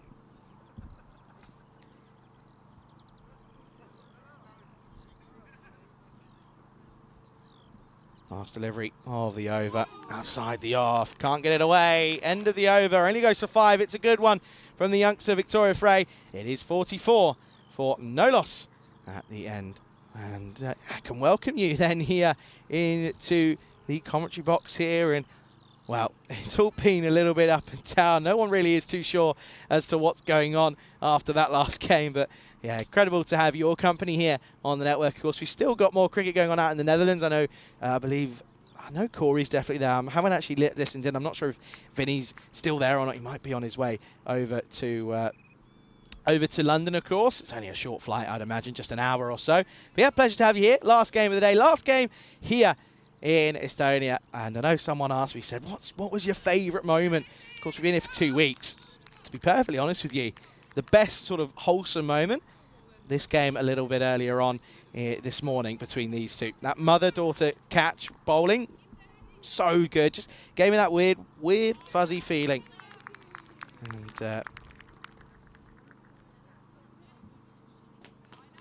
that's going to be a really good way to finish it off. This looks as if Lisa Bowring's going to come on here.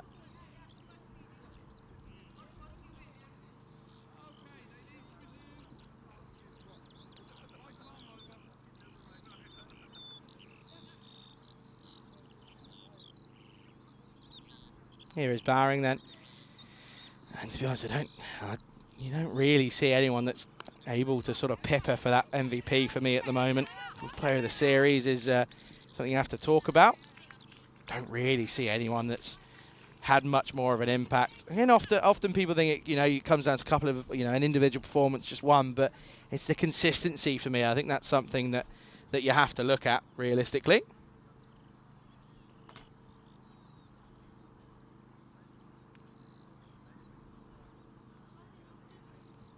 Already struggling a bit for time, aren't they? And this is well bowled. Reimer, all she can do is just sort of paddle this into the onside. Can't get a run for it, though. Reimer 11 now off of 17.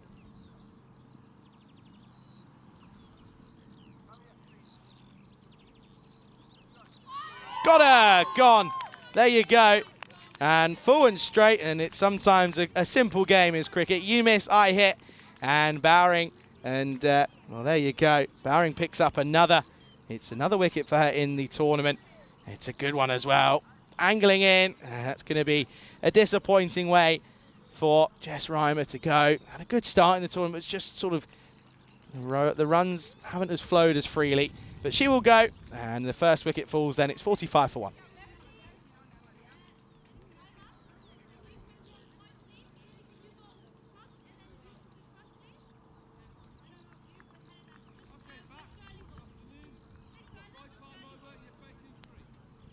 Three balls to go, so the left-handed Santosh will come out.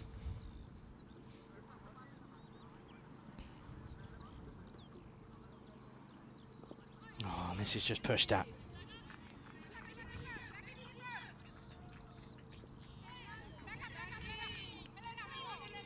There you go. This one is going to be, I mean, an almost bit of an issue, but this time around, not too bad. But this over again, so good at the moment.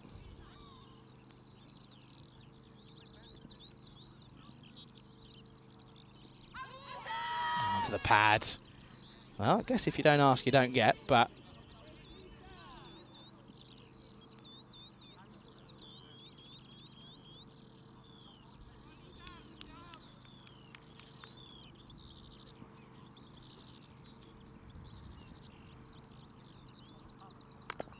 this one just gets through. It's a little bit uppish from Colisari, but it will get through the fielder. Of course, that's going to be Helena Kirge out there. You can see here, it just gets through. Just sort of misjudges the timing.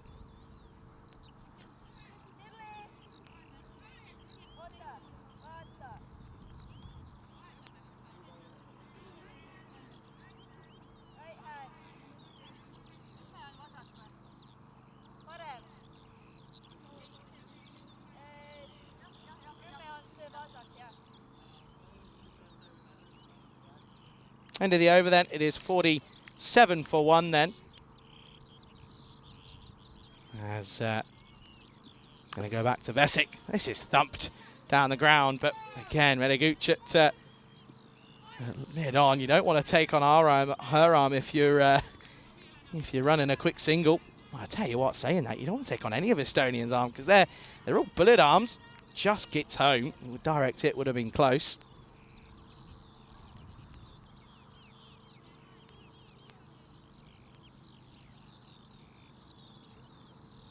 Santos, just one off one at the moment. Always been present at 3. Oh, that's beaten everyone. This chase is on. I think the ball's going to win here. This is going to be 4 buys. Just didn't quite catch up to this one. Did Dikshani Jasakara. Of course, it's probably taken a bit of time to get her eye in, really. Hasn't played it almost at all in this tournament. It's her first involvement. So it's taken a bit of time just to maybe get the sort of getting the eyes caught up and in sync with the hands. It sometimes takes a bit of time to do that.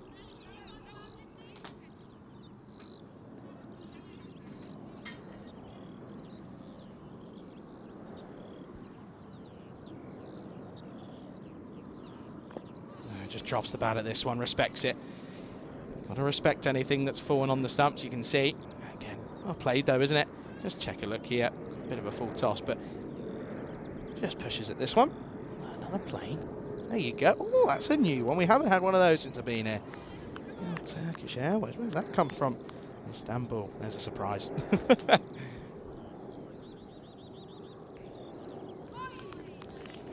of a wayward swing. And just can't get it away.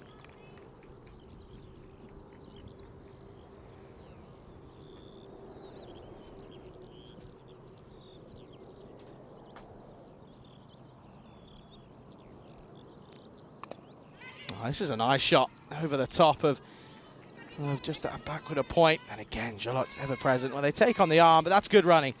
And I know that that's what their coaches have been asking for them, just to push that first one a little bit harder. See if you can turn what would be just a simple one into a maybe 2, and that's what they do here. Look, that just runs away, spins away from the fielder as well, so gives them that extra bit of time. You can see there's that pause. You just kind of, again, that just comes with experience. Rather than pausing, you sort of have that communication between you. That's going to be, oh dear, this could probably go as well. It will. It's going to be 5 wide, so Minimo here. And runs just starting to come a little bit easier for Malta. Just falling off, wasn't it? And the second bounce off the pitch, but behind or after the after that crease line.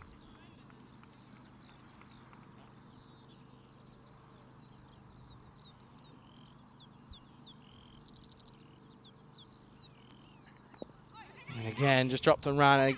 Should be one, and there, yeah, it definitely will be. Absolutely good running. Good call from Colisari, called her through. Will mean that Santos keeps the strike, though. At the end of 7, it is 60 for 1. I wonder how long that bus is going to be there. This is what's coming up tomorrow. Day 1 of an eagerly awaited tournament, it has to be said. The first day of the European Cricket Series out in England will take place at 8:45 GMT, 10:45 Central European Time, 2:15 in India. Spencer, they take on Tunbridge Wells. First time we've seen Tunbridge Wells in a while. First time we're seeing Spencer and Twickenham as they take on Tunbridge Wells in games 1 and 2.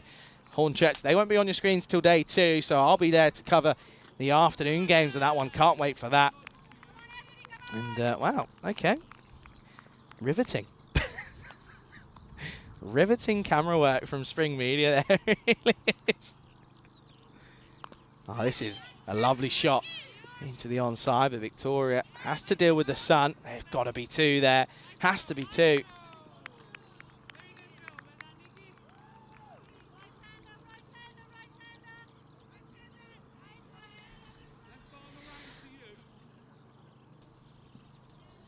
And good first over. Did struggle slightly, but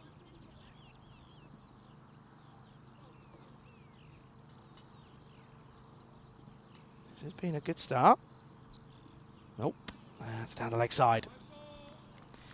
I think just a little bit of just the momentum just doesn't really follow through. I think just like to see, just commit to it slightly.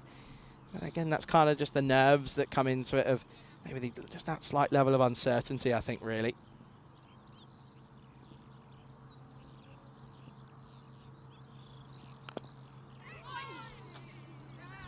Oh, wow. That's a genuine Tortuga. Come on, then. Tortuga. Tortuga. There you go. Look, ready? Boing. Oh, almost takes one on the on the face. And luckily she's okay, but I wouldn't be laughing if it wasn't okay. But yeah, she's all right, of course. Amory Vesic does well. So it looks as if it's going to be again up in that score of about 80. That's where we're going to see. Of course, that's a score of 80, kind of reminiscent of very early stages of the T10 stuff here on the network. Cut away. This one, again, just be 1. They've got to be looking, though, haven't they? They do have a look, but probably not there this time around.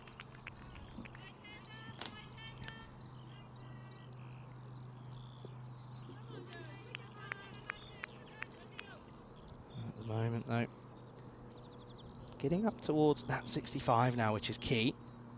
Oh, what a shot. What a lovely strike that is.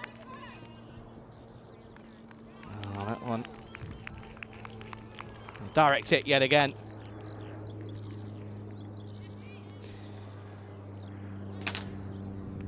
Anyway.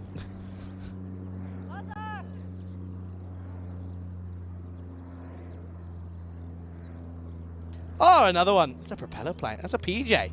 Maybe that's what. Is that Rico? Oh, Rico's on there. There you go. Again, this time again, a nice strike into the onside. Again, Victoria. Very good out there. It's such a good arm as well. It's flat and hard into the bowler.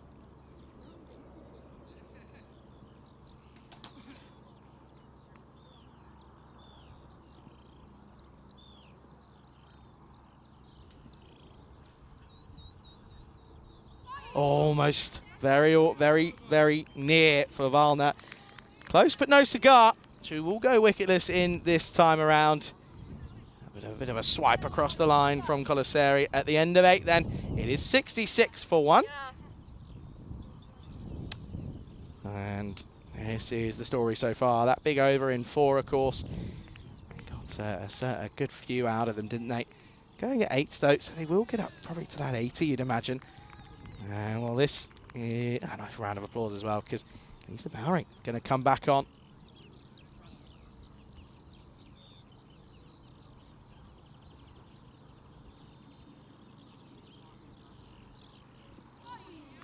Oh, good start. Good take as well.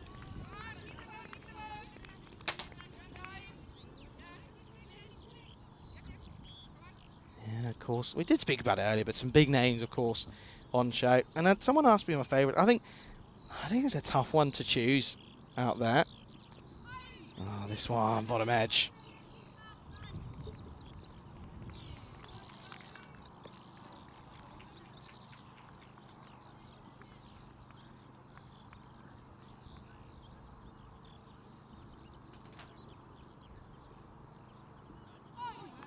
Again, that's not far away. Really not far away. Proving too tricky to handle at the moment is Lisa Bowering, isn't she? She's just finding those good areas, getting it up nice and full, looping it up there. Once you get it above the eye line of the batters, it just puts them off slightly, doesn't it?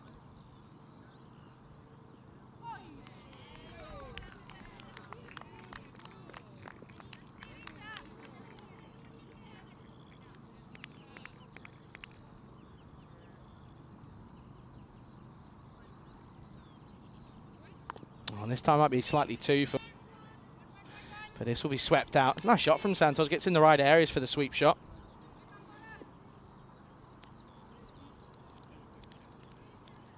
You can see there, that's actually not far away, if I'm being honest. I could see that being called. No, it isn't. Deemed to have been dipping.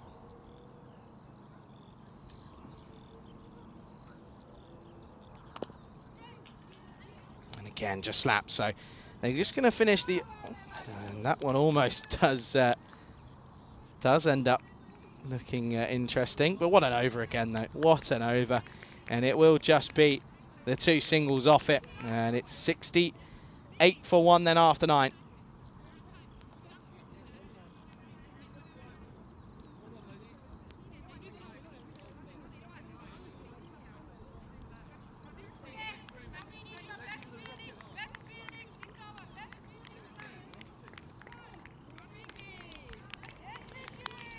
Going to go back to Victoria Freyland. So last overtime, 68 on the board at the moment. They're looking as if they're trying to get up to that 75 now, maybe just going to fall short of that 80, which will be slightly disappointing for them. But at the same token, not far away here at the moment. They've just got to keep positive, keep things going.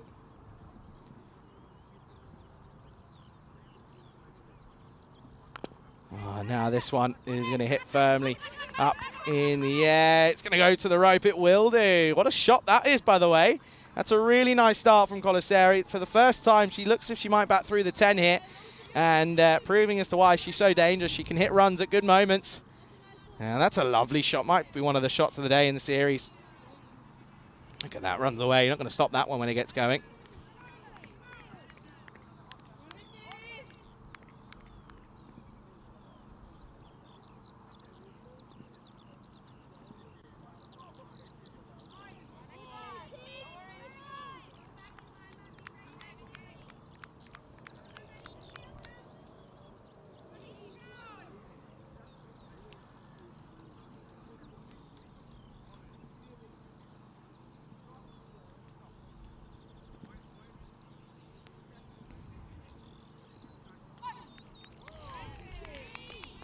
Again, that's where it needs to be, though, isn't it?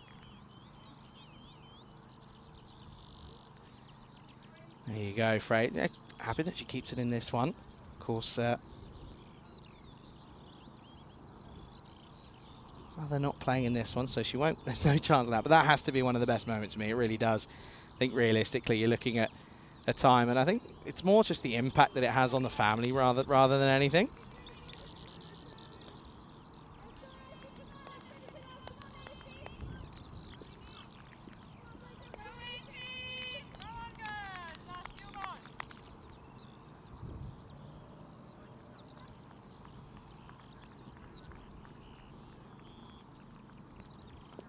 Oh, this is a top edge. Could be a chance. Oh, just out of the reach.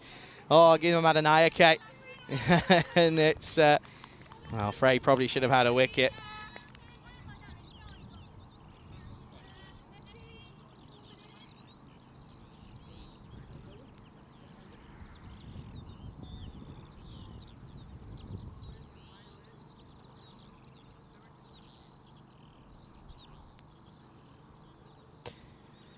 $75 up, though, so they've got to 75. Can they maybe push to 80?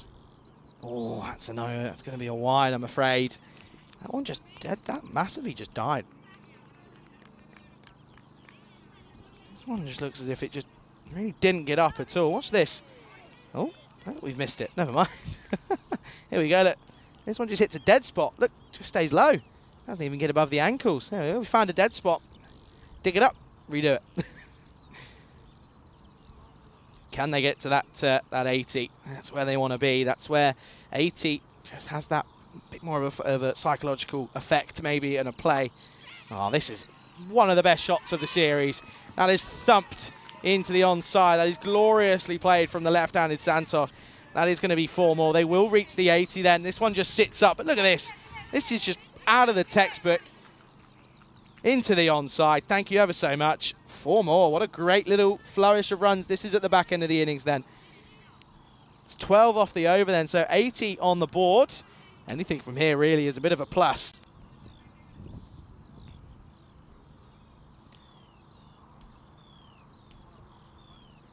Can she get it right, Frey? Much better. And it's a bit of an outside edge. And well, someone's going to have to get round there and does. Well, that's well done. Oh, there we go. Bit of the old hot potato. Eventually, though, gets in. That's well fielded, though. I don't think she thought it was getting to her, but I think, of course, for Shirley Patterson, it's the first experience on this field in a while for her, so I don't think she realised how quick it was. I thought she thought that Dalpina was going to get there, but she had to cut round and did a very, very good job of it as well.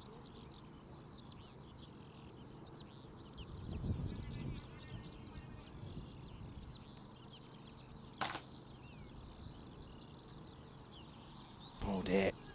Just tried a little bit to bowl, maybe a little bit too quick there.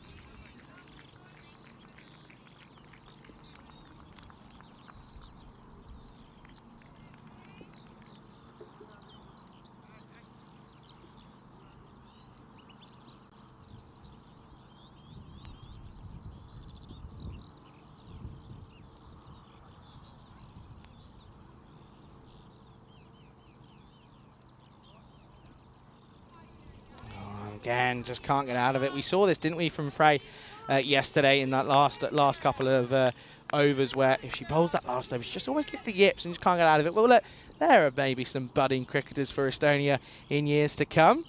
That's nice to see, isn't it? Yeah, look, they're playing. I like it. That's good to see, isn't it?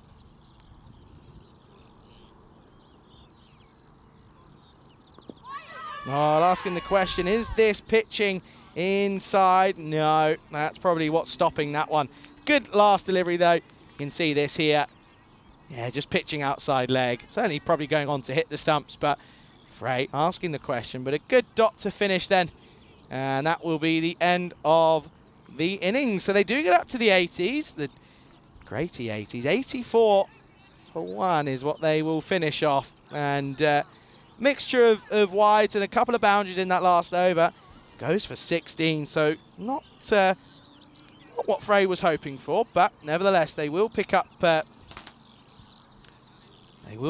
couple of extra runs. So they will get to 84 for 1 off their 10, and well, it's going to be an interesting chase. They'll probably look to change things around a little bit at the top of the order. Maybe Menegic might drop down, maybe Lisa Barron, but I can't see it. Anyway, let's have a look at the highlights then of this first innings then in this last game of our time here in Estonia. And it was a great first start then, as of course that one was Hella Kiddiger, who got a great stop into in the offside.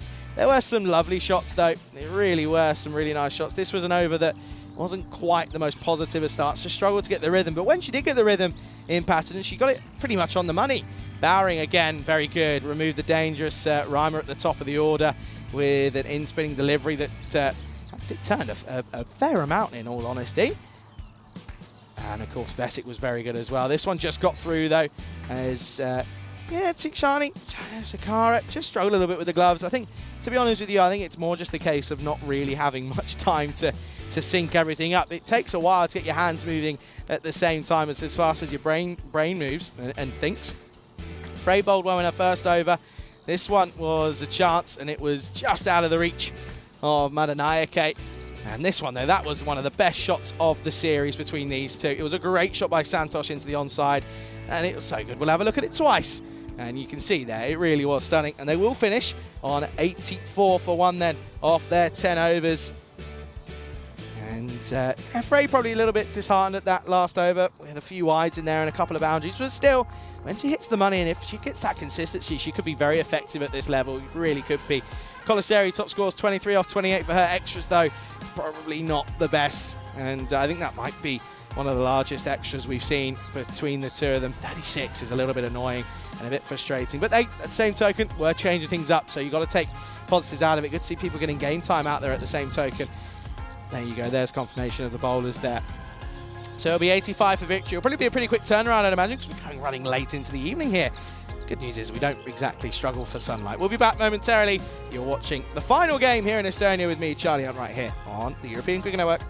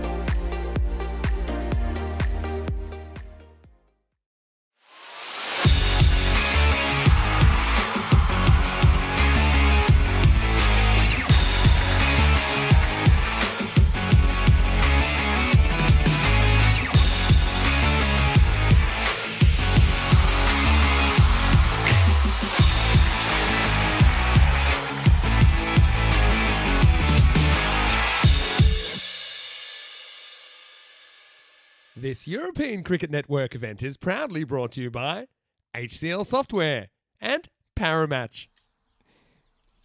Good afternoon, everyone. Good evening, and welcome for the final time then here to this rugby cricket ground here in Estonia. Tallinn, of course, the host city. What a host it has been. It's been a host of some great cricket matches over the last couple of days, hasn't it? We've had some exquisite hitting. And, well, it was host to a Golden Ball, of course, as well, wasn't it? Just about an hour ago now, and it was really certain amazing scenes. And it really was certainly a sight to be seen, really. I think it just shows that, at the same token, there is so much talent here in Estonia. And I think, you know, the development of the game is certainly getting there, especially, you know, for men's and for women's, of course. And I think that's what we're seeing here with Estonia getting a series victory, of course, over over Malta, of course, getting a bit of a comeback after being sort of dispatched of my a 4-0 deficit in that last time that they met. So looking forward to this one. Players just making their way out to the middle as the umpires. There you go. There's Joe and Mark. Well, Bus. There you are. And I did a little throwback to a few days ago, but yeah, this is going to be interesting, isn't it? I think, you know, to be honest, not going to be a simple chase. They're going to look to change things up. I can already tell you that Medaguch is not going to open the batting. It's going to be Madanayake alongside Lisa Bowering. So looking forward to seeing a bit of a change at the top, and I think Meda's probably pretty happy with that one. I think she'll sit there and say, well, no, I just hope to see that, well, she said it all, didn't she? She hopes to see a bit of success for maybe a couple of others, get some more game practice out there, of course. This game doesn't really mean too much in terms of the outcome of the tournament, but it is certainly a chance where you could put your name in the hat for a spot at the top, maybe. It certainly is a question of it.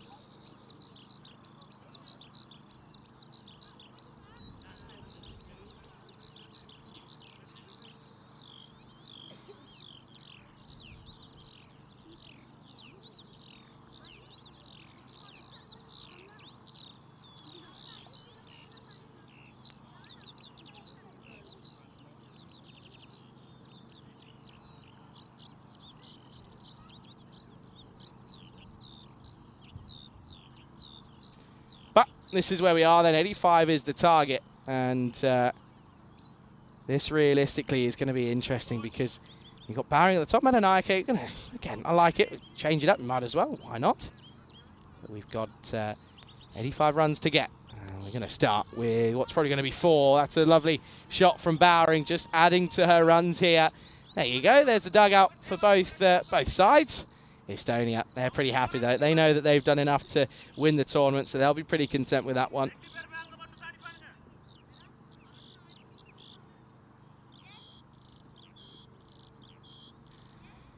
And that one runs away for 4.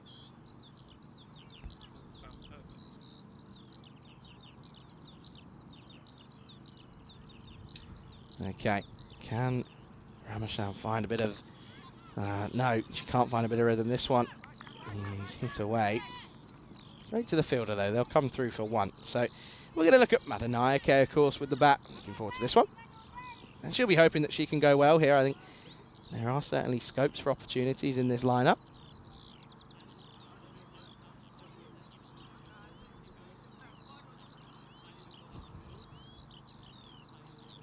Well, of course, out there at the moment. It's a shame to see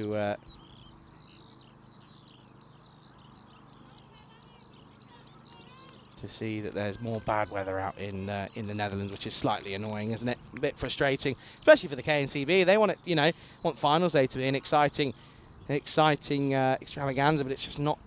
The weather's not playing its part at the moment. This is going to be a wide down the leg side.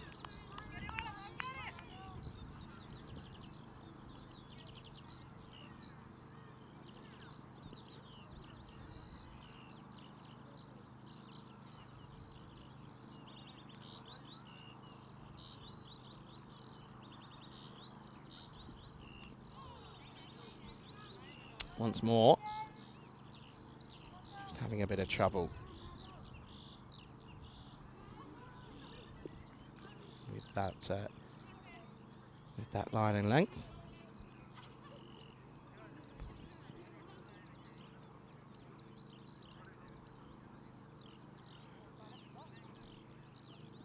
Well, that's much better.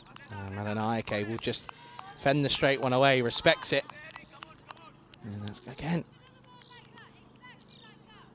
Well, you have to be at the moment. Just got to keep it straight and respect the straight one as well. And this one just plays at it, but just wishes away. And once more, that was again good areas. Good again, nice bit of turn as well. In all honesty, but a warm welcome to everyone though tuning in.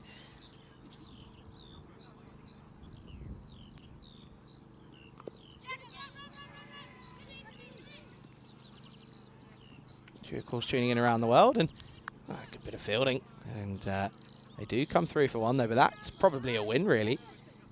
And or is it? As you can see, this one carves away. Good pick up though by Bandari. You see here, she does make her ground pretty comfortably, but again another direct hit. I reckon I don't think I've ever seen so many in one series between two sides. Respects this one, and they'll drop and run. That's pretty good cricketing knowledge there from Bowering. Drops and runs, keeps the strike. It'll be 9 without loss after 1.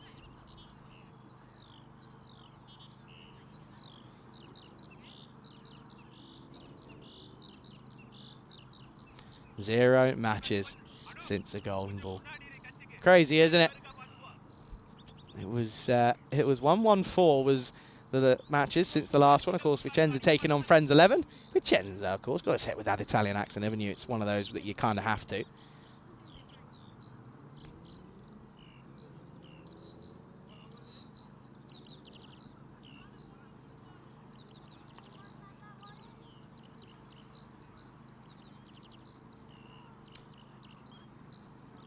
Conaseri then has yet to, of course, had a good time of it with the bat, didn't she? Carried her bat all the way through, which is nice to see.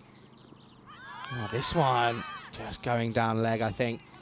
Bowering just struggles to get her feet going at times, doesn't she? You can see here, look, it's stuck, definitely going down the leg side, but I think that's where we saw the success on that innings of 49. She sets up deep in the crease. She's outside at the moment. You know, she's such a back foot dominant player that if she's able to turn around and just set up like that, because 9 times out of 10 that's where it's going to be, but then just needs to have the ability to just press forward with that front foot. If she can do that, then she'll be a very, very difficult player. And she already is, but that's going to be a wide. I think that's just where she'll probably get the most success.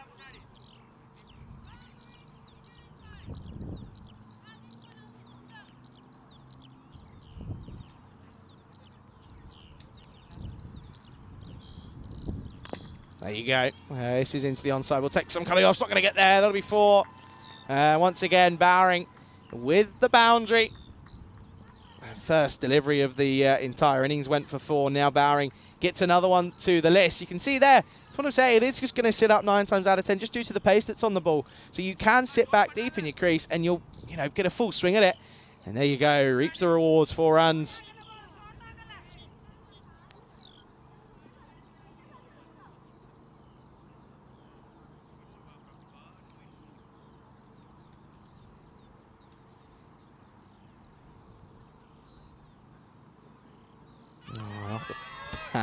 And oh dear. Well, I'm afraid that that one's, you can't really be appealing for that one. He's not even played a shot. Hey, listen, what the experience, but look, not even played a shot. It's definitely come off the pad. Been a couple of ones that have come off, but you can't be appealing for those ones. Again, leaves it. That one just spins away. Bowering goes at the odd. Okay.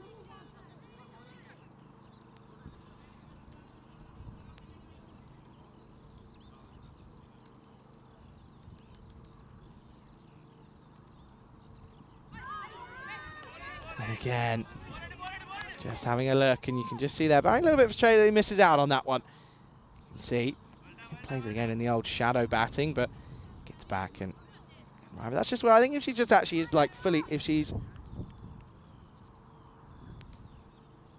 just stands a little bit further forward, she might be a little bit more effective in that respect. But anyway, end of the over. It is 14 for no loss after 2.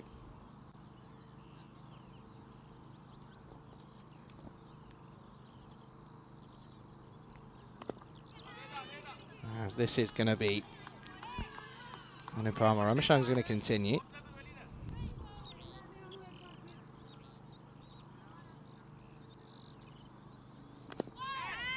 Oh, and this one put down. It was a chance, and it carried. It definitely did carry. Could see it from my angle as to where I'm sat. You'll see it from here as well. Look at this one. Just up in the air. Probably should be taking those. She knows it. That's a chance that goes down then. And now Ryan's going to come and have a chat with her.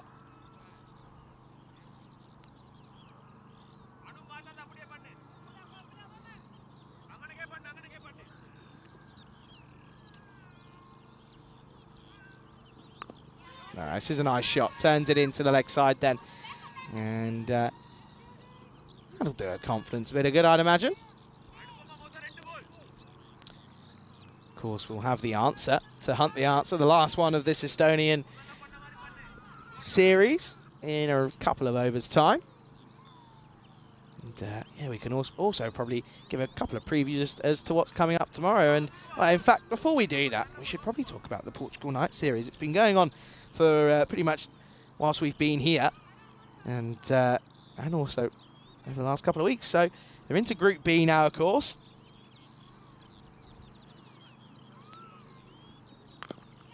Shot into the onside, straight to Ioshenko. Good arm.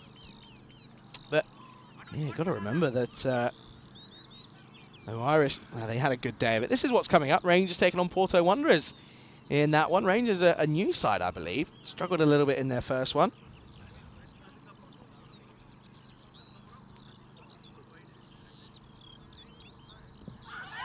Oh, asking the question, Cho turns it down. Again, if you don't ask, you don't get. But I think this one pretty obvious. I've seen worse given, actually. I say that. I have seen a lot worse given, but again, wrapping him up on the pads, but I just can't seem to find a bit of rhythm. There's this one. It's a good stop from Reimer. Has to get down and get something. Gets a pad on it, I think, this time. It just doesn't carry. I think there, she's just that. Only a couple of steps forward. I think she's capable of it. I think she's a really good keeper. Her glove work is certainly impressive. I think just a bit of confidence to do so.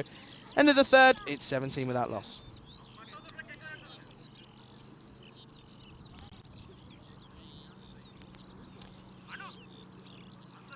Of course, Malta, they're looking to get a bit of a consolation victory here.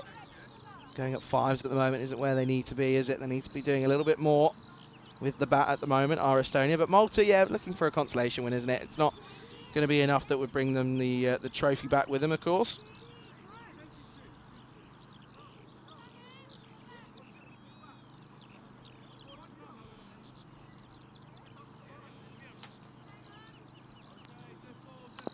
That's going to be a dead ball. What's the reasoning here, then? Someone was a bit of talking out in the field as Yadav was coming out. And Yadav, of course, Yadav has played really well in this tournament. I think her bowling has been a certain positive for Malta.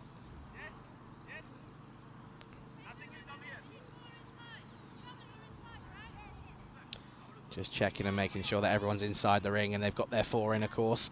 Don't want a repeat of what happened last time. Now they will change a few up on the in the field. It's down the leg side.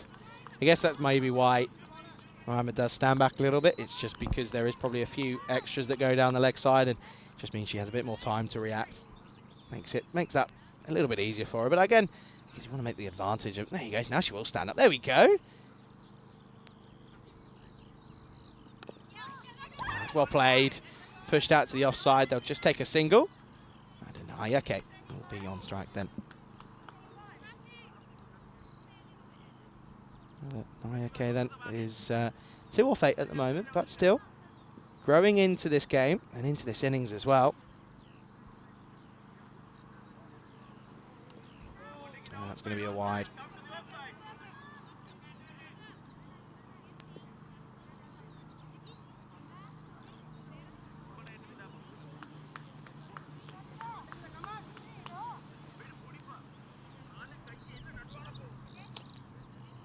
They're away. getting this total just to start going a bit. They need to that run rate needs to be going up, isn't it? Well, they're taking on this an aggressive shot. Madanayake just gets over the top, and she'll get another single. Bowring just 12 off 11 for her at the moment. She's kind of just having to play a little bit more conservative. But to be honest, I think I'd like to see. I would like to see Bowring maybe just take it on a bit. Of course, it is one of those games where you lose, it's not the end of the world. But she's playing a good, healthy hand. You've still got batting to come, of course. Gooch could come in at any point, really. Of course, no. This time around, they haven't got a couple of players there that they maybe would normally go to, but can certainly give opportunities to maybe Jolots again. It'd be nice to see her get another chance. Oh, there you go, through the covers. That's a really nice shot. That's going to be 4 runs. Bowring gets this one away.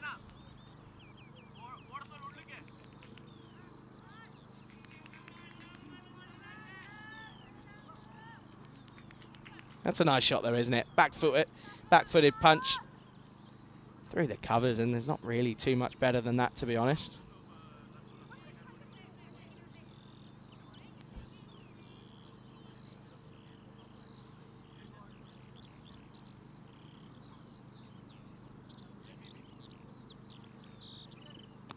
Now into the leg side, work to do for the fielder. Great effort, really good effort out there. Superb bit of work this time around. That's Shankavali who does that bit of fielding. Gets down, doesn't she, and gets her body behind it, and it just gives you the confidence. And confidence is a huge thing. Listen, these guys, a lot of these fielders and players and individuals haven't been playing for a long time, and you gotta keep that in mind. And you know, to be out here, you know, it's the experience of it all, isn't it? You know, you've got players here who, of course, playing some for the first time outdoors in a long time, and you know, for Malta, the experience of travelling to Estonia for a game of cricket is something you probably wouldn't have been in their wildest dreams. This one is hit nicely down the ground. This will just be 1, or it might be 2 even. It's a bit of a misfield. Could be 4. Won't get there, and that's good work as that's Tanuja Sharafadine, who just ensures that doesn't go towards the road. Makes no mistake of this one this time around.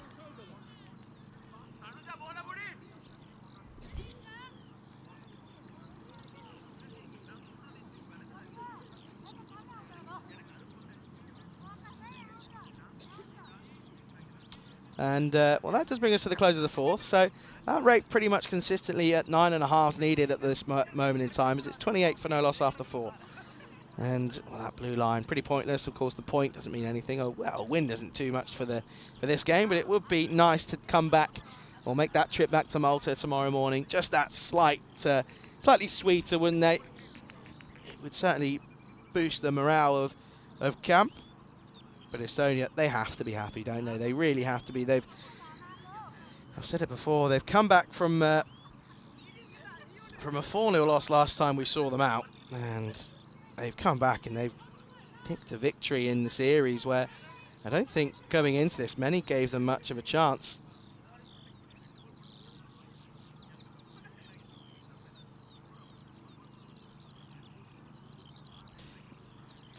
Santosh. And this is just going to be fine. I think just thinks this in the eyes of Joe. Yeah, maybe. I think that, again, that just a little bit of nip away.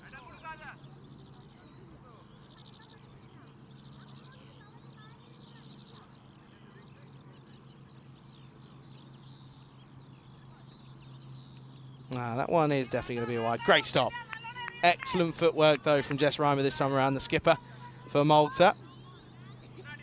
Sees this early, picks that it's going to be down the legs, down the offside pretty wide, and gets across, but also doesn't just go with hands, takes feet with her as well, just makes sure that it's that double chance that there's something there to stop it. Don't want it flowing through for 5 wides. Oh, this is crunch. This is a great shot from Bowring. So much power behind it. Great timing this time around. And yet again, just continues to keep them in the game with these boundaries here and there. Just slowed it up, did Santos, just trying to get the line and length correct.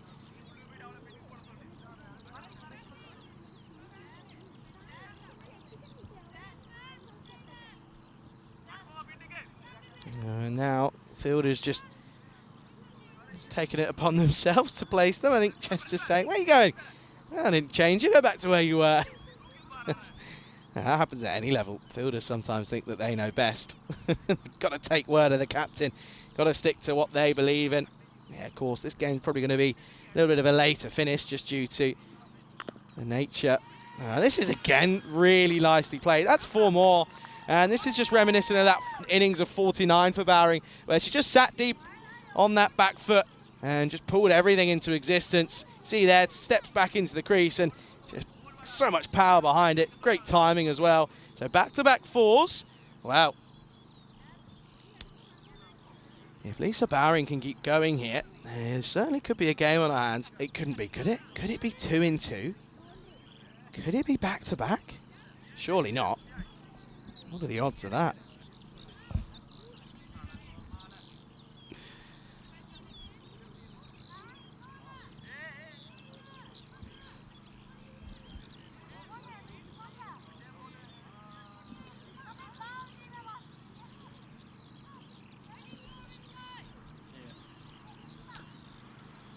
A bit of a pause in play here as they look to just try and get the field set, and Jess just also looks, it's a bit of a weird field, I have to say. Maybe we can get a wide shot, but they've got 2 fielders out on the offside.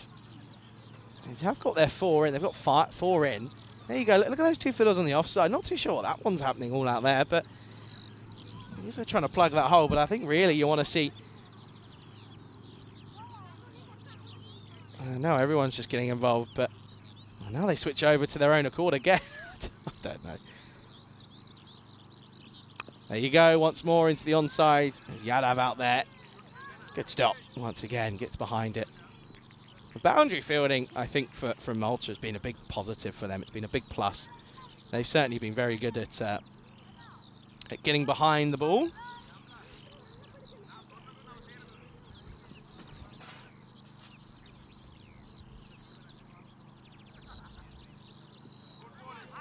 It's going to be, again, just sneaks in.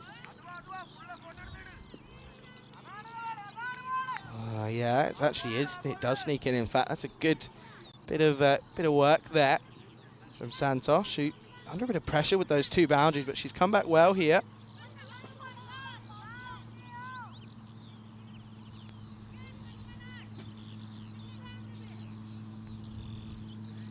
Last ball coming up then.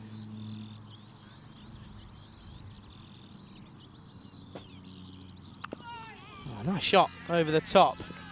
And they'll get 1. So Menonike will keep the strike. It will be 39 without loss after 5. And I can welcome you here into the commentary box. A very warm welcome to what's been a bit of a long day here, isn't it? It just seems as if, of course, it's a bit of a later finish just because we had those delays at one point. But of course, it's a pleasure to have you alongside me. And there you go. This is the question, of course, for today. How many days was the longest ever test match? And of course, I can tell you that the answer is going to be coming up very momentarily. 9 days was the longest ever test match. That was between England and South Africa back in 1939. So well done if you got that one right. Well done. You get some pride points. You get a thumbs up from me. Well played. And that's going to be all about it. But at the moment, though, it's between these 2. It's looking interesting. There you go. That's a nice moment. Look at that. That's a moment that will stick in the memory of forever. Look at that interaction. It's all about that community feel.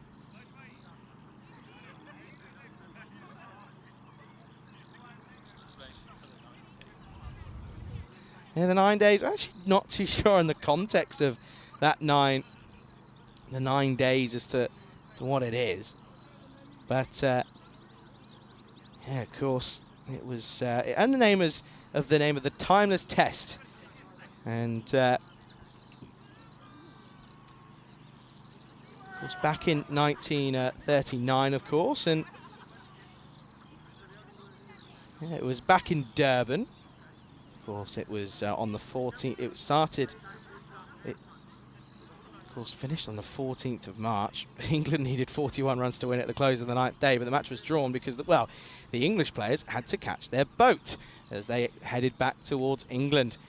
Due to the draw result, the length The length of this match is often referred to as the timeless match, and the only one of its kind in its history. Since then, the South African team, the Proteas, they continue to break the world records, of course, and, well, in 2013, Graham Smith became the first man to captain his side, and, oh, wow, interesting. Slapped. It's going to get through. Could this be a boundary? It will be. So first boundary for Madanayake, and that one is going to be cuatro más. Yeah. Graham Smith made history, of course, by becoming the first man in cricket history to captain his side in 100 test matches. So there you go.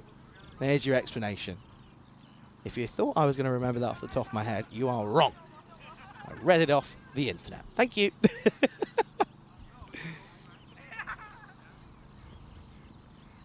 Just steps away. Doesn't make that right decision.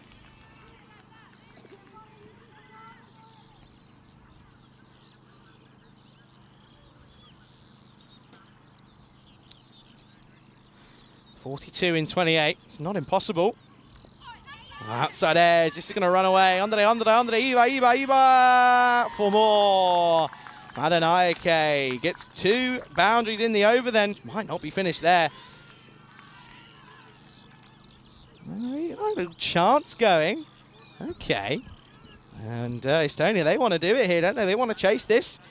Of course, they've still got meta. Oh, okay, the massage is continuing. They're all stretching and getting loose, of course. Athletes. Oh, and again, hit nicely. Once more, but this time will just be 1.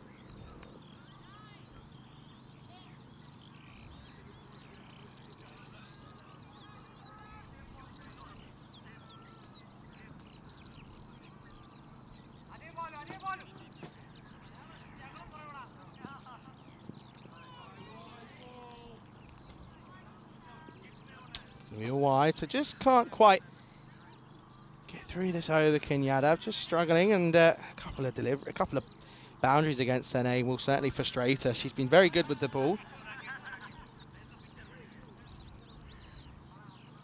That's going to be another one. So again, just starting to get a little bit of the yips.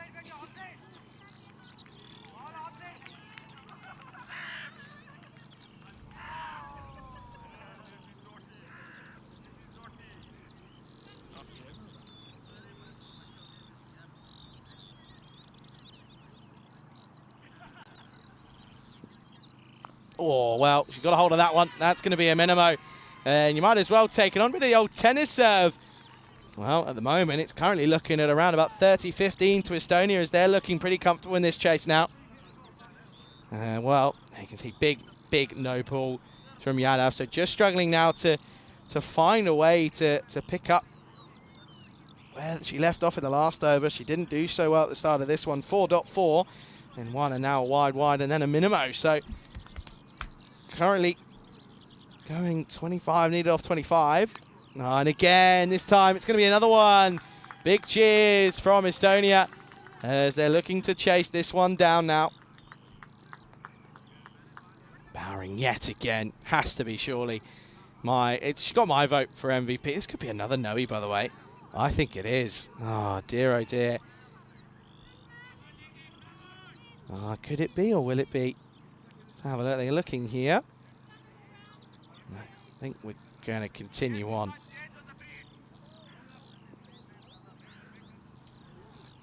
Nice shot, though, yet again. Barry moves on to 34. Certainly is looking like... oh, look at that.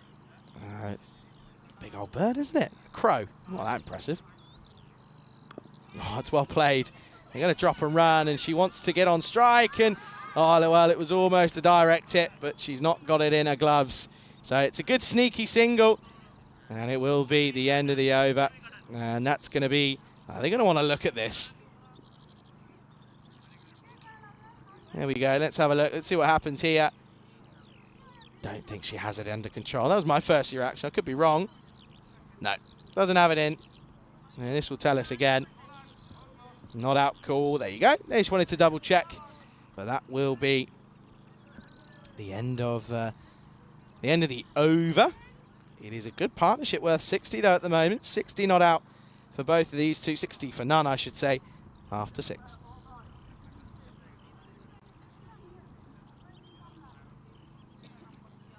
go. There's a breakdown of it. 35 off 20 for Bowring, going at a good rate at the moment. Made a good schedule to come in at 3, but just have a look over there. Shall I see if I can see? She does have her pads on, but I don't think if they got a wicket now, I don't think she'll be coming in next. Nice shot again into the onside. Fielder's got a bit of work to do. Does superbly well. Sharafadine.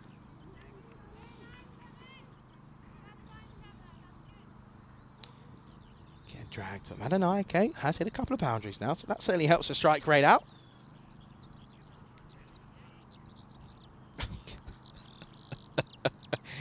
Oh dear, I don't think I'll sign up for those stretches. I'm okay, thanks. Just pushes at this one once more.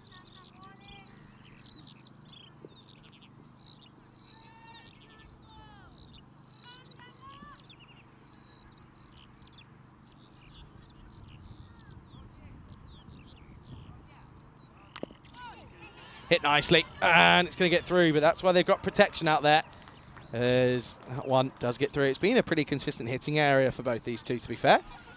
Oh, they're going to come back, and oh, that's unfortunate. That's not great. A little bit lazy as they just switched off there, but that, I tell you who didn't switch off is these two out in the middle. Good running. Very good running. I don't know if you can see that one more time. You can just see there, just switched off, and then no one backing up. That's just a bit tricky. There's actually no one in on the onside. They're all on the offside, so interesting. Oh, now this is going up in the air into the onside, and there is no fielder there. So there will just be one.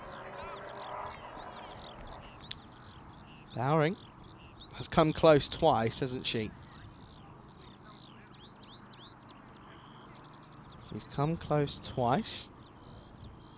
Of course, Estonia just waiting around to see what the result of this one, but also, of course, there'll be a little presentation after we finish here. It'll probably be about a 2 to 5 minute break just to get everyone ready. Won't take long. Oh, good sweep shot. Just forward us in front of square. There's Yashenko. Again, well, listen, one thing we can say, there's definitely improvements from the last time what we saw these two, isn't there? Superb effort for Malta, and again, huge credit for them to coming out and getting involved. Colaseri trying to finish off the over. Slapped. Will it get through? No. They'll keep the single, keep the strike there, Woman and I. Okay, it is the end of the over. 66 without loss after 7.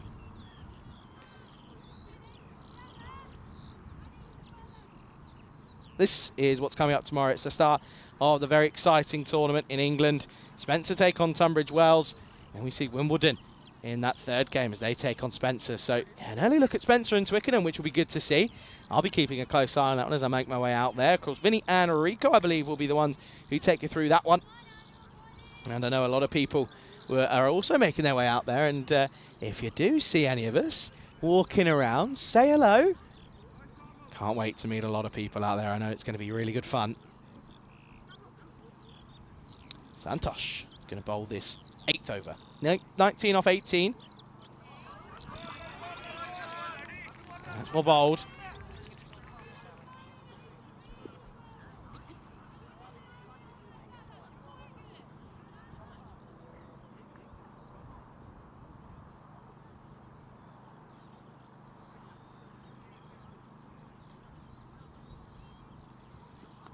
Oh, it's again, it's well bowled, but equally well played.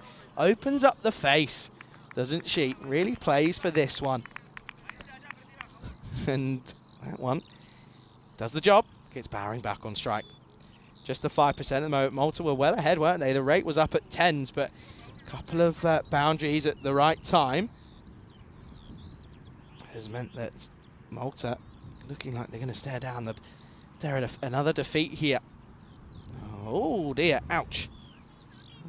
She's okay. That's never nice. Never like to see people buckling under the ankle, buckling underneath them.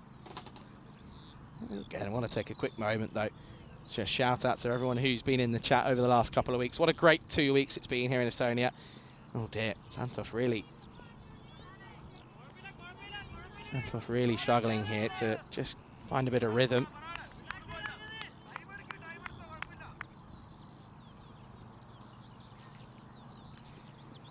Oh no, something's happened here. Really isn't comfortable, is she? It's going to be a no ball, but real shame. She's bowled quite well at times throughout this tournament, but just seems to be struggling.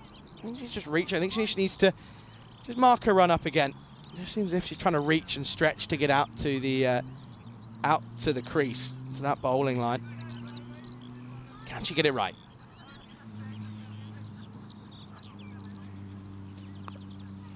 Struck firmly. It doesn't get through. Probably should have left it, really. Bowring was wanting to take it on, but they've put fielders out there for that reason, for that sort of delivery. But they'll just get one. So Santos does come back.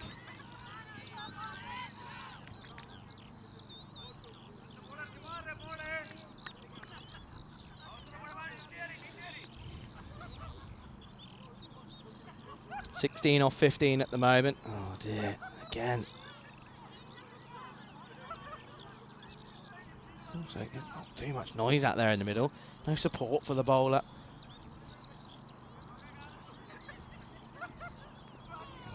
It's going to be another wide.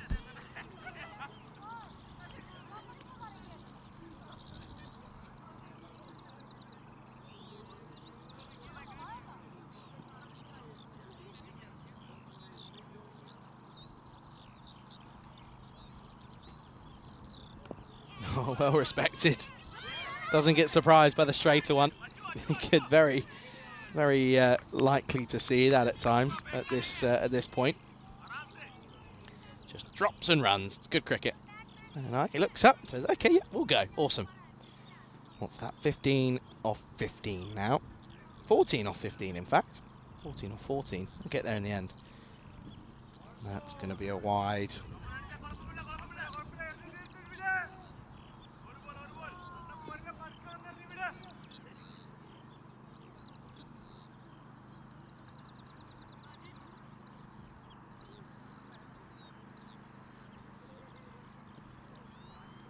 Santos stops again in her mark, and you can just see he's not happy with something here. I can't tell if it's just maybe the run-up. That's just kind of the only thing that pops out in my head that it could be. And again, that's well bowled. When she gets it right, it really is on the money. It's tricky to get away. Bowring just drops and runs.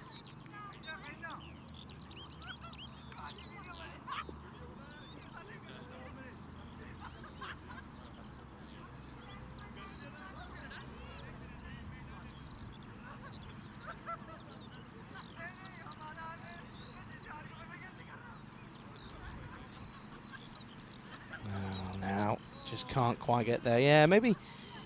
And that Marvin just said looks like pulled a hamstring. I mean, potentially there could be maybe fatigue coming at the moment. Someone in the chat. I was thinking about rain. I'm assuming you mean about out in England. It could do. It's England. Anything could happen.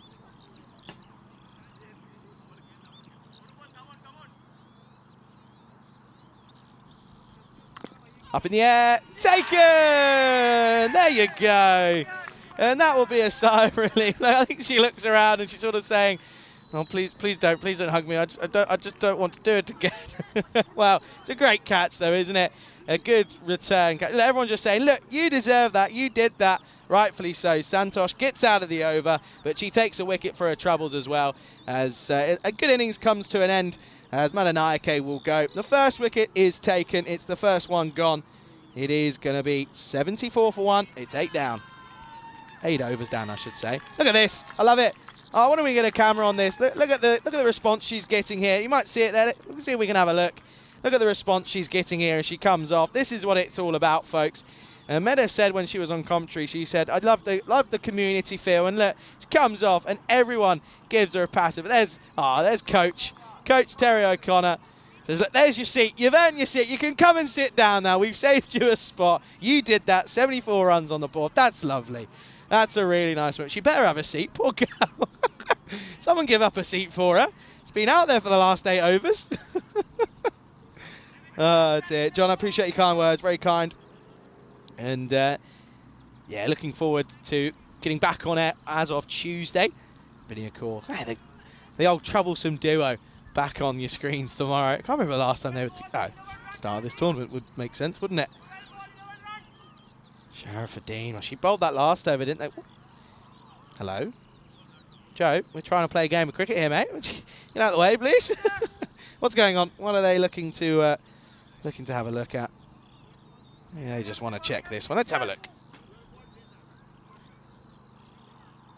Let's have a look then. As that's going to be... I think that's just before. I think it might have to be a no. Let's see.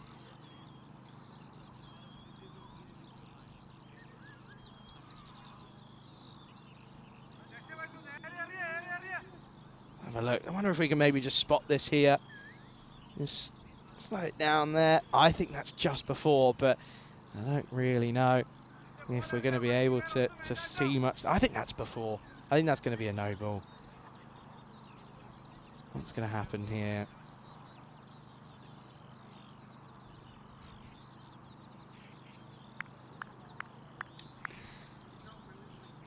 And that kind of is a... And yeah, no ball called. I think that's the right... Oh, look at the gut. Look at the... Something's flying across the field. Oh, they're in a fight. What's going on here? Be nice. Be gentle. And here we see... No, I'm not going to do that. I could do. That's going to be a wide. So another free hit coming up. Look at the ducks. Look, come on.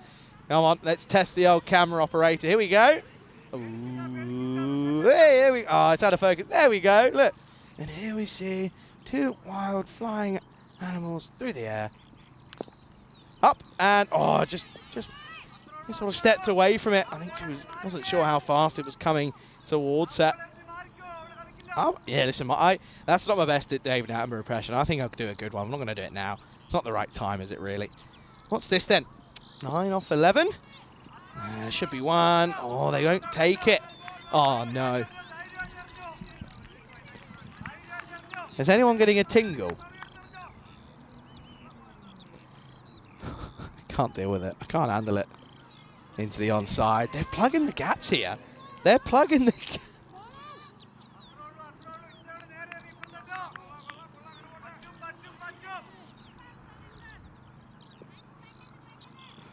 Oh dear, oh dear. Okay.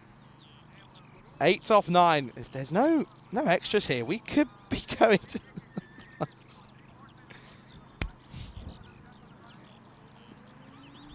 Wide ball. There could be a run here. They don't take it. And that's going to be a wide. So runnable 8 off 8 here. Surely not.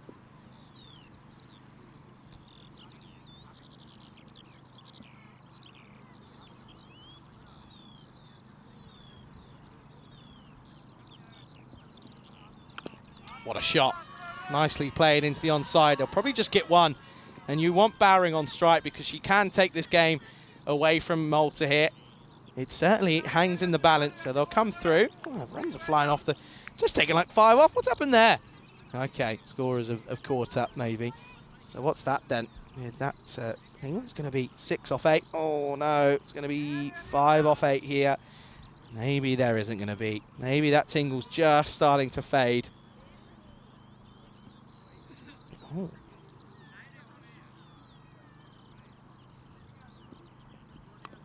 And again, mistimed. Just struggled with that one, hasn't she, for Bowring?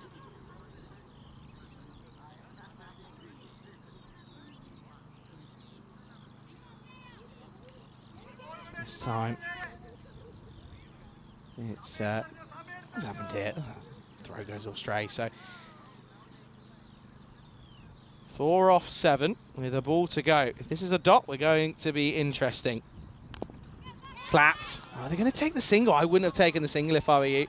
I would have kept Bowring on strike. But anyway, it'll be 3 needed off that last over then. Similar equation to the last game then that we saw between these two. 82 for 1 off 9. We've never had back-to-back golden ball, folks. We've never had it. But Estonia has been the place that's provided everything, pretty much. We didn't have a hat-trick. I think that's the end. We have a 5. We didn't have a 5 for either. So it's not provided everything, but it provided a lot of records. And we've had 2 in 3. That was in Gibraltar, of course, but never had 2 in 2. Who are they going to go for this over? I think they're going to go to... Trying to look. Oh, are they going to go to a new bowler here, or what are they going to go? Who are they going for here? Let's have a look. They've got an over from Tanuja. And there's Bandari. Well, this is who I feel should have had that should have had the last over in the last game. That's who I feel like should have had this. Okay.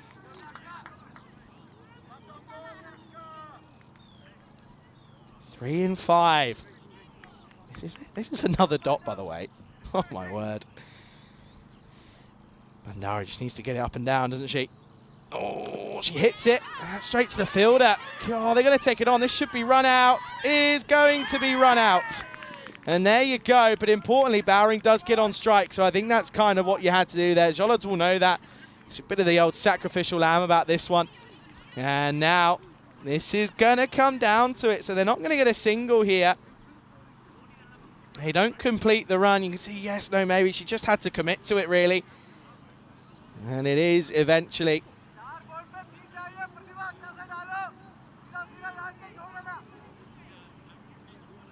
Anyway, Bowring does get on strike, though. So it will then be 82 for 2. With 4 to go. It's still 3 needed. Imagine if this is a dot ball. Imagine. But you've got to go full here. You've got to try and just loop it up there. Oh, no, it's a no-y. Oh, dear, oh, dear. Oh, Bandari just couldn't replicate that first ball, could she?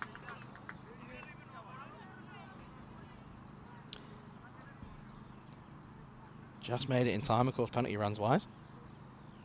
Oh, it's going to be another wide. It is. That ties the scores. That ties the scores then. So just 1 needed for victory here. Imagine 4 dot balls. Oh, dear, oh, dear. Bowring, it would be fitting, wouldn't it? It's going to be over the top. She'll finish it with a boundary. There is no doubt about it. And it will be a great victory yet again for Estonia. And that's superb. They make it 4-1 in the series. And credit to them. But credit to Lisa Bowring yet again, holding her bat and lofting it high as she gets her team over the line once more. And credit to both sides. Look at that. Nice to see. Handshakes all round. And it's going to be a huge, huge moment, of course, as Estonia, they take 4 wins from a possible 5. They beat Malta here by just 8. I say just, by the 8 wickets. But credit to them, and I love to see this. Look, even the other players who are not involved in this one, they came over and they give hugs and everything all round. And it's great to see this. And let's go ahead and probably have a look at these at the highlights of the game here.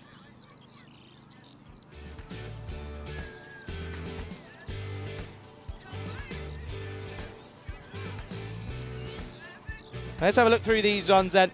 And yeah, he just felt with Bowring at the top, she just holds the key. It was a good innings though, wasn't it? Good opening partnership between her and Madanai. Okay, put 60 odd on, didn't they? And they were really looking pretty promising in general. And they just look really good, didn't they? Bowring with some beautiful shots though to all parts of the ground. She was again ever present at that top order, and she has been throughout the entirety of this tournament, and of this series really, between these sides. And yeah, look at some of these shots into the onside were just brutal from Bowring. They really were. And Ayaka, though, she hit a nice couple of shots as well, though. She hit, certainly in that over, of course, she hit 2 boundaries. This one, though, was the less convincing of the 2, but nevertheless still effective. And was able to really get things going, and that's when that over just changed it. And to be honest, they were below the rate at times. They really were looking as if at one point they were getting things going nicely. But that was a great catch, a really, really good caught and bowled for Anita Santosh. But you can hear their cheers going around as Estonia, they know that they've done it, and congratulations to them. Of course, having a look at here, and that was the shot over the top, wasn't it? That was a really good way to finish it. It was a lovely shot from Bowring, and that will seal the fate then. So we'll have a look at the scorecards. There you go. That's the live pictures at the moment. Celebrations all round as Estonia, they have done it. They are your European Cricket International Series winners And that's what we can see there. They're very chuffed with that one, and rightfully so. Let's have a look at the scorecards then, a quick summary. Of course, stick around, folks. We will be doing a very quick presentation in a few minutes' time, just to, of course, hey, got to reveal the most valuable players, of course, the MVPs. There you go there. No doubt about this one, though. Bowering at the top, 45 not out off 32. Great innings, supported well by Madanayake. Charlotte came out, and then Kirige was, of course, came in at 4, and no real need for her, though, to get involved. And yeah, it's an absolute pleasure, though, isn't it, to see these two out there. Great entertainment, some close nail-biting finishes between these two. Bowlers, Santosh with the 1 wicket. Traffordine just went for 8, and Vandery just couldn't finish it off, could she? She couldn't get them over the line. She'll be frustrated at that one. But, folks, we'll leave you for 5 minutes. We'll be back in around about 5 minutes' time as we'll get a little presentation on, and then what we'll do is I'll say my goodbyes then. And, yeah, looking forward to seeing who wins these MVP trophies. Make sure you tune back in a very quick moment. We'll be back in 5 minutes.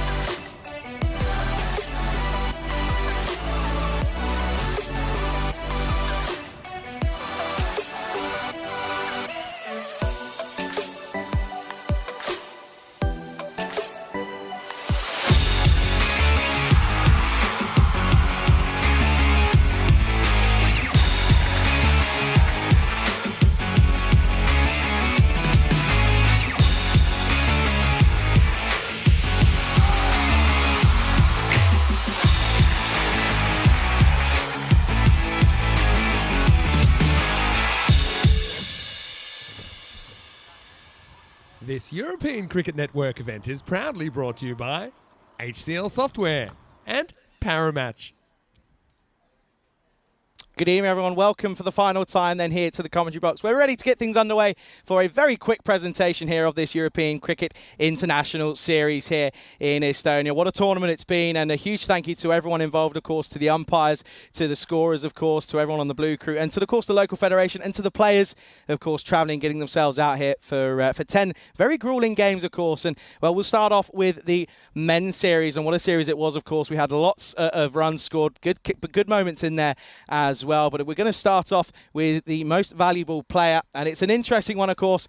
He is the opposing skipper on the losing side of things here, but he'll again be positive with his scores once more. He was in the runs in the ECS, scored runs here in the International Series. Your MVP of the Men's International Series, it is from Estonia. The captain is Arslan Amjad. Got through that way. There you go. Arslan scored runs for fun and, of course, led his side very well. If you stick those one-ons for you there, Arslan, we'll get a couple of words. There you go. There's your... We'll sort you out. You might need to speak into that one. That might be a little bit helpful. There you go. We'll give you this. There's your wonderful trophy, of course, provided by Local Lifestyles. Congratulations. Huge congratulations. A little bit... You're a bit tall. You're going to have to stand back here. Look, you make me look like a child. Okay. Huge congratulations. A little bit frustrating, though, from a team perspective, not to come out on top here. Yeah, I think a little bit closer. There you go. Now we can hear you. Yeah, our bowling was lacking a little bit for this kind of games, but we learned from it. Yeah. Yeah, of course you've got a busy summer coming up with lots of international cricket. Yeah. Good positives to take out of it, though, for sure. For sure, yeah. We tried to fight in all the games. We tried to do our best, but yeah. Yeah, one last thing I want to ask you is that golden ball. Of course, it's your first ever experience of being involved in one. I didn't even know about the rule until they explained it. We didn't know. Yeah. But did you enjoy it though? Were you proud to be there? We did it. It was the last game, and we wanted to sleep better. I think it helps. Absolutely. Well, Arslan, we're going to keep it short and sweet, but a huge pleasure and a huge credit to you. Congratulations as well. We'll set you off there as he walks off to a wonderful applause. Of course, great trophies provided by Local Lifestyle as well. That's one thing to remember. We'll now move on to the winning side then, of course, and I would like to say a few words here. I mean, Malta, we've been there numerous times, of course, on the network. They, of course, are great hosts when we're there, but it's nice to see them visiting other nations and playing some good cricket at that as well. So I'd like to invite the winning skipper of the European Cricket International Men's Series. It is Varun Prasad of Malta. Once again, Varun too tall for me, so we'll have to step back slightly. And there he is. He comes on in. And there you go. Come back this way. Yeah, you look fine. You look lovely. There you go. I'll hand you this over. Again, wonderful trophy. Congratulations. Thank you. Big success for you once again. Of course, coming off the back of that Medina Cup, a bit of an interesting time in the T20s, but here in the T10 format, very strong. Yes, in T20, we should have won a couple of games, but it was a tight. And then we lost by at the last minute, so it was unfortunate, but we didn't cross the line. But here we backed with our strong team, and then we came back strong together. So that's how we do. So we hope to continue with the ECN like this in future tournaments, and hopefully we'll get better in T20I, and then we'll get this victory as a start. Yeah, absolutely. It's a good starting platform. You are completely Thank right. You very much. We've got one more question before you go. Is that your first ever golden ball for you, or have you been involved in one before? No, this is the first time. First time, and of course on the right side of the result, how happy were you to get over the line in that one? It was very lucky, and we are very happy that we won. Awesome. Well, it's an absolute pleasure, Varun, of course. We'll see you once again at short notice, but thank you very much and enjoy the victory. Congratulations. Give it up for Varun Prasad, the winning skipper then for Malta. He's going to take off. He was almost taking his headset then. A great series, of course, that one was. And, yeah, huge shout-out to the men doing a wonderful job, of course, providing plenty of entertainment. Now to the women's series, and what a series it was. It's one of the closest series. Again, there's been, I think, 3 games where we probably should have had a golden ball. I still can't believe that we didn't in a lot of them, but it was really good to see some heart-fought contests out there. I'd like to invite the travelling skipper on the wrong side of the results, but I'd like to invite Jess to come up and just speak a couple of words on what's been a pretty successful tournament for them. If Jess would like to come on in. There you go. I'll hand you this one. See, Jess makes me look really tall. It's quite nice now this time around. There we go. Can you hear me? There you go. There you go. Welcome. You just want to step into frame slightly. There you go. You're in there. A little bit disappointing not to take a series victory, but again, there's definitely positives to come out of that. For you, how are you feeling at the moment? Oh, okay. I mean, a bit disappointing the result, but again, I think the team got better. every game, and I feel really proud of how they really stuck together and gelled as a group. Yeah, absolutely. I think the fielding has been an aspect that's really improved from the last time you've seen. How important is it that, of course, where you are in location-wise, geographically, you can train almost all the time if need be? Oh yeah, it's great. It's really, really good. The only thing is it's quite a small island, so there's a lack of space to train in. Everyone wants one cricket ground, you know, but the weather is really good, so we're lucky. Yeah, weather's stunning, of course. I'm assuming your first time here in Estonia. What do you think of the facilities here? Oh, beautiful place. It's really, really nice here. But I hear that we've got really good weather and it's not always like this. Yes, so. 3 weeks ago under snow, so a little bit different. One last thing, of course, just speak on your opposition. Were you impressed by what they were able to come back? Of course, you beat them 4-0 last time around. Are you impressed with how they've developed in the short period of time? Oh, yeah, for sure. I think they've really developed their fielding. They've got some new batters. I think they've done great. And they're a really nice group of people as well. So we really enjoy playing with them and against them. Oh, absolutely. Jess, it's been an absolute privilege to have you here, and we look forward to seeing you again soon. Give it up for Jess, of course, the Malta skipper. With a great, I'll take those off you, thank you very much. Does a great job, of course, led very well. And the good thing, of course, you can hear big community feel, of course, within the community here in Estonia. So we'll now move on to what I think might be one of the easiest MVP awards we've seen. Runs for Fun is what we saw out there. And at the top of the order was there, carried about, I think, 3 times, 3 scores in the 50s as well. No real surprise. Your MVP is Lisa Bowring. If she'd like to come up and accept the trophy once again. And we'll also get a few words. I'll hand you this one first. There we go. Lisa, here's your wonderful trophy. Thank you. Very well batted. How are you feeling? Oh, yeah, a little tired. I'm not surprised. A little tired, but no, it's really good. A great result for the team, and we all played really well and developed a lot over the weekend. So, yeah, really happy. How was it, of course, batting with Medaguchi? A good opening partnership. Didn't work broken too many times, but how nice is it to have that confidence in your partner out there? Yeah, it just makes batting really easy. We haven't batted together before. Yeah, it was just really, really good communication, and yeah, we're from a similar background, I think, so it makes it really easy. It was good fun. Awesome. And finally, of course, just want to talk about the development, of course, coming back from, the last time we saw the Estonian side with that 4-0 loss, to come back and get an emphatic win. How happy are you and proud are you to be part of it? Yeah, it's amazing. The girls make it really easy to want to come and play, and it's always really good fun, and they just love the game, and the passion is amazing. So it's really good fun.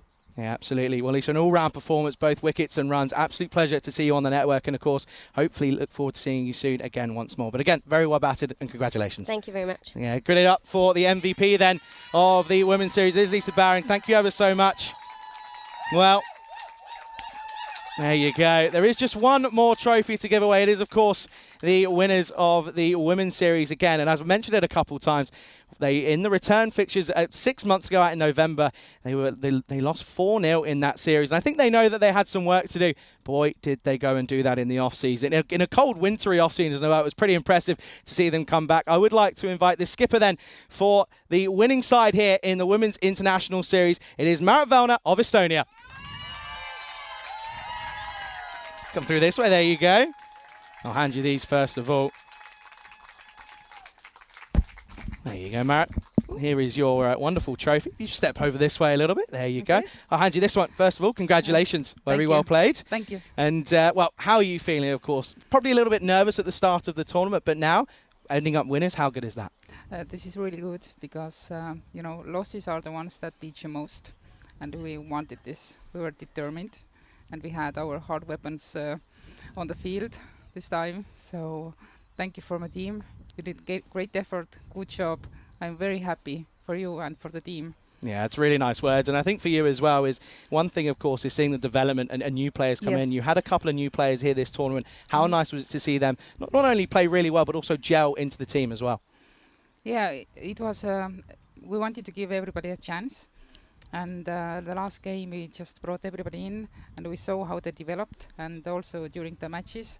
And they just got better and better, and this is how we learn. Because, well, we didn't grow up with cricket. Yeah, for sure. So, yeah, I'm very happy. Yeah, awesome. And, of course, a little word on your opponents in Malta, of course. They got the one over of you last when you were out there, of course. This time around, you get one over on them. But how good is it to see that battle on the pitch? But once you come off, there's a really nice community feel. And you all seem like a really close-knit sort of community now. Yeah, because, well, our main purpose is to have fun, as our coach Terry always says. So we had fun, a little bit nervous fun at some point, but as they went along, then it was just fun. And when we have fun, you just perform better. Yeah, absolutely. Yeah. I'm just going to ask you one final question. Of course, you've got a series coming up out in Cyprus in both T10 and T20. Yes. How much now are you looking forward to build on this really good performance here at home on home soil? I think this win has given us a lot of confidence. Yes. Just to keep going and get better. So I think we will train harder than ever from this day. Yep. Awesome. Well, it's been an absolute pleasure to have you here. Huge congratulations on your win, and hopefully we wish you success, of course, in Cyprus and for the rest of the year. Congratulations. Thank you. I'll take that headset off you. There you go. Then give it up for your winners then. Estonia of the Women's Series here. Comes off to applause, rightfully so. And that is of all we've got time for here in Estonia. What a 2 weeks we've had. It's been a great couple of weeks, and it's been a pleasure to be here and call these games. And, of course, shout out to Rico for being here as well. But we are, of course, going to be, I think we're probably on the air. We've already overrun our time. We're on at the air. Phil G is running you through out in Portugal, but we'll be back tomorrow. England, it starts right here on the network, coming up tomorrow. Looking forward to that one. I'll be there on Tuesday. Make sure you tune in. It's been an absolute pleasure. Have a good evening, everyone.